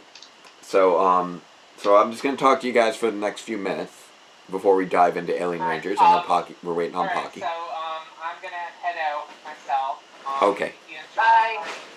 If you enjoyed my intel and my appearance here, be sure to check out morphlegacy.com. Absolutely. The Morphlexy database. There we go. And my podcast, which I host with the Ranger team and Pan to Japan. The Yes. Grid, a Power Rangers podcast. You can check that out at thegrid.podbean.com. Good. Also, spread the vote. Keep Yes. donating. Vote yourself. And I will be here next week if you make physio. Yes. Fantastic. Thank you so much, Ray. Hopefully we can get Jay in as well. All right. You have a great night. Thank you for all of that. I don't know how much of next weekend I do if there's anything. Because I know Saturday is another Pokemon Go community day, and Oh, interesting. kind of I'll probably be focusing on that. I'll probably be in the chat. I just won't call in. Oh, that's fine. Don't worry about it, man. You've been hanging out with me here all day. Yeah, that's true. And there's always the time after that I could. Yeah, of course. The hours after the event ends. Yeah. And then Sean's been a trooper today as well, sticking around. Glad to be here. Glad to be here. It's been crazy. You gotta get Liz on video though, because she's been working hard on some visual stuff. Yes. We are doing pretty well on time actually. It's gonna be tight to see what I might need to record separately. We might need to sprawl a little bit for Bucky. Yeah, Hog Day afternoon I might need to make sure to record separately. I have my camera ready to go to record, just because I know that YouTube won't save anything past that 12-hour mark. Just because YouTube has limits on things apparently that it doesn't feel like advertising. Yeah, we lost a good 3 or 4 hours between the three nights that we didn't record separately. Yeah, I did manage to record the last hour or so, I guess the last 2 hours of last night I managed to record. Really? I recorded it separately, I haven't posted it yet. Because I need to upload it. Yeah. A good chunk of what Campbell. Yes, I didn't get the end of Campbell's stuff, unfortunately. We didn't know about it. Because I didn't realize that was going to happen. Because I hadn't looked into it enough. And also that also goes for the 2 nights of season 1. Yeah, the season 1 stuff also. Yeah, that stuff is unfortunately lost. But I did get last night's, and I will get tonight's if we run over time, which I'm if we hit the end of Alien Rangers, then we likely will be running past that 9-hour mark. So probably Hog Day Afternoon will be bonus material there. Because I do want to give Pocky a few moments to join us. And I'll take a little Q&A here. And see what questions some of you guys got. If you're looking for some place to post, and I'm only vaguely seeing the conversations going on here, I may have failed to track entirely. But if you are looking to post any sort of fan fiction, I know Archive of Our Own and fanfiction.net are both popular places. Archive of Our Own is better. Archive of Our Own is generally considered to be better. I have not posted fan fiction in years, so. But I do. Fair enough. So, oh wow, Jenny. So, Dino Charge was on your 10th birthday. That makes me feel not old. Not young. I'm not an old. Oh my goodness. Dino Charge was 2015. The Friday before the TV premiere. Yeah, I was. It was the night before my 21st. I was 29 when Dino Charge came out, I believe.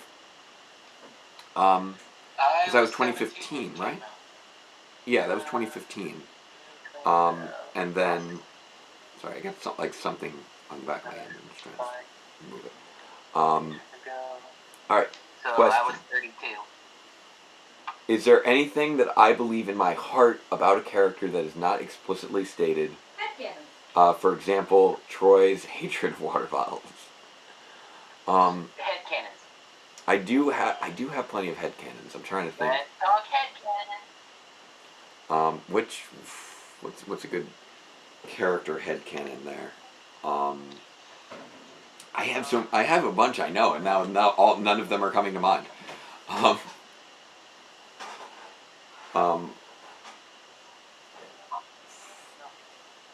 Let's see. I know I've come up with ridiculous, silly headcanons. There's so much Power Rangers, my brain is having trouble like narrowing down to something specific. Let's see. I'm trying to. What's a good headcanon I got? I believe that Thrax is a time traveler. That's something I believe. It's the only way that it works with Sentinel Knight. What else? What do I believe in my heart about characters that have not been addressed in the show?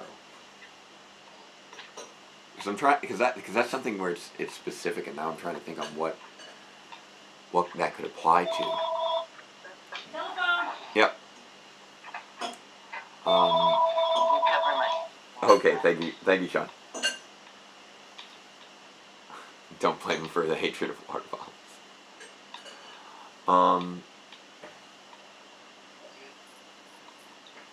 Let's see. What are my good headcanons? So, most of my headcanons are more plot-based and world-based. Climb every town. Actually, you know what? I'll put it this way, because I do overthink everything. Now it's to the point that I can't even think of a specific thing. Name me a character, and I'll give you a headcanon for that character.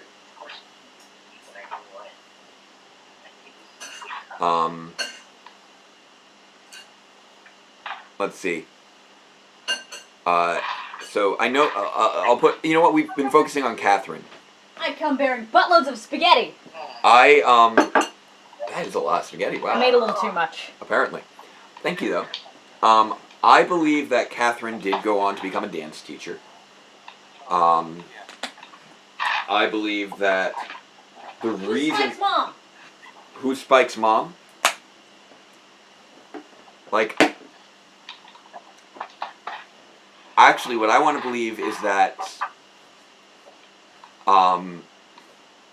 Okay, here's a headcanon for Spike. This isn't one that I have fully thought through or anything, but I want to believe that Spike is adopted by Skull with Bulk as basically the godfather. So he calls him Uncle Bulk, not because he functionally helped raise him. And I want and you know that would explain why Spike is a bit too old for Skull to really have had as a kid, outside of a high school pregnancy, which wouldn't really fit so much with Kimberly unless it happened like at the Pan Global Games, and I feel like that really doesn't fit with how, having now rewatched that whole arc, I feel like that wouldn't really fit. Okay, so let's see. I see Victor and Monty. Victor and Monty headcanon. Monty is in love with Victor. I think we all agree that. Headcanon for Bridge. Bridge. I kind of want to believe that Bridge is on the autism spectrum. He fits a number of traits in there. In terms of his fixations and the way that he misses social cues. And I do believe that his special interest does sort of become SPD in a number of ways, which is why he sticks with it for so long and manages to rise to leader. So, and toast is to Bridge as granola is to Jake. Toast is his, sort of comfort food.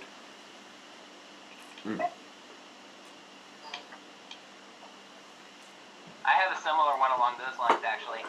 Yeah? Really? Tell me. Emily, Samurai Yellow, I think she has clinical depression. Oh, really? I think they conveyed that without saying the words in a number of episodes. Like, I know she had the very strange relationship with regards to filling her sister's shoes. So I could kind of see that. Like, it's really interesting seeing Emily's character after having seen, although I haven't seen all of Shinkanger, I have seen the first half of Shinkanger. I still need to go back to it. Kota's character. And it was very interesting how they tried to recreate a number of aspects to that character. But there just wasn't necessarily the same feel to it because of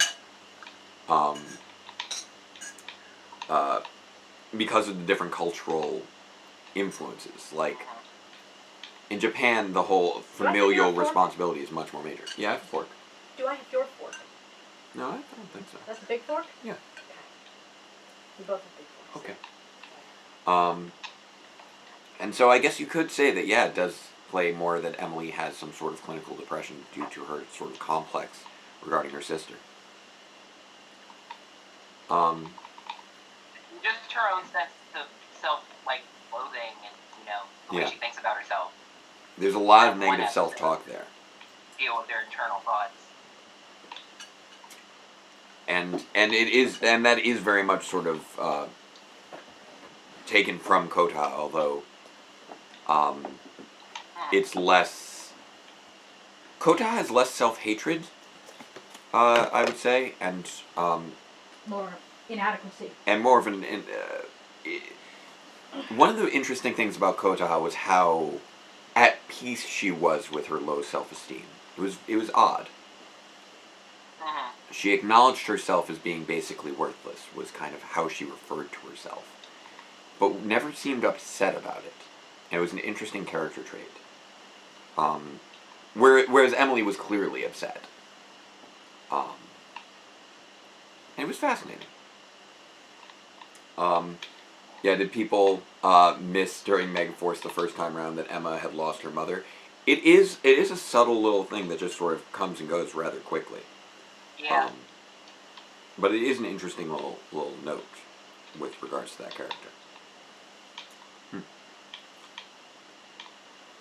So we are at about 6 o'clock. Yeah, it is 6. Hopefully. Yep. It's a wonderful time for a dinner break. Yeah, having a quick little break to eat. as we wait on Pocky to join us for some Mighty Morphin Alien Rangers.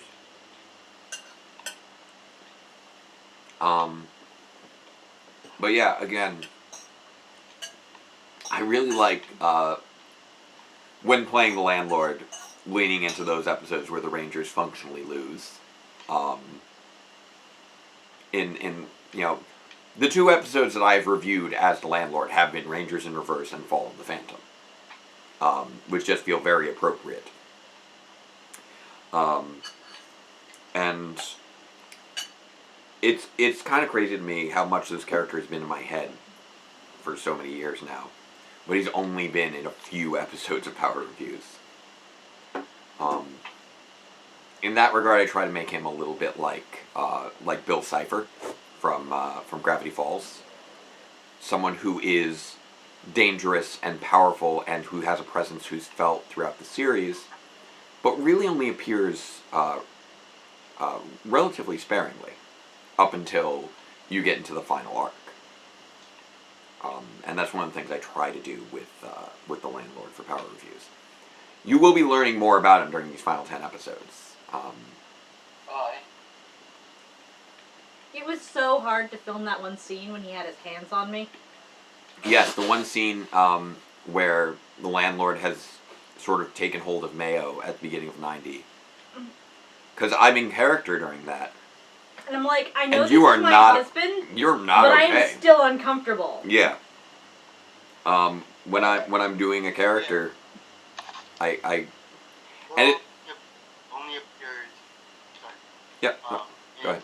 Dreamscapers, Sock Opera, The Last Mabel Corn, Stan Kurian Candidate, and Dipper and Mabel versus the Future, and then Weird McGinn. Yeah, he's not in much. And the Landlord is similarly not in much Power Reviews. Power Reviews has more episodes than Gravity Falls, so he is in a few more. At least the output pace isn't as about matches.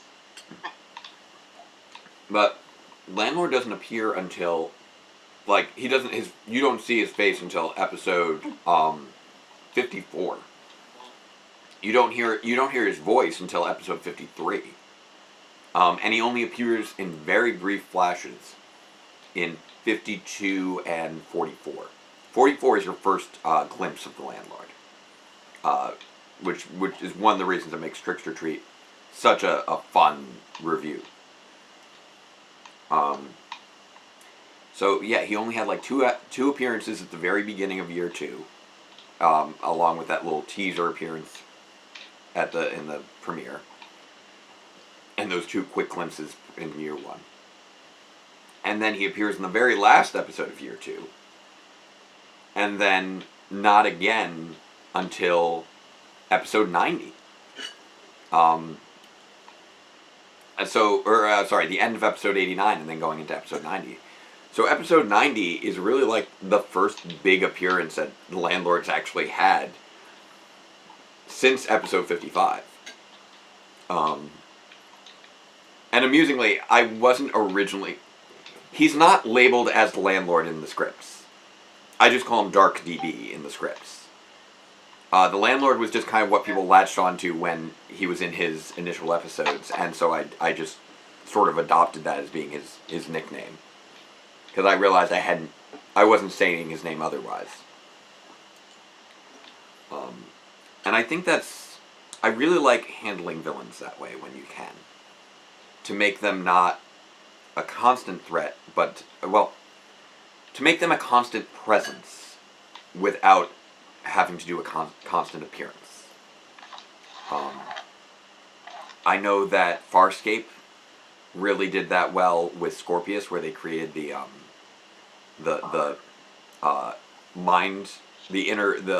mind chip Scorpius inside. Harvey. Yeah, Harvey, inside John Crichton's brain. Oh, Athena just woke up. Oh, we are about to go into Mighty Morphin Alien Rangers. We're just waiting on Pocky. We're just waiting on Pocky to join us. We still have a fair bit left to make sure that we can get to the end of Alien Rangers, but we are about to go into Alien Rangers. and we're just taking a little break for dinner, and doing a little chatting about power reviews and other things in general.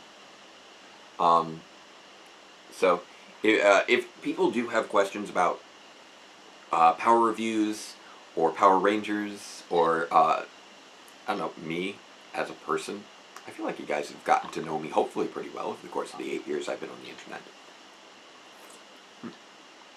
There is one thing I'm hoping about a certain aspect of Power Rangers, that because the Energems made Ivan and Poda stop aging. Yes. I'm hoping that Poda and Ivan took the wrong way to the present in their Beast Morph, like as of their Beast Morphers appearances. Oh, I like that idea. That they've just been around this whole time and they. Right, because think about how when Steve Rogers went back into the past to put back the Infinity Stones. Right. And then waited and then came to the bench. But Coda and Ivan don't even need Coda and Ivan won't even age, so it's just right. They can just come to they could just live their lives and then come to the Amber Beach Dinosaur Zoo. I like that idea, but I am going to put a caveat on that. I feel like if that was the case with them in Beast Morphers, we would have noticed more of a change in their characters. Simply because it's one thing to see people just like a couple years later, but I can't imagine that after 10,000 years, or in the case of Ivan, about 800 years, that they would still be they would still have the exact same behaviors and mannerisms and way of dressing. Would have changed immensely. They would have changed a lot over the course of the centuries, I would expect. And honestly, I feel like once that would you've have lived been that long, indicative. you're just going to start developing a certain Doctor Who-esque melancholy. But the idea that they... counterpoint. Rita and her entire army were alive for 10,000 years and they didn't change a damn bit.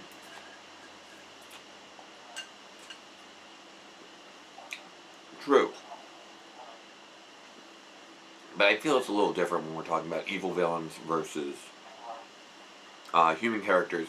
And I will note, when you say that they didn't change at all over the course of 10,000 years, we did not know them 10,000 years ago. We did not know their personalities. Fair point. Like there are some characters well, where... Zordon did it. He was still able to easily predict most of what Rita was going to do. It was just too lazy to tell the Rangers in advance. So. Right. I'm referring more to perhaps more subtleties of changes in personality in many regards. That's fair. You're not going to behave exactly the same way. Like, yeah, you might go back to some of your old tricks if that's what you remember, if you have that long a lifespan. Also, you know, I'm sure Zordon's not exactly the same. Like, there are patterns that you stick with and fall into. But in terms of just who you are and how you behave, at the very least, if you're a human who is not structured as the type of as an individual to exist for that period of time, I feel like there would be a bit more change over time. That's fair. Yeah. Also, by the way, in recent events, I noticed an interesting parallel. Yes. Because I was, you know, in watching Power reviews and seeing how relatively easily the Dark Male was rescued, it stuck out in my head, and in the same way of, she seemingly allowed herself to be rescued, and then in the actual show, Ebox seemingly allowed himself to be kidnapped, and I get the distinct feeling the end result of both of those situations is going to be the same. I'm curious to see what's going to happen with Evox. I don't know yet. I mean, I know what's going to happen with Evox. I won't spoil it for you. I just have a feeling both the situations are going to end the same. I'll be curious to see what happens, because I think I can say this is without being spoilery. is obviously there's more to K Alpha than there appears. It's not. She's not just someone Dark who. Mayo. She's not just someone who was in danger and needed to be rescued and. Paki says make the call. Oh. Oh. And she. She's clearly up to something. We just don't know what yet. I think that's fair to say. That does raise a question, by the way. If you end up doing Zeo next Saturday, will you also still do a Beast Morphers reaction, or will that be delayed another week? That would be delayed another week. Okay. We're still well ahead of where Beast Morphers is in its airing, so I feel okay about that. That's true. And now, I believe that you guys here in the Skype chat are going to get joined by a very special guest, and I'm going to make sure that she actually takes up the full image when we put her on screen, because I know that she's going to want it. So let's see here. Calling up, making the call. Oh, here we go. I'm looking forward to this. I hope you're looking forward to this. I am very much looking forward to this. Alright. I can't wait to see what her plan has been. Look at this. Alright. Here we go. How are you? Let me see if you're sideways or up and down. Okay, up and down is the best one. Who is this? Who have we got here? Hello, hello.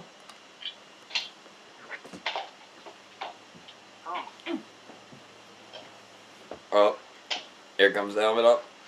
Oh, hey there, Paki. How you doing? Welcome, welcome, welcome. Looks like we went with the backup. Yep. So, how have you been? How's your day been? I'm here. It's great. Excellent. Yay! Paki's here! Welcome. Woo! I knew that you did not want to miss this. So we've been doing a little Q&A in the meantime. We had Rangers in Reverse not too long ago. And dinner. And eating a little bit of dinner while handling Q&As. So, are you ready for this? I am so ready. I've been waiting for this all weekend. Oof. I am suited up. I am super hyped. Super hype. Super hype. All right, I think there's still I'll pause. Make sure that I've got my thing up here. I can pop. Now that I see your positioning in here. No. Really? It's gonna put. Why would it cut off the bottom of your face? That's a silly thing. Because it doesn't want me to do anything. Should I turn it sideways? Let me see what happens. If I add you back in there. There we go. Oh no, we got it lined up. There you go. Perfect. Nailed it. We got one on top of the other. That's looking good. Yay! I think that works pretty well. Bringing up Alright. my very shaky tripod, doing great. Okay. Doing it very good. Yeah, we had a great discussion earlier with Mark Litton about Master Vial and the metallic armor, where we found out that he was told that he should include the words Master Vial and metallic armor in the title of the episode. So he did. And so he made the choice to put in the word and. All right. It's a mini-series, right? What? The Alien Rangers? Uh-huh. Yes. We are about to kick off the saga. Our big finale. I've been waiting all weekend. Now keep in mind, we don't quite have enough yet in here to get through all of it. We've got 16 out of the $75 that she said she would match. Yep. So right now, we are waiting on you Ranger fans out there to add in about another $50, and that'll get us to the end of it. So I think so far we're definitely good for the first two, and then we're waiting on people to donate the last 50 to make sure we get to the end. So I'm bringing up, and I see we've got quite a few people here right now. Thank you, Orange Ranger. Yeah, with the donate. Yes. Yes. Yeah, he's been flashing that all day long. Oh, apparently I have it like... Oh, apparently I was watching like Hog Day Afternoon Part 1 for some reason a while back. I don't know why. I forget what I was working on. That seems like something I would do for like power reviews or something, but I forget why. Yeah, Val. I was doing research. Always research. Okay. Oh, wait. I gotta do a thing. I forgot about the thing. And let's see, how do I do this? Do I got to do it add image, right? No, just go to the one that's already there. Right. That makes sense. And change source. I got to do a little change here. Here we go. Okay, now there it is. Okay, you've been looking at this header this whole time. We got to change it up. This logo's getting old. And doom boom boom boom. Boom. There we go. Changing up the logo. No more MMPR. Mighty Morphin Alien Rangers coming at you now. Let me add that to the now playing. I gotta update it. It is next up. We have Alien Rangers of Aquitar Part 1. Oh my goodness. Here we go. Got my Netflix queued up. Here we're gonna take it from the very top. Oh yeah. All right. Ready. And. Yep. Nice to see you, Pocky. I'm gonna go lay down now. Okay. Just off. All right. Here we go. Go. Alien Rangers of Aquitar Part 1. Ready. And play. Advanced loading. Your phone's gonna try and go off in 10 minutes for the cats. Oh, thank you for the reminder. We got a little hip people guy just donated another $10. There we go. Oh, that nice season 3 flash recovery montage of Cat's whole saga. With the different shade. It's for the first one. It's still the MMPR intro. Okay. Yeah, because they haven't introduced the Alien Rangers yet. We don't know. Oh, Athena just donated $10 due to being happy from a good nap and a belly full of pizza and garlic knots. There's your boy there. There's David Yost and Adam. Oh, everybody's. All them smiling faces. I was a little disappointed that I couldn't reconstruct my Delphine costume in time for this. But I feel like this is a viable alternative. Yes. Because Billy just got such good storyline in this miniseries. He did. Season 3 was like all Kim and Billy. It really 75 is. minus 36 Well, is Kim, 39. Cat, and Billy. What's that? 75 minus 36 is 39. Yes. I said about 40. Right, but I've been actually keeping track Okay. of the 75 that he's promised. Yes. But I think it was also like $1 more that we needed anyway. I mean, I estimated at 75, if you can get to 75, that's whatever it takes us to the end. Oh, and here they come. This like, the villains just coming in. Whoop. It's sideways, no. Sideways, no. There it goes. Is that like boomerang no? No. This? Finish that spaghetti? No. No. Not even close. Why? Tell me when I need to take the bowl.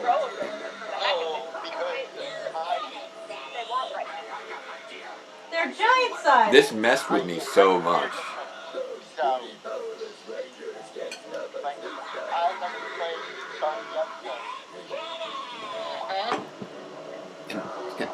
Does Zek have zip ties holding his knees on? Probably.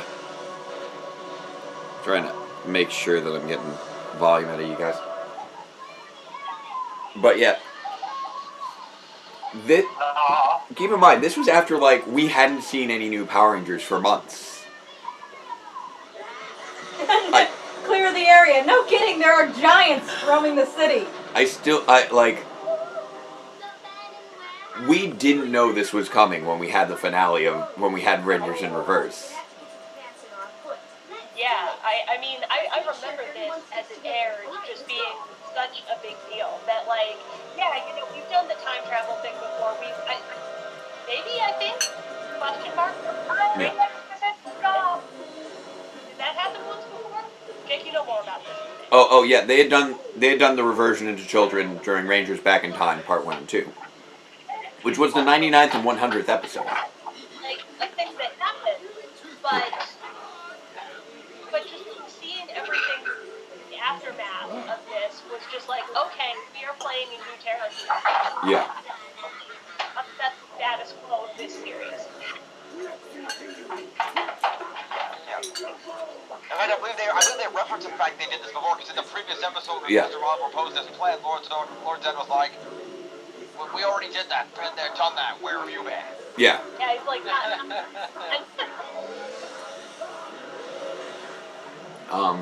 this was such a new experience for us as kids. You didn't know there was going to be any new Power Ranger team. We had no idea this was going to happen. No idea how they were going to get out of this. Yeah. No. And then we were left we were never, up until that point, we had never been left hanging on anything for that long. Like, now you're used to, you know, to be continued is just how a season finale is for a lot of shows out there. And then you pick up on it after the hiatus. Power Rangers, despite all of its multi-parters, none of them had really stretched over a hiatus like that before. And there wasn't even to be continued. Like, when there wasn't a new episode the following week, it's like, is it over? Is this how it ends?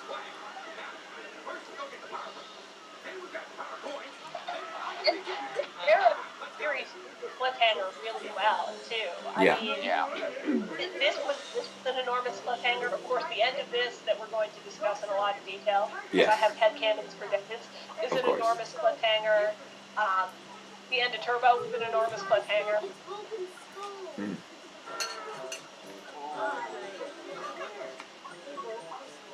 Turbo at least had a courtesy to tell us that Power Rangers in Space was coming, and didn't traumatize us with the possibility that the show just might not come back. Yeah. I don't even think that occurred to me when this happened. I was just like, what's going to happen? What's going to happen? I was thinking that, and then there was no new episode the next week. Or the next week. Or the next week. And I'm just like, Baby Billy is impressively handling this technobabble. Yeah, he's it's a shame that we don't get more of young Billy, actually, in this, because that actor is doing a good job as Billy. Yeah. Steady glasses, so. Yeah.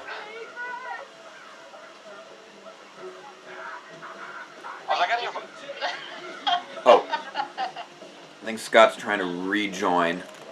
So, give me a moment to make, because I don't want to send him into a new cancel call. the cat alarm. Yeah. Before it goes off. That way it doesn't go off.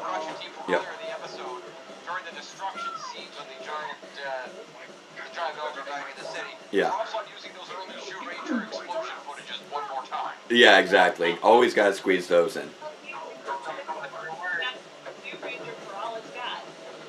Yeah, exactly. Gotta make that Jew Ranger work for you. Yep. Yeah, I know Scott's trying to get back in, but I need to make sure to add him to the proper call instead of a new call.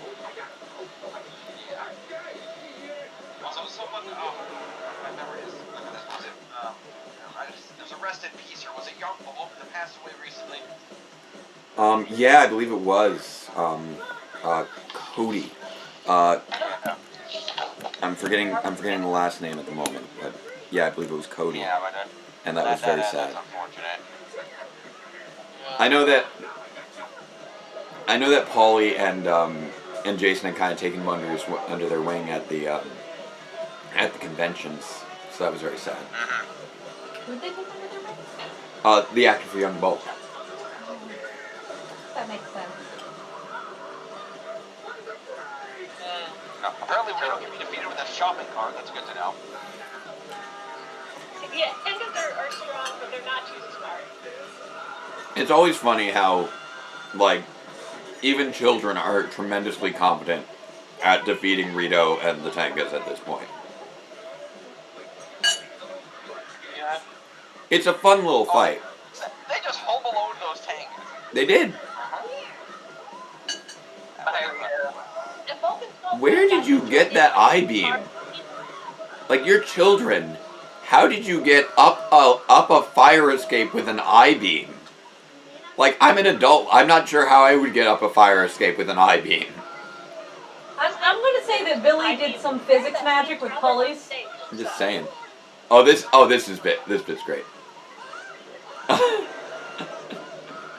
love he's not flapping his wings anymore. I love the flower pot bit. It's a great bit. That's a good bit. It's fantastic. It's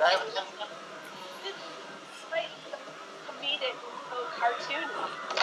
Yeah. At the same time, it doesn't feel like the high stakes nature of this episode has suffered any for having this comedy bit. Yeah.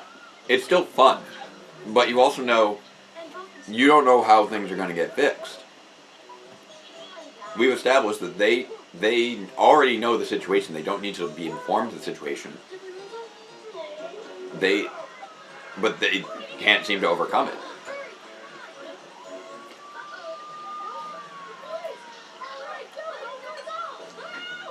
They bought time, but that was it.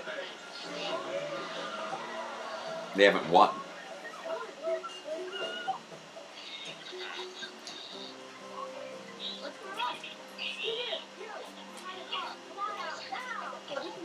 Draws the line and pick the fight with the cops. I feel like that's a social commentary that even the evil space aliens are afraid of the police.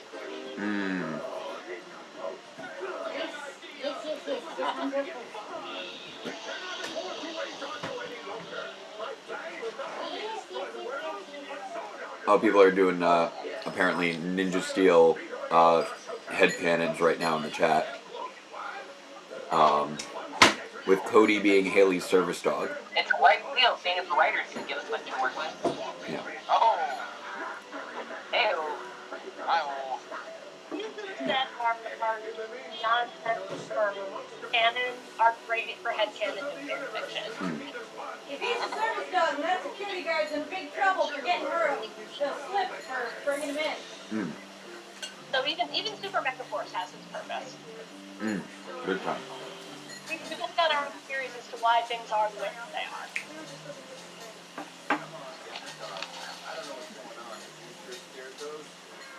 are. Vulcan Skull. Like, what are they hoping to accomplish by telling them the Power Rangers? I don't know what they're hoping to accomplish there. There's no way that gambit was going to work. Like, it'd be lawful good, maybe they figure that they can get somewhere by telling the truth. I mean, I get that, but how is that going to... How are they going to make that argument? That was going to work. I also think that that's another, small village there. My heart's breaking. Yeah. It's another sign of how much the status quo is going to stand to change by that episode. Yeah. We've never heard them say she was really in fear of the problem. Yeah. Everything's different now. And this one cop with the Coke bottle glasses. Wow, that's an out. Okay, I want to say, at least one bit of police reform, if we could, that would just be like, I know it wouldn't be much, but it would be appreciated. Free ice cream and hats, in general, I think would be a step in the right direction. Like, it obviously wouldn't solve the many, many, many systemic issues, but it would make people maybe feel a little bit more comfortable. And let's face it, maybe you might be less willing. And if your idea of bringing somebody down to the station is you're going to be giving them, ice cream and a hat when they get there, maybe you'd be a little less aggressive. I don't know about you. I never get aggressive with someone I'm about to give ice cream to. I don't know how you guys feel. Nope. There you go. I do have cool. Ice cream is a great equalizer. Well, finish your spaghetti and you can have some. Did he just call the Lantara monster Lamparella? That one fuzzy monster we'd never seen before. I love all the Kaku Ranger monsters here. Oh, and when I went to the Alien Rangers page, mine was on episode 6. Because I had like a 50-foot bump for a Ranger command commentary. Oh, interesting. I don't know if I've ever watched Party, or if I've like watched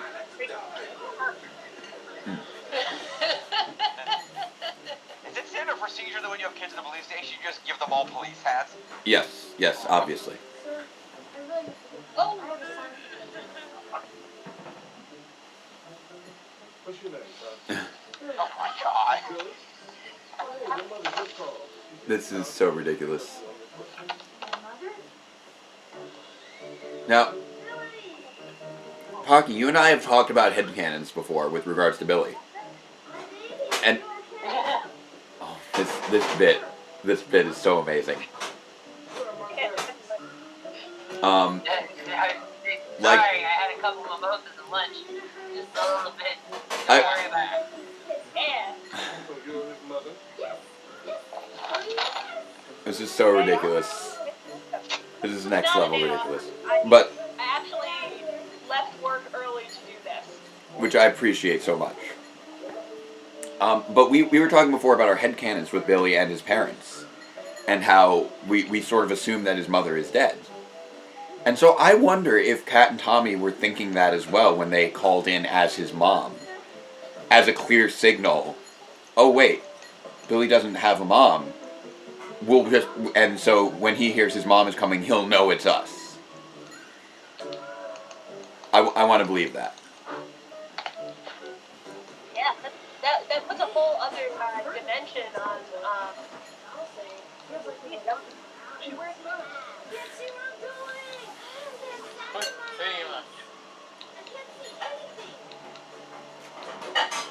and like hurts my heart too, because they're all so small right now, and now they're trying to just like walk through the desert. Yeah. Man, oh no. And it's... Alien Rangers is also an interesting exploration of what if the villains actually tried an idea more than once and learned from their mistakes. Because the whole thing with the Orb of Doom is a retread of the Rock of Time from Rangers Back in Time, but also this detonator plan that Goldar and Rito are engaging in is exactly what they're going to use at the end of the saga to actually win again, which is crazy. Yeah, but even in the villains plan, there's some more of 5 because you don't want to give up and fail the first time. Try again. That's the message that we send to the kids. Yeah. Why do you only have one outlet in the entire command center? No.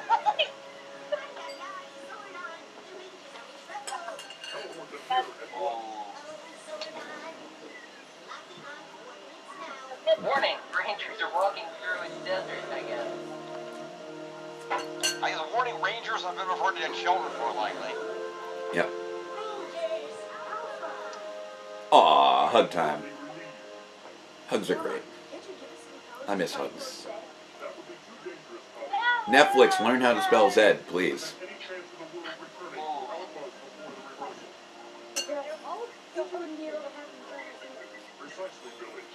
What are we going to do? Oh, we need a more powerful one.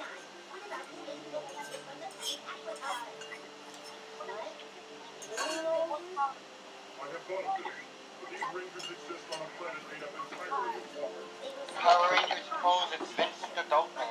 Hi, Pocky. It feels like I kind of wonder, like, Do they call themselves the Alien Rangers while on Aquitar? I was just gonna say, why are they called the Alien Rangers from Aquitar and not just the Aquitar Rangers? Because they're, I don't know. Because they're the first full team of Alien Rangers. And they didn't know how. But they don't think of the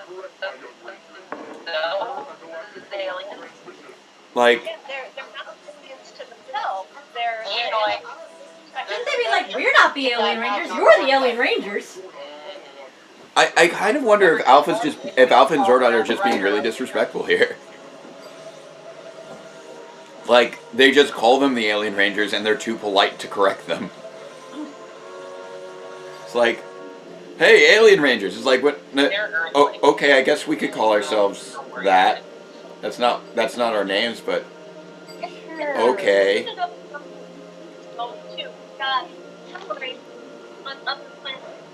Bigger than our bigger than Earth. Yeah. There's out there. Little ships. See if I can figure out a way to make this louder. Sheree says alien means protector in equation. Alien Rangers. Sheree's got an alternate headcanon here. That alien means protector in equation. Which is great. Alien Ranger, Aquitar, singular? Alien Rangers. Well, you put Rangers title. Oh. I do have a typo in there. Thank you.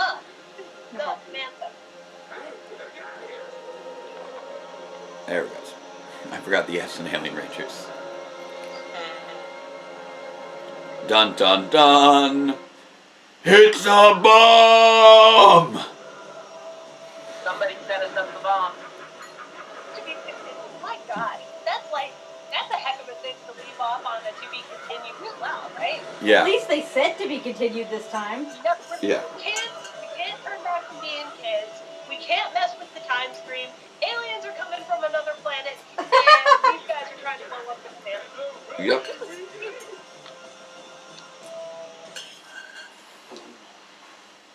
We're rolling right into part 2?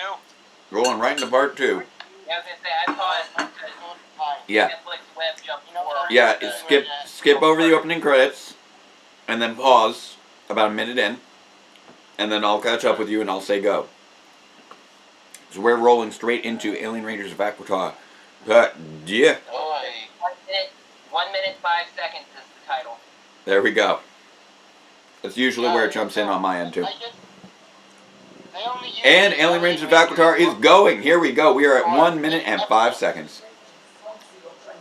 Hello, Raja Barudi.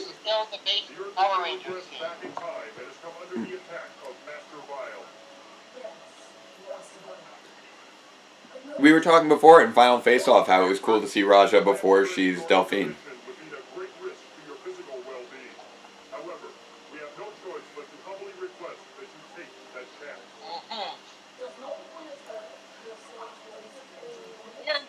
Yeah. Like 70% of Earth is covered by water. I really want to know what the thing is about Aquitian water that's apparently different. That makes it such a challenge here. I think the implication is that it's cleaner. I mean, I suppose you can. Like the environmental. We could really use him right now. Yeah, unfortunately, we won't find the temple for years. You could just go to the temple. Just, Ninja reference. like you know where it is now. Well, here's the thing though. Nothing about this time stream makes any sense. No. They match the colors. My interpretation of this has always been, or not always, but I told you about it before, Pocky. My interpretation being that they simply reverted to a younger state rather than actually traveling back in time. The entire planet, everything reverted to to a state of about 10 years earlier. Or not 10 years, let's say 8. In which case, there is no disrupting the time stream. Now we see that somebody set up Yep. the bomb. Mm. Why weren't we alerted? Dun dun. Terribly concerning. Okay, cool. So everybody stand there. If only there was some way to defuse the bomb with the extremely long fuse. Holy It was a third of that size. That would be more effective. Yeah. Like, one of the big things with a fuse is it's specifically so that you have time for the fire to reach the bomb, so you can be farther away from it. But Goldar shoots fire out of his sword. Why didn't he just shoot the fire out of his sword from farther away and set it off immediately? Don't, Alpha 5, don't mention Alpha 6. We don't want to hear about that until we absolutely have to. No. Alpha 6 and Power Rangers in Space is still a very worthy Alpha successor. Alpha 6 and Power Rangers Turbo is fine, but definitely jarring. Yeah. I like the miniature viewing globe. It's pretty great. It's dangerous to go alone. Take this. But yeah, keep in mind, they all have basically the same clothes they were wearing. They still have their communicators. None of that stuff should be on them if they had actually traveled back in time. Oh, Alpha! Alpha, you're such a sweetheart.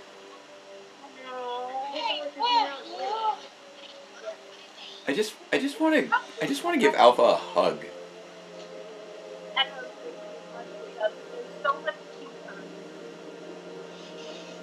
We all just want to give Alpha a hug. Ocean water is wiggly. Yes, it's very wiggly water.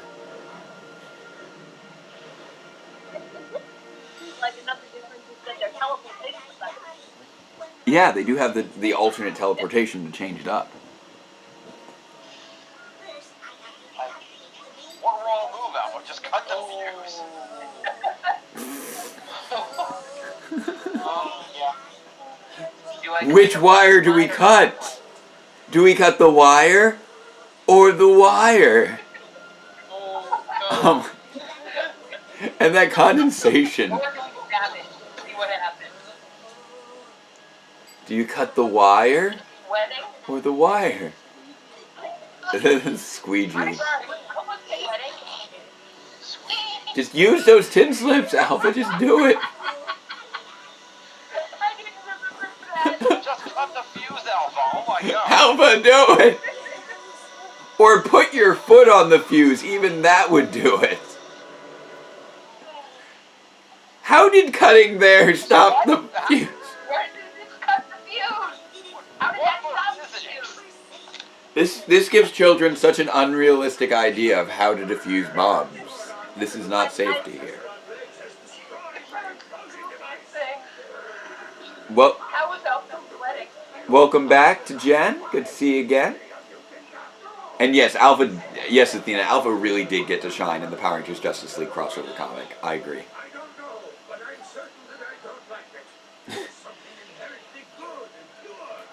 I don't know what's happening, but it's new and different, and I know I don't like it.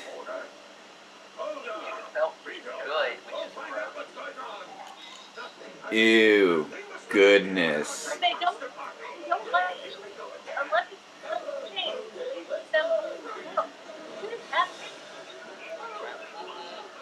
Why are you sending Goldar Reno? You have a giant telescope and Zed's own laser vision. You can see what's going on. Nothing makes sense. And then the other ones celebrate. Yay, they're gone.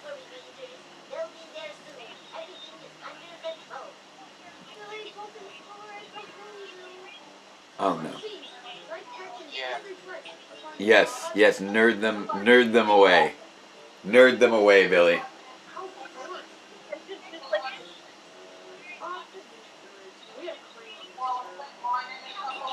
Sure. Putty's, or not Putty, Tenga's again and this time with Goldar along with Rito.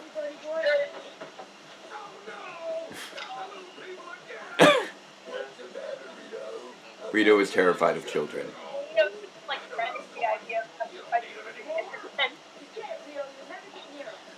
They probably shouldn't have their coins on them right now. It's probably not the best idea. Not have any shopping carts this time. Yeah, that's true.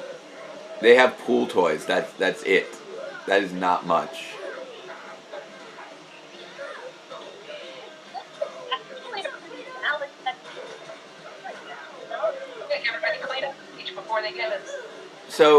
So I'm just gonna put this forward. What I'm taking away from this is what we can do in our efforts to save the world is get a bunch of pool toys and head down to the White House lawn and just see if that might work. You don't know. We haven't tried it. Maybe that might work. Oh man. Something very fishy. Ooh, those gills. That was a trailer shot right there. Whoa, they actually show gills. Yep. We never see those again, do we? I mean, I'm happy that they're still there. Like, oh. That was like the flippers too, like. Yeah. Oh no, really gills. Gotta love these alien ranger powers that we'll never actually see again. So just a reminder to those of you who are joining us, we are in at part 2 of Alien Rangers of Aquitar right now. We are trying to make our way through the Alien Ranger saga as part of our efforts to raise awareness to raise funds for spreadthevote.org. So if you have not yet donated, we are about another $40. The next $40 will get matched, and with what's already going to be matched, that will push us to the end of Alien Rangers. So if you want to see us cover all of Mighty Morphin Alien Rangers, we have $40 left to go before we match to hit that goal. Also, don't, what are you doing? Are you petting the children? What are you doing? You are... It's like, you have a ponytail. I have a ponytail.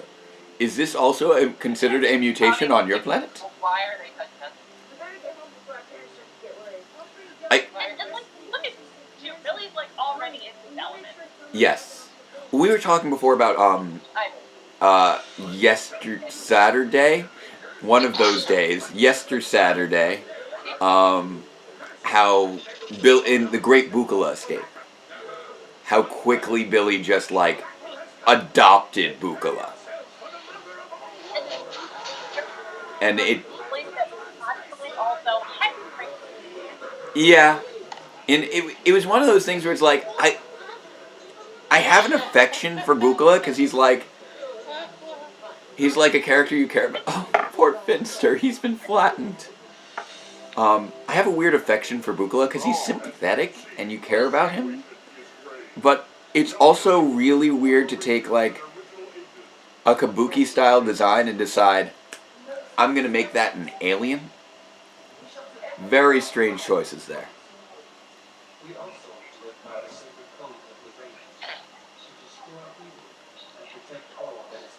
Here we go.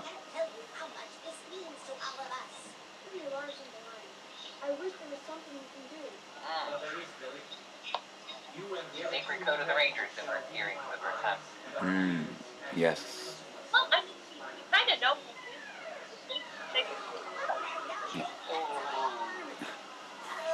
Oh. I like the pink leader stash, by the way. Yeah. Nice little get a monocle from the same reserve of votes, the Aquitar Rangers.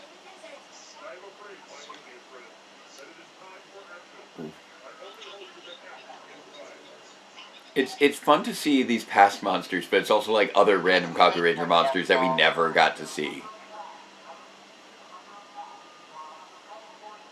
Gotta move, kids. I'm not quite sure where you're going right now, but you gotta move. The entire warehouse district has a sign. Oh, yeah, I like this. Information downloads are canon. Yeah. But it's like, everything with regards to the Shogun Zords, the whole idea that they can access the Shogun Zords is ridiculous. Because it's like, how? The Shogun Zords required the Ninja Zords to be activated. How do they access the Shogun Zords without the Ninja Zords existing yet? Ostensibly. Something, Billy Falcon Zord remote control thing. But the Falcon Zord remote control worked on the Ninja Zords. Yeah. The Ninja Zords that ostensibly have been retconned out of existence, I guess? Don't go hell you make Jones. There we go. I remember thinking how different that morphing sequence was. But yeah, and then we have some of these monsters here, like that one green monster was, I believe, the first monster they encountered in Kaku Ranger? Oh, wow. Also, I love that monster is basically... We don't want to see Blaster Monster. Krabby Cabby was totally just built on the frame of a wheelchair when you're really looking at him. And it's amazing. The footage I relatively early episode of something. They went along the plot where they just had to deal with previously defeated monsters that they I'm trying to see if there's anything I can do to adjust the phone to improve the volume. Because it's definitely coming out a little quiet. So I'm having a little trouble. I've been having trouble hearing you guys.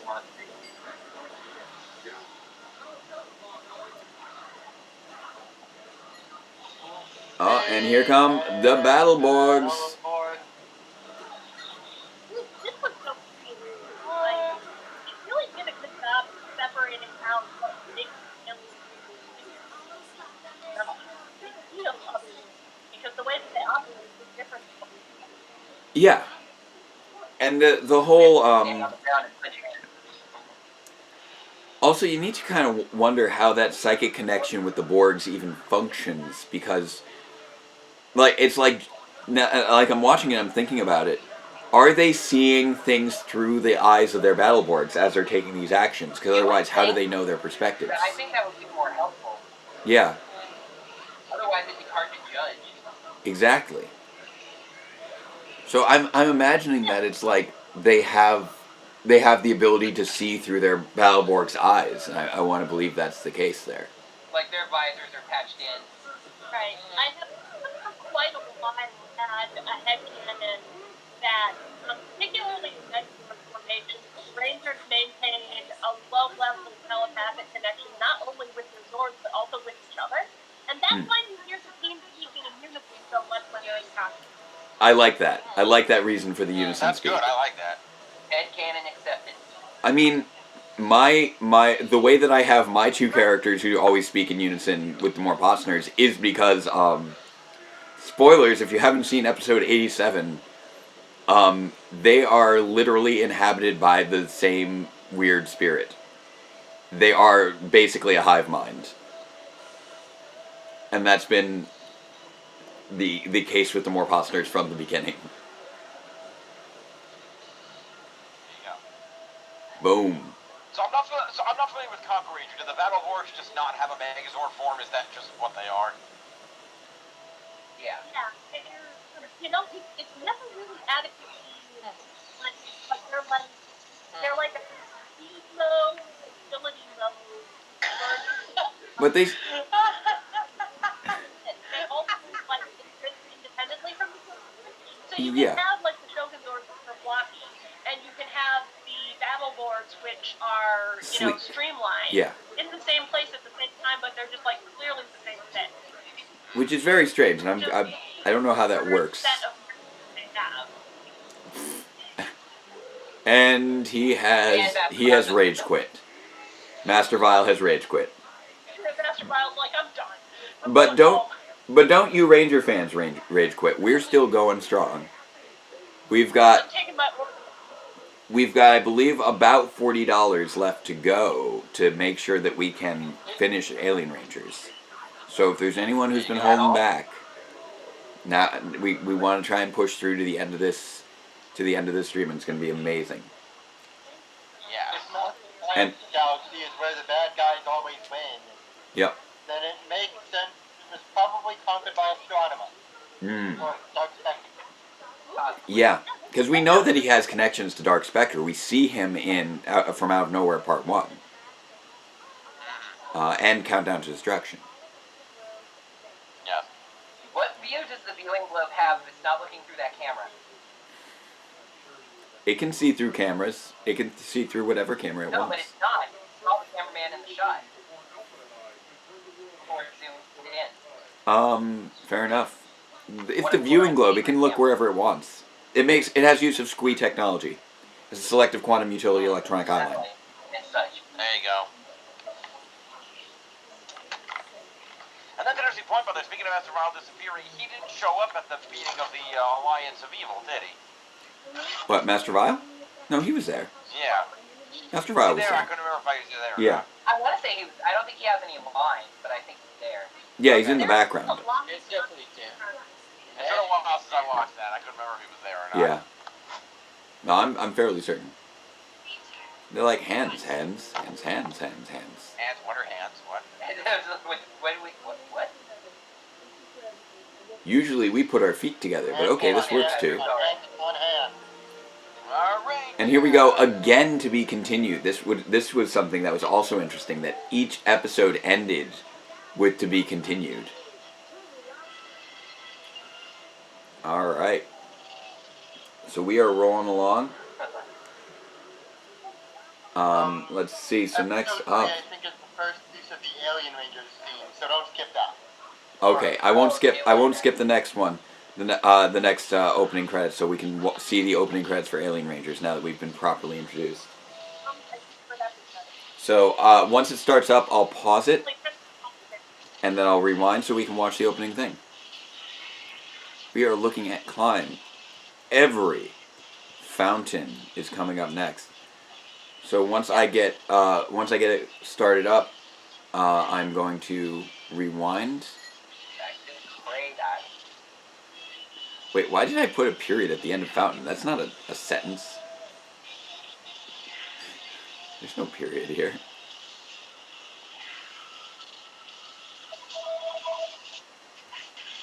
Alright, here we go. Alright, I'm gonna play it now on my... Oh, you gotta answer the phone. You gotta mute your phone there.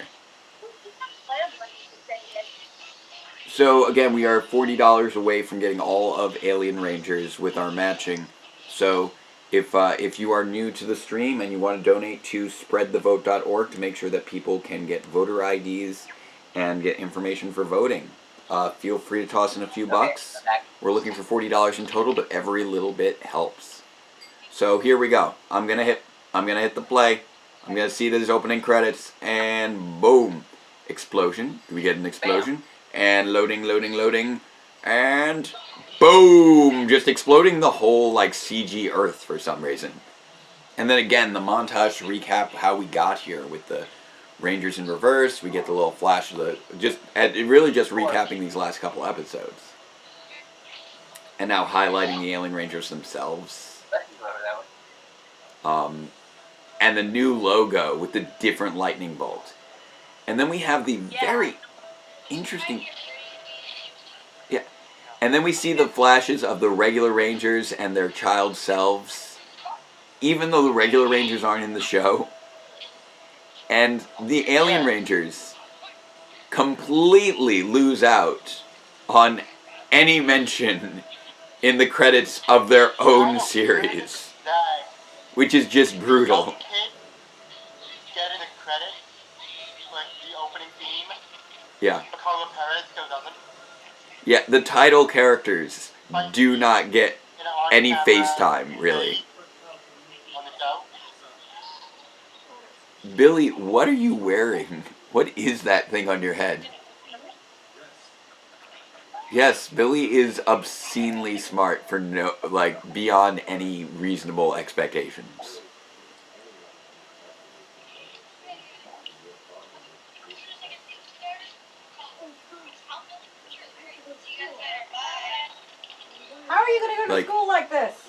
Like, Billy, do you, like, you are just way past school. You should just be going to college right now.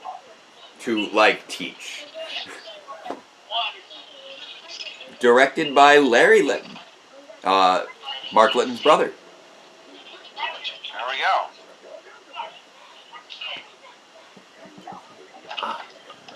I've not left this couch in the last 10 hours that I can recall. Is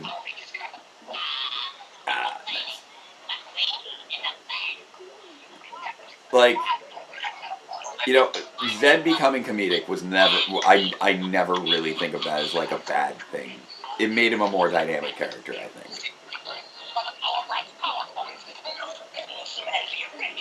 It's crazy to me right now with how many episodes I've watched that I watched Zed's first episode just like 2 days ago. It's crazy to me. Jacob, where are you exactly? They're outside the school bus now. That's where I'm at. They're getting onto the school bus. Also, the fact that they're attending Each Over Elementary would seem to support. Yeah, it's 2:55. We're almost 3 minutes in now. Watermelons. Food. Finding its watermelon. It's still sad to me that like the Alien Rangers couldn't get top billing in their own show. I feel like that's just such a crime.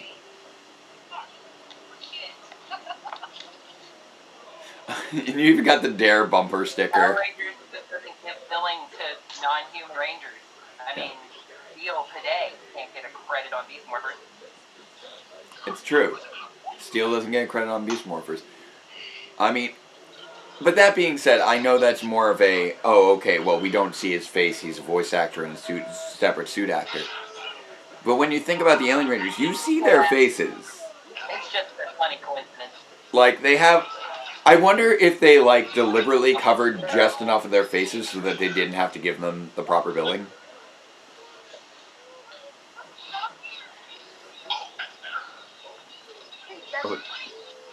What was that? Join us, join us? Who are we trying to join in? Did I miss something?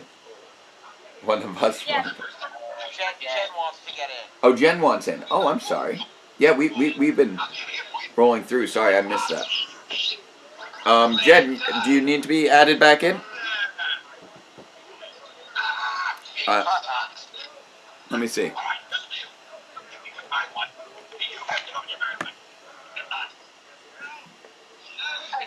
Okay, Jen did join on her own. Okay. Don't be sorry. Welcome. Hey, I apologize. You've been such a major contributor throughout this whole thing. One of our most major contributors, honestly. Right up there with Pocky and Jenny C. Having things thrown at him.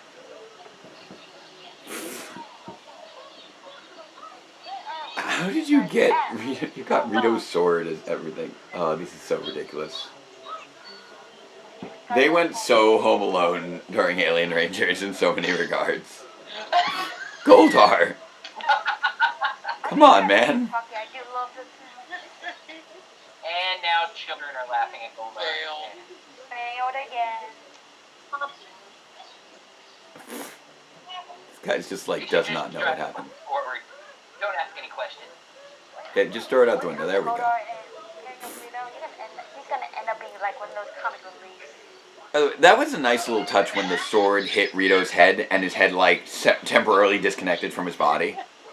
It was just a nice little touch they didn't need to do and they just tossed in there. I need to see this. They working on Slotsky? Is that what they're up to? Yeah, exactly. Doesn't Billy is just a beast. Like, I just try to think about what the world would be like if they had not, like, had Billy as part of the team, and it does not bode well for anything.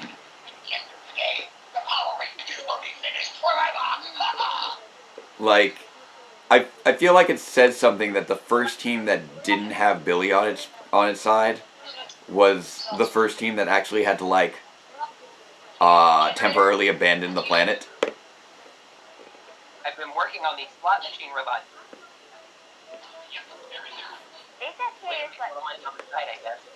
did they say what year we're in since it's time reverse? That's kind of a question. We're not sure if time did reverse.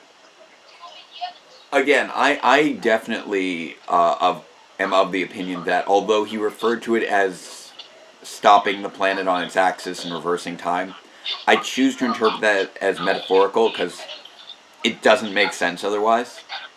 I believe that it was a reversion of everything to a previous state, a state from about 8 years past. Is how I interpret it. I know others have, well, maybe 6 years past, something like that, depending upon how you interpret the ages of the Rangers.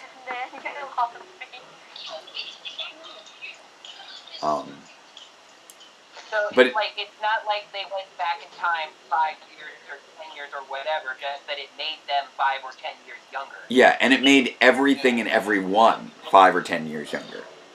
So it doesn't disrupt the timeline. Everything still, that's why everything was in the same place after the time shift. Everyone was still dressed the same way, everyone was in the same place, but they suddenly became younger versions of themselves. And that happened to everybody. If everyone has the same knowledge, then why are they going to elementary school? Exactly. Yeah. But nobody else retained the knowledge that they had. I mean, they are that age. Yeah. Everyone else lost their memories of that time when they reverted, except for them. Because we've established they're the only ones who remember. So they go to elementary school because they're expected to. Exactly. That's where they're expected to be. Alpha, get us more water. It's like, because when you think about it, look at like what happened with like Lieutenant Stone in Rangers in Reverse. He was driving a car and then turned into a child who was driving a car. Whoa, the pure nerdy has been explaining this stream to Mormon missionaries. What? Really? According to the chat. What? That's cool and crazy? Okay, cool. This is a weird problem. Does that become a monster at some point?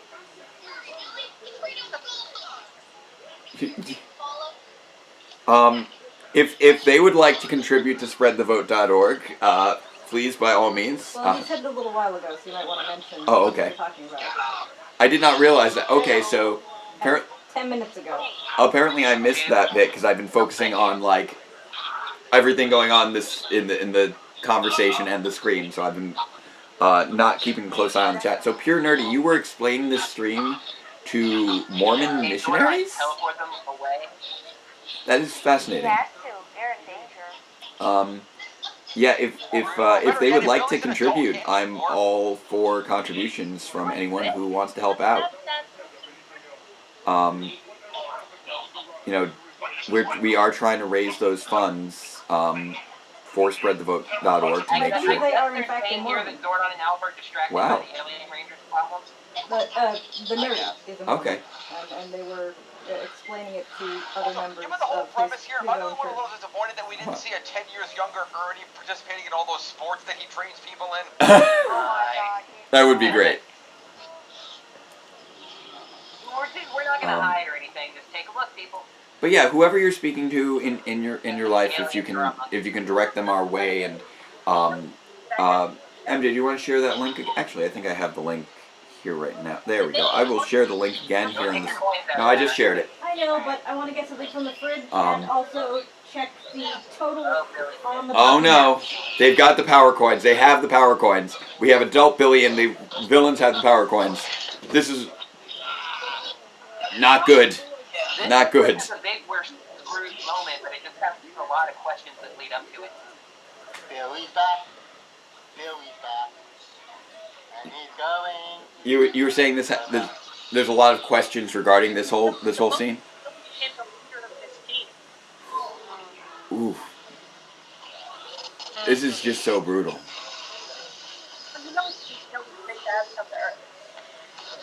Because I remember watching this as a kid, like, oh man, power points are destroyed. Yeah. They really want to reinforce that this was it. Now what? We are still at only 36. That's not good. Yeah. Rachel has an option to recreate them, but they haven't found a temple again. Did you say 36 as far as how much we've paid into? You could really start getting a headache and wonder if the original PowerPoint. 36 is how much Pocky's currently matching. Back before So there's just another 36 that Pocky has left to match? No, it'd be 39. We don't know how long She's doing 75 Zordon has had those coins long before that, because remember, he had them when Kimberly went back in time. Yeah, 39 plus 36 is 75. Okay. So not that far. Okay. So 36 of what Which she means wants theoretically, to but match theoretically, the has Rangers been should have had donated. the old coins Okay. on them So keep now, that in because if they mind never when found you're the temple, they calculating shouldn't have Ninja how many coins. episodes to watch. Also, Okay. they're wearing clothes that they never owned. Yeah, I mean, All right. let's not, like, this is Power Rangers. If you expect the time travel, you're watching the wrong show. Yeah. They were not color coordinated 10 years ago. Actually, we don't know that, because when Zordon pulled the original 5 out of the juice bar, they were already color coordinated before they Okay, did. it's not monsters. Good. All right. So I want to say, just in terms of where the donation bar is, where the donation bar currently is, indicates that this would technically be our last episode until the donation bar goes up again. But I know that Pocky has already promised to match a good amount of money. But I do want to see somebody, if we can nudge So things more. if you calculate her 36, how far are we? And then if we add in the 30s, I think, well, Pocky, you said you're going to be putting in 70. So 36 is what you're going to be matching so far, I believe. So that bops it up to. Okay, so if I factor that in, then we've got 2 episodes left after this, with what you have already guaranteed. 91. Billy pulling the rank of 8. I need to go find my Yeah. phone, because I'm going to add some more money then. I want to keep going. Jenny, stop. What's up? You don't need to feel the need to go crazy. I'm just making sure that everybody knows where we're at. Oh no, Slotsky. Did he really just turn and tell them the monster's here? Yep. See that there, monster. Nice. I like the Aquitar Ranger more. And then this is the first real fight the public gets to see. And the Alien Rangers do have an interesting relationship to the public that the original Rangers don't really have in the same way. They don't bother hiding, that's for one thing. Yeah, everyone knows that they're aliens.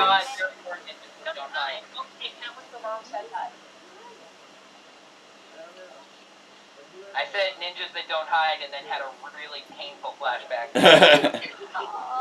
I know you have that rough relationship with the Ninja and Ninja Steel.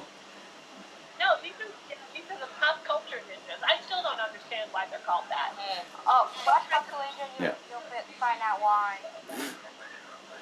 Is your species ticklish? You'll finish up why they call pop culture. I mean, they make references to the yokai as it is. Boom. Yeah, I still don't understand a few things about Shogun. One of them is not things out there. Where are these two kangas hanging out with the monster? So I'll put this out there again, though. If anyone wants to share where we're at on the social medias, make sure that they know what's going on and where we stand right now. Yeah, we are most of the way there. We just need to get some more people in here to pitch in. So. Why is this at 1374? What's the that? goal at 1374? Oh, because we were doing the $18 per episode. So that's $18 times the 43 episodes of Season 3 in Alien Rangers. Do we still have to hit 1,500 for Zeo? Zeo is 1,600. Zeo was originally going to be 2,000, but I dropped it down to 1,600. Okay. 1,600 would guarantee that we got the first quarter of Zeo. And so I think that would be enough to say that we commit to the stream. But if we can't get to if we can't guarantee a quarter of Zeo, I think then that might be it for the stream. For now. As much fun as this is, I want to make sure that it continues to be the best application of our time for raising funds. Because this is fun. I do enjoy it. Like, if I can continue to help saving the world by watching Power Rangers, yes, I will do it. But if I'm feeling like I'm not contributing towards solving the issues through this mechanism in a meaningful enough way, then I will scale this back and focus my efforts elsewhere. Like phone banking. I have a lot of phone calls I'm gonna be making in the next couple weeks. Oh, yeah, that's 2 weeks, Jacob, it's just going like this. Just going up. Yep. Oh. So I'd say you're doing great. There we go. Thank you again, Jen. That was another $15. You've donated so much throughout all of this. Thank you again. So that puts us at $12.70. 51 of Pocky's match has now been met. And that means that 51 of Pocky's match has now been met. So when you factor in Pocky's match, that brings us to $13.21. So we are close. Get there. So we are already guaranteed to have over 1,300 when we drop this donation in for spreadthevote.org. That's going to be amazing. They want to let me do a bigger round. What was that? They want to let me do a bigger. I don't know what's going on there. Maybe it's trying to cut you off. I don't know. The end goal already. Won't let me do that. Strange. Won't let me do a bigger round. I've got the subtitles on right now so that I can focus on the chat and the episode at the same time. Yeah. And when the monster found the subtitles that said uncontrollable sobbing. Poor Slotsky. Also, Mayor Carrington has been the mayor for a really long time. I just feel the need to point this out. There should be limits. Like, she was the mayor in this scenario, but she's also the mayor in Turbo. Like, she's the mayor of Angel Grove for a really long time. Yeah, didn't we see her during, sorry. Go ahead, sorry. Yeah, I think I'd mentioned earlier that this was the reason that I called the mayor in Grid Defense Mayor Carrington. Just as a shout out to the Carrington family being in politics. I was going to say, we've seen this mayor since the beginning of season 1. That's a great note to end that episode on. Yeah, so cheerful. Really going, just so you guys know we're still screwed. Yeah, exactly. It's like, hey, look, we haven't fixed the problem of the age reversion, and we're not the current Power Rangers, and now we don't even have the ability to go back to being Power Rangers again.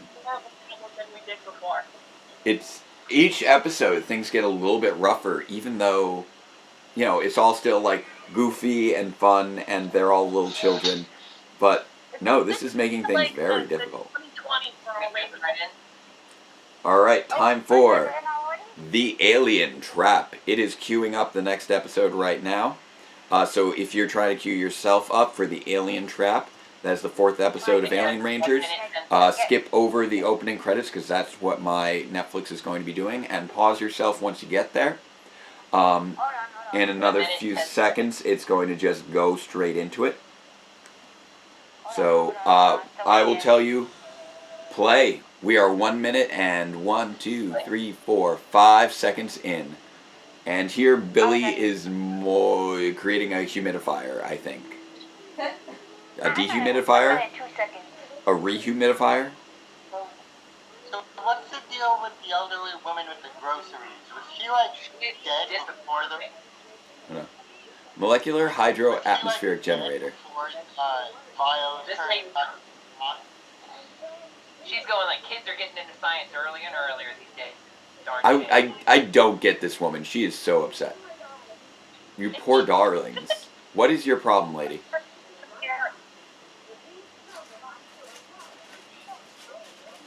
What makes you think it's dangerous equipment? You don't know what it is.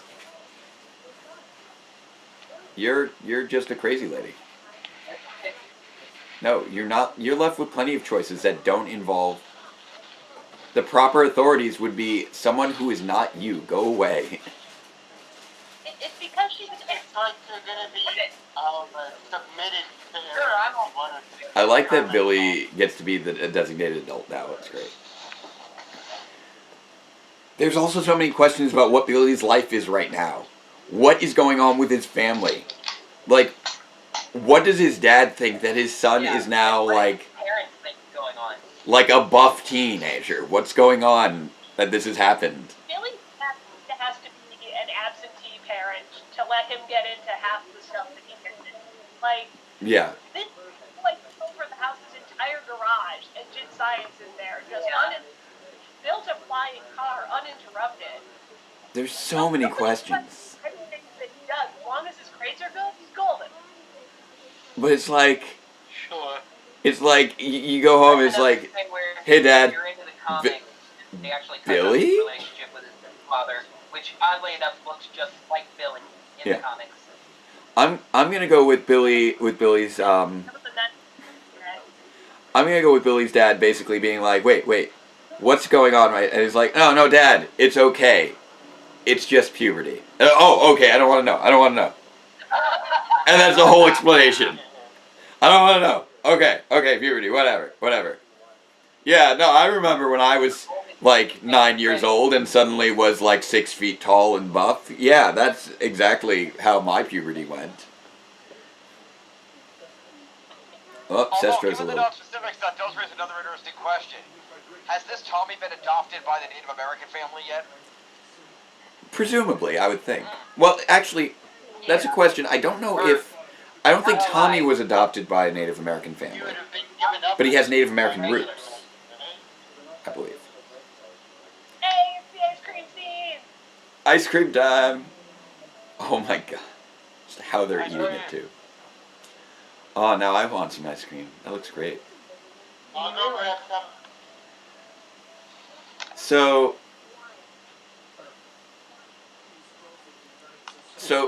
okay, so Pocky, I have to ask, have you written the fan fiction where Ankh hangs out with the Alien Rangers? Oh, no, but I should. I'm honestly like, I know I haven't really read fan fiction in a long time, so I don't know how much work you've written. But I'm like, okay, if Pocky still writes like a bunch of stuff, I'm gonna be genuinely surprised if there's not a crossover between Ankh and the Alien Rangers. I've never seen one, but I feel like it should exist. If I end up writing it, it'll be your fault. It's Team Popsicle. How does it not exist? Can we just have a conversation, like going back for a couple seconds, can we have a conversation about just like the acting there? And Tidings is just hanging out in the background. He gets so little to do as a character, but it says so much about who this person is that he's just looking at what's going on with 2 popsicle sticks and an ice cream cone hanging out of his mouth.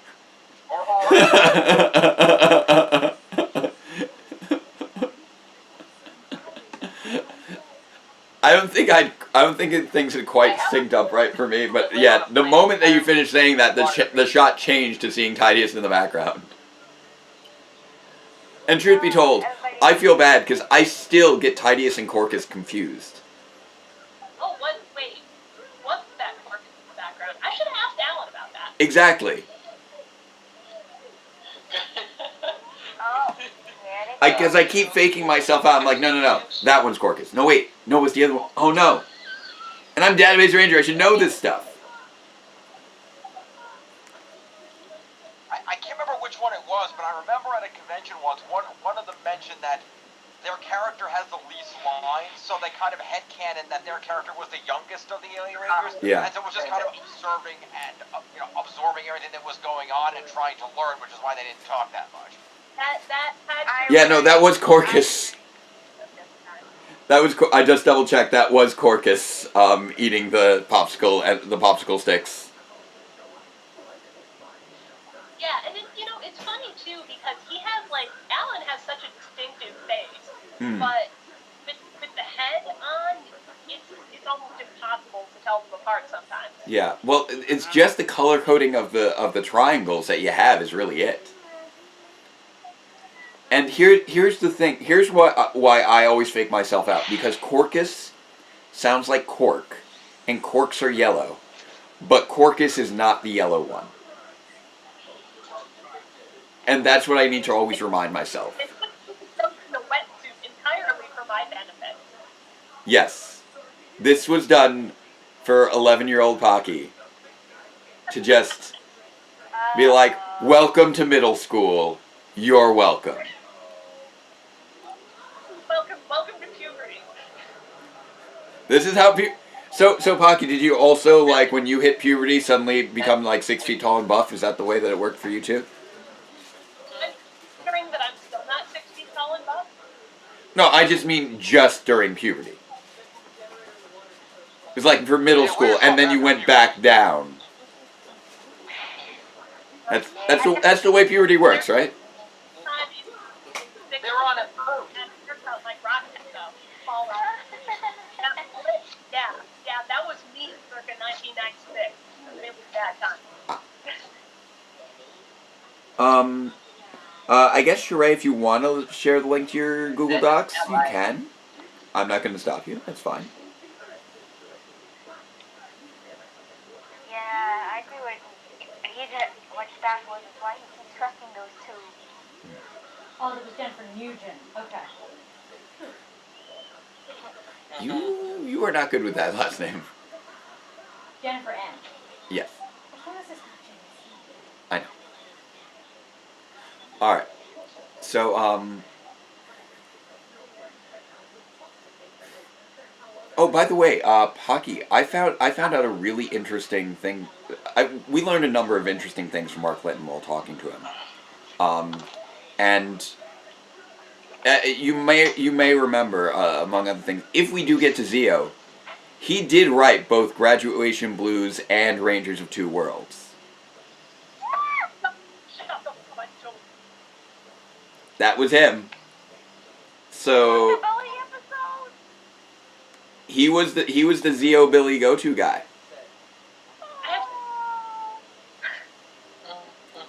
So that's what we could look forward to potentially if we get to if he's available and if we get to Zeo. I think I can't even. Oh, okay. It will get help. Okay, yeah. I can, Sheree, I can pass that through if it's going to get help for review. Sure. Correct. Somebody passed me one ball. I think I'm about to. Oh, right. The Barbaric Brothers. I remember these guys. Please get help for review. Yeah. One bottle will do. Oh no, he's poisoning the waters. It's the alien trap. What is she? She's doing a thing. Is Delphine raving? Is this raving? Is that what she's doing? With the wrists? Oh, God. That have just like never been answered to my satisfaction. I know that Raja took a lot of liberties in like developing some of like the mannerisms that the rest of the Equation team picked up. Yeah. But I don't know if that in particular is meant to happen. Yeah. But what was it I was about to say? I was saying one thing that was interesting that he also worked on was the Tommy Native American story arc, because he and his brother apparently, for a time, grew up on a Native American reservation. So they had that experience, and that's where that came from in many regards. $24 away from finishing Pocky's match. $24, you said? Poor alien. You got 51 out of 75. That leaves 24, right? Yeah. Yeah. Uncle Ranger footage. And by this time, they'd like totally endeared themselves to us too. You want to keep. Rita, that is brutal. Sushi. I can't have sushi. What? MJ cannot have sushi right now. It's a side effect of working on the next generation of Rangers. What is she craving right now?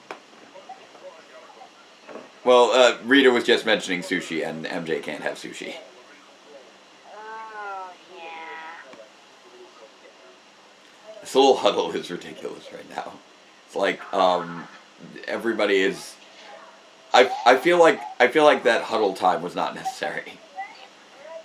But in terms of, like, having the hand in and everything, it's like... The evil monsters are right there. Really? Really? This is the plan? This is to play tag? You're gonna trap them with tag? Really, Rito? That worked way too easy, way too well. I mean, of course it's Rito, so it would, but wow.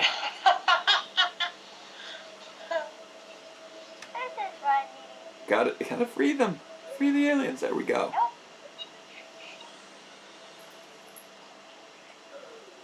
We don't want you. Also, it was interesting watching this as a kid and thinking that, as far as the setting of this miniseries, for the purposes of everyone existing within it, it's like 1989. And that's just like a weird thing. It's a period piece that is now set within a period piece. Which is very bizarre.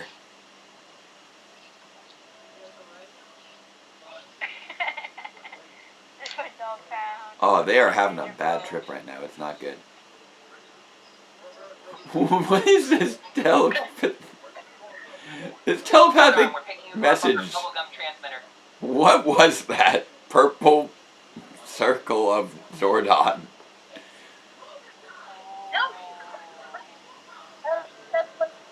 They're just being champs right now. They're not feeling well. They're going to go for it anyway. I know, because that's what Rangers do. I know. I do need to, I've got questions though, like, how was it decided? I want to find out more about the Alien Rangers, specifically, like, how did they decide to go with water being the weakness? Like, one of the lack of water. One of the most common things existing on the planet that they are always somehow struggling to find. How was that? How did they come to that decision there with the water as being the thing, the go-to thing that they somehow were not able to find every episode, despite being on a planet where the surface is 70% covered in water? That is a choice. That is a creative choice. Also, they can't afford salt water, right? Like, I guess they can't do salt water. It needs to be fresh water, but like... Yeah. But like, somehow they were also, like, felt better after going through a car wash at one point, and I'm like, that's soap. There's soap in that water. How is that okay? If I'm trying to develop a Washingtonian explanation for some of this stuff, Yeah. I don't think they're actually like drinking or absorbing the water. So much of it is that they are absorbing energy from the water. But if that's the... But I also don't get how that plays though with the absorbing energy from the water. Like... Okay, well, how do you set up between Shogun Zord and Battle Zord? Okay, so let's go with that explanation. They absorb energy from the water. What does that mean? Why water? And what does that do to the water with their interaction with it? Because if I think of absorbing energy from water, I'm thinking turning water into ice. And that wouldn't really be reliant upon it being fresh or not. If anything, actually... polluted water carries more heat energy. Yeah, you'd be able to draw more heat energy out of water that's in a solution, because it would be...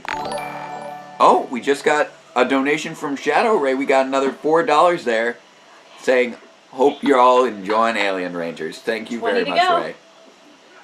So just another $20. And then that should kind of push us into. So another $20 left to match for Pocky, and then I know you're gonna throw in your 75, and I think we're only $5 left after that to finish off Alien Rangers. Looking at the time at the bar here, we are $100 away from the actual conclusion of Alien Rangers in the bar. But 75 of that is promised. 75 of that will be guaranteed by Pocky if we get $20 more. I can do 25. Ooh. That would do it? Bogus. Yeah, the next 25 would guarantee it. 95 episodes in a movie. 95 episodes in a movie. That's my life. How about the war tour next? Oh, hey, Chris. Good to see you in the chat again. Do hydroelectric plants need to be freshwater or seawater? To my knowledge, hydroelectric plants are not reliant upon the type of water it is. Seawater is worse, specifically because of corrosion. However, there are tidal hydroelectric plants. But yeah, tidal hydroelectric plants exist. Wow, that generator looks a mess.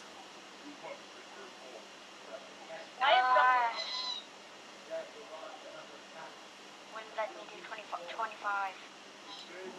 So, I feel like there's something about this hydro molecular generator thing. I'm blanking on the exact name. It changes water to make it more like Aquitian water. What are these properties of Aquitian water? Like, because we keep going to different places for them to get water, and there's nothing consistent about them. Like, the fountain. Thank you, Jen, for tossing in those last $20. You've been such a champ. Like, really carrying that Ranger spirit. Like, you've been leading the way. Big time. And, that's strange. The bar didn't update yet. But yeah, that really pushes things forward. So, now, And now that with the $75 from Pocky, that would, now it updated. There it goes. That will bring us within $5 of completing Alien Rangers. So that is fantastic. Amazing. 95 episodes and a movie. That is a weekend. So. Let's continue to see So I'm trying to make sense in my mind, because this has baffled us for generations. How does water work with aquitar? What is the deal with Aquitian water? Can we crack this before the night is out? And next up we have Attack of the 60-foot bulk.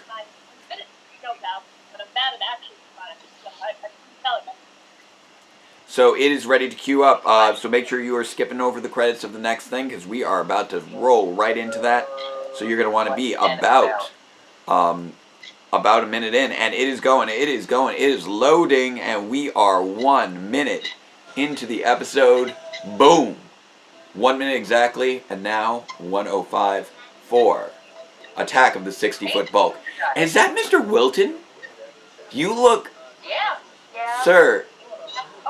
You did not age a day between here and modern day. Just saying.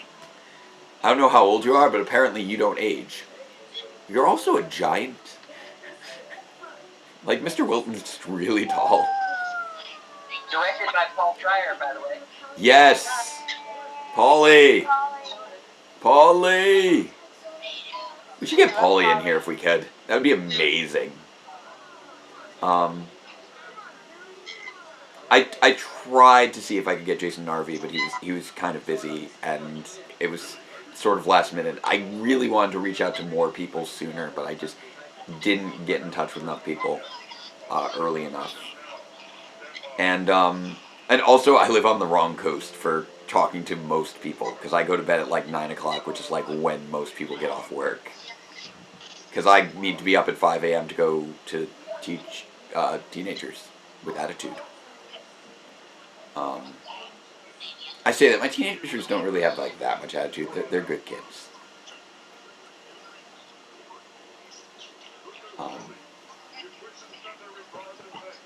Where is everybody at?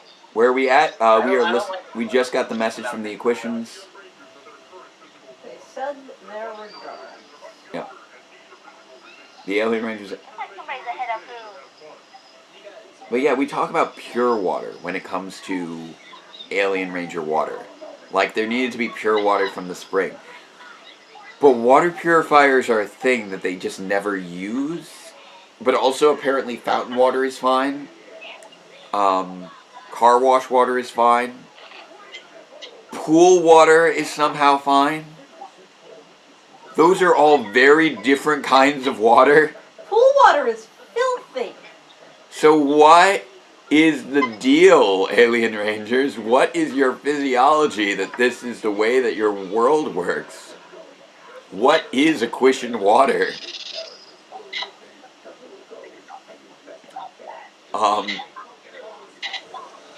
Like, I'm so confused by it. It's so baffling.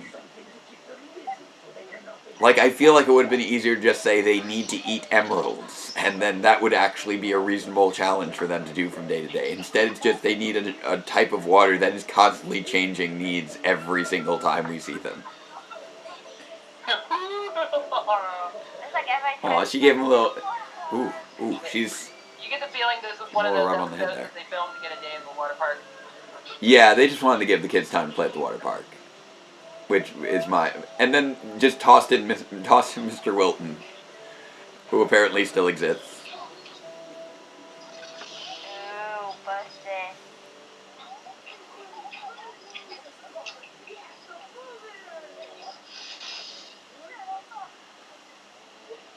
I don't... Okay, so it looks like the link's not being held for, like, auto... We haven't got it all. So Sheree, I know you keep trying to post a link. We never see it to approve it. I don't know, it must be an auto thing with YouTube that we're just not seeing it. Sorry about that. I know you keep trying to post it, but we're just not seeing the link. Sorry.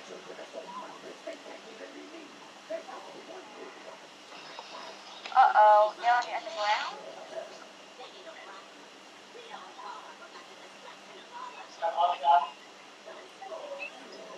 The destruction fallout mechanism. Oh, here we go. People can find it that way. I love the command center tunnels, and it's insane how long it takes for them to navigate them. They spend so much time on these tunnels. It's crazy. Rita does such a dumb thing that Rita just... Oh my goodness. Now we each get a map. Yeah, there you go. Rita's just noping out.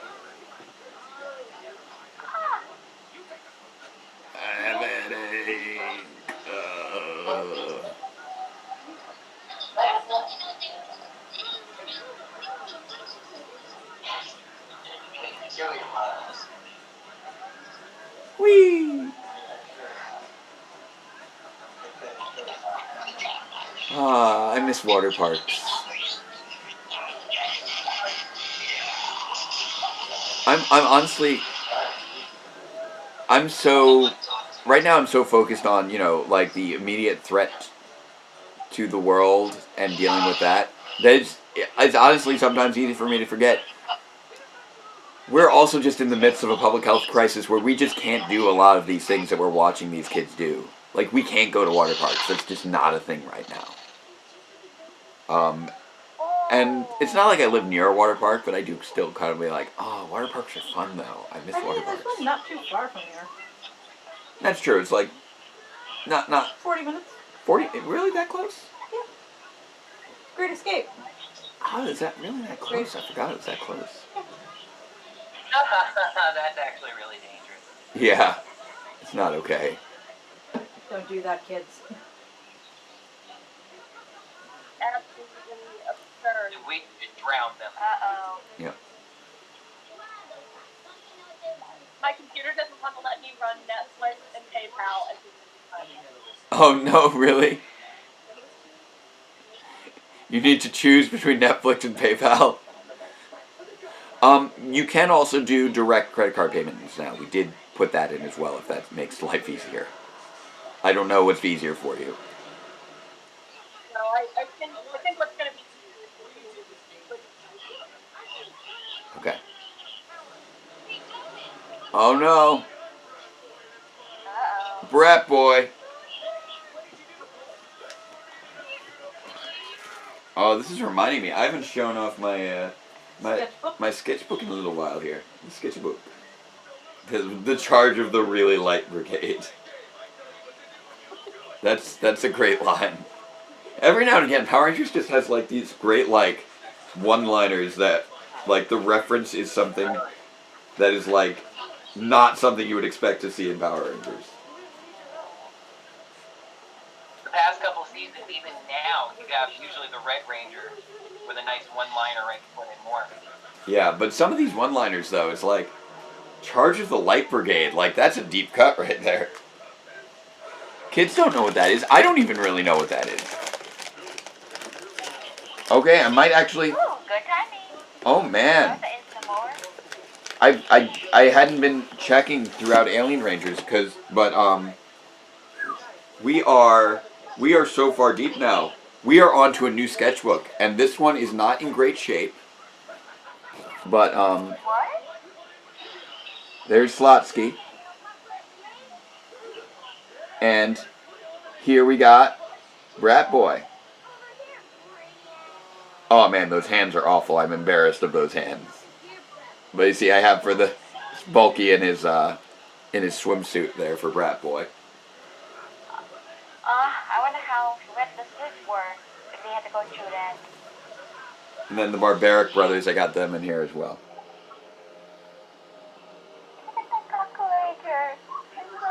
I feel like this was when I really started getting into it. Oh, there you go, Pocky! Nailing it. Got that $80 in. Thank you so much.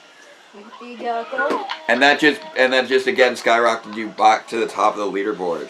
Fantabulous. So we are now at our goal of 1374. That gets us to the end of Hog Day afternoon. Thank you so much. And thank you to everyone else who helped make Pocky's dream come true for us to go through all of Alien Rangers. Because we didn't want to make Pocky have to pay like, you know, $1,500 to just, you know, watch me talk about Alien Rangers on the internet with her and other friends. Like, while it's worth that amount of money, it's not an amount of money that I personally have. There we go. Especially since I believe you just have you closed on the house now, or are you still in that process? Okay. Still in the process. I don't know this process yet. I know I'm gonna learn this process in the next, you know, like year or two. I hate it. Like there we go. American footage. All of this 1600 is the Yep. This episode is all American footage. Yeah. It's not even Sentai at all.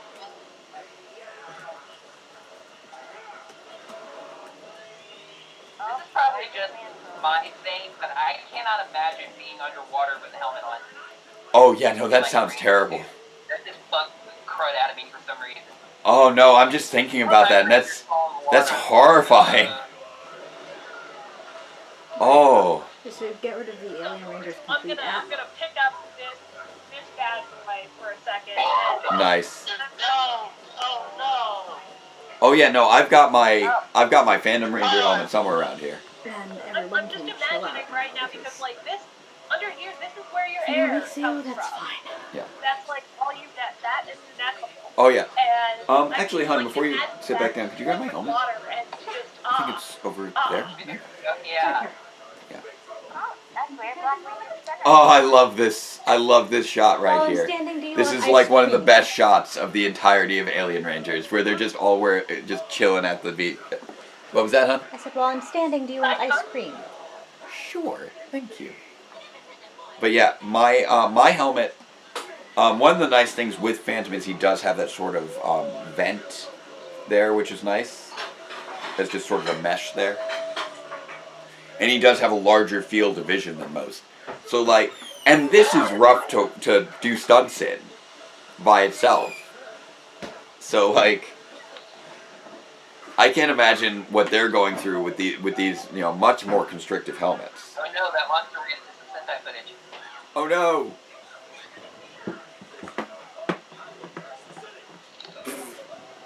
Oh no! Bulky! Bulk is destroying that Sentai footage. We have to do something. Just create more Sentai footage. That's the episode of Taco Ranger, too. Oh, this is a dryer episode. Did I miss that? Oh. That's why they had Ferguson Center. So, yeah, I'm gonna keep trying to crack this nut of how Aquitian water works. If you are stuck on the water thing, huh? Have I mentioned... So stuck on the water thing. Have I mentioned this weekend that I'm on the autism spectrum? Have I mentioned that? I think I might have. I think I did like a video about it a while back where I like, you know, got a little emotional about it and stuff. I think someone in here was there. Memory of that video, Jake. Just a little. Just a bit. Okay. I just got some ice cream. Hey, did we share? Thank God. He's back to normal. Crazy times. Or not. I don't think he's your friend right now. Okay. Why? So this bit where they defeat Brat Boy, I think reinforces my theory of the whole reversion nature of the Orb of Doom. Because we'll see what happens when they defeat Brat Boy. And I think it reinforces my interpretation of how the spell works. Oh, I didn't read this on Public.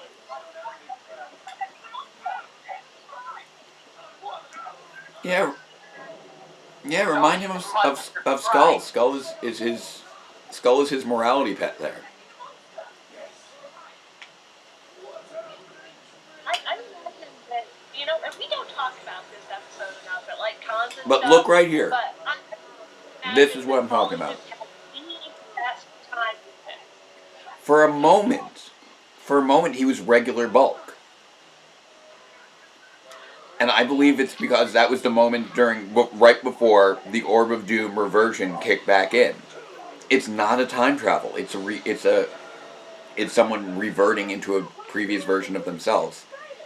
And the conflict of the two different spells led to him temporarily being his normal self, just like Billy is. Remind Rita never to have kids. Look what happened. I have so many questions about Thrax and Hyperforce, by the way. There's so many questions. There he is again. Hyperforce redeemed Thrax like it did just about everything else it talked about. Well, I don't remember when I mentioned this, so I don't know if it was while I've been on the call. But I had an explanation for his existence, but then the rest of Hyperforce happened and kind of made it questionable. The whole thing with Thrax and Hyperforce is very strange. To end up being the big bad. Yeah. So I thought he was going to be maybe a villain of the week. And during a confrontation, as the Rangers escape his time ship, he hangs on. Now, Billy being an adult here is how Billy got screwed, isn't it? Like Thor in Thor Ragnarok and the Bifrost. And then lands thousands of years into Sentinel Knight's time. Yeah. Like 10,000 years back into Sentinel Knight's time. and allows that battle to happen. Steve Cardenius just liked the tweet As about for your... the circumstances of his birth, I think he was born when, in like season 3. I think he was born in season 3 when, or About the baby carriage chase. when when Rita's dress has this honestly pregnant look to it. Like, there's some sort of, I don't know if it's how the dress, I guess it's how the dress popped up. Yeah. It was referenced on the stream yesterday, I believe. Yeah, I was bringing it up. I was bringing it up again, right. But it kind of became relevant, you know. It's fun to hypothesize about this. Right. I was the one who brought it up yesterday, so. All right. I do wish to relay real quick my theory of Once a Ranger that I think imparted to others before, and it's close to what you were referring to, but it's my theory from prior to Hyperforce existing. As far as my thoughts on how Once a Ranger came to happen was this. Thrax, I think, was born during Turbo, which is why Rita and Zed didn't return to Earth after defeating the Machine Empire. Thrax was entrusted to Squat and Babu so that he would not be in danger during the big invasion of the universe. That kept him safe from the Z-Wave. Squat and Babu continued to raise him into SPD times around the time that he became reached adulthood. And then following that, a few years after SPD, he managed to get access to some sort of time travel technology and flee into the past. Bridge, the current leader of SPD, was tasked with following him. But because when Thrax went to the past, he went so far back, he encountered Central Knight and got locked away, Billy couldn't find him. Or not, sorry, Bridge couldn't find him. Sorry. I was thinking Billy because I've got Alien Rangers here. And so Bridge couldn't find him. Real quick, we can let the next episode roll. Yep. So, let me update that. And then I will, I'll leave off on that for now. So next up, we have... What are you thinking? Oh. Oh, has Netflix decided that it's... What are the chances? What are you thinking? So how Netflix handles the credits and the outtakes and stuff kind of depends on what you're watching on? Yeah, big time. Because I've got one app for my smart TV. And then I know my phone and my laptop all operate differently. It's called Power Rangers Zeo, not Zeo Power Rangers. Power Rangers Zeo. Loads next episode. Yeah. It loads the next episode button. Alright, so jumping a minute in, because it's loading up now. Here we go, going straight past those opening credits, right in here. Here we go. Boom. 1 minute and... Oh, really, Netflix? Really? Really, Netflix? Really? You want to know? You want to know? You want to know if we reached it? Did you think that we wouldn't get this far? Do you wish to question our commitment? We are this deep in. We are in this. We have committed. This has been... How many? What am I on? I just watched we are 4 episodes into Alien Rangers, right? This is the 5th episode of Alien Rangers. We got about... No, we just did the 5th episode. I've watched 90 of these. You dare to question my commitment if I am still watching Mighty Morphin Alien Rangers? We have not come this far. We have not gone this long. We have not done 90 episodes and a movie to stop here and now. No, Netflix. You will not thwart us. You will not stop us. I am not giving up. Yes, I may have some sort of work in the morning, probably, where I need to educate young minds about something that is completely unrelated to Power Rangers and politics, but for tonight, we shall be heroes. We shall save the world. We shall watch 5 more episodes of a mini-series of a 1990s television show where for some reason their main cast was reverted to children and their heroes weren't even part of the opening credits because they all had fish heads and water was oddly hard to find. This is the path we have chosen for ourselves. We have committed to this. We are not giving up now. No, Netflix. I shall continue watching. Am I still watching Power Rangers? We're all still watching Power Rangers. 27 years. We've all still been watching the Rangers. And we do not have any intent of stopping. There we go. So do you have your answer, Netflix? You application of injustice. Do you realize that yes, not I will continue watching. Yes, I will. We will together do this. So Netflix is like, yes, that? I'm limber. I'm ready. The final leg has arrived. The Zeo quest begins. Let's do this. Ready and continue watching. Zeo. Go Zeo. Zeo, go Zeo. Written by Jackie Marchand. Yay for Jackie. Directed by Paul Schreier. Jackie and Paulie working together. Gotta love it. That's a heck of a team right there. Oh, man. Oh, Liz, I think we just lost your video somehow. Oh, no. Where have I gone? I don't know. You're still there for the rest of us. You stayed for like...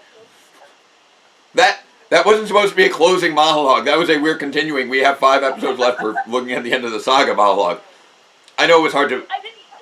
I know that I may have not belabored the point well enough. I'm aware of that. No, you belabored the point. I may have been a little too subtle in my wording. I know I'm a very soft-spoken individual, so it can sometimes be difficult to track. Just jump into this energy pool, it'll be fine. Yeah. Alright. So aliens, I want you to metaphysically shove the children into the pit. Okay? But they're not. They're just acting like they are. Yeah, that's what, yeah, it's like you need to metaphysically just shove the child into the pit. You're gonna mime shoving it. You don't touch them. You don't touch them. We're not covered for that, but you need to like act as if you're shoving the children into a pit. The main point is we gotta get the kids into that pit.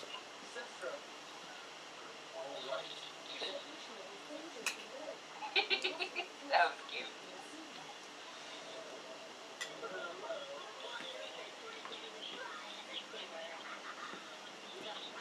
You know you're entering an epic saga when it begins with shoving 5 children into a pit. Shoving 5 kids into a hole. I can think of 2 jokes, but maybe like 3 people would get it.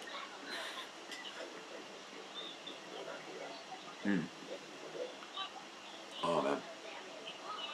Hasn't she said that before?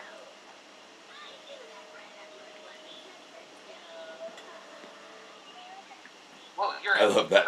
I knew that braid of yours wasn't just for show.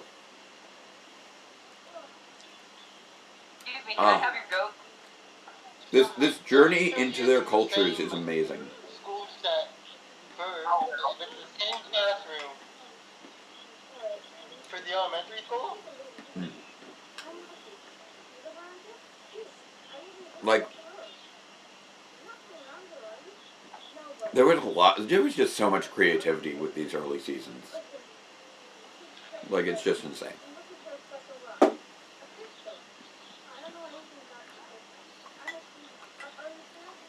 Can we have a moment to appreciate young Rocky's hair?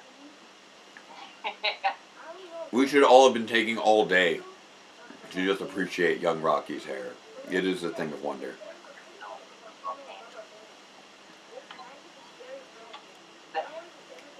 Did that child just say the volcano is a very dangerous place? Yes. The volcano is a very dangerous place. I mean, he's I not would not have been wrong. aware of that. Just like laundry day is a very dangerous day. Thank goodness that child was there to tell Rocky I know. volcanoes are dangerous. So. That rock, you know. I mean, to be fair, Rocky doesn't look like the brightest bulb. Maybe that volcanoes are dangerous. You might be right about that. Just Why to be is clear it here, so ladies. difficult? Ironically, he's the one he's not one of the rangers who goes to the volcano in the Turbo movie. This is so weird. I don't understand this. Why does he need to talk to fish to find water?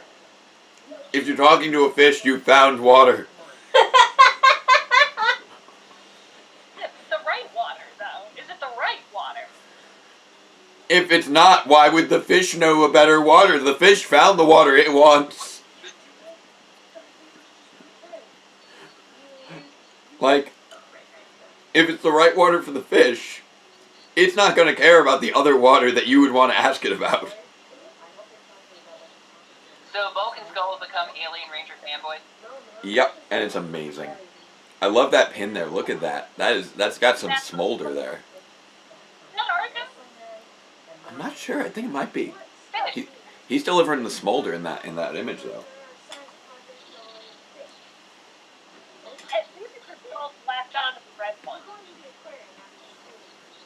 Like, I'm not gonna lie.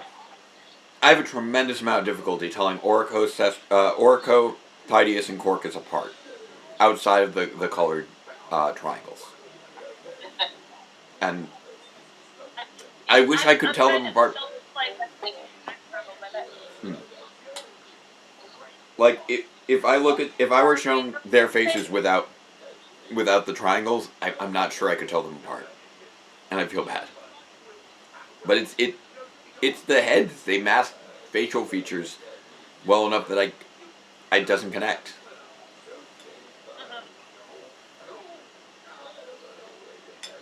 And they really do a good job of that. I mean, somebody who has cosplayed an Equation, Yeah. like, I've had people not recognize me in versus out of the head. It's interesting. You can believe that no one knows that Bruce Wayne is Batman. Or at least you'd be able to if his cowl was a little bit more fishy. Although I guess that would mean he would be Batfish Man. Or Fish Batman. Or Batman Fish. Or Man Batfish. Or Man Fish Bat. I'm gonna go with Man Fish Bat. Are you okay? I'm very tired. No, Man Fish Bat will be if you combine the fish with the Batman's enemy, Man Bat. How would the fish in this aquarium know anything about fresh water in the area? What is this? And When has this fish been to a forest? we make comparisons to the Equations and fish all the time, but I honestly don't think they're fish. I think they're amphibians. Yeah, they're obviously amphibians. I mean, yeah. Like, they can breathe air. By the technical meaning of the term, yeah, they are amphibians. And they have lungs and gills. They don't have to be in water. They can be on land as well as water, but they need water to survive. That makes them amphibians. They're amphibians. But also just like... But I still have so many questions. How did this fish know... How does a fish know what a forest is? Why are you more... Sorry. Like, can somebody tell me how a fish knows what a forest is? Oh, hey, this is the episode that the Oh No clip with the Blue Accretion Ranger comes from. The one that was used to demonstrate tripping during the 2017 Power Rangers marathon. Oh, okay. Wait, what episode are we on? We are on What Are You Thinking? Really? We are on the 6th episode of Mighty Morphin Alien Rangers. We are 9 minutes, 25 seconds in. Are you serious about that title? I'm deadly serious about that title. Wow. Zestro's having a bad day. This is a bad time for Zestro.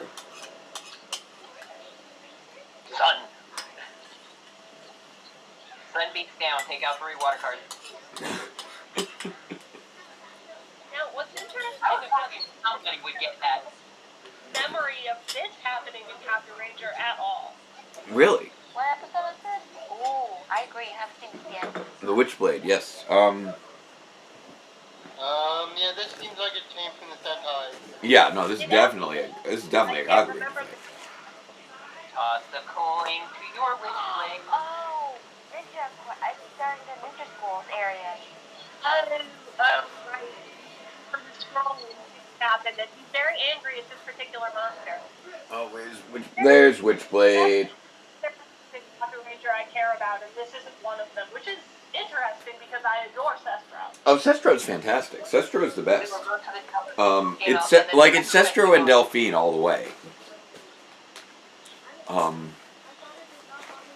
Like, they're kind of neck and neck in terms of just being great.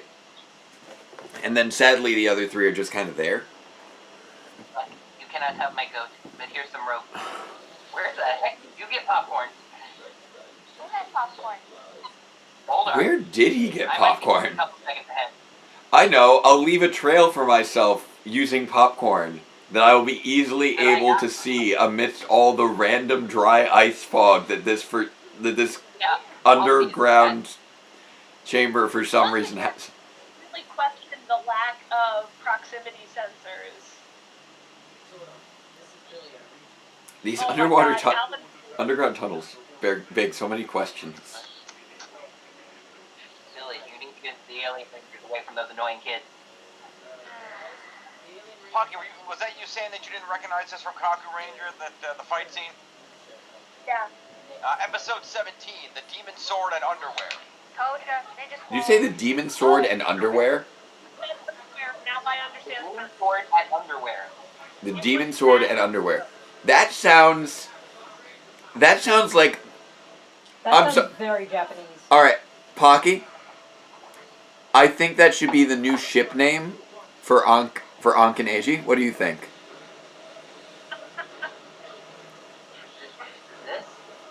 Demon Talon underwear? Yeah, we can do that. We can do that. The Demon Talon and Underwear. That's their new nickname. It almost sounds like an episode title from O's. It does sound... No, but it doesn't have 3 things.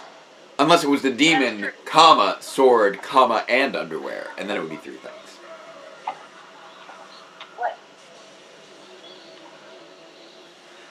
The Demon, Sword, and Underwear. You probably shouldn't mention the underwear unless we're in front of audience. It really depends where you put, like, how many commas you have in there. If you have none, then it's the Demon Sword and Underwear. If you have 1 comma,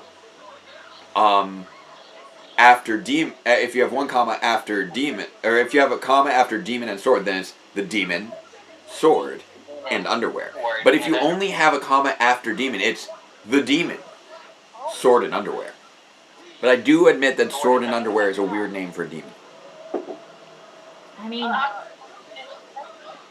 it's an anime about some chicks named, I think, Stocking and Garter, so... They're gonna actually, like, pilot the Shogun Zord now. Yeah. I think I do love the absorption into the Shogun Zords. Have their own summoning sequence for these things. I know now, but just excuse us why we have way cooler sequences for this than the actual Rangers they supposedly belong to. I know. How the Rangers summon these things. I love the little absorption into the chest. It's really cool looking. Oh, I'm retweeting this. You'll love this.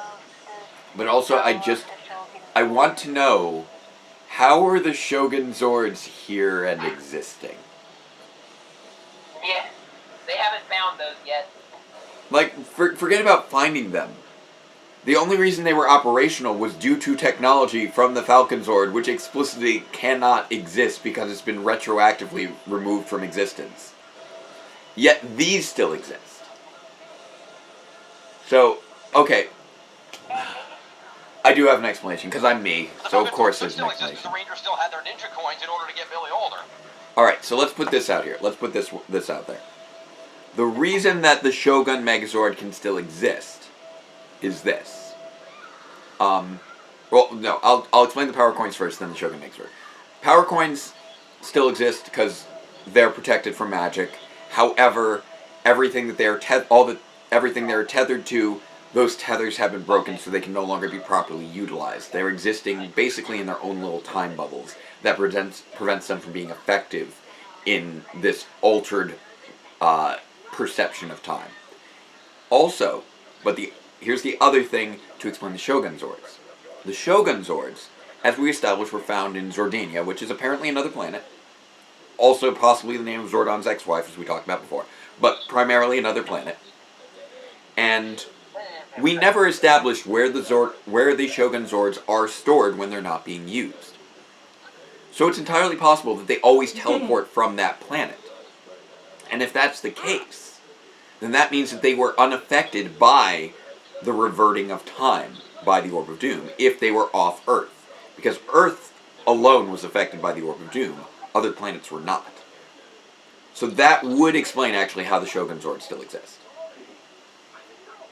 So that's my theory on the Shogun Zords. Now as far as water, I haven't cracked that. What was that? Jenny C's going to bed. This is the kind of deep dive that I came here for, you know? Like, yeah. Oh, yeah.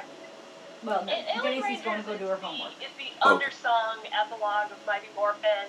A lot of people give it some grief, you know, a lot of people don't care. Yeah. But there's so much lore and so much potential for headcanon here that just informs the rest of what the Power Rangers universe became. Right. Oh, and I do want to say, have a great night, Jenny C. You donated so much this weekend.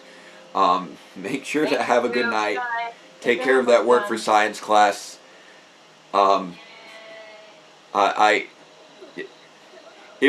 If it's physics and you have a physics question, feel free to drop it in the chat. But apart from that, have a great night and thank you for all your good work. Yeah, the least we could do is help you with your homework. Yeah, exactly. And Rocky lowered himself to the volcano. There we go. And we are now have the child in the open volcano. This is entertainment, ladies and gentlemen. Children inside of open volcanoes trying to remove electric crystals. That is just some good old-fashioned family-friendly entertainment. Yeah. It reminds me of walking. No. Okay, so. I'm thinking about right now with a red guy in a volcano. Oh. There we go. His crystal did glow blue when he pulled it out. It's true. I would have said Voltor.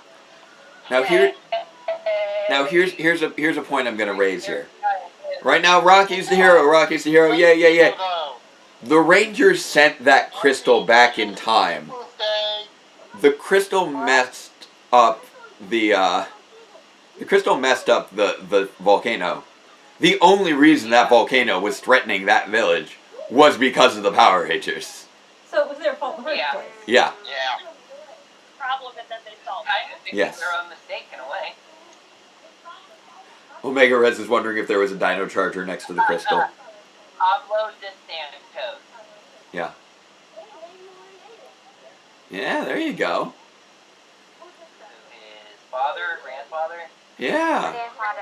His grandfather is named Pablo, and there can only be one Pablo at a time in all of Mexico. So, clearly that's his grandfather. Named Pablo de Santos. Oh, nice. And there's the triangle with the blue. Here's a question. And everybody's like, what's up? They got him to cut the top short so that he would look different from young Tommy. I love how the kid was looking the other way and was the only one that didn't see him teleport away. Yeah. Also, yeah, that's absolutely the face you make when a child teleports into a hole in the sky. It's just... That's just a face you make. And now here's Rocky with the Zeo Crystal, yay! Woo! That's one. Now we won't see you for, like, 3 episodes until you become plot relevant again. Go back to school, child. Well. One down, 4 to go. Go. They'll have some ice cream, but make sure you share it with the Question Rangers. Yeah. Well, they might need it all. Also, yeah, like, popsicles work well for them. Like, I don't know what sort... I'm trying to figure out what... The credit showed me a All ghost. the spiders were made it, even with the mouse. What? I always. Oh, that horse just hit the camera. The website jumps ahead. Oh man, I love that little bit there. Okay. So now. I think it's about 107 this time. Here we go. So we are about to head into episode 7. Along Came a Spider. Keep an eye on your stream length. Yep. So I think after this one, I'll probably hit. Now the Saban logo, it more resembles the one it had for the last.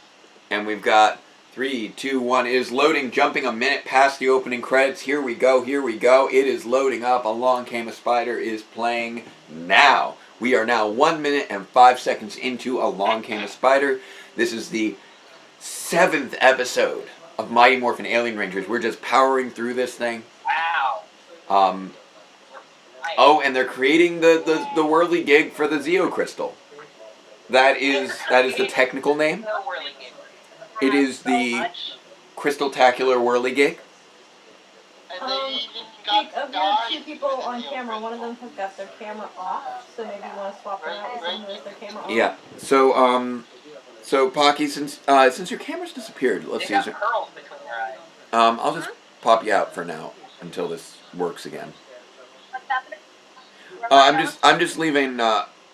So since your camera has stopped working, I decided to just move your icon up, and now we've just got Sean with his sword. If there's anyone who wants to be brought back into video, just let me know and I'll drag you back in. Somebody join me on camera. What's that? Did you say, Jen, you want it on camera? Yeah, I think we're all got our cameras on, it's just Jake's phone won't display any of us. Let me see. Oh no. That is true. Except me for some reason.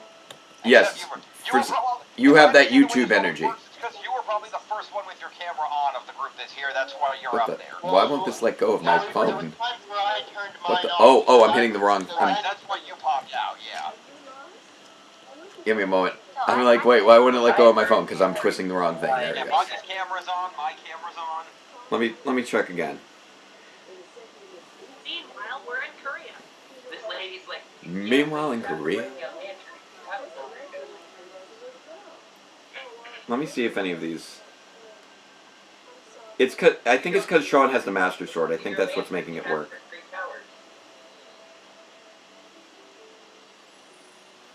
No, I can. Yeah, I don't know what's going on here. Time for Abby to have a Yoda moment. Yeah. Yep, big time. Okay, let me see if I can make any of you appear. I could try dragging you out and see what happens. Okay, Jen has suddenly appeared, so that's cool. Okay, so Jen's working. Jen in? Let me see what happens if I... See if Pocky can come back, because Jen and Pocky are top donors. Okay, so I don't know what it's doing now. Trying... Now it's just stopped doing things.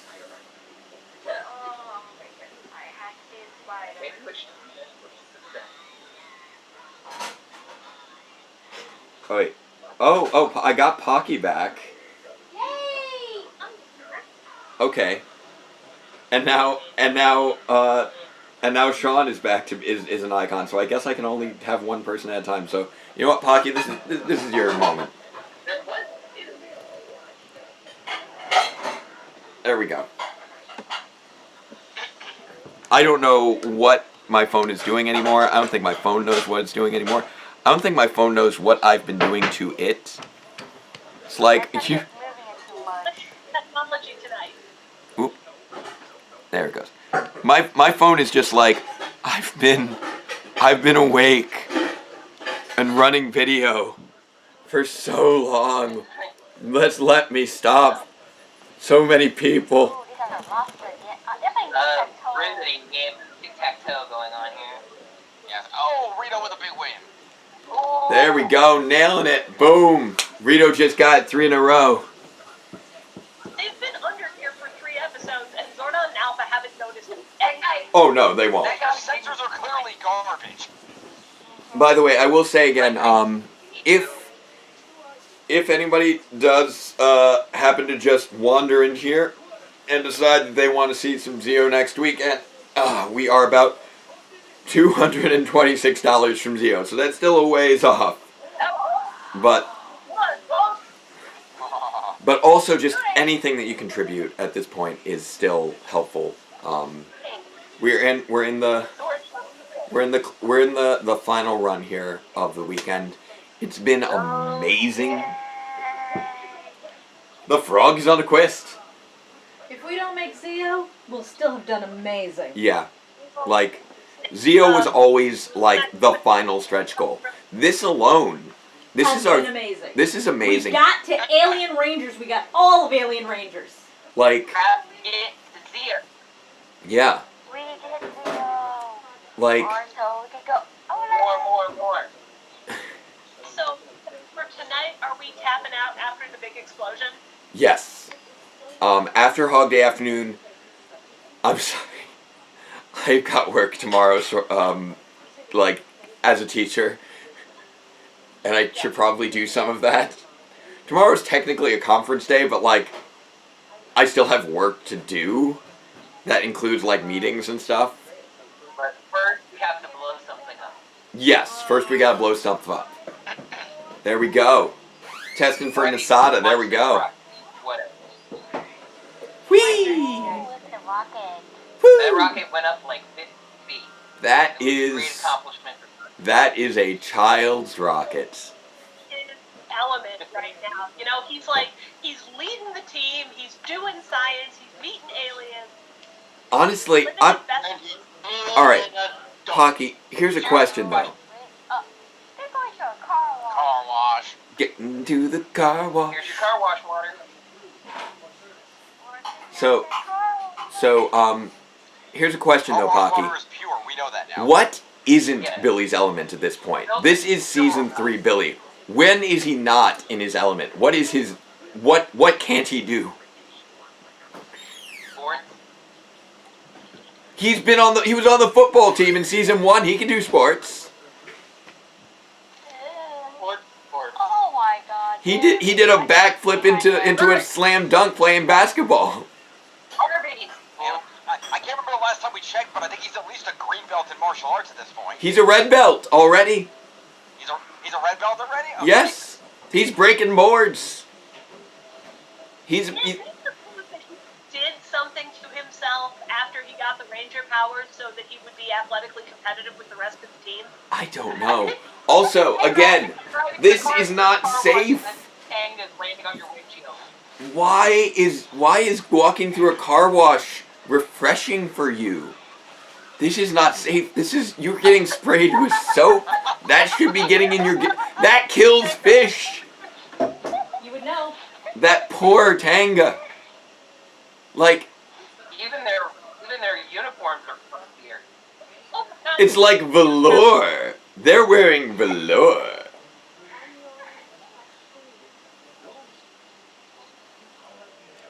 This guy loves, like, making frog jokes. It's great. Oh, Dragon Trainer bringing the shade for Billy here. What can't Billy do? The answer, have a relationship that lasts longer than a few dates. Oh. Except that's not true, Cassandra. Yeah, but not in season 3. We're asking what can't season 3 Billy do? And apparently the answer is commit to one person. We don't know how long he stayed with Sestria. We know that he stayed on Aquitar to be with Sestria, But like, dude, in those first 3 seasons, he's been with was it Margot, Laura, Violet. He had a little dance with Aisha at the Junior Police Patrol ball. Like, he's getting it. He's out there. He's living life. All right, and hello to Arande, saying hello to both of us. We're here. Hi there. What happened to Guande? Oh, Sir Paladin also saying he can't fix the power coins. Yeah. That is fair. Also, to the point of Billy's relationship back to the teeth, let's remember, he was going to get it before he was actively trying. Like, Trinity was ready to throw her life down for him in high five. True. True, yes. All of the girls were interested in him, and he just did not know what to do with that attention. I don't relate to that ever. Look, it's high school. It's not actually that important to date. Maybe he just has priorities. Oh, by the way, I have Arachno Fiend here. Nervous wrong, girl. Game when I was 15. Here's Arachno Fiend. That game when they were 15. A monster is covered. What'd you say? No one has game when they're 15. No one has game when they're 15. I don't know. It depends upon. Like there are all these people getting together. I'm sure it was always super awkward, but. Doesn't look like it's still. I was 15 when I started dating. I want to say. Yeah, I was 15 when I started dating my first girlfriend. Whooping time. Boom. Oh, it's raining hard down here. Oh, Arande's donation still won't go through. I'm so sorry. Oh dear. But yeah, like I said, if you want to try just through the spreadthevote.org website, you can give that a shot. Yeah. I don't know why why the donation's not going through for you. Through the Streamlabs link, it should be working. But if you can't donate through the Streamlabs link, just go to spreadthevote.org directly. See if you can donate through there. And you can just let us know what you donate. We'll still count it. Oh, Pure Nerdy, how you doing in there? I know you were asking before to be part of this crazy call here. If you still want to be part of it, just let me know, and I'll add you in. Join the call. I mean, it's still added. It's probably in the call.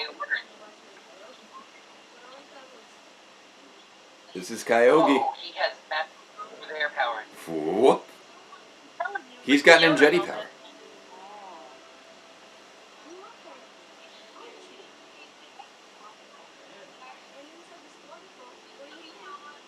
Sure. Oh, you nice. guys, like, yeah. I wonder if that's the same waterfall from Ninjor's Temple. Oh no! The spider!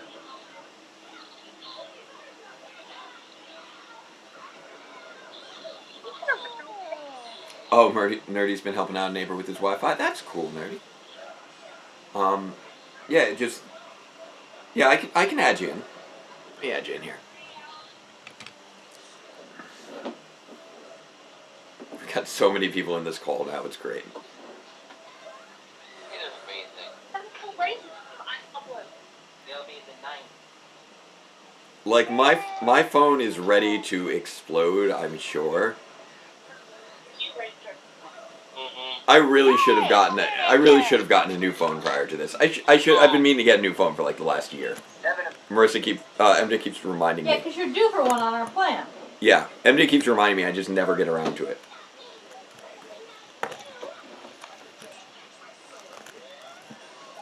What are you doing? There it goes. That worked, whatever it was. Okay. Apparently, when you touch your sword, it turns into a laser. Go, Titus, go! Power of triangle. Power of triangle! I got triangles. Well, we've got the triangle, we've got a square, we've got a pentagon, we've got a circle, and we've got like the arrow head thing that Delphine has. Power of ninja geometry. Geometric power! Orko's the circle, Sestro is the square, Titus is the triangle, Orcus is a pentagon, and Delphine, I'm not sure what hers is. It's the arrowhead thing. Oh, arrow. Hers is the arrow.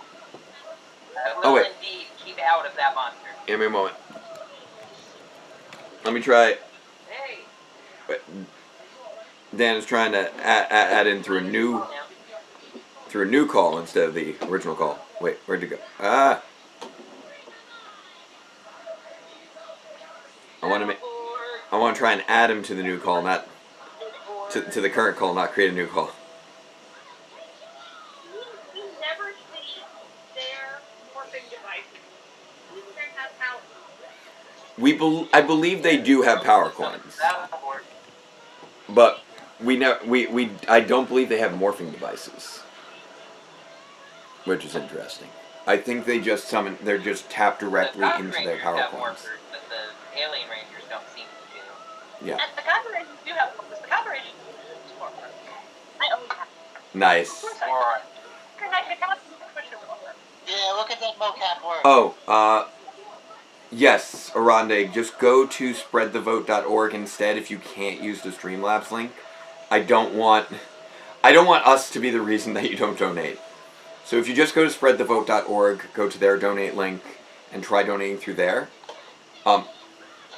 Dan, I'm trying to add you to the current call, not create a new one. I don't know why you keep trying to come in through a new call. Weird. It's very strange. All right, let me see. Let me see what I can do here. Let me try to see if I can merge the calls. Because he keeps. Let me see if I can merge the calls. Oh, you're good. Sorry. Okay, so Dan, I keep trying to add you to the existing call, not because when you call me, it creates a new call. Okay, go ahead. Let me know, Jake. So I've been sending you the invite. I don't know why. Have you been getting it? No, I have not. Okay, I don't know what's going on there. Okay, I'll back us back out and see if I can add you to the current call. Green zero, Crystal. I'm gonna shut down my computer and restart, and then I'll be right back. Oh, okay. So I'll do that in a bit then.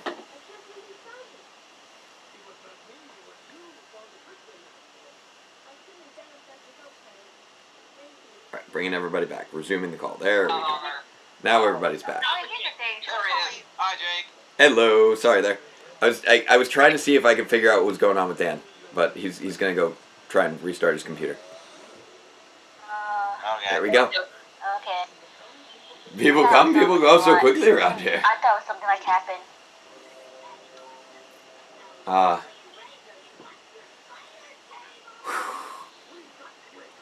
Next up after this is another episode covered through Power Reviews. There have only been a handful of Mighty Morphin episodes, and the next one is the only Alien Rangers episode that we actually covered. And part of it is because this next one is just such a trip. I love how much of a trip it is. Yep, there goes Adam. And Yeah, with it his was green. he's got his green rectangle specifically. Yep. Oh, that's right. Rocky is still there, but he's just only there when Adam arrives, and not the rest of the episode.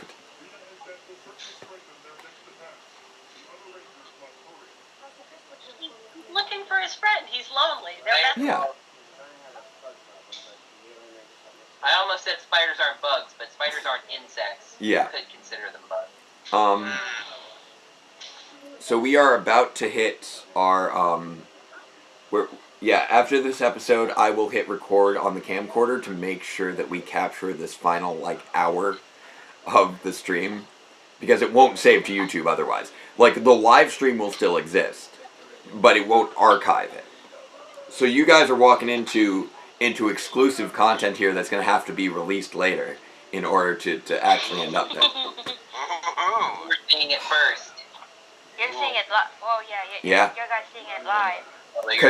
Because one of the things is, not only won't it save over 12 hours worth of content, it won't let you upload over 12 hours worth of content. So I can't even, immediately upload it until tomorrow. Oh, and here we go. Just random blinking. Oh, we are so close to the end, and we still haven't cracked the secret of Aquitian water. We're so close. We're gonna get it. About 1 minute, 10 seconds, I believe it is here. Yeah. Already? Are you rolling, or are we requeuing? I will. You know what? When I roll into the next one, I'll hit pause real quick, and then I'll start up the camcorder. So I'm gonna let it. Yeah, that sounds good. Yeah. So. All right. I'm paused at 102. Okay, great. I'm at 110. Here we go. It's loading up, and I will pause it. There we go. Right at the 1 minute mark. That is nice and smooth. Okay. Hitting record here. And hello again to anyone who is just checking out this mysterious bonus footage. We have Pocky and a whole crew of people there in the Skype call. So, obviously, this is the continuation of the Mighty Votin Power Charity live stream. We are in the home stretch of the final episodes of Alien Rangers. And I'm not saying it's aliens, but it's aliens. Exactly, yes. Aliens. Precisely. Okay. And so right now we have it paused. We're about to enter in these last 3 episodes. So we are recording this on the camcorder for posterity because YouTube has that hard limit of 11 hours and 55 minutes on content per day. Specifically 11 hours, 54 minutes, and 59 seconds, which is how long like the last few streams have saved. Very strange. Jake, don't forget to mention why we're spreading the news. True. Why we're yes. Call to action. We are, once again, raising funds for spreadthevote.org. This is our last home stretch. We got maybe an hour left on this stream. And this organization is to help people vote. It's to get voter IDs for people who need them, especially in those states where voter ID laws are especially strict. People need assistance. It also helps with getting people registered, and those registration dates are flying by fast, and just getting people the information they need to vote. And we're doing this by raising awareness through a Power Rangers live stream, which is great. I love it. Oh, and look, Luz, is that you? Hello, Luz. I see you have discovered my my YouTube channel. Good to see you. I'm not certain, but I'm fairly certain that there's a student of mine now in the chat. From last year. Who I've not seen yet this year, but or I don't believe so. It's hard to tell with everybody in the masks. But yes, this has been a long and winding road. We have raised $1,374 across the course of these 3 days, which is outstanding. I'm still waiting on that 1,400. I know. We're so close to 1,400. We just want 1,600 get Dio happening. Yes, if we hit 1,600, then that means that we will be pushing things past this weekend into next weekend.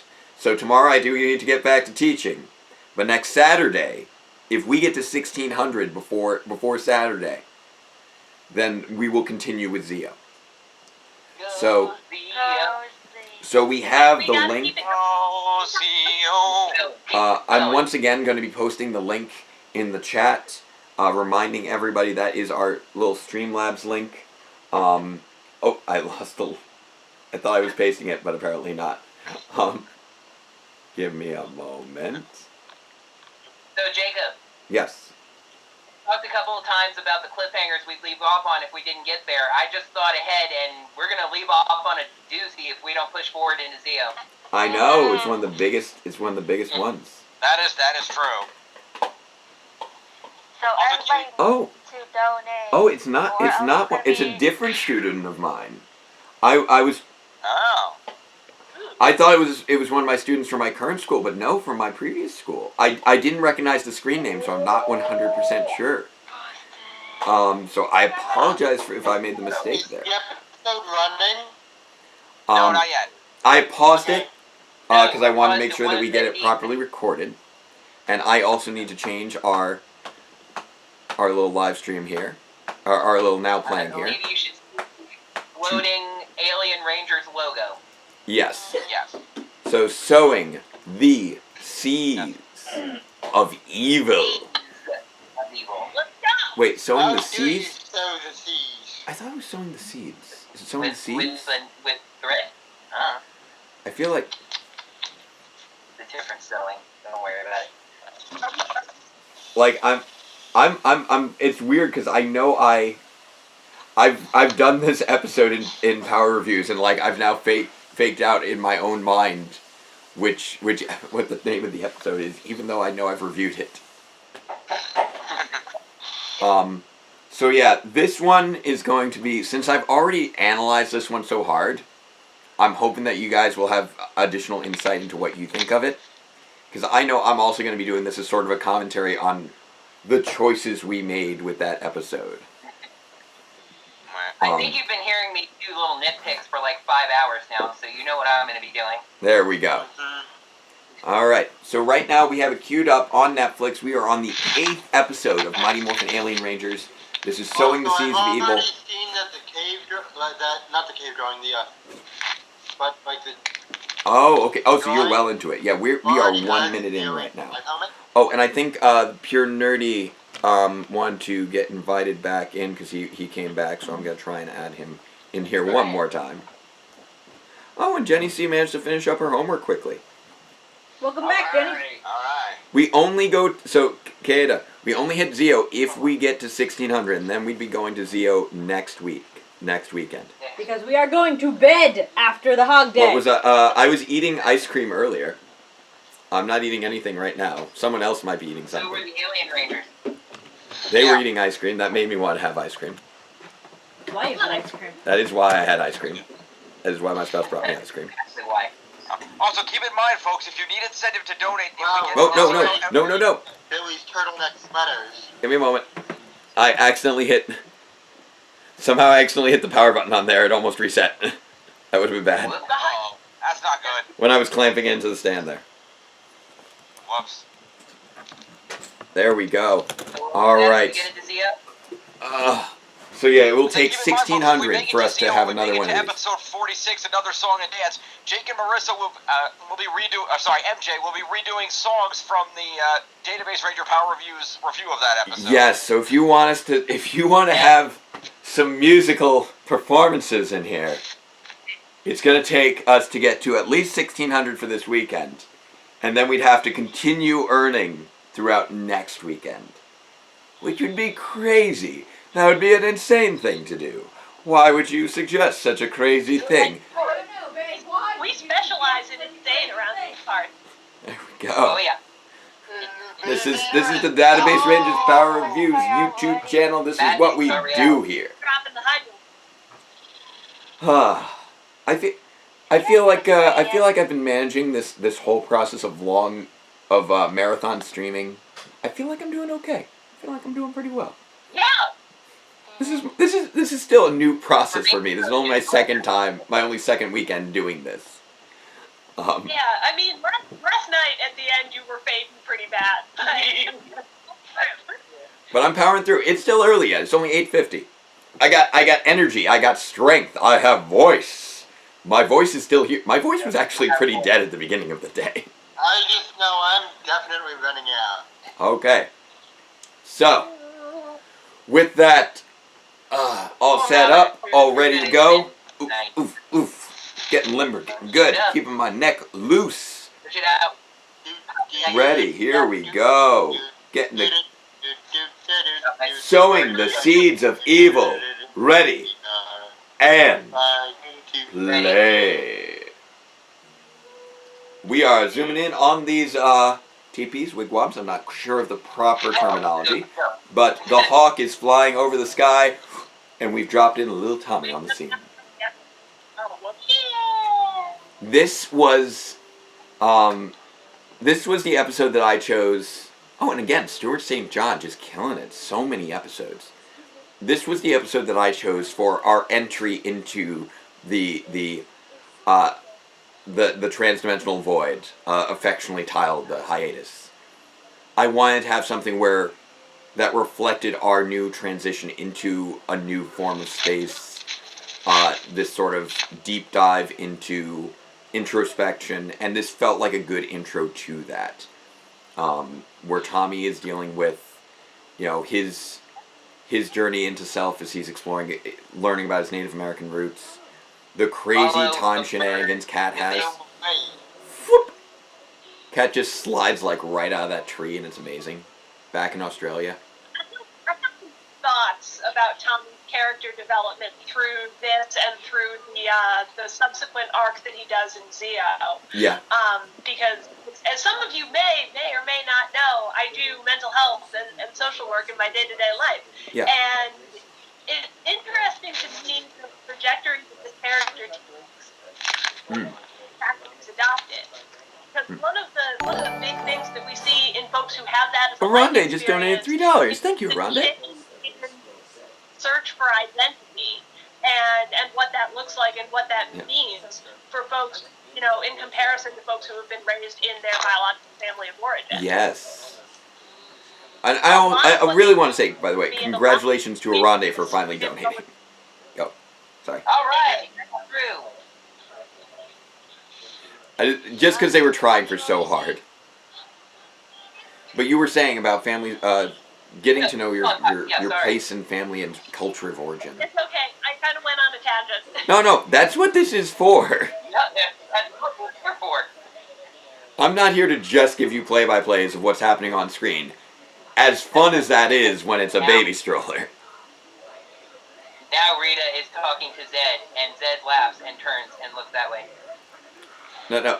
Everything becomes far more exciting when you just imagine... Why that blue laugh? That this American face still looks terrible. Sean, you're not doing this right. You need to understand the proper approach here, okay? You need to do this as if you are a soccer commentator. That's the only way this works. Watch.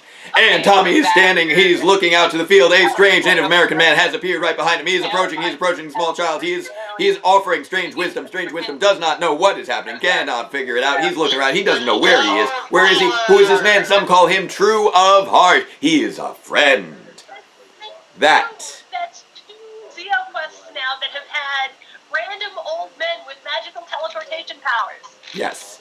But Sean, that is how you do a play-by-play. Other than bringing lost. Very true. Just so long as whatever you're talking about, you say it loudly with excitement and authority. Ooh, and here we have actually... I love these cave drawings. These cave drawings are amazing to me. You have the Zio red helmet. Look at that. Yes, he is. That is his helmet in another couple episodes. But we don't know that. We have no idea what's coming. You got to see it. It's coming. We don't know that's coming. We haven't started seeing the serials yet the first time. You were saying? Sorry. By the by, we don't need to talk about this a ton because it was just kind of a thing in Hollywood at the time, but this episode is kind of problematically tropey with Native Americans. Just kind of a whole storyline of Tommies. It is. Why we're watching it on Indigenous Peoples Day.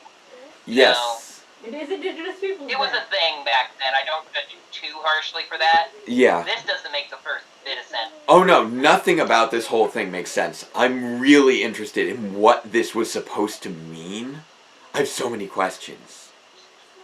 But it also fit it fit perfectly with what I was doing for power reviews though, because it was just inverted. Because here we have Catherine running into her older, younger self. And so it was perfect for me to have Dr. K chasing the hallucination of her child's self all around the spaceship. So that's one of the reasons that this was such a good pick for what I wanted to do with the Power Reviews episode. Plus, I realized going into year 3, when I was picking out what episodes I wanted to do, that I hadn't given Alien Rangers a representation yet, and I felt like it needed an episode to properly be represented in Power Reviews. Pretty much one of the only seasons I didn't actually squeeze into year 3 is actually Operation Overdrive. I wanted to put Mystic Force in there, but I just couldn't find a good match. Which is a little sad, because I do have some more affection for Mystic Force. But we did also get a really nice episode for it. Sorry, you were saying? To be fair, Operation Overdrive is also the season most of us don't squeeze into our memories, so... Yeah. Yeah, exactly. Operation Overdrive contains my favorite single episode of Power Rangers of all time. Is that Things Which Not one? Said? I was gonna say, Not that. Not that. I wish that I liked that episode more, because I know that it is beloved by the fan base in a lot of respects. But I was just so angry at it. And I'm sorry for being angry at it, but I just like... I've gone over my Mac as a robot issues, I think, in fair... It is an interesting concept, but the way that they handled it was infuriating. Like, simply because they teased it so much throughout, and it made me think that it was going to be something that tied into the rest of the story in a meaningful way. And it was this out of left field, he's a robot reveal that just didn't feel like it had any connection to the rest of the story. And then they spoiled it with the costume party, the previous episode. So I'm like, wait, what? This is the one thing I've been racking my brain to try and figure out. This is what's happening, and you just gave it away through a costume party clue? It better not actually be this. It better not. This better be a red herring. This better be a red herring. This better be a red herring. And then I see the next episode, his head's on the table. I'm like, no! I was so angry. I was so angry at the TV. That episode, though, where he actually finds out.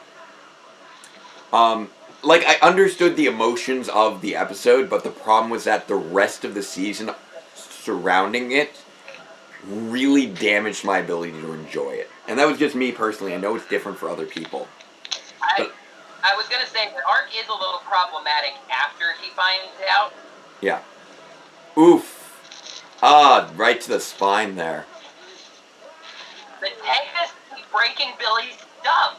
Tangas, stop it. Tangas, go bye-bye. Tangas, go bye-bye. Why won't you go bye-bye, Tangas? This is at least the third time I can remember that they've broken something he's built.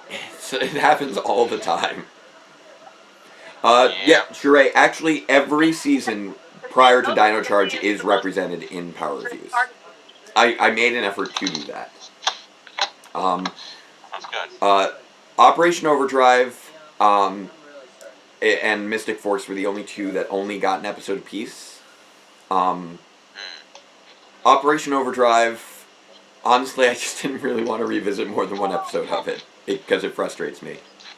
And then Mystic Force was just because I couldn't find a good fit for year 3. But I do like that we had a Mystic Force episode where we actually got to go into the Mystic Force world, and that became a well-integrated part of the plot. So I don't feel quite too guilty about it because it's so much integrated into the plot, more so than a lot of other seasons. I love that episode. And it was a fun episode.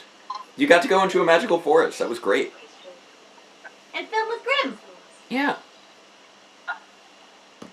And then this mysterious choice here between... I know why she's after the kid, but... Yeah.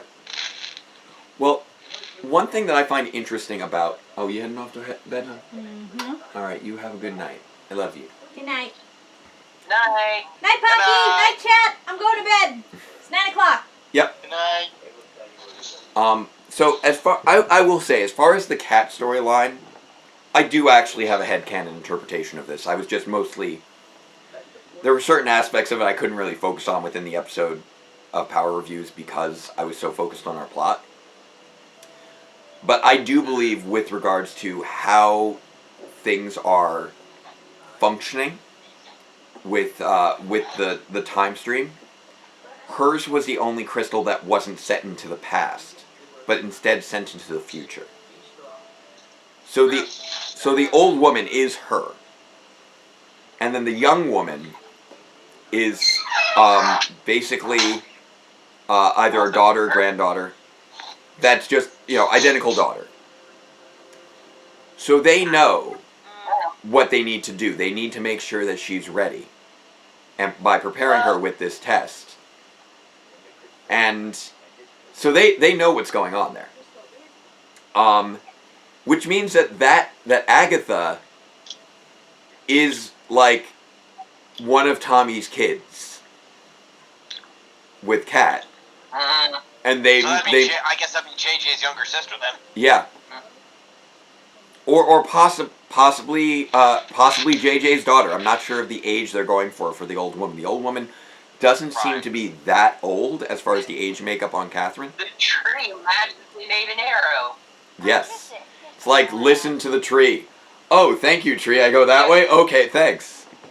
I was going to say, meanwhile here, this dude's asking Tommy if he's ever heard the wolf cry to the newborn moon. Yeah. Exactly. Anyway, that one was JJ's dance. But yeah, if you look at old woman Cat, she's not that old. She's like maybe 50 tops, really. As far as what they seem to be going for there. And if, this is the Ranger family, if we make this be a, Power Ranger family thing, then, okay, she can teleport.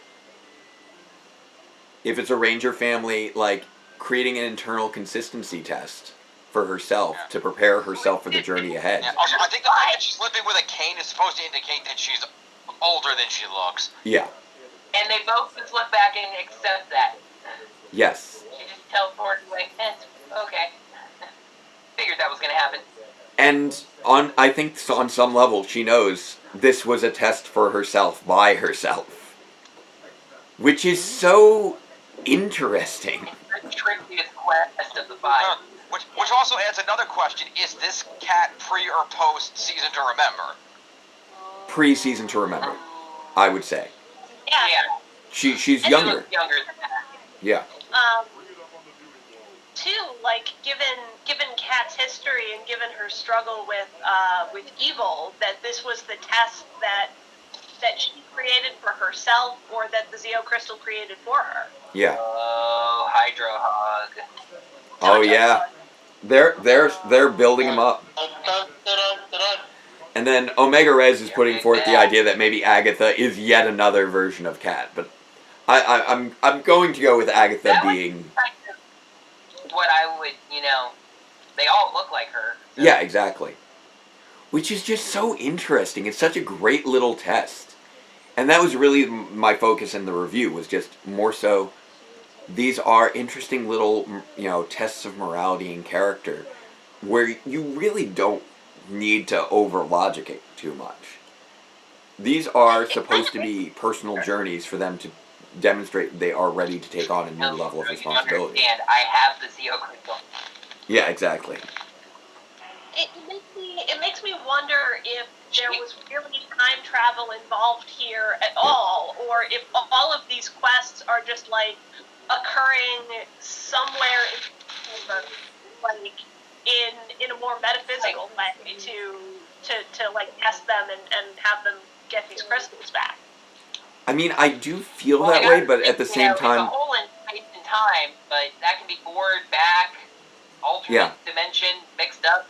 Yeah, Cat's is the only one that goes that seems to go forward in time. Also, I do need to say though, one kind of funny thing I find with the Zeo Crystals is you scattered them across space and time, but if you but they might if they were just like to the past, then you can just wait. But if one of them's to the future, then you do need to go there to get it. Cats is kind of the key, I think, when you think about it that way. And they're spread to different continents, so obviously you do need to follow the path to the different continents. Tommy, he has mystical Native American, non-specific tribal power. Yes. Just accept it. Laisha's too, which is also He can paint with all the colors of the wind. Ooh, Dragon Trainer is putting forth an interesting point. Oh, okay, Dragon Trainer. Thank you. Interesting point on water with equations. Specifically, they need to go with water that does not have harmful, basically harmful microorganisms of Earth life. That's why they keep focusing on purity, and that's why processed water, even water that's been chlorinated, or water that is soapy, can still work because there's no organic life in it. They keep focusing on purity. They need to have it sent through a filter if it's in the lake. Your mystical, weird, Native American powered. That being said, you should still be able to run it through a filter, but